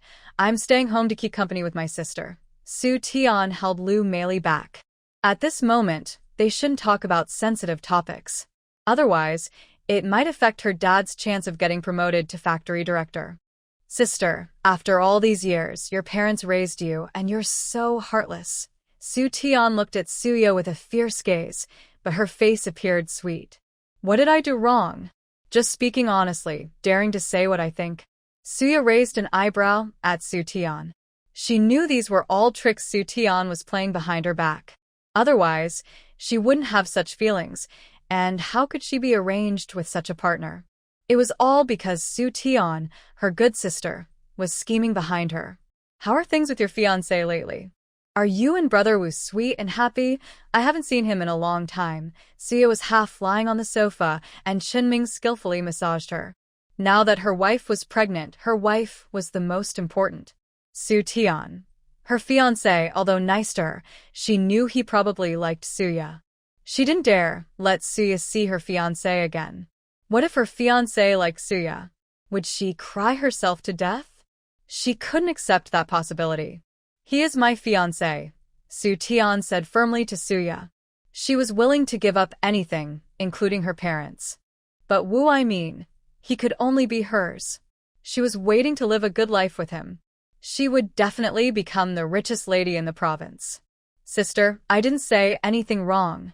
Why are you so excited? Suya smiled faintly and said, I'm not interested in Wu. I have my own husband. My husband is super good, and he wouldn't like your fiancé. Suya spoke casually. She really didn't like the way this man was being thought about. Men can be thought about and taken away, but she didn't want that. Lu Meili quickly went to buy pork, fish, and other things Suya needed. She didn't really want to buy them, but seeing Suya's current state, she instinctively bought everything. Just in case. After buying the items, she also called Su Aijuan at the mechanical factory. Seeing Suya made her scalp tingle, she thought it was better to call Su Aijuan back to handle things. Did you give the money? Is it still at home? Su Aijuan was stunned. What a big face. Lu Meili hinted that Suya might threaten them with some leverage. Does she not care about her reputation? Some blind dates she had before, talking about them isn't a good thing, right? Su Aijuan was shocked as he spoke. He simply couldn't believe that, even after getting married, she would still talk about past matters openly. Who knows? Lu Meili rolled her eyes. Su Aijuan still hadn't become the official factory director. He could only go back and check on Suya, his good daughter. Suya was now asking Su Tian to clear a room for her. She had come once, so naturally she wanted to stay for a few days, eating and taking things. Chen Ming cooperated very well. Su Tian had no choice but to let Suya stay in her room. She felt that Suya had changed. No longer the kind person she was in her previous life. She didn't say anything. Anyway, the best things had already come to her. Now that Suya was with a rural man, It was just oh. Suya was shocked when she saw Su Tian's room. The bedding was new, many sets of clothes were packed in the wardrobe, and there was a curtain. In that era, most people just used newspaper as a cover. Having a curtain showed it was something special. There was also a desk with some skincare products like snow cream. That was quite generous. Seeing these things, Suya only felt sorry for her former self. Take your personal belongings out. Suya planned to sleep in this room. As for Su Tian, she would sleep in her previous small room or storage room. Su Tian hesitated but finally spoke. Big sister, this is my room. Su Tian didn't want to back down. She really liked her room. Everything was decorated just the way she liked it. She was truly reluctant to give it up. Although she was the biological daughter of the Su family, why should she give in? Now this is my room, Suya said slowly. Husband, throw her out, she ordered Chunming. Chunming looked at Su Tian. If you don't leave now, don't blame me for being harsh. Chunming always listened to his wife. If Su Tian didn't leave, he wouldn't hesitate to act. He didn't have soft feelings for women who didn't understand boundaries. In his view, if his wife disliked her, she couldn't be a good person. Seeing Chunming, the lazy man, Su Tian instinctively stepped back. She had heard many stories about domestic violence in rural areas. Now, Suya finally felt at peace. She told Chunming to close the door and took a rest. Suya carefully looked around the room from start to finish. This was the place she had lived in for over 10 years. Now, there was not a trace of her left. She came into this room to get something. She remembered that in the original story, the heroine found gold bars when packing up to get married in this room. The owner of the front building probably didn't know how many people had been through here. So, it was truly a windfall. She knew about it, so she had to get it. She was thinking about how to come back and get it. This debt collection visit was just the right chance to enter the Su family's house. She carefully searched around. She remembered there was a hidden compartment in the wall next to the wardrobe. Honey, what are you looking for? Chunming saw his wife feeling around and looked confused. Suya ignored Chunming. She remembered there were several gold bars and some jade bangles. She kept feeling around. Finally, she found a loose spot. Click, the wall in front of Suya was carefully removed. Chunming saw this and asked, is this her little treasure vault? That was his first thought. Suya opened it and found 5 gold bars and 2 jade bangles. She immediately recognized that they were high-quality Hitian jade. The feel of them was completely different. Although she had once collected some items from major shopping malls in her space, the items she displayed were not very valuable. These 2 jade bracelets looked like rare treasures. She looked at them with great affection. Chunming was stunned when he saw the gold bars and jade bracelets. He was sure these weren't his wife's secret savings.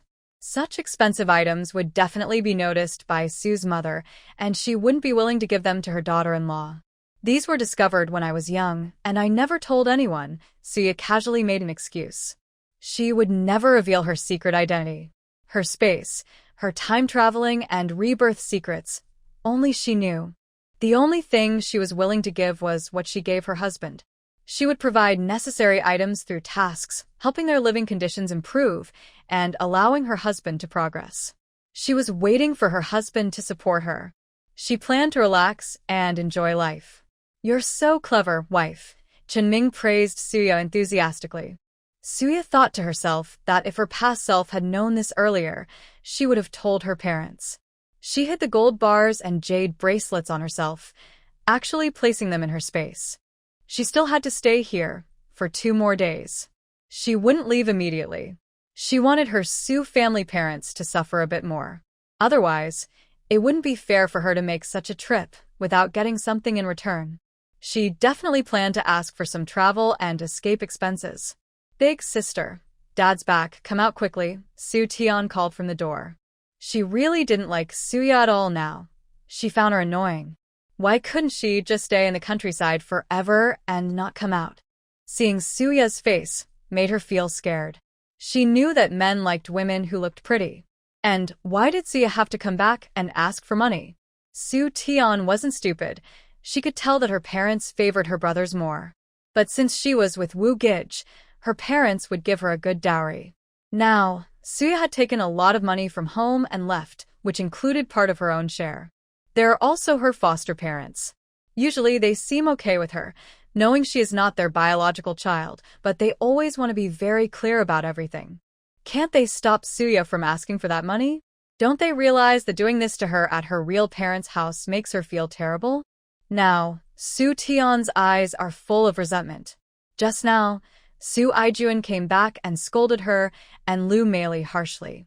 He asked why they gave away the money. He said if they didn't give the money, what would happen if their actions got out? Moreover, they even have a promissory note as proof. They can't be forced to give it up. Su Aijuan even said that because she returned, there are a lot of troubles. What did she do wrong? Why is it always her fault? No one forced him to marry Suya to the factory director. She clenched her fists and then relaxed them. Oh. You're back? I just got hungry and was worried about the walnut cookies and sugar cake you bought. Let me fill my stomach first. Remember to cook the braised pork quickly, Suya ordered without hesitation. Seeing all the pastries on the table, she took them and started eating. She completely ignored Su Aijuan. Seeing Suya act like this, Su Aijuan's temper exploded. What are you doing here? You already got the money. We've cut all ties. Su Aijuan now hates Suya so much he wishes she wasn't there. That's not what I mean. Dad, I came to the county to ask for money while pregnant. Can't you show some concern? All the neighbors outside are listening. As soon as Suya finished speaking, there was movement at the door. Clearly, several people were eavesdropping outside. Su Aijuan, Su Tian. Lu Meili lost her temper immediately. What kind of people are you? Why are you eavesdropping outside our house? She went forward and opened the door. At the door, more than a dozen people were listening. Oh. After raising a daughter for so many years, how can you cut ties? Yaya is the child we watched grow up. She's obedient and sensible. Mother and daughter shouldn't be at odds. Don't mistreat Yaya. And so on. A bunch of people were talking, and Su Aijuan's face turned pale. He cares about his reputation, especially now that he is about to get a promotion. If this news spreads, it would not be good for him. Su Tian has also reached this point. She now lives at home, and the Su family is doing better. She feels more confident when dealing with Brother Wu. Everyone, aunties and uncles, you must have heard wrong. There's no such thing as cutting ties. It's just a family disagreement. Sorry to make you laugh, Su Tian explains with a sweet smile. But outsiders don't buy this. In this entertainment-free era, people rely on gossip to make life more fun. I'm not deaf in one ear. I clearly heard that they are really cutting ties. Yes, this was said by Deputy Factory Director Su himself. It can't be false. Exactly. You can't just fool us easily. Everyone watching waits eagerly to see the joke. They usually think Lu Meili's eyes are always in the sky.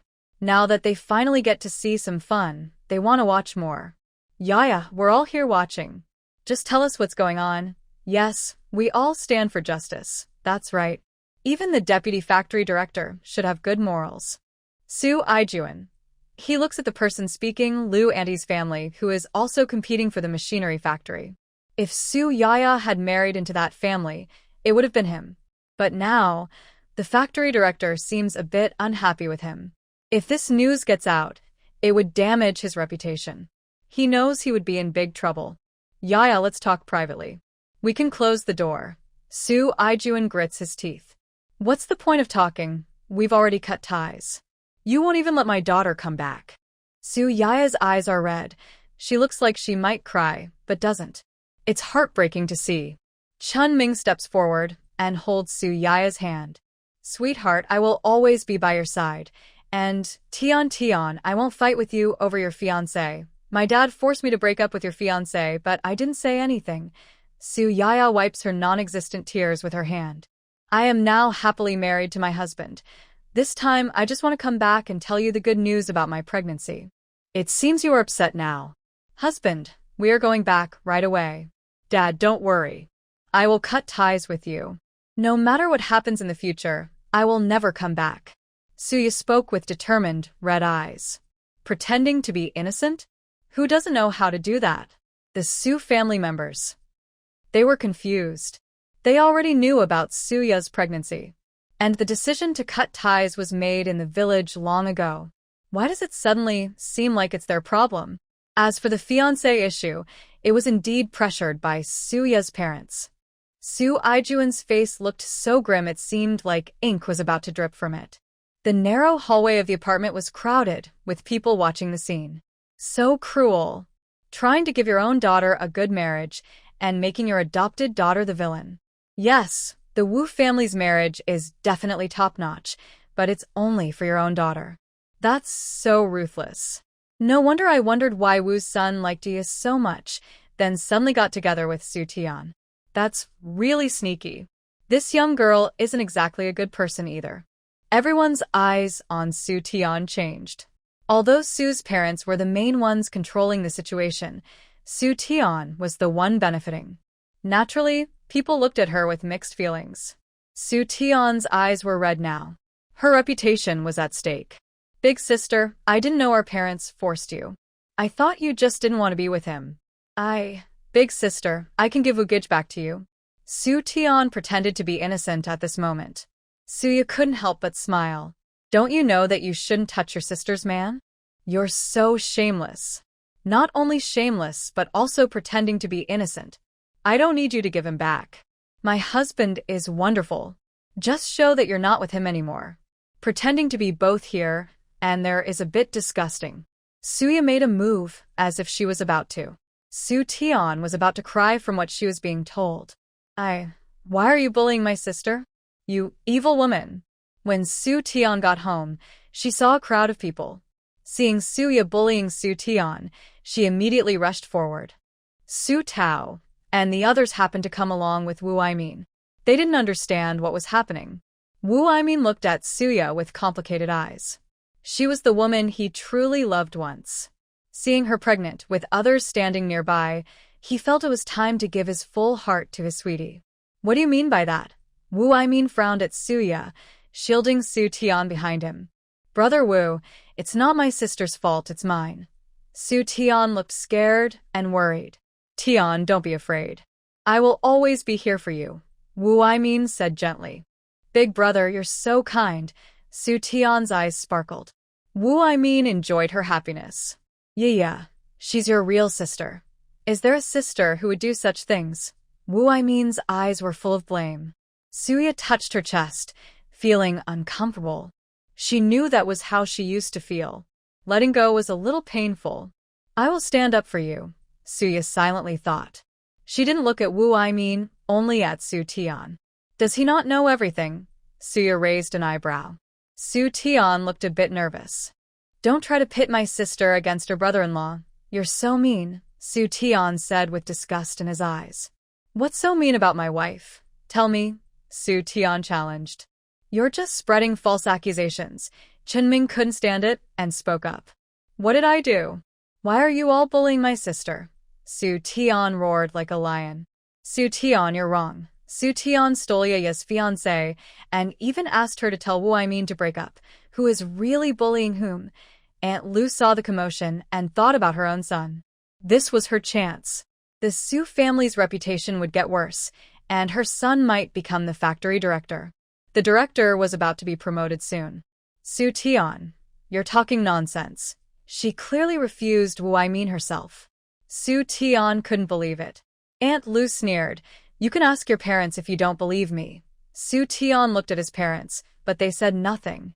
You really bully my wife. My wife is such a good person, yet you try to take her away, and now you want her to marry a factory manager 20 years older. My wife didn't want to, so you sent her back to the countryside, acting like you're so good. Chan Ming looked at his wife, feeling very upset. Although he grew up in the countryside, he knew there was a big difference between rural and city life. His wife suddenly coming back made him feel both the physical and emotional distance. He felt sorry for her. Wife, I promise I won't abandon you in the future. I will treat you well for the rest of my life. Chenmin assured Suya. Let's see how you behave then. I believe my husband can do it. Suya felt happy inside. She had many people who loved her in this life. She didn't have strong feelings for her family. She just wanted to settle things.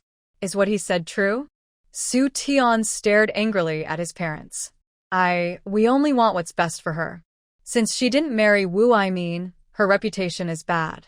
Lu Meili hesitated and explained. Isn't it because you wanted to arrange a marriage for Su Tian that this happened? Su Tao Sir Lao spoke. He looked at his parents with disappointment. They liked their own sister more, but why did they have to sacrifice Suya to make Su Tian's life better? Suya is also their sister. Shut up. Su Azun Scolet Su Tao. Why are we doing all this? Isn't it for you?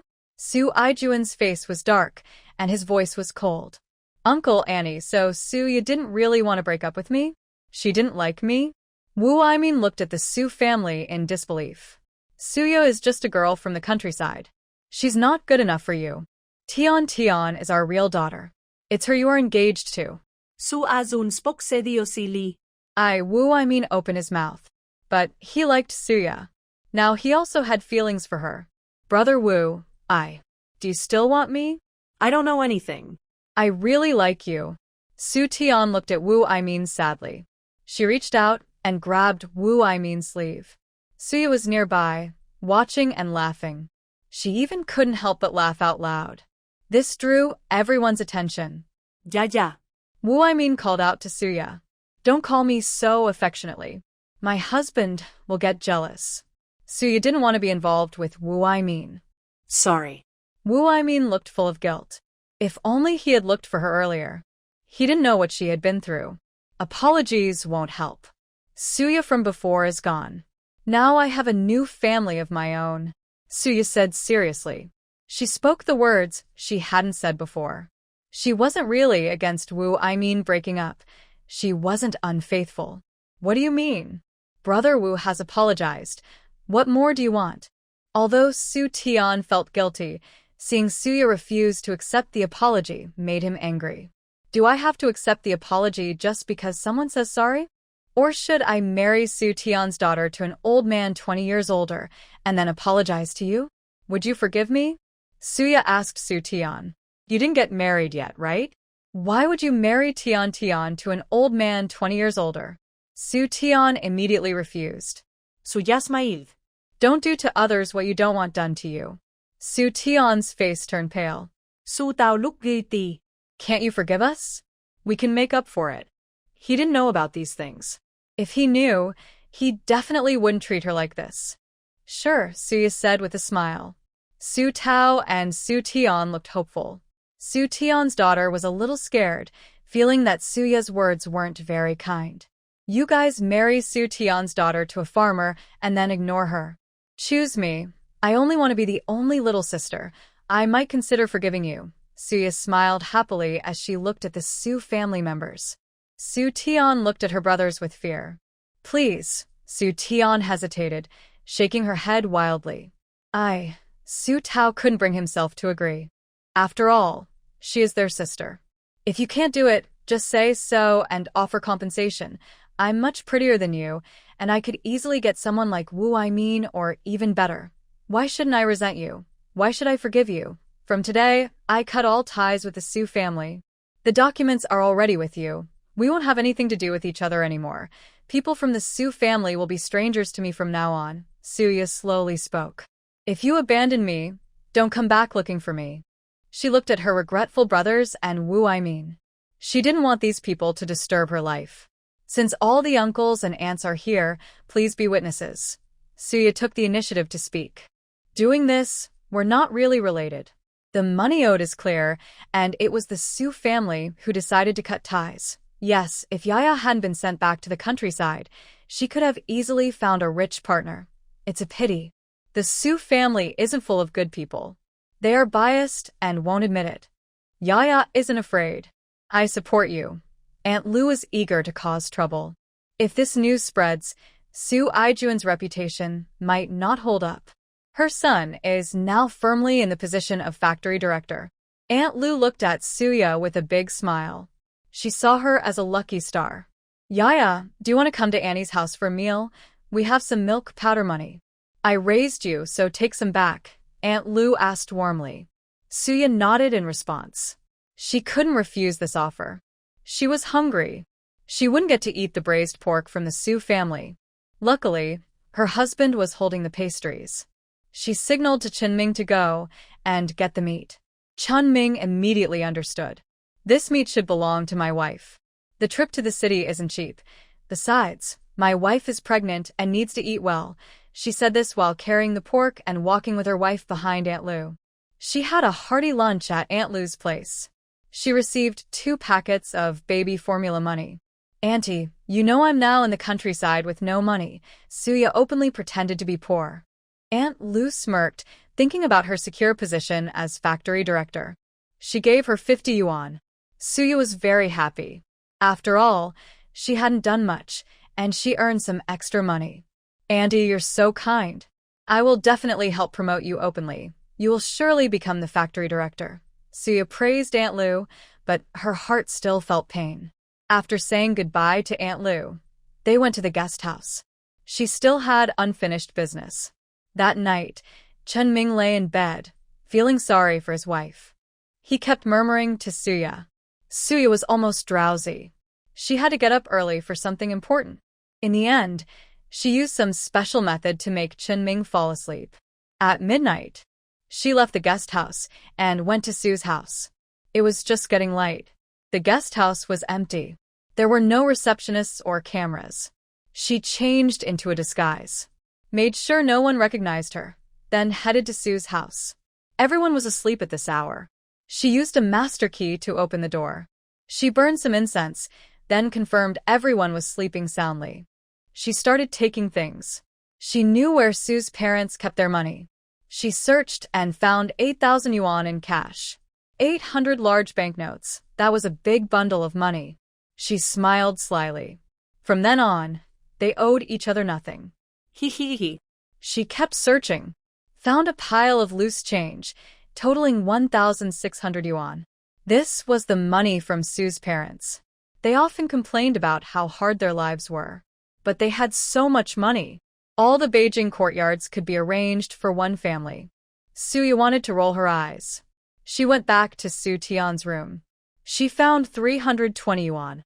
The 2 brothers in the Su family had a total of 850 yuan. That adds up to over 10,000 yuan. They are really rich. She also found a bunch of ration tickets, cotton tickets, candy tickets, meat tickets, and other receipts. She then emptied the food supplies in the kitchen. There was also Wangwali wood furniture, which is very valuable in the future, so she took it. She didn't miss other items that could be worth some money, like bed curtains, iron pots, or coal. After searching around, the entire house was pretty much emptied. She left the beds and wardrobes generously for them. From then on, she no longer held resentment. With over 10,000 yuan and a bunch of items, she made peace with her past self. A bright smile appeared on her face. She decided to be a happy Suya from now on. Goodbye, Su family. Suya patted her and turned around to make sure no one was watching before returning to the guest house to rest. She slept until noon. Chunming was waiting for his beloved wife to wake up. He couldn't wake her himself, so he just waited. When Suya woke up, she saw Chunming staring at her. Why are you looking at me? Suya felt confused. Because you're pretty. Chunming smiled happily. Oh, then I want to see my husband too. You look good too. Suya felt pleased. Waking up in a good mood made her very happy. Today, let's go out and explore. Buy whatever catches your eye, Chunming said to Suya. Suya naturally wouldn't refuse. But at this time, supplies were very limited, so she didn't have much she wanted to buy. Chunming also didn't have much he wanted. He realized that the place would be tough, and he needed to save money for rewards. He decided to save the money for now. Raising children costs a lot. He learned many things about raising children in that place. He knew he couldn't be careless with his kids. He had to take good care of them. He planned to send his children to school and give them a good life. If it were a daughter, she would need a generous dowry. If it were a son, forget it. He would spend the money himself. Marrying a daughter-in-law would drain the family's savings. He shook his head wildly. He didn't want a son.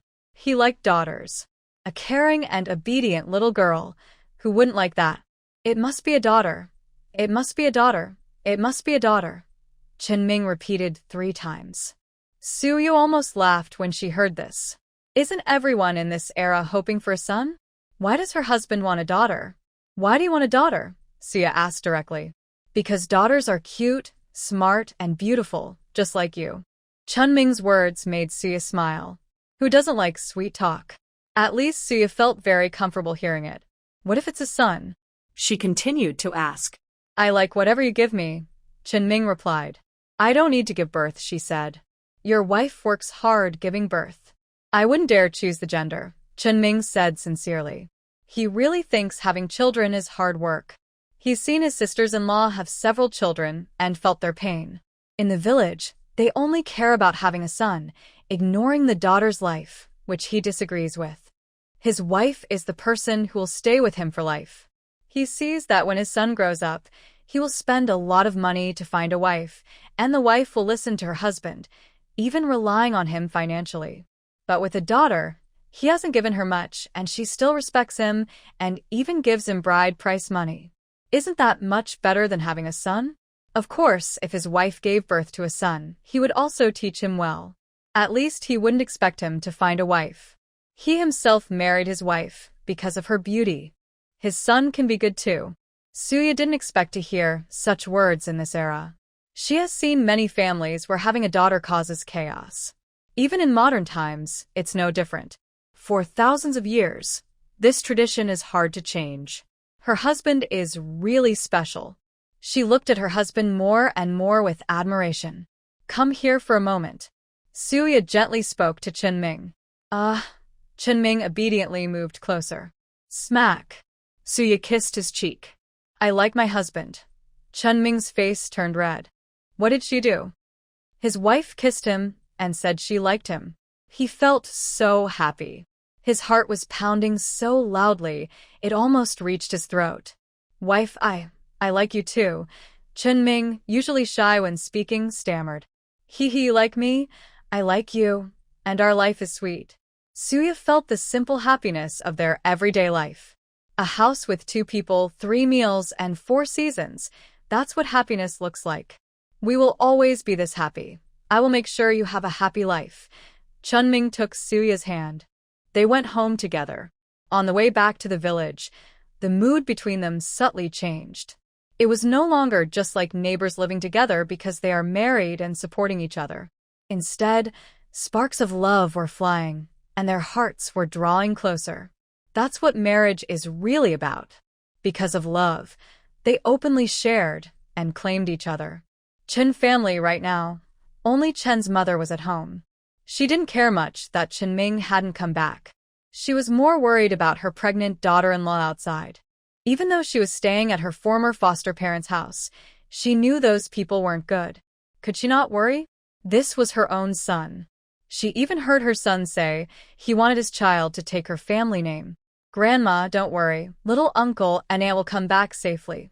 Fu Bao, her nephew, reached out and gently held Chen's mother's hand. Hearing Fu Bao's words, she relaxed a little. After all, Fu Bao was considered a lucky star in their family. Since Fu Bao arrived, life had been getting better and better. And Fu Bao always said the right thing. She still trusted Fu Bao. Fu Bao, do you want some peach cookies? Eat. Fu Bao's eyes sparkled with excitement. Most of the food in their family had already been eaten by her older brother or the children at her uncle's house. She had very little to eat herself. She knew that the best people to care for her in this family were her grandmother and her little uncle's family. Eat slowly. Mother Chen handed Fu Bao a whole piece of peach pastry. Ask Grandma for more after you've finished. Mother Chen didn't give her much, because even if she did, it wouldn't all go into Fu Bao's stomach. There were so many children in the family, there wasn't enough money to buy enough peach pastries for everyone. Eat secretly so no one sees you, Mother Chen warned Fu Bao. Fu Bao nodded and focused on eating. We're almost home. Let's walk slowly. When Chunming and his wife returned, they saw a cart. After all, it wasn't possible to have a bull cart every day. It would be nice to have a bicycle. We have money now but no bicycle tickets. Chunming looked worried. Getting a bicycle was not easy. Suya had a bicycle in her space. Since her pregnancy progressed, many areas of her space had been unlocked. Her space now contained about 90% of the things from her previous place. She remembered there was a bicycle. She planned to go back and check later. She kept this in mind. Walking was really tiring, especially since she was heavily pregnant. Fortunately, she had her special abilities and spiritual spring water to support her. Otherwise, she might go crazy. Honey, I have an idea. I'll get you a bicycle so you can sit comfortably, then we can take a nice ride around the village. Chunming was excited. Suya. This was more like walking a dog. But since her husband cared so much, she naturally wanted to praise him. Wow, husband, you're so good to me. Love you. Suya kissed him affectionately. Chunming felt even more motivated. He was definitely going to get her a bicycle. He planned to contact some old classmates to see if they could help. You're finally back. Mother Chun looked at Chunming with a sad expression. Chunming. Mom, I told you we're going to ask for money. Just doing an honest job. If it wasn't for doing something proper, I wouldn't have let you take Yaya to the city. Yaya is pregnant, so you shouldn't have her running around everywhere. Mother Chun knows a little about this. She knows that pregnant women need to be very careful and shouldn't overwork themselves. In our Chun family, the previous daughters-in-law were also allowed to rest well. They did light work. For Yaya, it's best to rest as much as possible and do nothing. Got it. How could I not care about my wife? Chunming feels like his daughter-in-law is more like his own daughter. He feels a bit emotional. That's her family's money. Don't be shameless and spend it, Mother Chun reminds her son. Chunming. Why can't I spend it? My wife is happy to give me her money, so why shouldn't I spend it? Don't you have any shame? Spending a woman's money. I usually enjoy good food at Sue's house, and I don't say anything. But now you're going to spend a woman's money? I don't want a son like you. Mother Chun pretends to hit Chunming. Chunming is pushed and hit several times. He whines. Ugh ugh ugh. Stop hitting me or you'll lose your son. It hurts, it hurts. Chunming yells loudly. Mother Chun. She finally stops hitting him. She can't bear to do it. If you need money, just tell me. Do you think I wouldn't give you money? Mother Chun says irritably. Really? Chunming immediately gets excited. His mother doesn't hit him hard.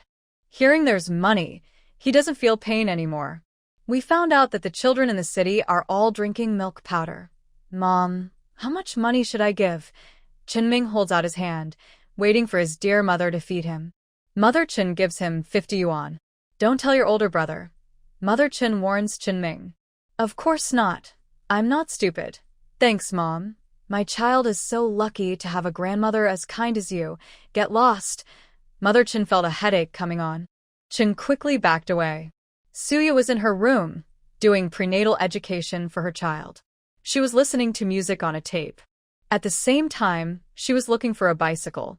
A single thought made her see thousands of bicycles in front of her. The bikes looked a bit fancy. But this style didn't quite fit this era. After searching for a while, she finally found a simple, ordinary bicycle. This one is good.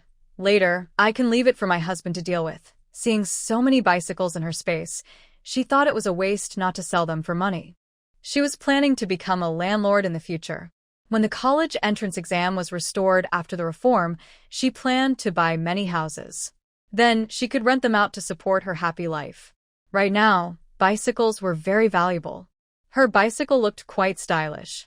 With a bicycle, she could also get a watch, a radio, a TV, a refrigerator, and a washing machine. All these could be her future sources of income.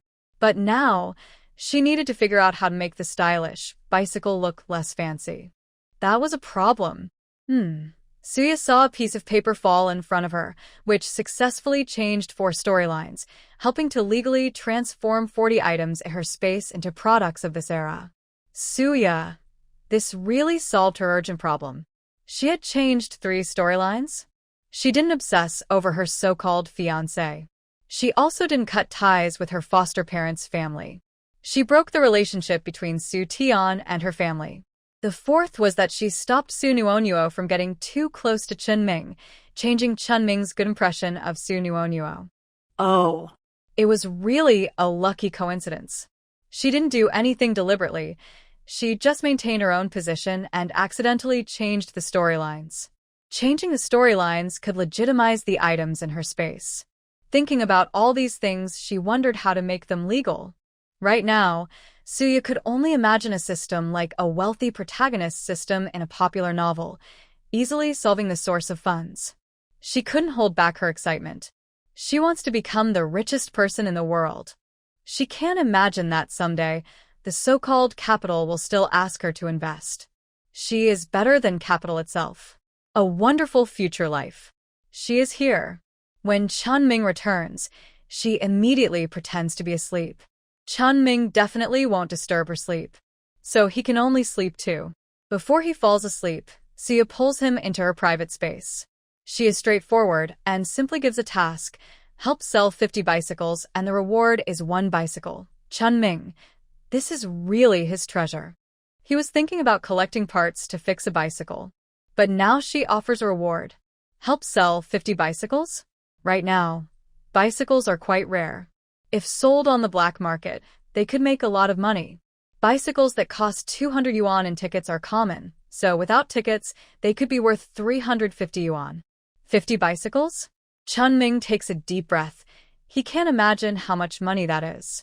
He might even get a free bicycle. Of course, he wouldn't refuse. Suya directly places 50 colorful bicycles in front of Chunming. Chunming. What brand are these bicycles? He has never seen them before, but he is sure they look much better than the bicycles they usually see. This must be a type of bicycle that doesn't exist now. Selling for 500 yuan isn't too much, right? Chunming estimates in his mind. Suya says no less than 350 yuan. She knows the bicycles in her space are definitely better. But in this era, the source of bicycles isn't clear, so high prices are difficult. As for the risk Chunming takes on this task, that area allows him free access. It shouldn't be a big problem, right? If things go wrong, he can just disappear on the spot. It's really up to Chunming. Girls shouldn't worry too much. The more they worry, the older they seem. She just wants to be a happy girl who enjoys life. Once she finishes here, the rest is up to Chunming to handle. Her daily routine was simply eating and sleeping. She took walks to see the natural scenery and watch some shows.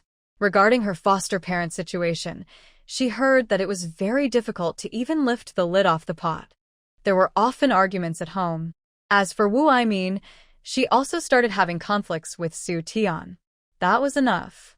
They owed each other nothing. She decided not to pay attention anymore. Instead, her older sister-in-law's family was the one to watch out for, as trouble was likely to happen soon. She saw her sister-in-law's family secretly asking her for money. Her sister-in-law sold ginseng and got 800 yuan. The family didn't spend money on food or clothes. Everything was kept exactly as it was. She remembered the scene clearly. Linger, your brother is getting married. The bride's family wants 3 big items and 200 yuan in bride price. You only have this one brother. He will surely remember your kindness. You got 800 yuan from the ginseng, so you should help your brother. Her sister-in-law's mother was eagerly watching her daughter's money. That was 800 yuan. Lu Ling hesitated. She wanted to help her brother. But she also had children to take care of. She had to look after her own kids too. In the end, her mother persuaded her to lend the money, saying she would return it, and took all 800 yuan. Suya thought that the stack of money was at least 500 or 600 yuan. In the countryside, that was a lifetime's worth of hard-earned savings. How could they have money to repay? She mentioned it to her husband. After all, the family hadn't divided the property yet, and they would eventually. That 800 yuan was a lot of money. Chunming just laughed it off because he didn't like his older brother and didn't want to get involved. He thought it was better for him to suffer some losses. Suya could see the subtle relationship between her husband and his brothers. But he didn't say anything, so she didn't ask. Knowing too much could cause trouble. The less trouble, the better. Since her mother-in-law visited, her sister-in-law's family had become noticeably more stingy. Before, when her sister-in-law's family had some ginseng money, they kept some candies and snacks at home. But now they had nothing, even less than the second sister-in-law. And don't mention Suya anymore. One day, Chinurxia asked her sister-in-law for some peach cookies. Eat, eat, eat. We don't have that much money at home. Her sister-in-law now had only a few coins left, just a few cents. There was no money to buy peach cookies. This made her very angry. How can there be no money at home? My sister found ginseng, and our family got 800 yuan. You're lying. We don't spend money at home. So, how could Mom not have any? Chen Erxia argued logically. Did Mom give the money to Uncle for his wedding? Chen Erxia looked angrily at her mother. Child, what are you talking about? Her sister-in-law saw the mother and husband among the people present and instinctively wanted to cover Chen Erxia's mouth. Sister-in-law, could it really be what Erxia said? Did you give all that money to your family? Her sister-in-law chuckled happily. Hearing that her sister-in-law's family had 800 yuan more, her own family's money seemed to decrease. People at her own home also treated her coldly. But their family didn't have as much money as her sister-in-law's. She didn't want to be seen as worse. How could Luo Zhaodi accept her small family being behind her sister-in-law's? She felt very wronged inside. But she held on. She decided to wait until her family saved up 800 yuan before giving money to her own family. Then her family would see she was a good daughter. Now, hearing that her sister-in-law's family might have already given away that 800 yuan, their conditions were almost the same. She was very happy about that. I didn't. Her sister-in-law denied it. She couldn't admit that the money had been given away. Otherwise, her mother-in-law would scold her to death. Mom, you clearly gave it. Why won't you admit it? Fu Bao softly said to her sister-in-law, sounding scared.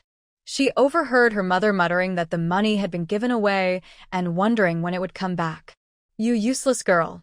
What are you saying? You're so young and already lying. Her sister-in-law suddenly slapped Fu Bao. Fu Bao's fair, tender face suddenly turned red. So you couldn't watch anymore. Why do adults have to hit children over grown-up matters? She hugged Fu Bao into her arms and gently patted her face. Be good. Hush. Pain will fly away. Suya's eyes were full of concern, and she softly comforted Fu Bao. Tears filled Fu Bao's eyes. Her face was full of stubbornness. Fu Bao didn't lie. Fu Bao is telling the truth. You just gave all the family money to Uncle's house, Fu Bao said loudly. She is a good girl and has never lied. You. The eldest sister-in-law looked at Fu Bao with a gaze that could kill. Grandma, I didn't lie. Fu Bao's eyes were full of determination and honesty. She didn't understand why her mother disliked her when she was just telling the truth. There's hardly anything good to eat at home. Her brothers want to eat peach cookies, and she wants to eat them too. Recently, their family has had peach cookies at home. She went to the city with her uncle's family and knew that a bag of peach cookies costs only $1. Their family has 800 yuan. How could they not afford to buy some? Her mind was full of questions. She ate good food with her grandma, but her brothers didn't. She couldn't keep the food her grandma saved for herself and give it to others. She wanted to work hard to get food for her brothers. Big brother, tell me about your family situation. Our Chen family doesn't treat children badly. Not having money is one thing, but still doing such dishonest things when you have money, that's wrong. Chen's mother believed what Fu Bao said. This eldest daughter-in-law really doesn't seem right. She looks smarter than the second daughter-in-law, but she's not as good.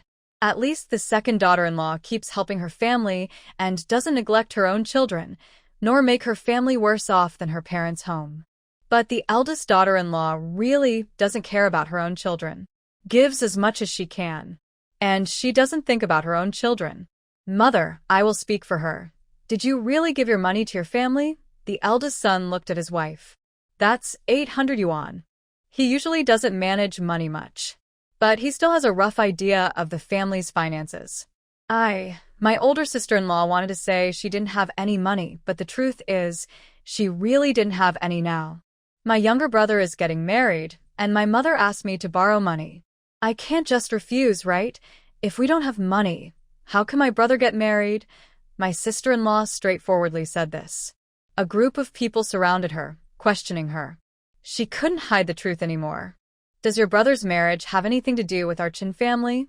Just give him the money. Why should our family spend anything? The eldest son looked at her with disbelief. Is this really his wife? So foolish. Our family has enough to eat and drink, and we don't spend much money, my sister-in-law argued. Ha! Chen Ming sneered coldly. Not spending money at home isn't a reason for you to give money to your family. We're borrowing, not asking for it directly, my sister-in-law retorted. Suyo almost laughed listening to this. How can borrowing a few hundred yuan be repaid? Isn't that just giving money? If parents are sick and need help, that's understandable. But giving everything for the brother's wedding? I just can't understand. Has Grandma said when she'll pay us back? Chen Dachuan, as the eldest brother, saw his younger siblings being questioned and naturally stepped forward to ask everyone's doubts. Why are you bothering so much, little kid? They will definitely pay it back. My sister-in-law impatiently interrupted. What's wrong with her children? One by one, they started questioning her. In her mind, which is more important, us 3 children or the uncle? Chen Erxia loudly asked. His eyes were full of disappointment. He knew how much money that was. It could buy a stable job in the city. It would be enough for the 3 of them to grow up, get married, and even give his sister a generous dowry. What do you mean by that? My sister-in-law looked at her son with frustration. She was just helping her family after all. Why does it seem like she's the bad person? Are you really giving all the money to your family just because you hit Fu Bao? Mother Chen looked at her eldest daughter-in-law with a stern face. She earns it. I am her mother. As her mother, what's wrong with scolding her? At this moment, the eldest sister-in-law also felt very wronged. I only have one younger brother and my children are still young. Feng and I both go to work. Unlike my younger brother's family, who just sit around all day. At first, they said they wouldn't work because of the dowry, and since we didn't have it, I didn't say anything. Now that the dowry money has been returned to them, why do they think they don't need to do any work? We work hard every day. The eldest sister-in-law couldn't hold back anymore. Why should she? Her money, and why is everyone criticizing her? She works diligently in this family. What did she do wrong? She only borrowed 800 yuan. And now she's being questioned like this? And there are children watching. Smack. Chun Feng slapped her directly. Mother, it's because we didn't marry a wife to worry you. Chun Feng sincerely felt guilty towards Mother Chen. How dare you hit me? I married into this family and gave birth to 2 sons and a daughter for you. Is this how you treat me? The eldest sister-in-law immediately grabbed Chen Feng's hair. Let you hit me. You actually hit me. Slap. Slap. Slap. Lu Ling slapped Chen Feng 3 times in a row. Chen Feng couldn't fight back at all. He could only kick a few times to defend himself. That finally stopped him from being slapped again. Ah! The eldest sister-in-law felt a sharp pain in her stomach. In the end, her second and third brothers pulled her away, along with the second and third sisters-in-law, holding her back. Suya, who was pregnant, didn't dare to get involved in the chaos. What if she accidentally hurt her baby? Everyone had to stay at a safe distance. As for Chun Ming, being pulled by the eldest sister-in-law, how could he possibly join the fight? Eldest sister-in-law, before I got married, I ate my father's food and my mother's. You don't need to look at me with disapproval. Besides, every time I bring something home, you don't eat it, right? Isn't the meat I buy every now and then money well spent? Mother, since she says you're biased, then you should clearly show favoritism to me. I don't like being criticized every day either, Chen Ming said, clearly upset. He admitted he doesn't enjoy working much. But he also spent some of his own money to help the family with food, and he would go up the mountain to hunt and share the game. His mother wanted him to do better, but it wasn't very obvious. At least he tried to make things a little better. All right, since you all think I favor some children, I'll admit I do. There's some brown sugar and the milk powder sent back by the 4th brother. 5th brother, you can take it all. Chen's mother was very disappointed. She believed she had no guilt. She raised 5 sons, trying to be fair since they were young. She only has 1 biological son. What's wrong with caring a little more for him? Thank you, Mom. Hee, I now think my mom favors me. So what? Chun Ming went straight to his mother's room to get the brown sugar and milk powder and sent them to Suya. Suya also liked this kind of milk powder from this era, with a real milky smell. Thank you, Mom. Brother Ming, and I will be good to you in the future, Suya promised Chen's mother. She liked Chen Ming's mother a lot. She was genuinely kind to her. Even though she was her daughter-in-law, she was very happy with her. Mom, we don't mean anything else. The three brothers called their mother one after another. You don't need to explain. I know you all feel like I favor some of you. From now on, I won't interfere in your matters. My job was to marry a wife for you, and I've done that. As for the older brother's issues, you're brothers, so you should look after each other.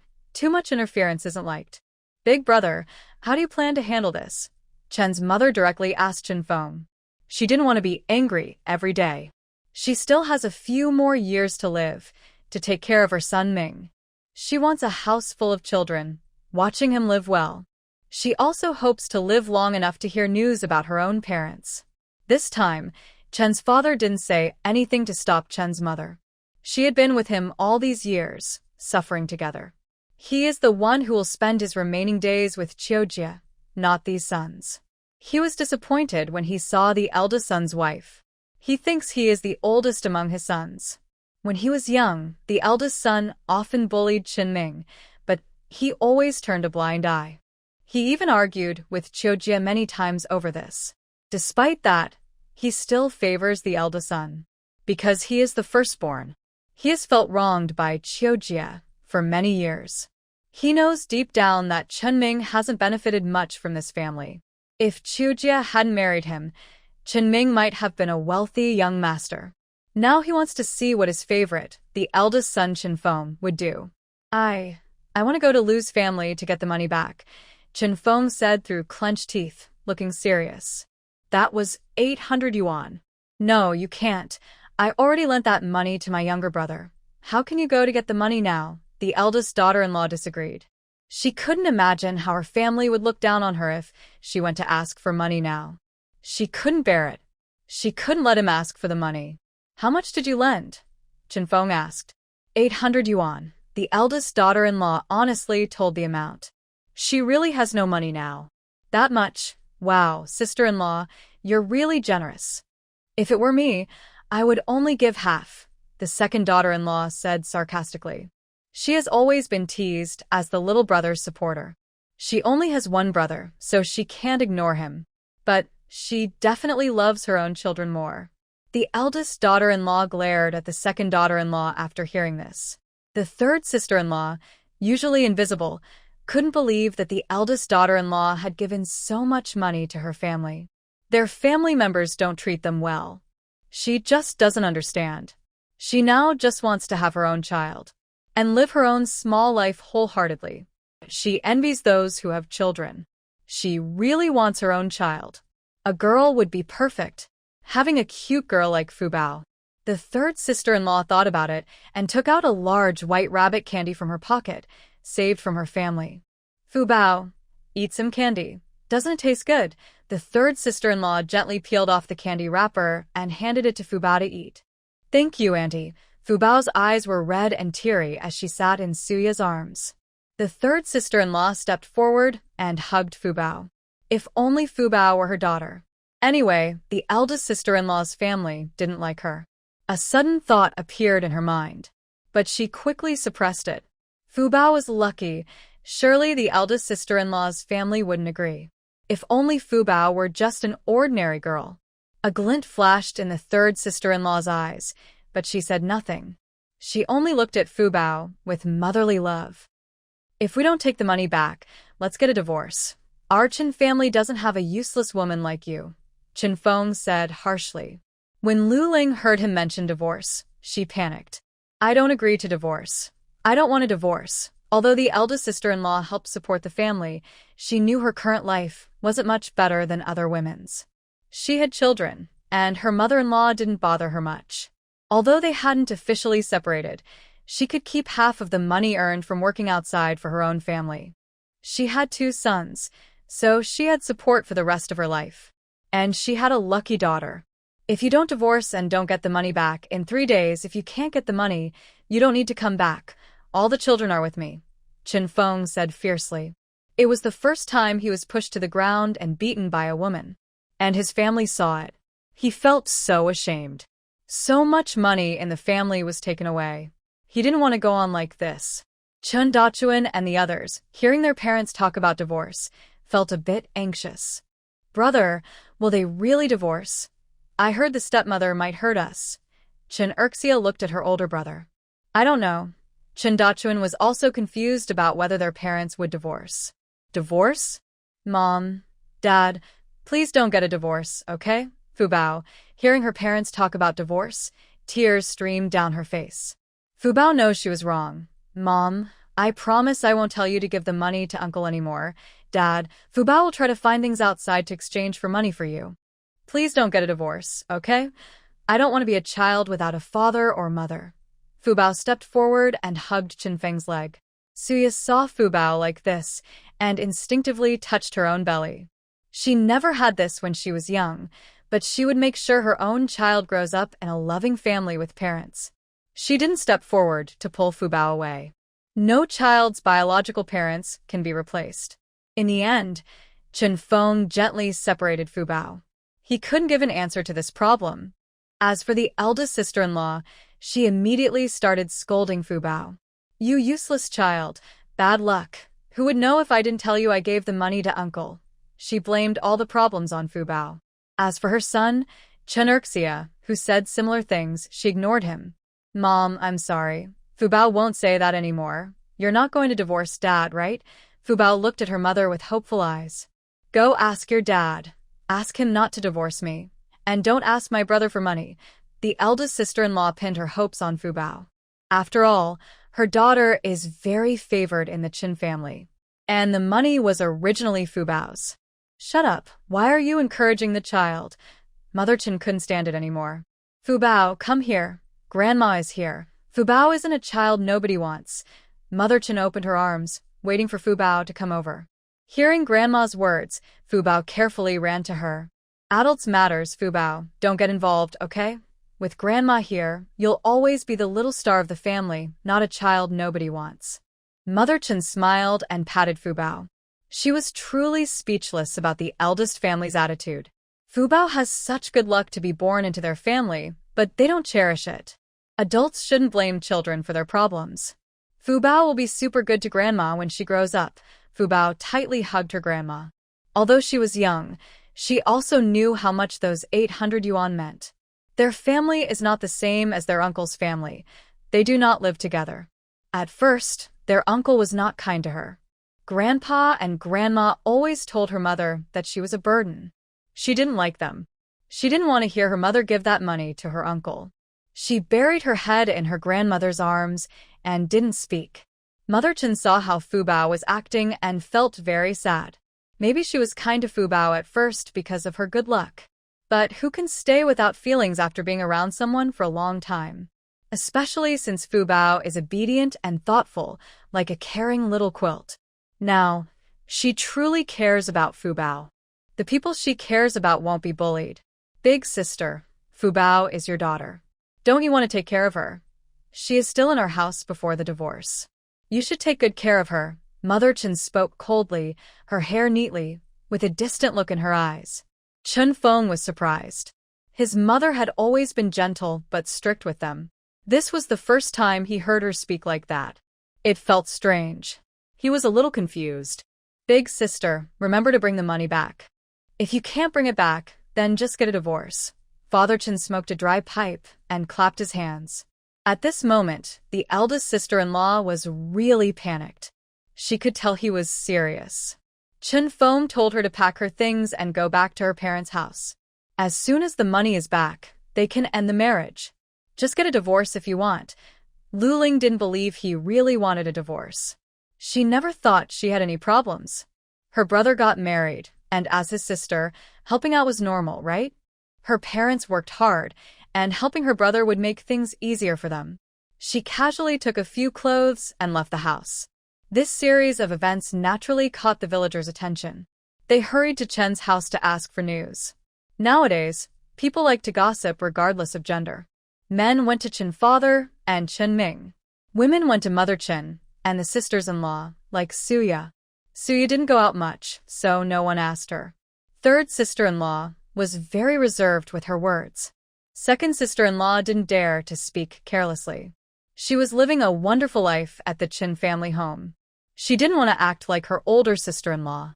As for Chen's mother, she spoke honestly. Wow. You really took back 750 yuan to your family? Isn't it a loan? Borrowed money from the family, no repayment. Where can we get 750 yuan from? Exactly, even in our previous lives, we didn't earn that much. This daughter-in-law is not good. If she leaves, she leaves. Still, Chioju is kind.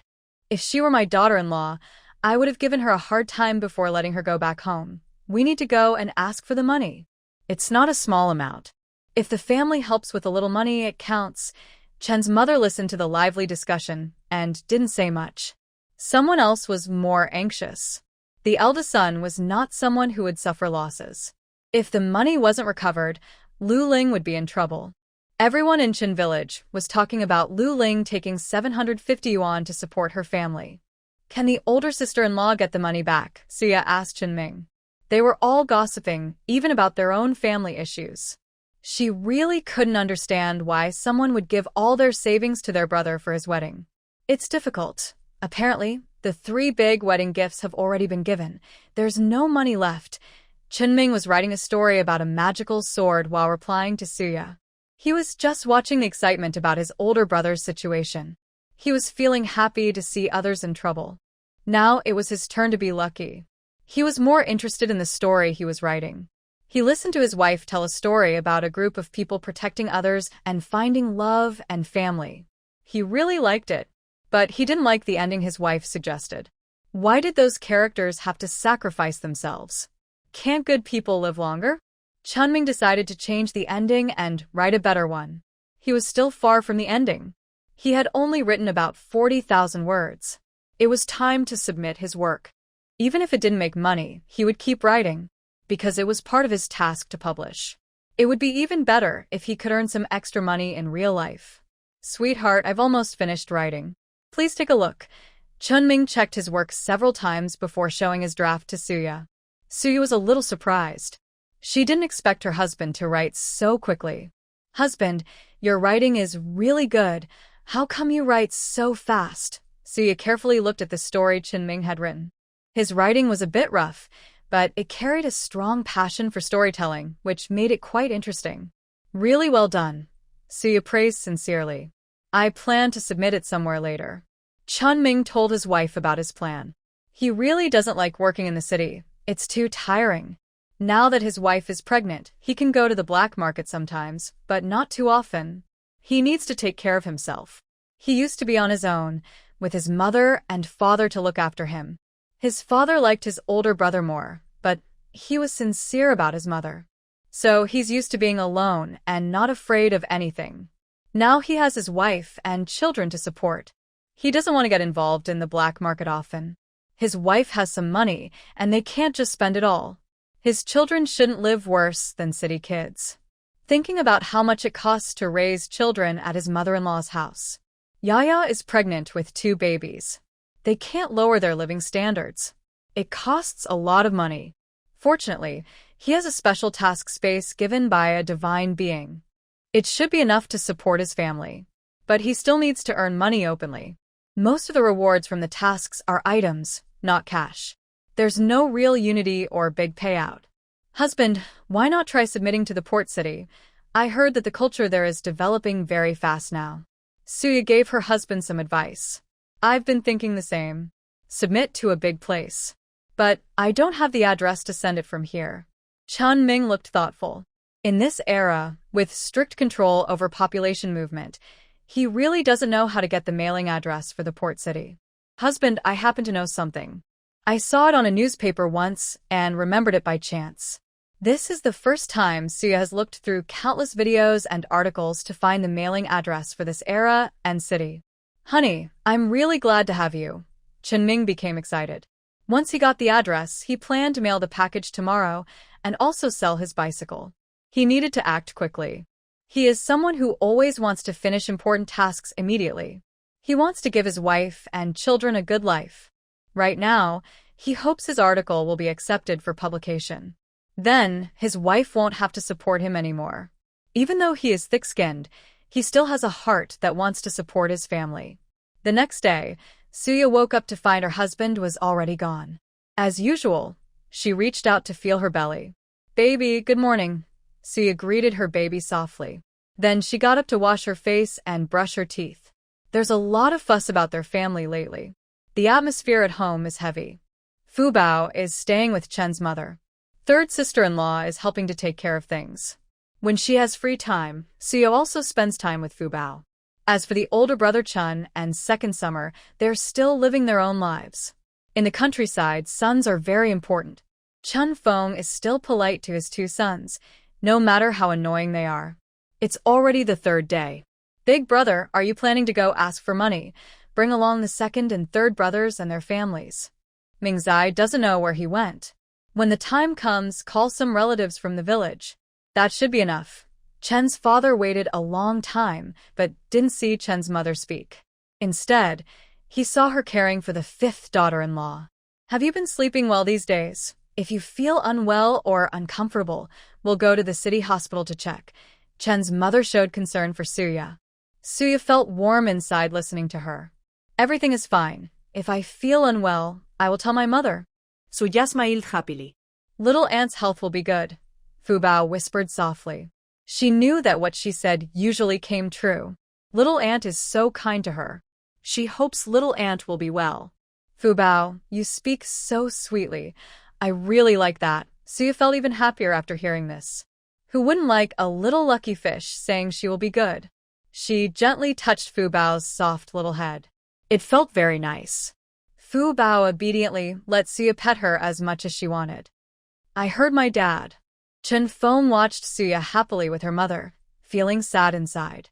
Why can the fifth brother marry a beautiful girl who has money and still help the family, while his wife doesn't? He tried to hide his feelings of unfairness. Fu Bao, De Chun, and Er Xia, you three go together. Chen Feng looked at the children. He decided to let them go see what was happening. If they got the money, they would bring Lu Ling back together. If they didn't get the money, they would still tell the children about the divorce. He didn't want his hard work raising them to be easily dismissed with a few words later. Mother Chin didn't say much about this. In the end, it was their family matter. Fu Bao has her biological parents, and as long as it's not too much, she can only look after Fu Bao. Fu Bao, do you want to go with your brothers to pick up Mom? Chinda Chun looked at Fu Bao carefully. He felt a little guilty about her. Their mother treats him and his brother better, giving them all the good food. He also wants to share food with his sister. Mother Chen always ignores this. All the money in their family was earned by Fu Bao. He felt very caring towards his sister. Okay, Fu Bao remembered how her mother hit her a few days ago. She was scared but nodded anyway. She didn't want her brothers to be troubled. She also didn't want to make her father angry. Mom, I want to go see too. Since there was something lively to watch, Suya definitely wanted to go. Seeing the whole family ready to leave, she immediately asked to join. Yeah, you're pregnant, you don't need to go. Mother Chen didn't want her precious Yaya to go see the fun. She knew what her older daughter's family was like. What if she accidentally upset her precious grandson?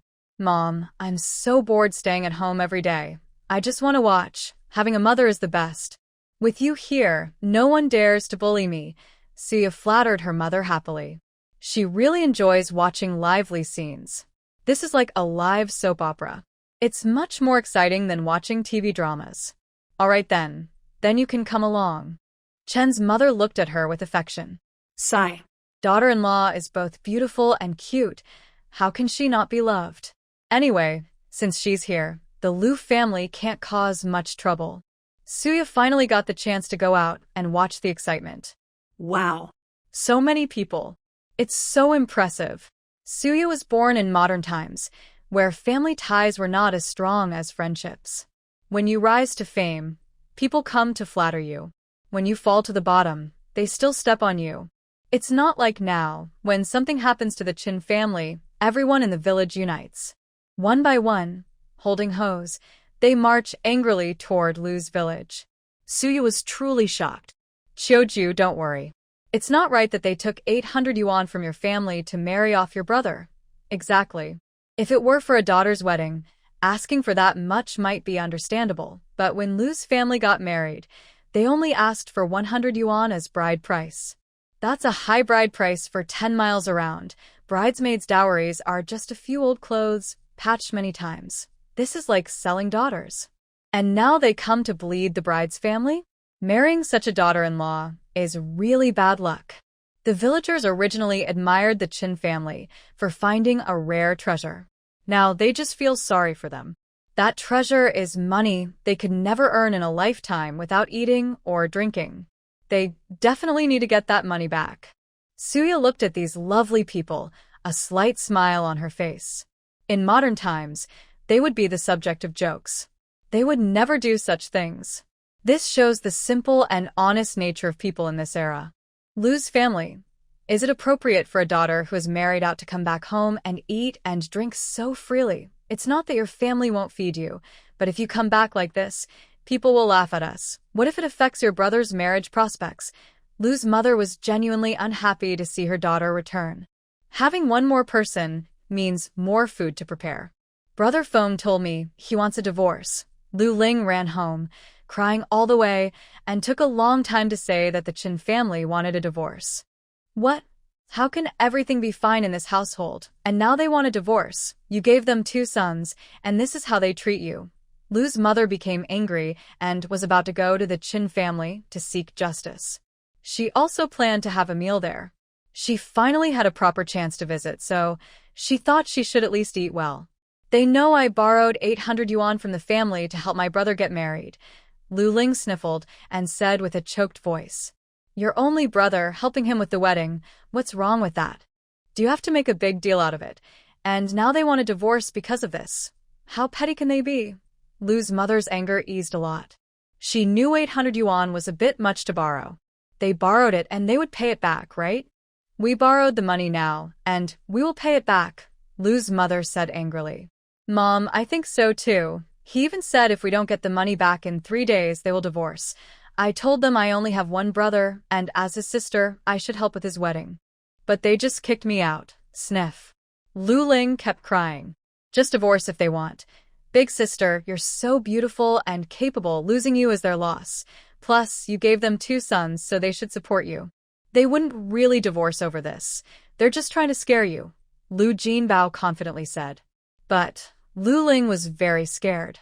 She felt very anxious inside. Can I take this money back? Why do weddings need so many things? People in the city don't even have all 3 big items for a wedding. Lu Ling whispered. Big sister, how can you say that? My Snow is worth the 3 big items. She's a high school student. If I weren't in the same class as her, I wouldn't have this chance. These things are essential. Moreover, the 2nd, 3rd, 4th, and 5th sisters each contributed 500 yuan. As the eldest sister, you even found ginseng at home and didn't borrow money. Giving 800 yuan isn't much. The 2nd sister and the others borrowed money. Lu Jinbao looked at Lu Ling with disbelief. Lu Ling immediately fell silent. She is the eldest sister. The younger sisters all contributed so much and even borrowed money to help. She didn't borrow money herself. Giving 800 yuan is reasonable. Seeing Lu Ling silent, Mother Lu tried to lighten the mood. Lingling, you only have this one younger brother. Your family support is your strength. Look, you can go back to your family if you argue with them. Your younger brother is here to support you. Mother Lu comforted her. Lu Ling remained silent. Just stay at home peacefully. You've given birth to 2 sons and a daughter for their family. They will definitely come to pick you up. Your family's younger brother is having trouble finding a wife now, and their living conditions are quite basic. Not as good as the Chin family where you married. Mother Lu sighed as she spoke to Lu Ling. I understand the family situation. Just having enough to eat is fine. During the 3 days at Lu's house, Lu Ling drank sweet potato porridge every day and did all the chores. She also helped with farm work. Even so, Lu Ling felt it was natural. Her parents are old, and her younger brother didn't do much work since childhood and couldn't earn many points. She rarely stayed so long at home, so she naturally wanted to help with chores. If she had known there would be so much work, she should have brought a few children to help more often. The Lu family, your in-laws have arrived. A neighbor called from the gate. Hearing that her mother-in-law was here, Lu Ling felt a bit scared inside. But after thinking, she realized she hadn't done anything wrong. She had her reasons. She stood confidently, waiting proudly for the Chin family to arrive. Mom, Dachuan, Erxia, and Fubao looked at their mother and called out together. Chun Erxia looked at her mother and said, "Mom, I miss you." He was angry that his mother helped support his uncle's family with money, but he also missed her. He didn't want his mother to divorce his father. He wanted her to stay so he wouldn't be a child without a mother. Instead, Fubao didn't speak and looked scared. "I don't know why, but my mother isn't as kind to me as she used to be." When Suya saw Lu Ling's expression at the Lu family, she guessed that she probably couldn't get the money. She just didn't know how to end the story. Are they really getting divorced? Or will she just swallow her pride and bring her sister-in-law home? She was so eager to know. She took some sunflower seeds from her pocket and shared a few with Mother Chen, keeping some for herself. Her husband wasn't here, and she felt very lonely. She needed someone to share her feelings with, like a curious onlooker. "Dear in-laws of the Lu family, I believe you understand the reason for our visit this time. Everyone is just an ordinary person. 800 yuan isn't a small amount. A daughter who gets married should give money to her family as a way to show respect to her parents. There's no way she should empty her savings to help her brother get married." Mother Chen spoke first. People from the Lu village had come to listen. When they heard Mother Chen, they started discussing among themselves. "What's she talking about? 800 yuan. Oh. My family doesn't even have that much money. The Lu family is really lucky to have such a good daughter. She gave 800 yuan to her family for her brother's wedding. How can they manage in the new home? That's not fair. What does emptying the family savings mean? That money isn't just for Lingling and her small family. She only has one brother. Our family is having a hard time, so the married daughters help support the family. Isn't that how everyone in the village does it?" Mother Lu spoke calmly. "Yes, when a daughter gets married, she usually helps out with her brother's wedding. But I haven't seen anyone give 800 yuan. That could pay for several wives. Being able to give 800 yuan shows her talent." People in the village agreed on both sides. Mother Chen looked at Mother Lu with some annoyance and glared at Chen Feng. She really had terrible luck. She was so old and still had to deal with all this. While Suya was listening, she also paid attention to Mother Chen. After all, she was her husband's own mother. "Mom, don't be angry. Big brother, you need to handle your own problems. You can't always rely on Mom to step in, right?" Suya directly called Chen Feng to come over. Clearly, it's his issue. Even if he gets the money back, it won't go into the mother-in-law's pocket. It will go into his pocket. How can he be so comfortable hiding behind and letting his mother-in-law take the lead? Chen Feng looked unhappy after Suya said this. He glared at Suya with a gloomy face. Suya looked back at him. Who's afraid of whom? If he dares to have bad intentions, it won't be good for him. "Mom, look at my belly. Eat a piece of candy to sweeten your mouth. You've raised several children and married them off. You've worked hard and now you should rest well." Suya comforted Chen's mother. Chen's mother's eyes were red. Over the years, she managed everything inside and outside the house. Besides her youngest son, no one understood her hardships. But now, the newly married Yaya understands and cares for her. "You are a good girl." Chen's mother, who usually could say 1,000 words, could only say this dryly now. Seeing Suya easily win over her mother-in-law, the sisters-in-law felt jealous. How annoying! Why can't they say such words? Is it too late to say it now? "Mom, you've worked hard all these years." The second brother and his wife immediately followed suit. "Mom, you've worked hard." The third brother and his wife copied and pasted directly. "Get lost. Not sincere." Chen's mother rolled her eyes in annoyance. The brothers and sisters-in-law said, "Why does she say the same words? But Mom's attitude is so different. You are all grown up now, and you need to handle your own affairs." Chen's mother's words were very straightforward, telling the eldest to step up. She couldn't always be the one to go first and be the bad guy. That wouldn't end well for her. "Your son understands." Chen Feng naturally understood what Chen's mother meant. He couldn't hate his mother, but he genuinely disliked Suya. Suya didn't mind being disliked. She's not made of money and can't please everyone. Strictly speaking, it's theft. Chen Feng looked at Lu Ling's family with a gloomy tone. The Chen family and villagers stood behind them, offering support. "What's stealing? It's not that serious. You're a married couple," Lu's mother argued. She had the money now and just wanted her daughter and son-in-law to reconcile. Why do you say I stole the money? Lu Ling was upset. You gave birth to 2 sons and a daughter for the Qin family, Qin Feng said. You're accusing me of stealing money?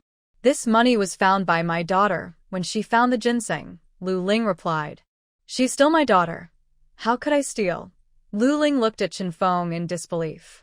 Her husband's expression was very cold.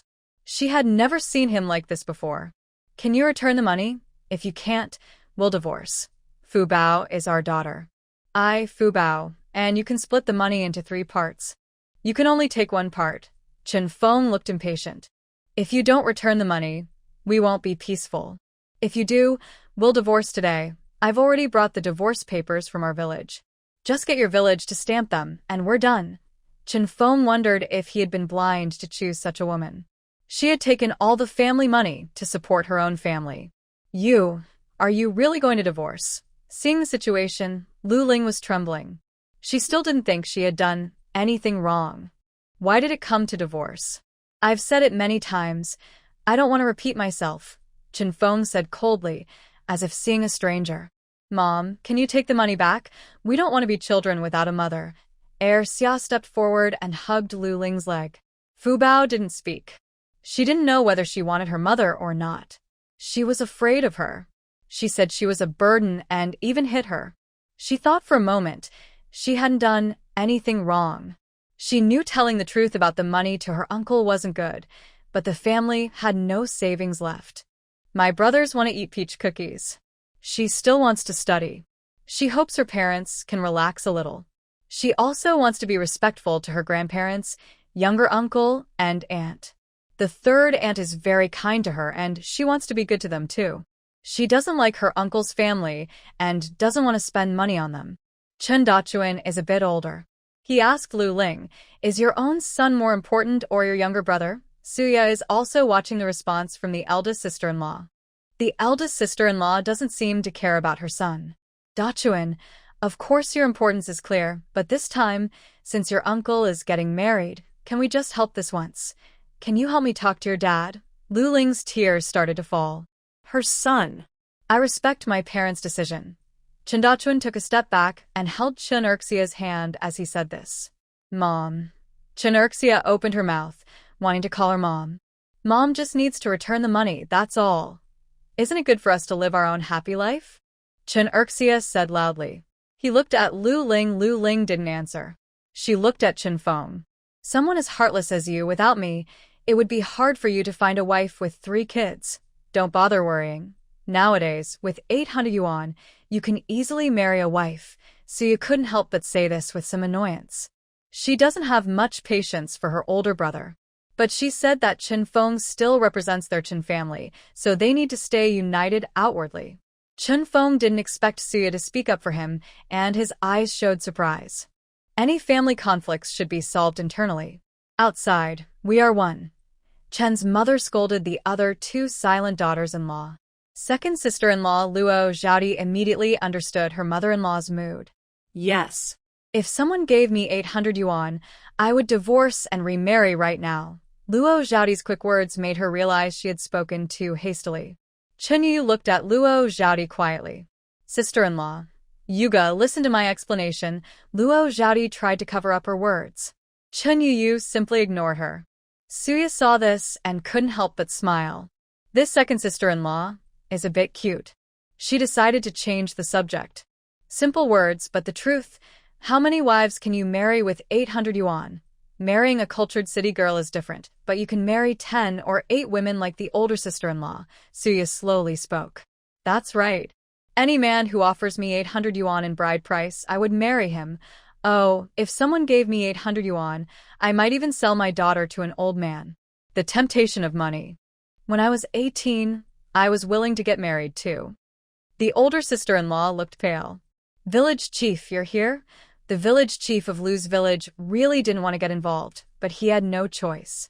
He slowly came over, and the matter wasn't finished yet. What's going on? The village chief pretended to ask. Then he directly asked Qin Feng, can we just forget about this? If Lu's village had a girl who got divorced, it would be hard for the girls in our village to find husbands. I say, if you return the 800 yuan, you don't have to get divorced. Chen Feng told the truth. What does Lu's family think? The village chief asked Lu's family. We spent the money. We can't return it. Lu's mother immediately tried to explain. Men speak, women don't interrupt. Who makes the decisions in your family? Lu Yuqian, you speak up. Don't hide behind the women. The village chief was angry at Lu's family. He couldn't say much about other villages, but he could scold his own villagers. We'll return the money. Lu's father didn't finish his sentence before Lu's mother pinched him. We really don't have the money. Let's just get a divorce, Lu's father softly said. When Lu Ling heard her father wanted a divorce, she was at a loss. I don't want a divorce, Lu Ling disagreed. She had 2 sons and a lucky daughter. She didn't want to marry again. She knew if the money wasn't returned, Chen's family wouldn't agree. Mom, can you take back the money or the items? Mom, I will be respectful to you in the future. Lu Ling's voice was choked with tears. She didn't expect the Chen family to be so cruel.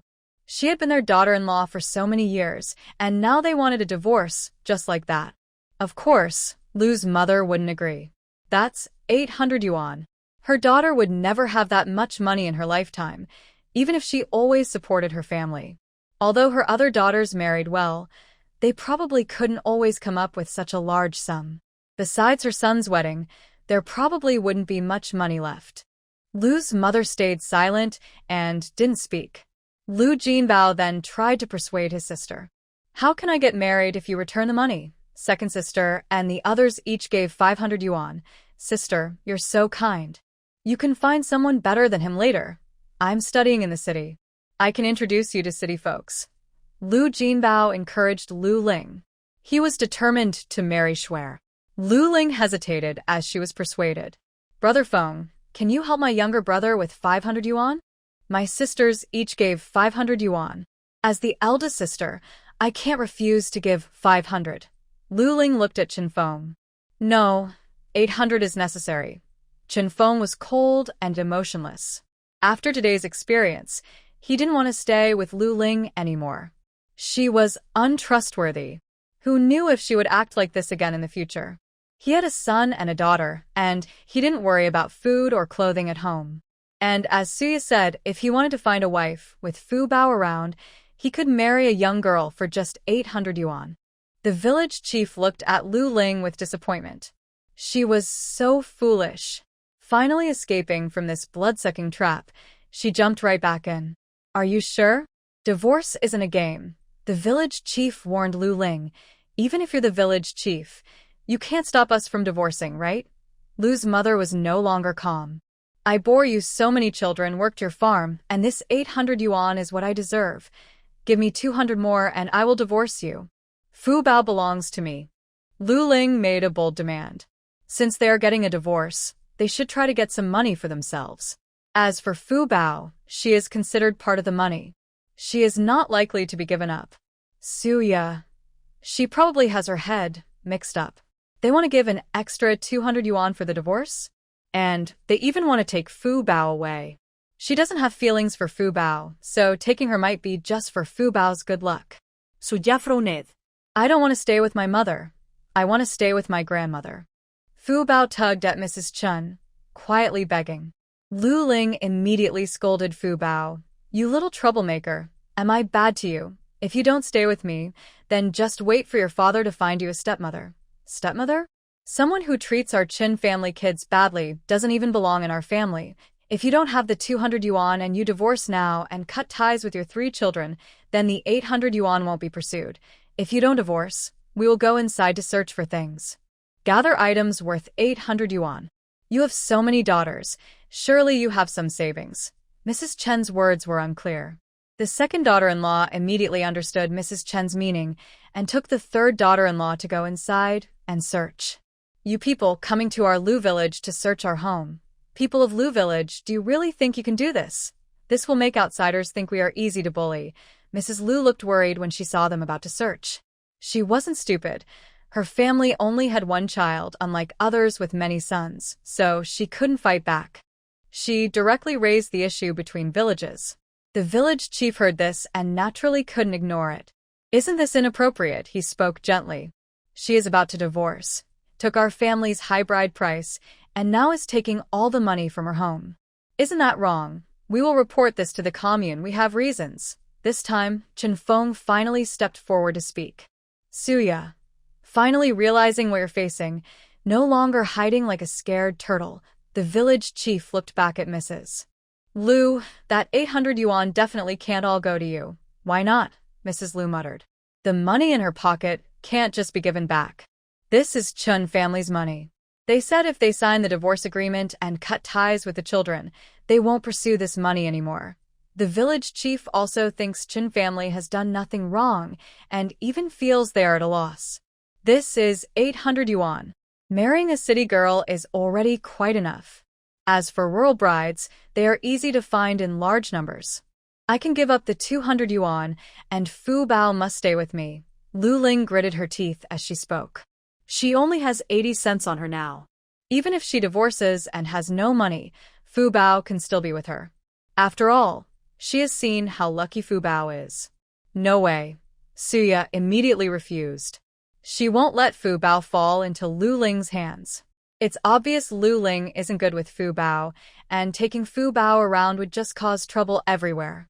I'm her mother. All 3 children can't stay with their father, right? Shouldn't they stay with me? Lu Ling spoke unwillingly.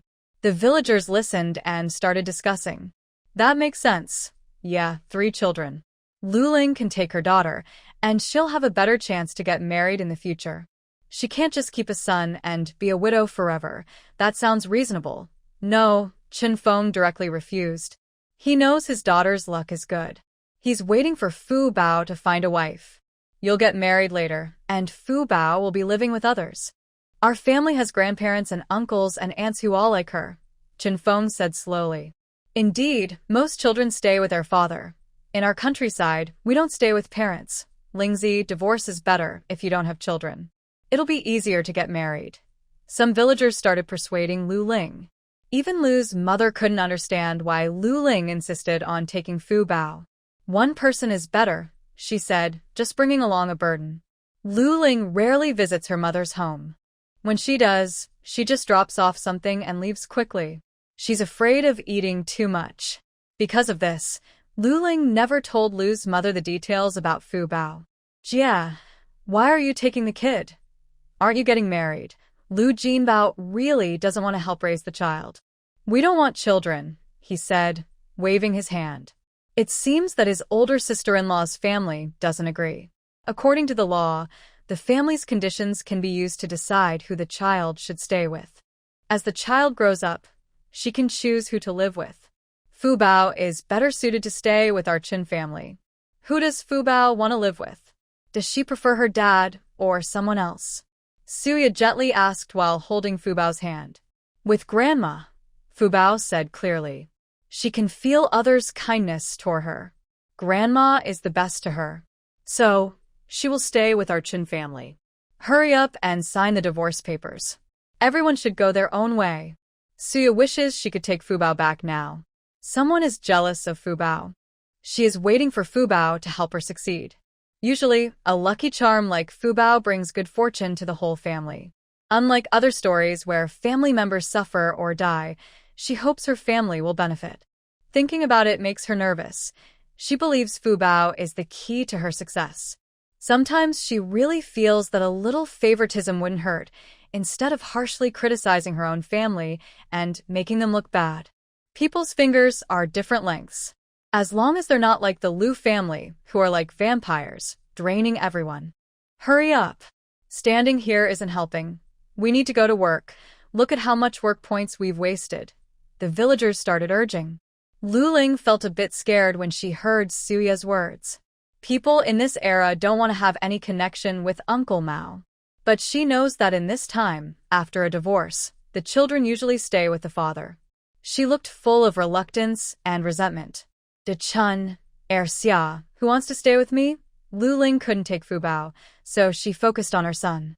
He's the eldest grandson of the Qin family. If she takes just one son, the Qin family will have to care for him. They will definitely send money, every month. I don't want to stay with Mom. Qin De Chun refused directly. He knew his mother cared for him, but she cared even more for his uncle. At home, he had his grandparents, father, younger sister, uncle, and aunt. But with his mother, he only had her as a close family member. He was afraid his younger brother might say something about their mother. He pulled his brother aside and said, "If you stay with Mom, you won't see me, my sister, or Dad anymore." Chin-erxia quickly shook his head. "I don't want to stay with Mom." Although he was young, he understood that their mother had given all their family money to their uncle for his wedding. "I don't want Mom anymore. Our family's money was all spent on the uncle. We don't even have money for peach pastries." Chin-erxia's innocent voice made the villagers smile. Lu Ling's face turned pale. It was just missing out on a piece of peach pastry.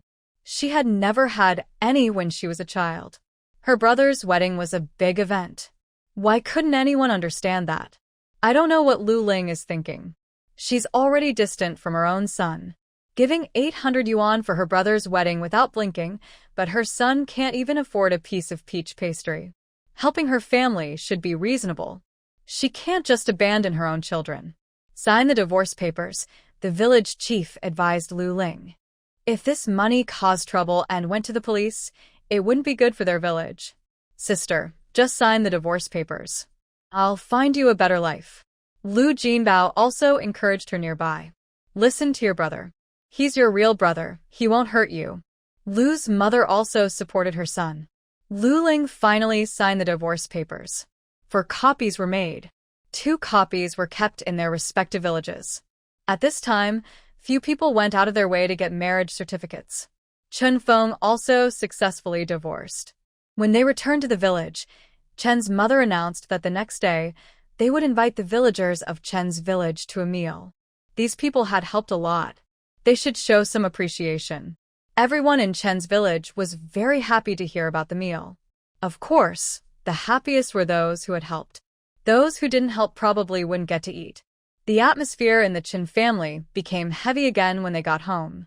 Nowadays, just managing to get by without divorcing was considered good. At home, several daughters-in-law, except Yaya, who doesn't stay close to her family, even though her family has everything. Who else doesn't favor their own family? It's mainly Mother Chen herself. If she knew where her parents were, she would definitely stay close to them. But there should be a limit to this closeness. When parents are sick, giving them 800 yuan is enough. But when her younger brother gets married and spends all the family savings, that's unreasonable. "Mother, I'm sorry to trouble you." Chen Feng stepped forward and apologized to his mother. "It's okay, I understand. Take good care of your children. You know the family situation. It's impossible to have enough money to marry a second wife." Mother Chen spoke directly. In the countryside, marrying a wife costs a lot of grain and money. The family has only sons. Besides caring for her own Mingzai, she naturally treats everyone equally. She made her point very clear. Second sister-in-law Luo Zhaoti's eyes lit up when she heard this. Good. Big brother doesn't need to spend extra money to marry a wife. Otherwise, it would be unfair to them. Second brother was also happy. Suya raised an eyebrow. This mother-in-law of hers, besides favoring her husband, is actually quite fair and clear-headed with others. "Mother, I understand. If I marry another wife, I'll handle myself." Chen Feng didn't say he wouldn't marry again. After a long day of work, it's hard to manage without a wife. "I don't want a stepmother." Second sister Chin-erxia immediately disagreed. "Dad, a stepmother is not good. She might mistreat us. Please don't marry again, okay?" Erxia looked at her father with hope. Compared to their mother, she trusts her father more. Big Spring Chen Dachuan didn't stop his younger brother either. He also wanted to support his father and say no to remarriage. He didn't want a stepmother. Fu Bao also looked hopeful. "Adults matters. Kids shouldn't interfere. If I marry again, I'll find someone good for you." Chen Feng tried to brush it off vaguely. The adults in the family didn't say anything about this. How could the eldest brother, so young, not marry again? It's obviously unrealistic. Big sister-in-law, others should pay attention too. You are helping within reasonable limits. I won't say anything. Knowing that you're not treating the children at home unfairly, just look at your older sister-in-law. Mother Chen's words mainly aimed at scolding Luo Zhaoti and Jiang Rou. As for Suya, Upon hearing that, she immediately promised, "Mother, I will definitely not neglect the child in my belly. My family is well off, I will eat more when I go home, and I will bring delicious food for Mother, Mother Chin. There's no need for that. Just take care of yourself. Right now, there's no division of the family. When the fourth brother gets married, we will divide the family. Mother Chin really doesn't want to live in a big family anymore." She just said it outright. Divide the family? Luo Zhaodi's eyes lit up. She really hopes to divide the family now. She really wants to manage her own household. Jiang Ro felt a bit anxious. If they divide the family now, she doesn't have children yet, and in the village, wouldn't she be bullied? "Mother, why are you talking about dividing the family? Parents are here, so no division." Jiang Ro quickly spoke up. Mother Chen also disagreed with dividing the family. Of course, the eldest brother disagreed even more. His family has 3 children. If they divide the family, how can they support everyone? Fu Bao only found that ginseng once. Later, she just picked some meat to eat. Suya also wasn't very willing. She actually liked the lively, noisy life of a big family. In her previous life, she had to keep her mouth shut too tightly. Now she just enjoys the lively atmosphere. But if they must divide the family, she can accept it. She can talk with her husband, and their meals can also improve. Thinking this way, she felt it was okay. "What? Mother, you want to divide the family?" Chenming came back and heard Mother Chen say she wanted to divide the family. His mother finally decided to split up? He thought he would never see his mother mention dividing the family in his lifetime. "What's going on? You finally decided to come back. Where have you been?" Mother Chen saw Chenming, smiled, but her face showed disdain. "Oh, dear. Isn't it just me going to buy some fruit for my wife? The doctor said pregnant women should eat more fruit." Chenming took out an apple from the space and handed it to Chen's mother. "Mom, this one is for you. You should eat it yourself." Chenming didn't hesitate and pressed it into her arms. Chen's mother's face changed from gloomy to a bright smile. "Child, why do you always think of me?" She said this while wiping her hands and starting to eat. She only had 1 apple, and with 5 children at home, she didn't have much to eat. Plus, her son probably wouldn't be happy about her eating it. She just ate it right away. "Sweet. This apple is so big, red, and sweet." Chen's mother couldn't close her mouth while eating. Seeing her mother and son being so loving, Chen's father looked on with envy. Chenming naturally saw this. He chose to ignore it. "I only bought a few apples, all for my wife. Dad probably doesn't like to eat this, right?" Chenming's tone was playful. Chen's father quickly said he didn't like it. But how could he not like it? He knew his son had complaints about him. He also did prefer the eldest son more. Isn't that how things have always been? And they are all brothers, sharing food happily. What's wrong with that? Chen's father sighed. Chenming paid no attention. Chen's mother didn't look at him either. Suya had been in this family for 2 months now, so she naturally saw the conflicts between her husband and father-in-law. She didn't think about making peace. Why should she embarrass her husband? She didn't want to be the one to suffer. Really, fourth brother is getting married and the family is splitting. Chenming's eyes lit up with happiness. He was genuinely moved by what happened today. Why wasn't he there to see it? He also wanted to join the fun. He was even happier about the family splitting. Before getting married, he really wanted to split the family, but he thought he could just relax at home. Now that the family is splitting, he still has to work a bit. Otherwise, what would he do without a job? Now he has a wealthy wife and a task space. He can't wait to split the family. Then he plans to take his wife and mother to live with his in-laws. He is going to become a son-in-law. Really? Chen's mother confirmed. The true decision-maker in the Chen family is still Chen's mother. Chen's father silently agreed. The children are grown up. He can't control everything anymore. If they keep insisting on not dividing the family, he might lose his daughter-in-law. Mom, you can come live with me then, Chenming offered. His mother still cooks very well. Mom and Dad usually live with the eldest son, right? Chenfeng was worried. His parents are still young, and over the years they earned a lot of work points. They don't need to retire and can help him instead. Chiuju, let's live with the eldest brother. Chen's father looked at the eldest son, who has no wife and 3 children, and seemed to support him. The second and third brothers didn't speak. Since ancient times, people usually live with the eldest brother. Mom likes the 5th younger brother, so she wouldn't live with them. How about Dad lives with the eldest and Mom lives with us? When my wife is pregnant, Mom can help take care of the grandchildren, Chen Ming continued. Mom, take care of my baby. I have 2 children in my belly. It would be so nice if you called me Grandma.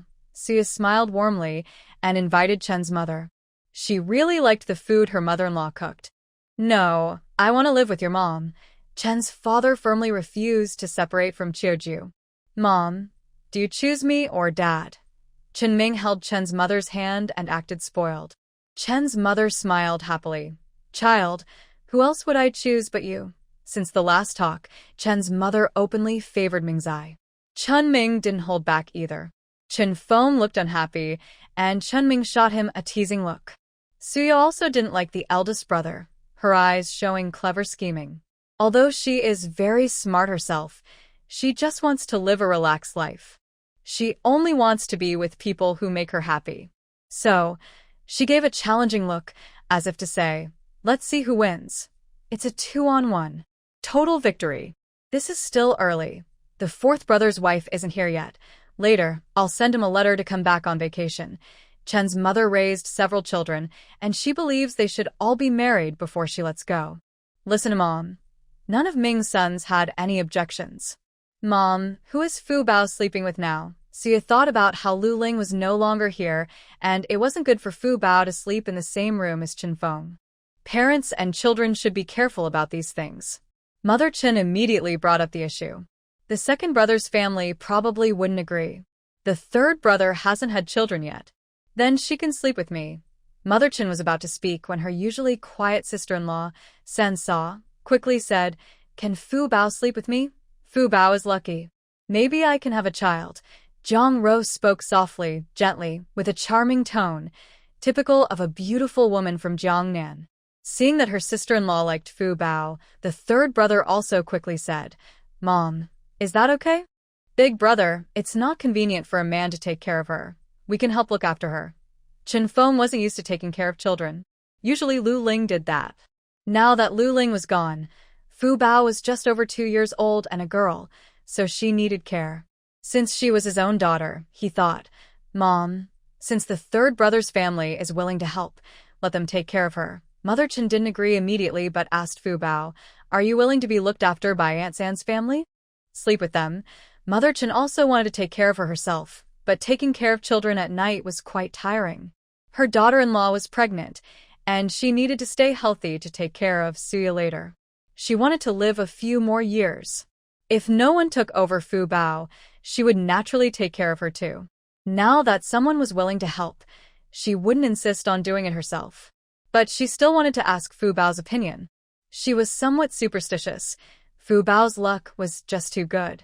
Fu Bao, is that okay? Aunt San looked at her with hope. Okay. Fu Bao wanted to stay with her grandma more, but she knew her grandma was old, and it was hard for her to take care of her. Aunt San was also very kind to her, and she was willing. Yay! Sister-in-law San was very excited and happy. She carefully held Fu Bao's hand. I will be very good to you. Sister-in-law San just wanted to be kind to Fu Bao, and hoped to get some good luck by having a baby. Fu Bao thought about how she was treated well, and wondered what she could do for her. Auntie, you'll have a baby soon. Fu Bao pointed to the third sister-in-law's belly. Yes, yes, yes. The third sister-in-law was very excited. Even third brother Chinyu was happy. They all saw Fu Bao's good luck. She said, I have a baby in my belly. We will treat Fu Bao like our own child and take good care of her. Chen Feng didn't think much of it. After all, it couldn't be more important than his own father. Besides, children sometimes say things casually, so they shouldn't be taken seriously. He knew Fu Bao was lucky, but he didn't believe everything she said. However, Chen's mother and Suya believed it completely. When the little lucky charm spoke, even if she wasn't pregnant, she would be soon. Suya had no doubt about it. Chen's mother thought that if they could have a child, it would ease their worries. Among the daughters-in-law, besides Suya, Zhang Rou was her favorite. She worked quietly and didn't cause trouble. She stayed close to her family and was cared for by them. They exchanged visits and support. Go see the doctor for a checkup in a few days, Chen's mother told the third family. Okay, the third brother and sister-in-law looked forward to it. Suya and her husband returned to their room. Chunming looked her over and was relieved to see she was fine. Why are you going to see the doctor? You're pregnant. Your big sister-in-law's family is like vampires, Chunming complained to Suya. But I really didn't expect them to actually want a divorce, he said, surprised. I thought they wouldn't divorce, Chunming told Suya. Why do you think they won't? Suya asked curiously. With a son and daughter already, they wouldn't divorce, Chunming explained seriously. They should give the children a complete family. Yaya, we have a child now. Please treat me well, he said sincerely. I will make sure your wife is no worse than women in the city. Chunming knew that life in the countryside was different from the city. He hopes she will stay with him. Suya chuckled softly. Who else would I be with if not you?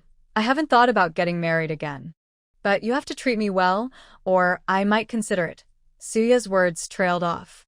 I will definitely treat you well. I'll wash the clothes at home. I'll handle the cleaning. When the baby is born, I will take care of him. You don't have to do anything.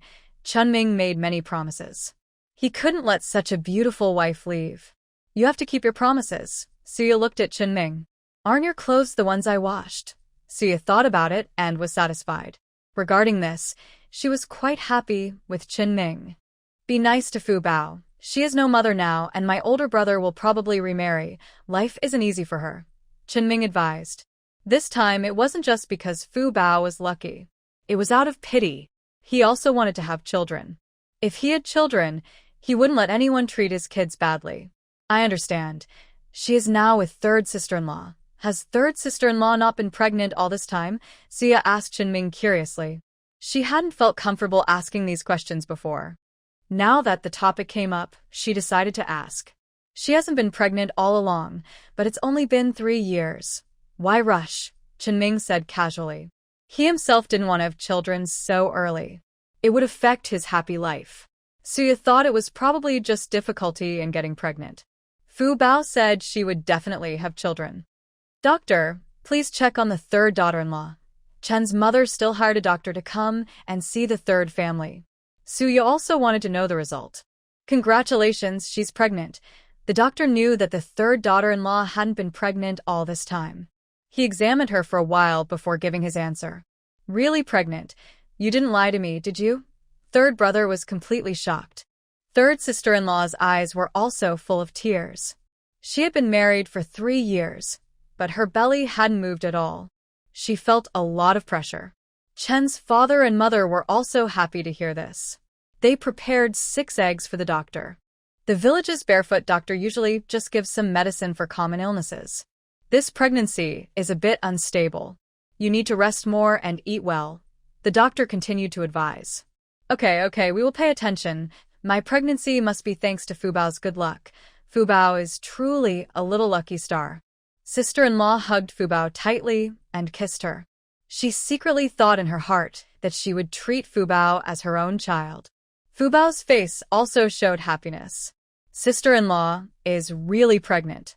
Sister-in-law, I will find some meat and fruit for you and little sister-in-law to eat later, Fu Bao said with bright, soft eyes. Great, sister-in-law happily agreed. Since the third sister-in-law is pregnant, it's not convenient for Fu Bao to stay here. She might as well live with me. Mother Chen really didn't want to take care of a child, but given the special situation, she had no choice. It's okay, Mom. Let Fu Bao stay with me. That would be very convenient. Sister-in-law quickly spoke up. Her pregnancy was unstable, but with Fu Bao around, she felt lucky and sure it would be fine. Feel free. Mother Chen didn't insist. She was eager to sleep peacefully without taking care of a child. Congratulations, third sister-in-law. Suya smiled happily and congratulated her. She was genuinely happy for third sister-in-law. In this family, the sisters-in-law had the best impression of her. Third sister-in-law was gentle and hardworking. When she first heard she was pregnant, she even made a pair of tiger-head shoes for her children. Yaya, I might need to learn more from you in the future, third sister-in-law quickly said. She looked at Suya's big belly with full envy. Sure, you're always welcome. Suya was bored alone, so having someone to talk to was nice. Starting today, the third sister-in-law and Yaya will each have 2 eggs a day. If you have free time after work, you can also go fishing to help them. Mother Chen looked around at everyone and spoke slowly. What? Why are they eating so well while pregnant? Second sister-in-law was upset. She could accept Suya, but she wondered why others were eating so well during pregnancy. Note: all explicit content has been replaced with family-friendly language. Now, even the little transparent Jiangro at home is getting better treatment than her? She is not happy. By my butler. Mother Chen didn't even give her sister-in-law a glance. Her second brother saw that his mother was angry and immediately pulled his wife back. This time, Jiangro didn't say she didn't need it. She wanted to give her unborn child more nutrition. At night, Brother Yu, I can't let my baby in the belly be neglected. I want to buy some brown sugar to nourish him. Jiangro spoke to Chen Yu. Of course, we should do that. We only have 20 yuan saved up now. The kids should save enough for themselves. Fu Bao also needs to eat well. She wasn't born from me, but in the future, we should treat her like our own child. Jiangro emphasized to Chen Yu. She had a strong feeling that this child was brought by Fu Bao. I understand. You've said that so many times. Chen Yu gently stroked her clothes with affection. I see that Yaya's baby is doing well, which shows that eating good food helps with pregnancy. I'm planning to follow her example as much as I can. Jiangro clenched the 20 yuan in her hand. We can't compare with Brother Wu and the others. Brother Wu married a wealthy wife, and her family has a lot of money. This was something many people knew. After all, when power was overthrown, it was impossible to have nothing at all. Jiangro felt a bit confused. What family wealth? Her grandparents are rich, but they got caught, Chen Yu whispered. Jiangro suddenly lost her envy. Living a simple, peaceful life is better. The days filled with fear and worry are hard. Suya was in her room reading and listening to the stars and moon, walking around every day. Chunming was carefully taking care of her, worried that her mood might affect the baby. Meanwhile, in the task space, Chunming sold his bicycles for 100 yuan each, without receipts. He sold a total of 12,000 yuan. When he received the money, his hands trembled. He had never seen so much money before. It was just too much. He looked at the money with wide eyes. Although the money wasn't his, he still enjoyed touching it. Chunming touched each bill carefully. Suya watched and twitched. She really wanted to know how long her husband would keep touching the money. After an hour, actually, it had been several days. Her husband hadn't said he would turn in the money. She wasn't worried he wouldn't give it back. In her space, she wanted to take it directly. She just wanted to know when her husband would turn it in. Finally, Chunming decided to give the money back. He could get a Phoenix brand bicycle. That was truly his property. I sold each for 400 yuan, Chunming honestly said. After all, it was in his mind. He knew he couldn't hide anything from the other person. I only charged 350 yuan per bike, Suya thought she should motivate her husband more. Let him taste the feeling of earning big money. When the reform and opening up happen, he could make a lot. As for her husband going into politics, having money makes the foundation for politics better. After all, in today's era, it's not forbidden for businessmen to enter politics. Really, Chunming quickly did the math. That means he could earn 50 yuan per bike. 30 bikes would earn him 1,500 yuan. People in the city only earn 30 yuan a month. He had 1,500 yuan? That was a very profitable industry. He looked at his task space glowing. Thank you, divine being. Meeting you has brought me so much good fortune.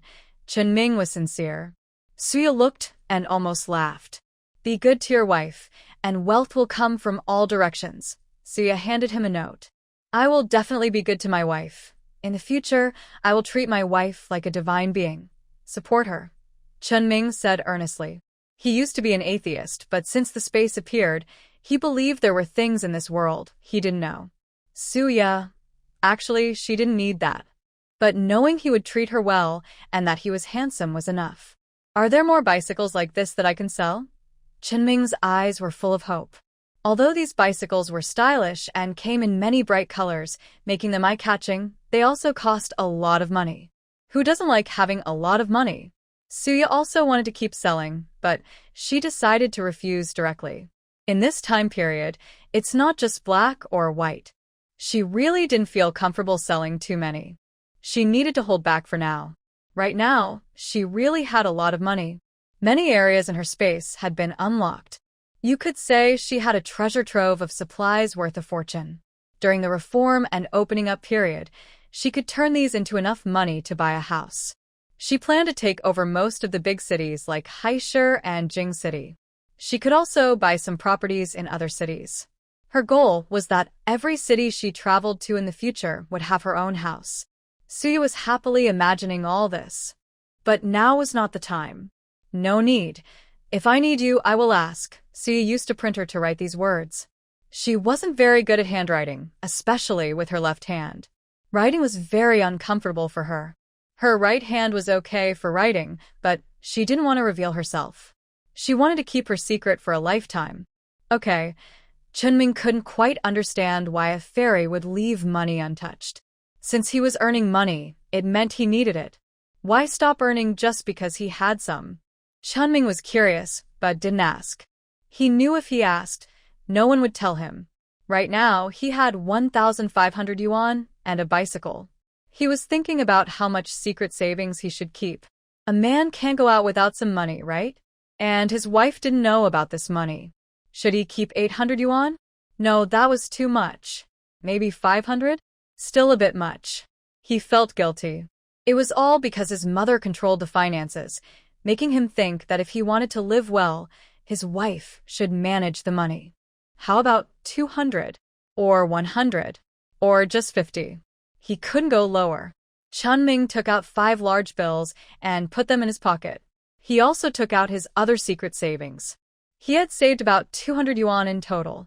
This time, I earned a total of 1,650 yuan, and I plan to give it all to my wife. I call it my little savings. I wonder if she will see me differently because of it. Going out to sell goods isn't always easy. I feel conflicted inside, but decide to tell my wife anyway.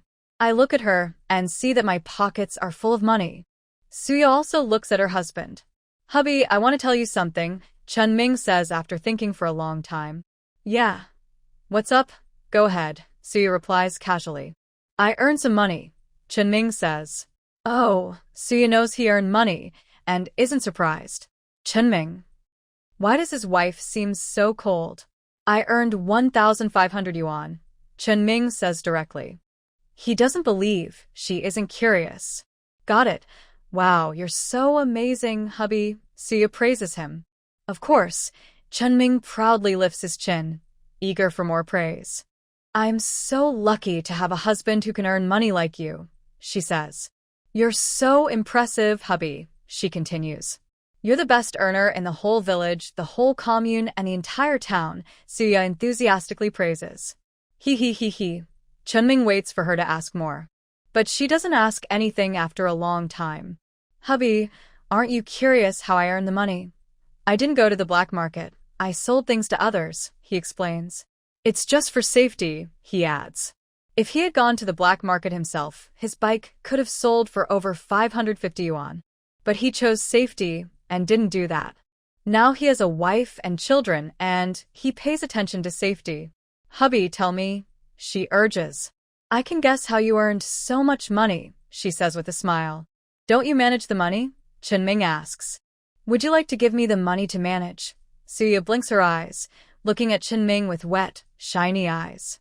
I am willing, Chunming answered without hesitation. Thank you, husband, she said. Husband is the best person in the world, she added. Suya reached out and took the money directly. Wow, so much money. Suya didn't expect her husband to voluntarily hand over money. This man is really great. She happily counted the money. It felt so happy. Chunming suddenly realized his hands were empty. Seeing his wife happily counting money like a treasure hunter, his eyes softened. His wife is so good. She doesn't ask him for secret savings like a fierce tiger. In the future, he wants to voluntarily give her money to make her happy. I will give you more money in the future, Chunming boasted to Suya. I'm looking forward to it, husband, she replied. Come here, give me a kiss, he said. Suya happily gave Chunming a sweet kiss. The money her husband handed over always feels different from her own money. There's a sweet, happy feeling and she feels very good. Chunming also felt that his wife's attitude towards him changed a lot after receiving the money. He liked it very much. He wants to earn more money in the future to enjoy this feeling. It's not the right time to go to the black market now. If he doesn't have good goods, he doesn't want to go often. Suya has the same idea.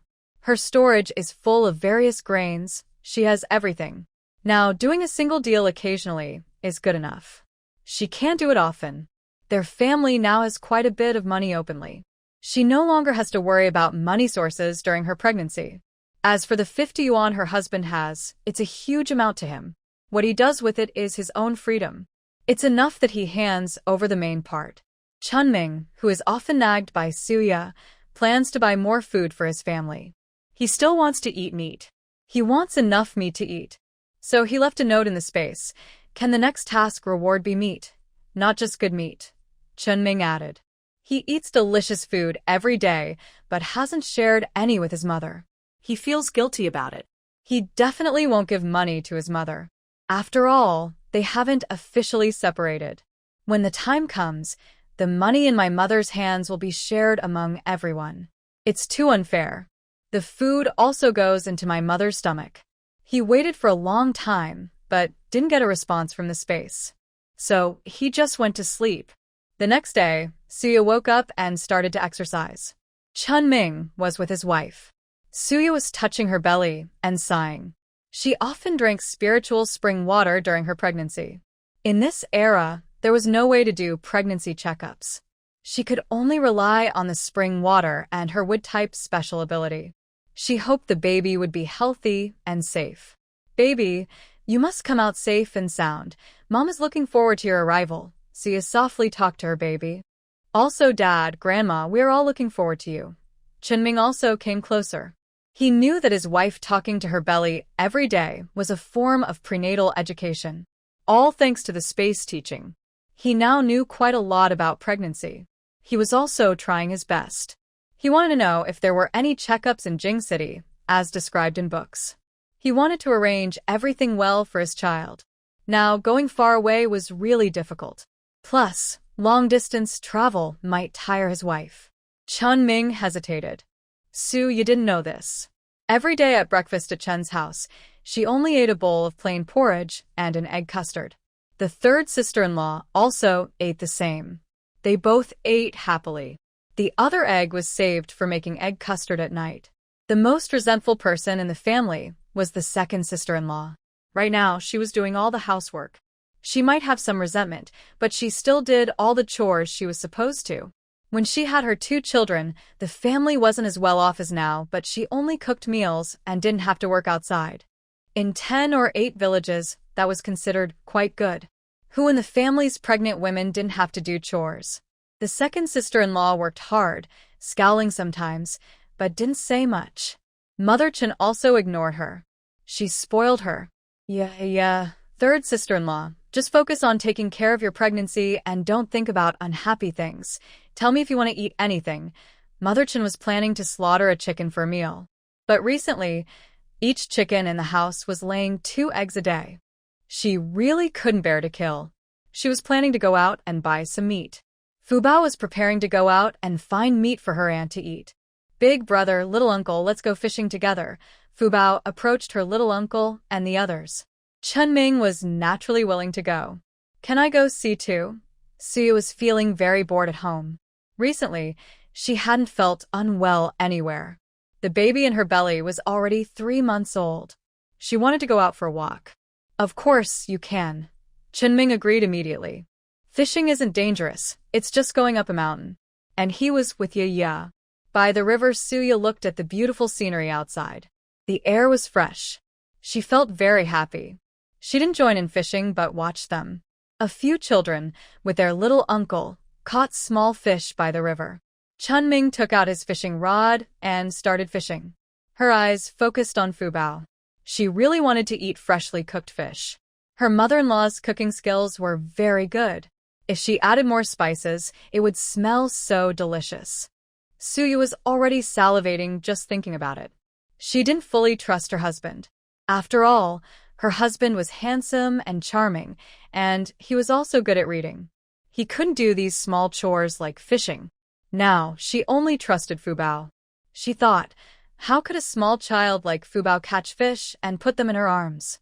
Following Fubao, she saw how much her little aunt cared about the baby in her belly and felt very envious.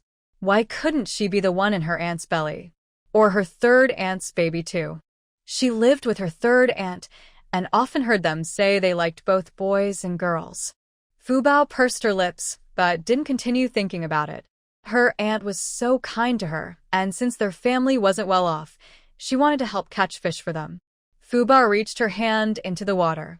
Little sister, you need to get down and catch the fish. How can you catch fish like that? Yes, little sister, just watch from the side. We'll catch the fish for you, Chin Dachuan said loudly. A few other brothers also eagerly joined in. Fubao gently spoke to the water, saying, Fish, come over quickly. Suddenly, many fish swam over to Fubao. There were both small and big fish. Suya exclaimed, Wow, having a Fubao at home really means no worries about food. She had enough to eat, but she liked this kind of spontaneous catch even more. It was wonderful. Suya looked into Fubao's eyes, which sparkled brightly. Fubao is so amazing. Fubao felt a little shy when praised. I'm not that great. I'm just lucky, Fubao whispered softly. The older brothers also noticed the many fish around Fubao. One by one, they came over to catch them. But with a splash, one of them fell flat on the ground. They didn't catch a single fish. The fish were very quick and agile. Chunming watched with interest. He also jumped in to try. But he caught nothing either. Finally, Fubao gently said, Fish, come into my arms. Suddenly, many big fish ran over from afar. One by one, they slipped into Fubao's arms. Suya immediately moved away from Fubao. She was pregnant and couldn't handle it. So, one by one, the fish came to Fubao's embrace. The small fish also slipped into Fubao's hands one by one. They even tried hard to jump into the basket. Suya was stunned. She knew small koi were lucky, but this was just too good. She was still wondering how Fubao caught the fish. And then, no delivery service was needed. Suya was amazed. The others also didn't lag behind. They quickly started catching fish. The jumping fish on land were easy prey. A total of 15 big fish jumped out. Each fish weighed about 7 or 8 jin. Fubao's basket was full of small fish. Suya's basket was also filled with small fish, because she was close to Fubao. Wow. My sister is so lucky. Chin Sanchio looked at his sister with shining eyes. She was truly amazing. The other children also looked at the fish with surprise. Quick, put it in the basket. We're going home. Chunming placed 3 fish into each child's basket. Don't underestimate children. Carrying a basket weighing about 20 jin doesn't tire them at all. They carried 12 fish, and the basket for Fubao was full of small fish. The wife's basket also had small fish. He put 4 fish into his own basket. At the same time, he borrowed his wife's basket, which also weighed about 20 jin of small fish. Adding his own basket, which was over 20 jin. When Chunming first carried the load, he almost fell. It was very heavy. Usually, he only read books and didn't do much farm work. It was very hard for him. Thinking about the fish in the basket, the books said that pregnant women should eat well. He gritted his teeth and kept carrying. Veins bulged on his forehead. Suya watched her husband and felt very worried. Husband, maybe I can carry some myself? Suya asked Chunming. No need. This little bit is quite light, not tiring. Not at all tiring, Chunming emphasized again and again. Suya could see that her husband was trying to save face. So she decided not to carry anything. It's time for her husband to get some exercise. He was really spoiled by his mother-in-law growing up, carrying 50 jin and complaining about being tired. Little uncle, I'm struggling to carry this. Can you help me? Fubao blinked at her little uncle. The older brothers also felt tired, but dared not ask their little uncle for help. Only Fu Bao, because her little uncle liked her more than the others. Chunming. Fu Bao, you have to carry your own basket? Chunming directly refused. 50 Jean was already hard enough. If he carried another basket, he might fall on the way home. Hurry up and go home. Eat some candy when you get there. Chunming comforted Fu Bao. He thought about the baby in his belly, who would be just as cute or even cuter than Fu Bao in the future. Looking at Fu Bao, his tone softened. Okay, Fu Bao nodded obediently. Find some pig grass or something to hide it. Don't let others see. Chunming warned the children. The children were experienced and careful. They knew not to make a fuss about food in public. Try to hide and bring back anything valuable. Chunming and a group of children happily went home. On the way, a nosy aunt asked, "Your baskets are full. Do you have something good?" She wanted to look inside the children's baskets. She didn't open Chunming's basket. Chunming is difficult to deal with. Villagers avoid him. "Auntie, why are you looking at the children's baskets? Do you have a lot of money at home? Can I take a look?" Chunming stepped forward to stop the nosy aunt. She didn't want to do that after his words. "Children, don't respect elders. You're not well behaved." Suya couldn't stand it anymore. She thought well of Chin family's children. She wouldn't let outsiders bully them. Children should respect elders. Elders should act properly, Suya said coldly. The aunt rarely saw Suya. When she saw this new daughter-in-law, she smiled sweetly, looking easy to bully. Who would think she was actually tough? "You're talking like that, Chunming. Aren't you going to control your wife?" The aunt looked at Chunming. "I think my wife said it well. She said what I wanted to say." Chunming protected his wife confidently. "I'm going to tell your mother how you talk to elders." "Go ahead." Chunming was very calm. The aunt was so angry she left. Chunming took his wife and children home. As soon as they arrived, they closed the yard gate. Chunming found the water jar and put the big fish inside, to keep them fresh and prevent them from dying. After that, he put the small fish in water to keep alive, waiting for his mother to come back and deal with them. He didn't know how to do it. Suya didn't know either. She could cook simple home dishes, but she really didn't know how to handle fish. She only knew how to eat. "Sidong, go call Grandma back." Chunming asked Sidong to call Grandma. His third sister-in-law was surprised to see so many fish when she came out. "Where did all these fish come from?" For Winter immediately replied, "Fu Bao's sister caught them. She's so amazing. You all want to curl up in her arms." For Winter told third sister-in-law everything that happened. Third sister-in-law's eyes lit up when she saw so many fish. Pregnant women eating fish is good for health, and after the baby is born, fish can help with milk production. "Fu Bao is really impressive." Third sister-in-law praised Fu Bao. "Fu Bao specifically caught fish for Auntie San and little Auntie so you can nourish your bodies," Fu Bao said softly. "Thank you, Fu Bao." Suya was very touched when she heard this. Third sister-in-law felt even more moved. "Fu Bao is such a good child." Third sister-in-law hugged Fu Bao. She became more determined in her thoughts. No matter if the baby is a boy or a girl. For Winter quickly called Mother Chin. He also told her what happened on the way. Mother Chin sighed and said, "It's like the Chin family has a lucky star with Fu Bao. The eldest must cherish her well." She planned to find a time to talk to the eldest son. She couldn't ignore Fu Bao. If she couldn't raise her well, she would take care of her. "Grandma, there are so many fish." Fu Bao looked up with a face like a New Year picture doll and said to Mother Chin, "Grandma knows. How do you want to eat it?" "I'll cook for you." Mother Chin took Fu Bao's hand and asked patiently. "I like all kinds of cooking." Fu Bao said softly. "Make fish that can help Annie San and little Annie stay healthy." Okay. Mother Chin liked Fu Bao more and more, not just because she was lucky, but because she had a sincere heart. Third sister-in-law had already started processing the small fish. Third sister-in-law, "What are you doing? Finally pregnant, and you're just sitting around." Mother Chin was annoyed when she saw third sister-in-law. Why couldn't she learn from the other two sisters-in-law? She just thought about not working all day. Third sister-in-law's daughter-in-law finally got pregnant, and if she did any work and caused trouble, she would be scolded to death. "I'll do it. You go rest." Mother Chin waved her hand to let Jiang Ro go away. She started processing the fish herself. So many fish, enough for the family to eat for a long time. There are also fish for the new year.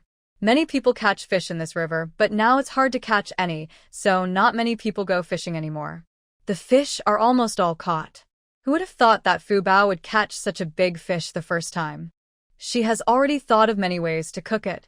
It's harvest time now, and everyone at home is tired from working hard.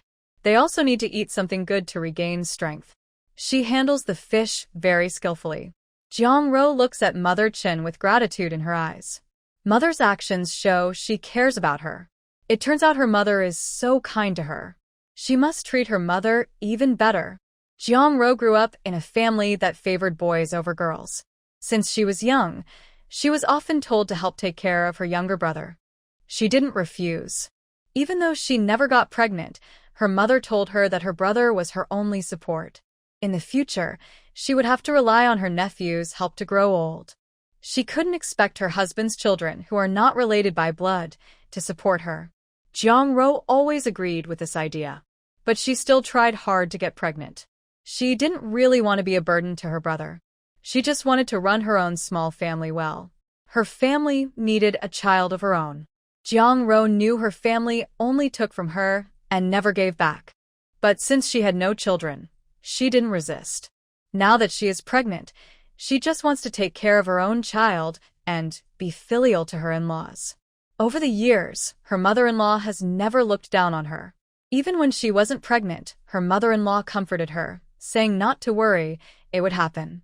Mother, I understand. Jiang Ro nodded obediently. She stopped working and decided to take good care of her only child. Mother Chin quickly started processing the fish. Suya watched her do it, longing to eat fish. She thought dried small fish for spicy fish snacks would taste really good. She was starting to drool a little. Dear, what kind of fish do you want to eat? Chenming asked his wife. Can I choose? Suya looked at Chenming. Of course. I want to eat spicy small fish, braised fish, and spicy fish. Suya mentioned several dishes. Chenming said he remembered. He looked at his mother and moved closer. Mom, I want to eat spicy fish, braised fish, and spicy fish. Please arrange it for me. Chenming spoke directly. Chen's mother rolled her eyes at him in annoyance. Actually, it's not me who wants to eat, but my child wants to eat. Seeing that his mother was ignoring him, Chenming quickly changed his words to say his child wanted to eat. Okay, when Chen's mother heard it was her grandson who wanted to eat, she couldn't refuse. She already thought about how to cook it. You're so kind, Mom. Suya felt that she and her mother-in-law didn't really have any conflicts. She liked living with her mother-in-law. Her own mother cooked quite simply, and her father's cooking was pretty good, but she liked her mother-in-law's cooking even more. Of course, you're my daughter-in-law. My mother has always liked me the most since I was young, Chenming said confidently. Suya, just one biological son, of course she likes him. Other family members had also come back from work. Second sister-in-law saw that her mother had left early, and her younger siblings were not working at home, which made her angry. Why is it that they don't have to work because they are pregnant? Brother Lei, should we have another child too? Second sister-in-law approached Chen Lei. She didn't want to work anymore. We already have 2 sons. Why have another? What if we can't afford to raise them? Chen Lei quickly waved his hand. Their 2 sons were already a lot of pressure when they grew up and got married. He didn't want to add more pressure. Maybe have a daughter, second sister-in-law said unwillingly. She knew Chen Lei wanted a cute daughter. Chen Lei hesitated a little. Immediately, he refused. What if it's not a daughter? 3 sons. Just thinking about it is scary. Chen Lei shook his head vigorously. Second sister-in-law was so angry. How could there be such a man? He even disliked having more sons? Second sister-in-law didn't want to talk to Chen Lei anymore. She stormed back home and found a lot of fish. Why are there so many fish? Recently, second sister-in-law hasn't eaten much meat, and now she can't even walk properly after seeing fish. Second sister-in-law, come help us prepare the fish now that you're back. Mother Chen called her over directly. Luo Zhaodi. She just finished work and now has to do more chores? Do you want to eat fish? If you want to eat fish, then help with the work. You're not pregnant, so why are you just waiting for me to do everything alone? Mother Chen looked at her with a displeased expression. I'm coming. I just didn't realize it right away. Second sister-in-law quickly started handling the fish. There are so many fish. Besides eating at home, maybe some can be sent to her family? Thinking about how she enjoyed 2 of wild boar meat last time, she felt proud. But recently, she hadn't visited her family for a long time. It's because her 2 sons are growing bigger and they want to eat more. She doesn't want to deny her own children food. As for money, her sister-in-law's family and her younger brother's family each have 800 yuan, but she has none. She overlooked her third brother's family. She couldn't allow herself to be worse than others. So she gritted her teeth and didn't go home. But going home empty-handed wouldn't be good either. Now that she sees the fish, she thinks she can bring something back. Second sister-in-law processed the fish quickly and neatly. Mother Chen watched her do a good job and didn't join in. She was going to cook now.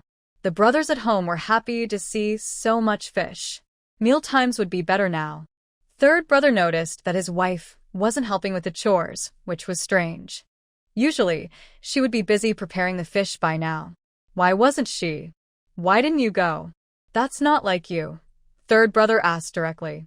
My mother said I am pregnant and shouldn't do these chores. She told me to rest well. Jiang Rose spoke gently, showing her caring side. Mother really treats us well. We should be filial to her. Jiang Rose said seriously to her third brother. Got it. Mother really is good to us. Third brother looked at his mother with admiration and love. Their father has always favored the eldest son since childhood. He and the second and fourth brothers are quite invisible, while the fifth brother is treated a bit better. Their mother is very biased toward the fifth brother. She argued with their father and only then received slightly better treatment. As a child, he was resentful about his mother's favoritism. But as he grew up, he understood that their mother was not unfair to any of them. She gave them what they deserved. She took care of them all, who can truly treat everyone equally, just like how people's fingers are of different lengths. Yaya just taught me what to watch out for during pregnancy. I think her pregnancy is going well, so I asked her directly. Jiang Ro told her third brother about what she had done. That's good. Spend more time with your fifth brother's wife. Third brother was very happy to see his wife making friends and socializing. His wife rarely went out or played with others after getting married. No matter what, it didn't work. Now, it's good that she's interacting with the fifth brother's family. This way, she won't be bored or unproductive when pregnant. He also thought about building a closer relationship with the fifth brother. He had a feeling that the fifth brother's family would do well in the future. After all, their maternal family is very supportive, and he is an only child. He even envied the fifth brother. Suya finally got to enjoy the long-awaited braised fish and spicy fish. As for the spicy, dried, small fish, she couldn't eat it for now. But she was very satisfied.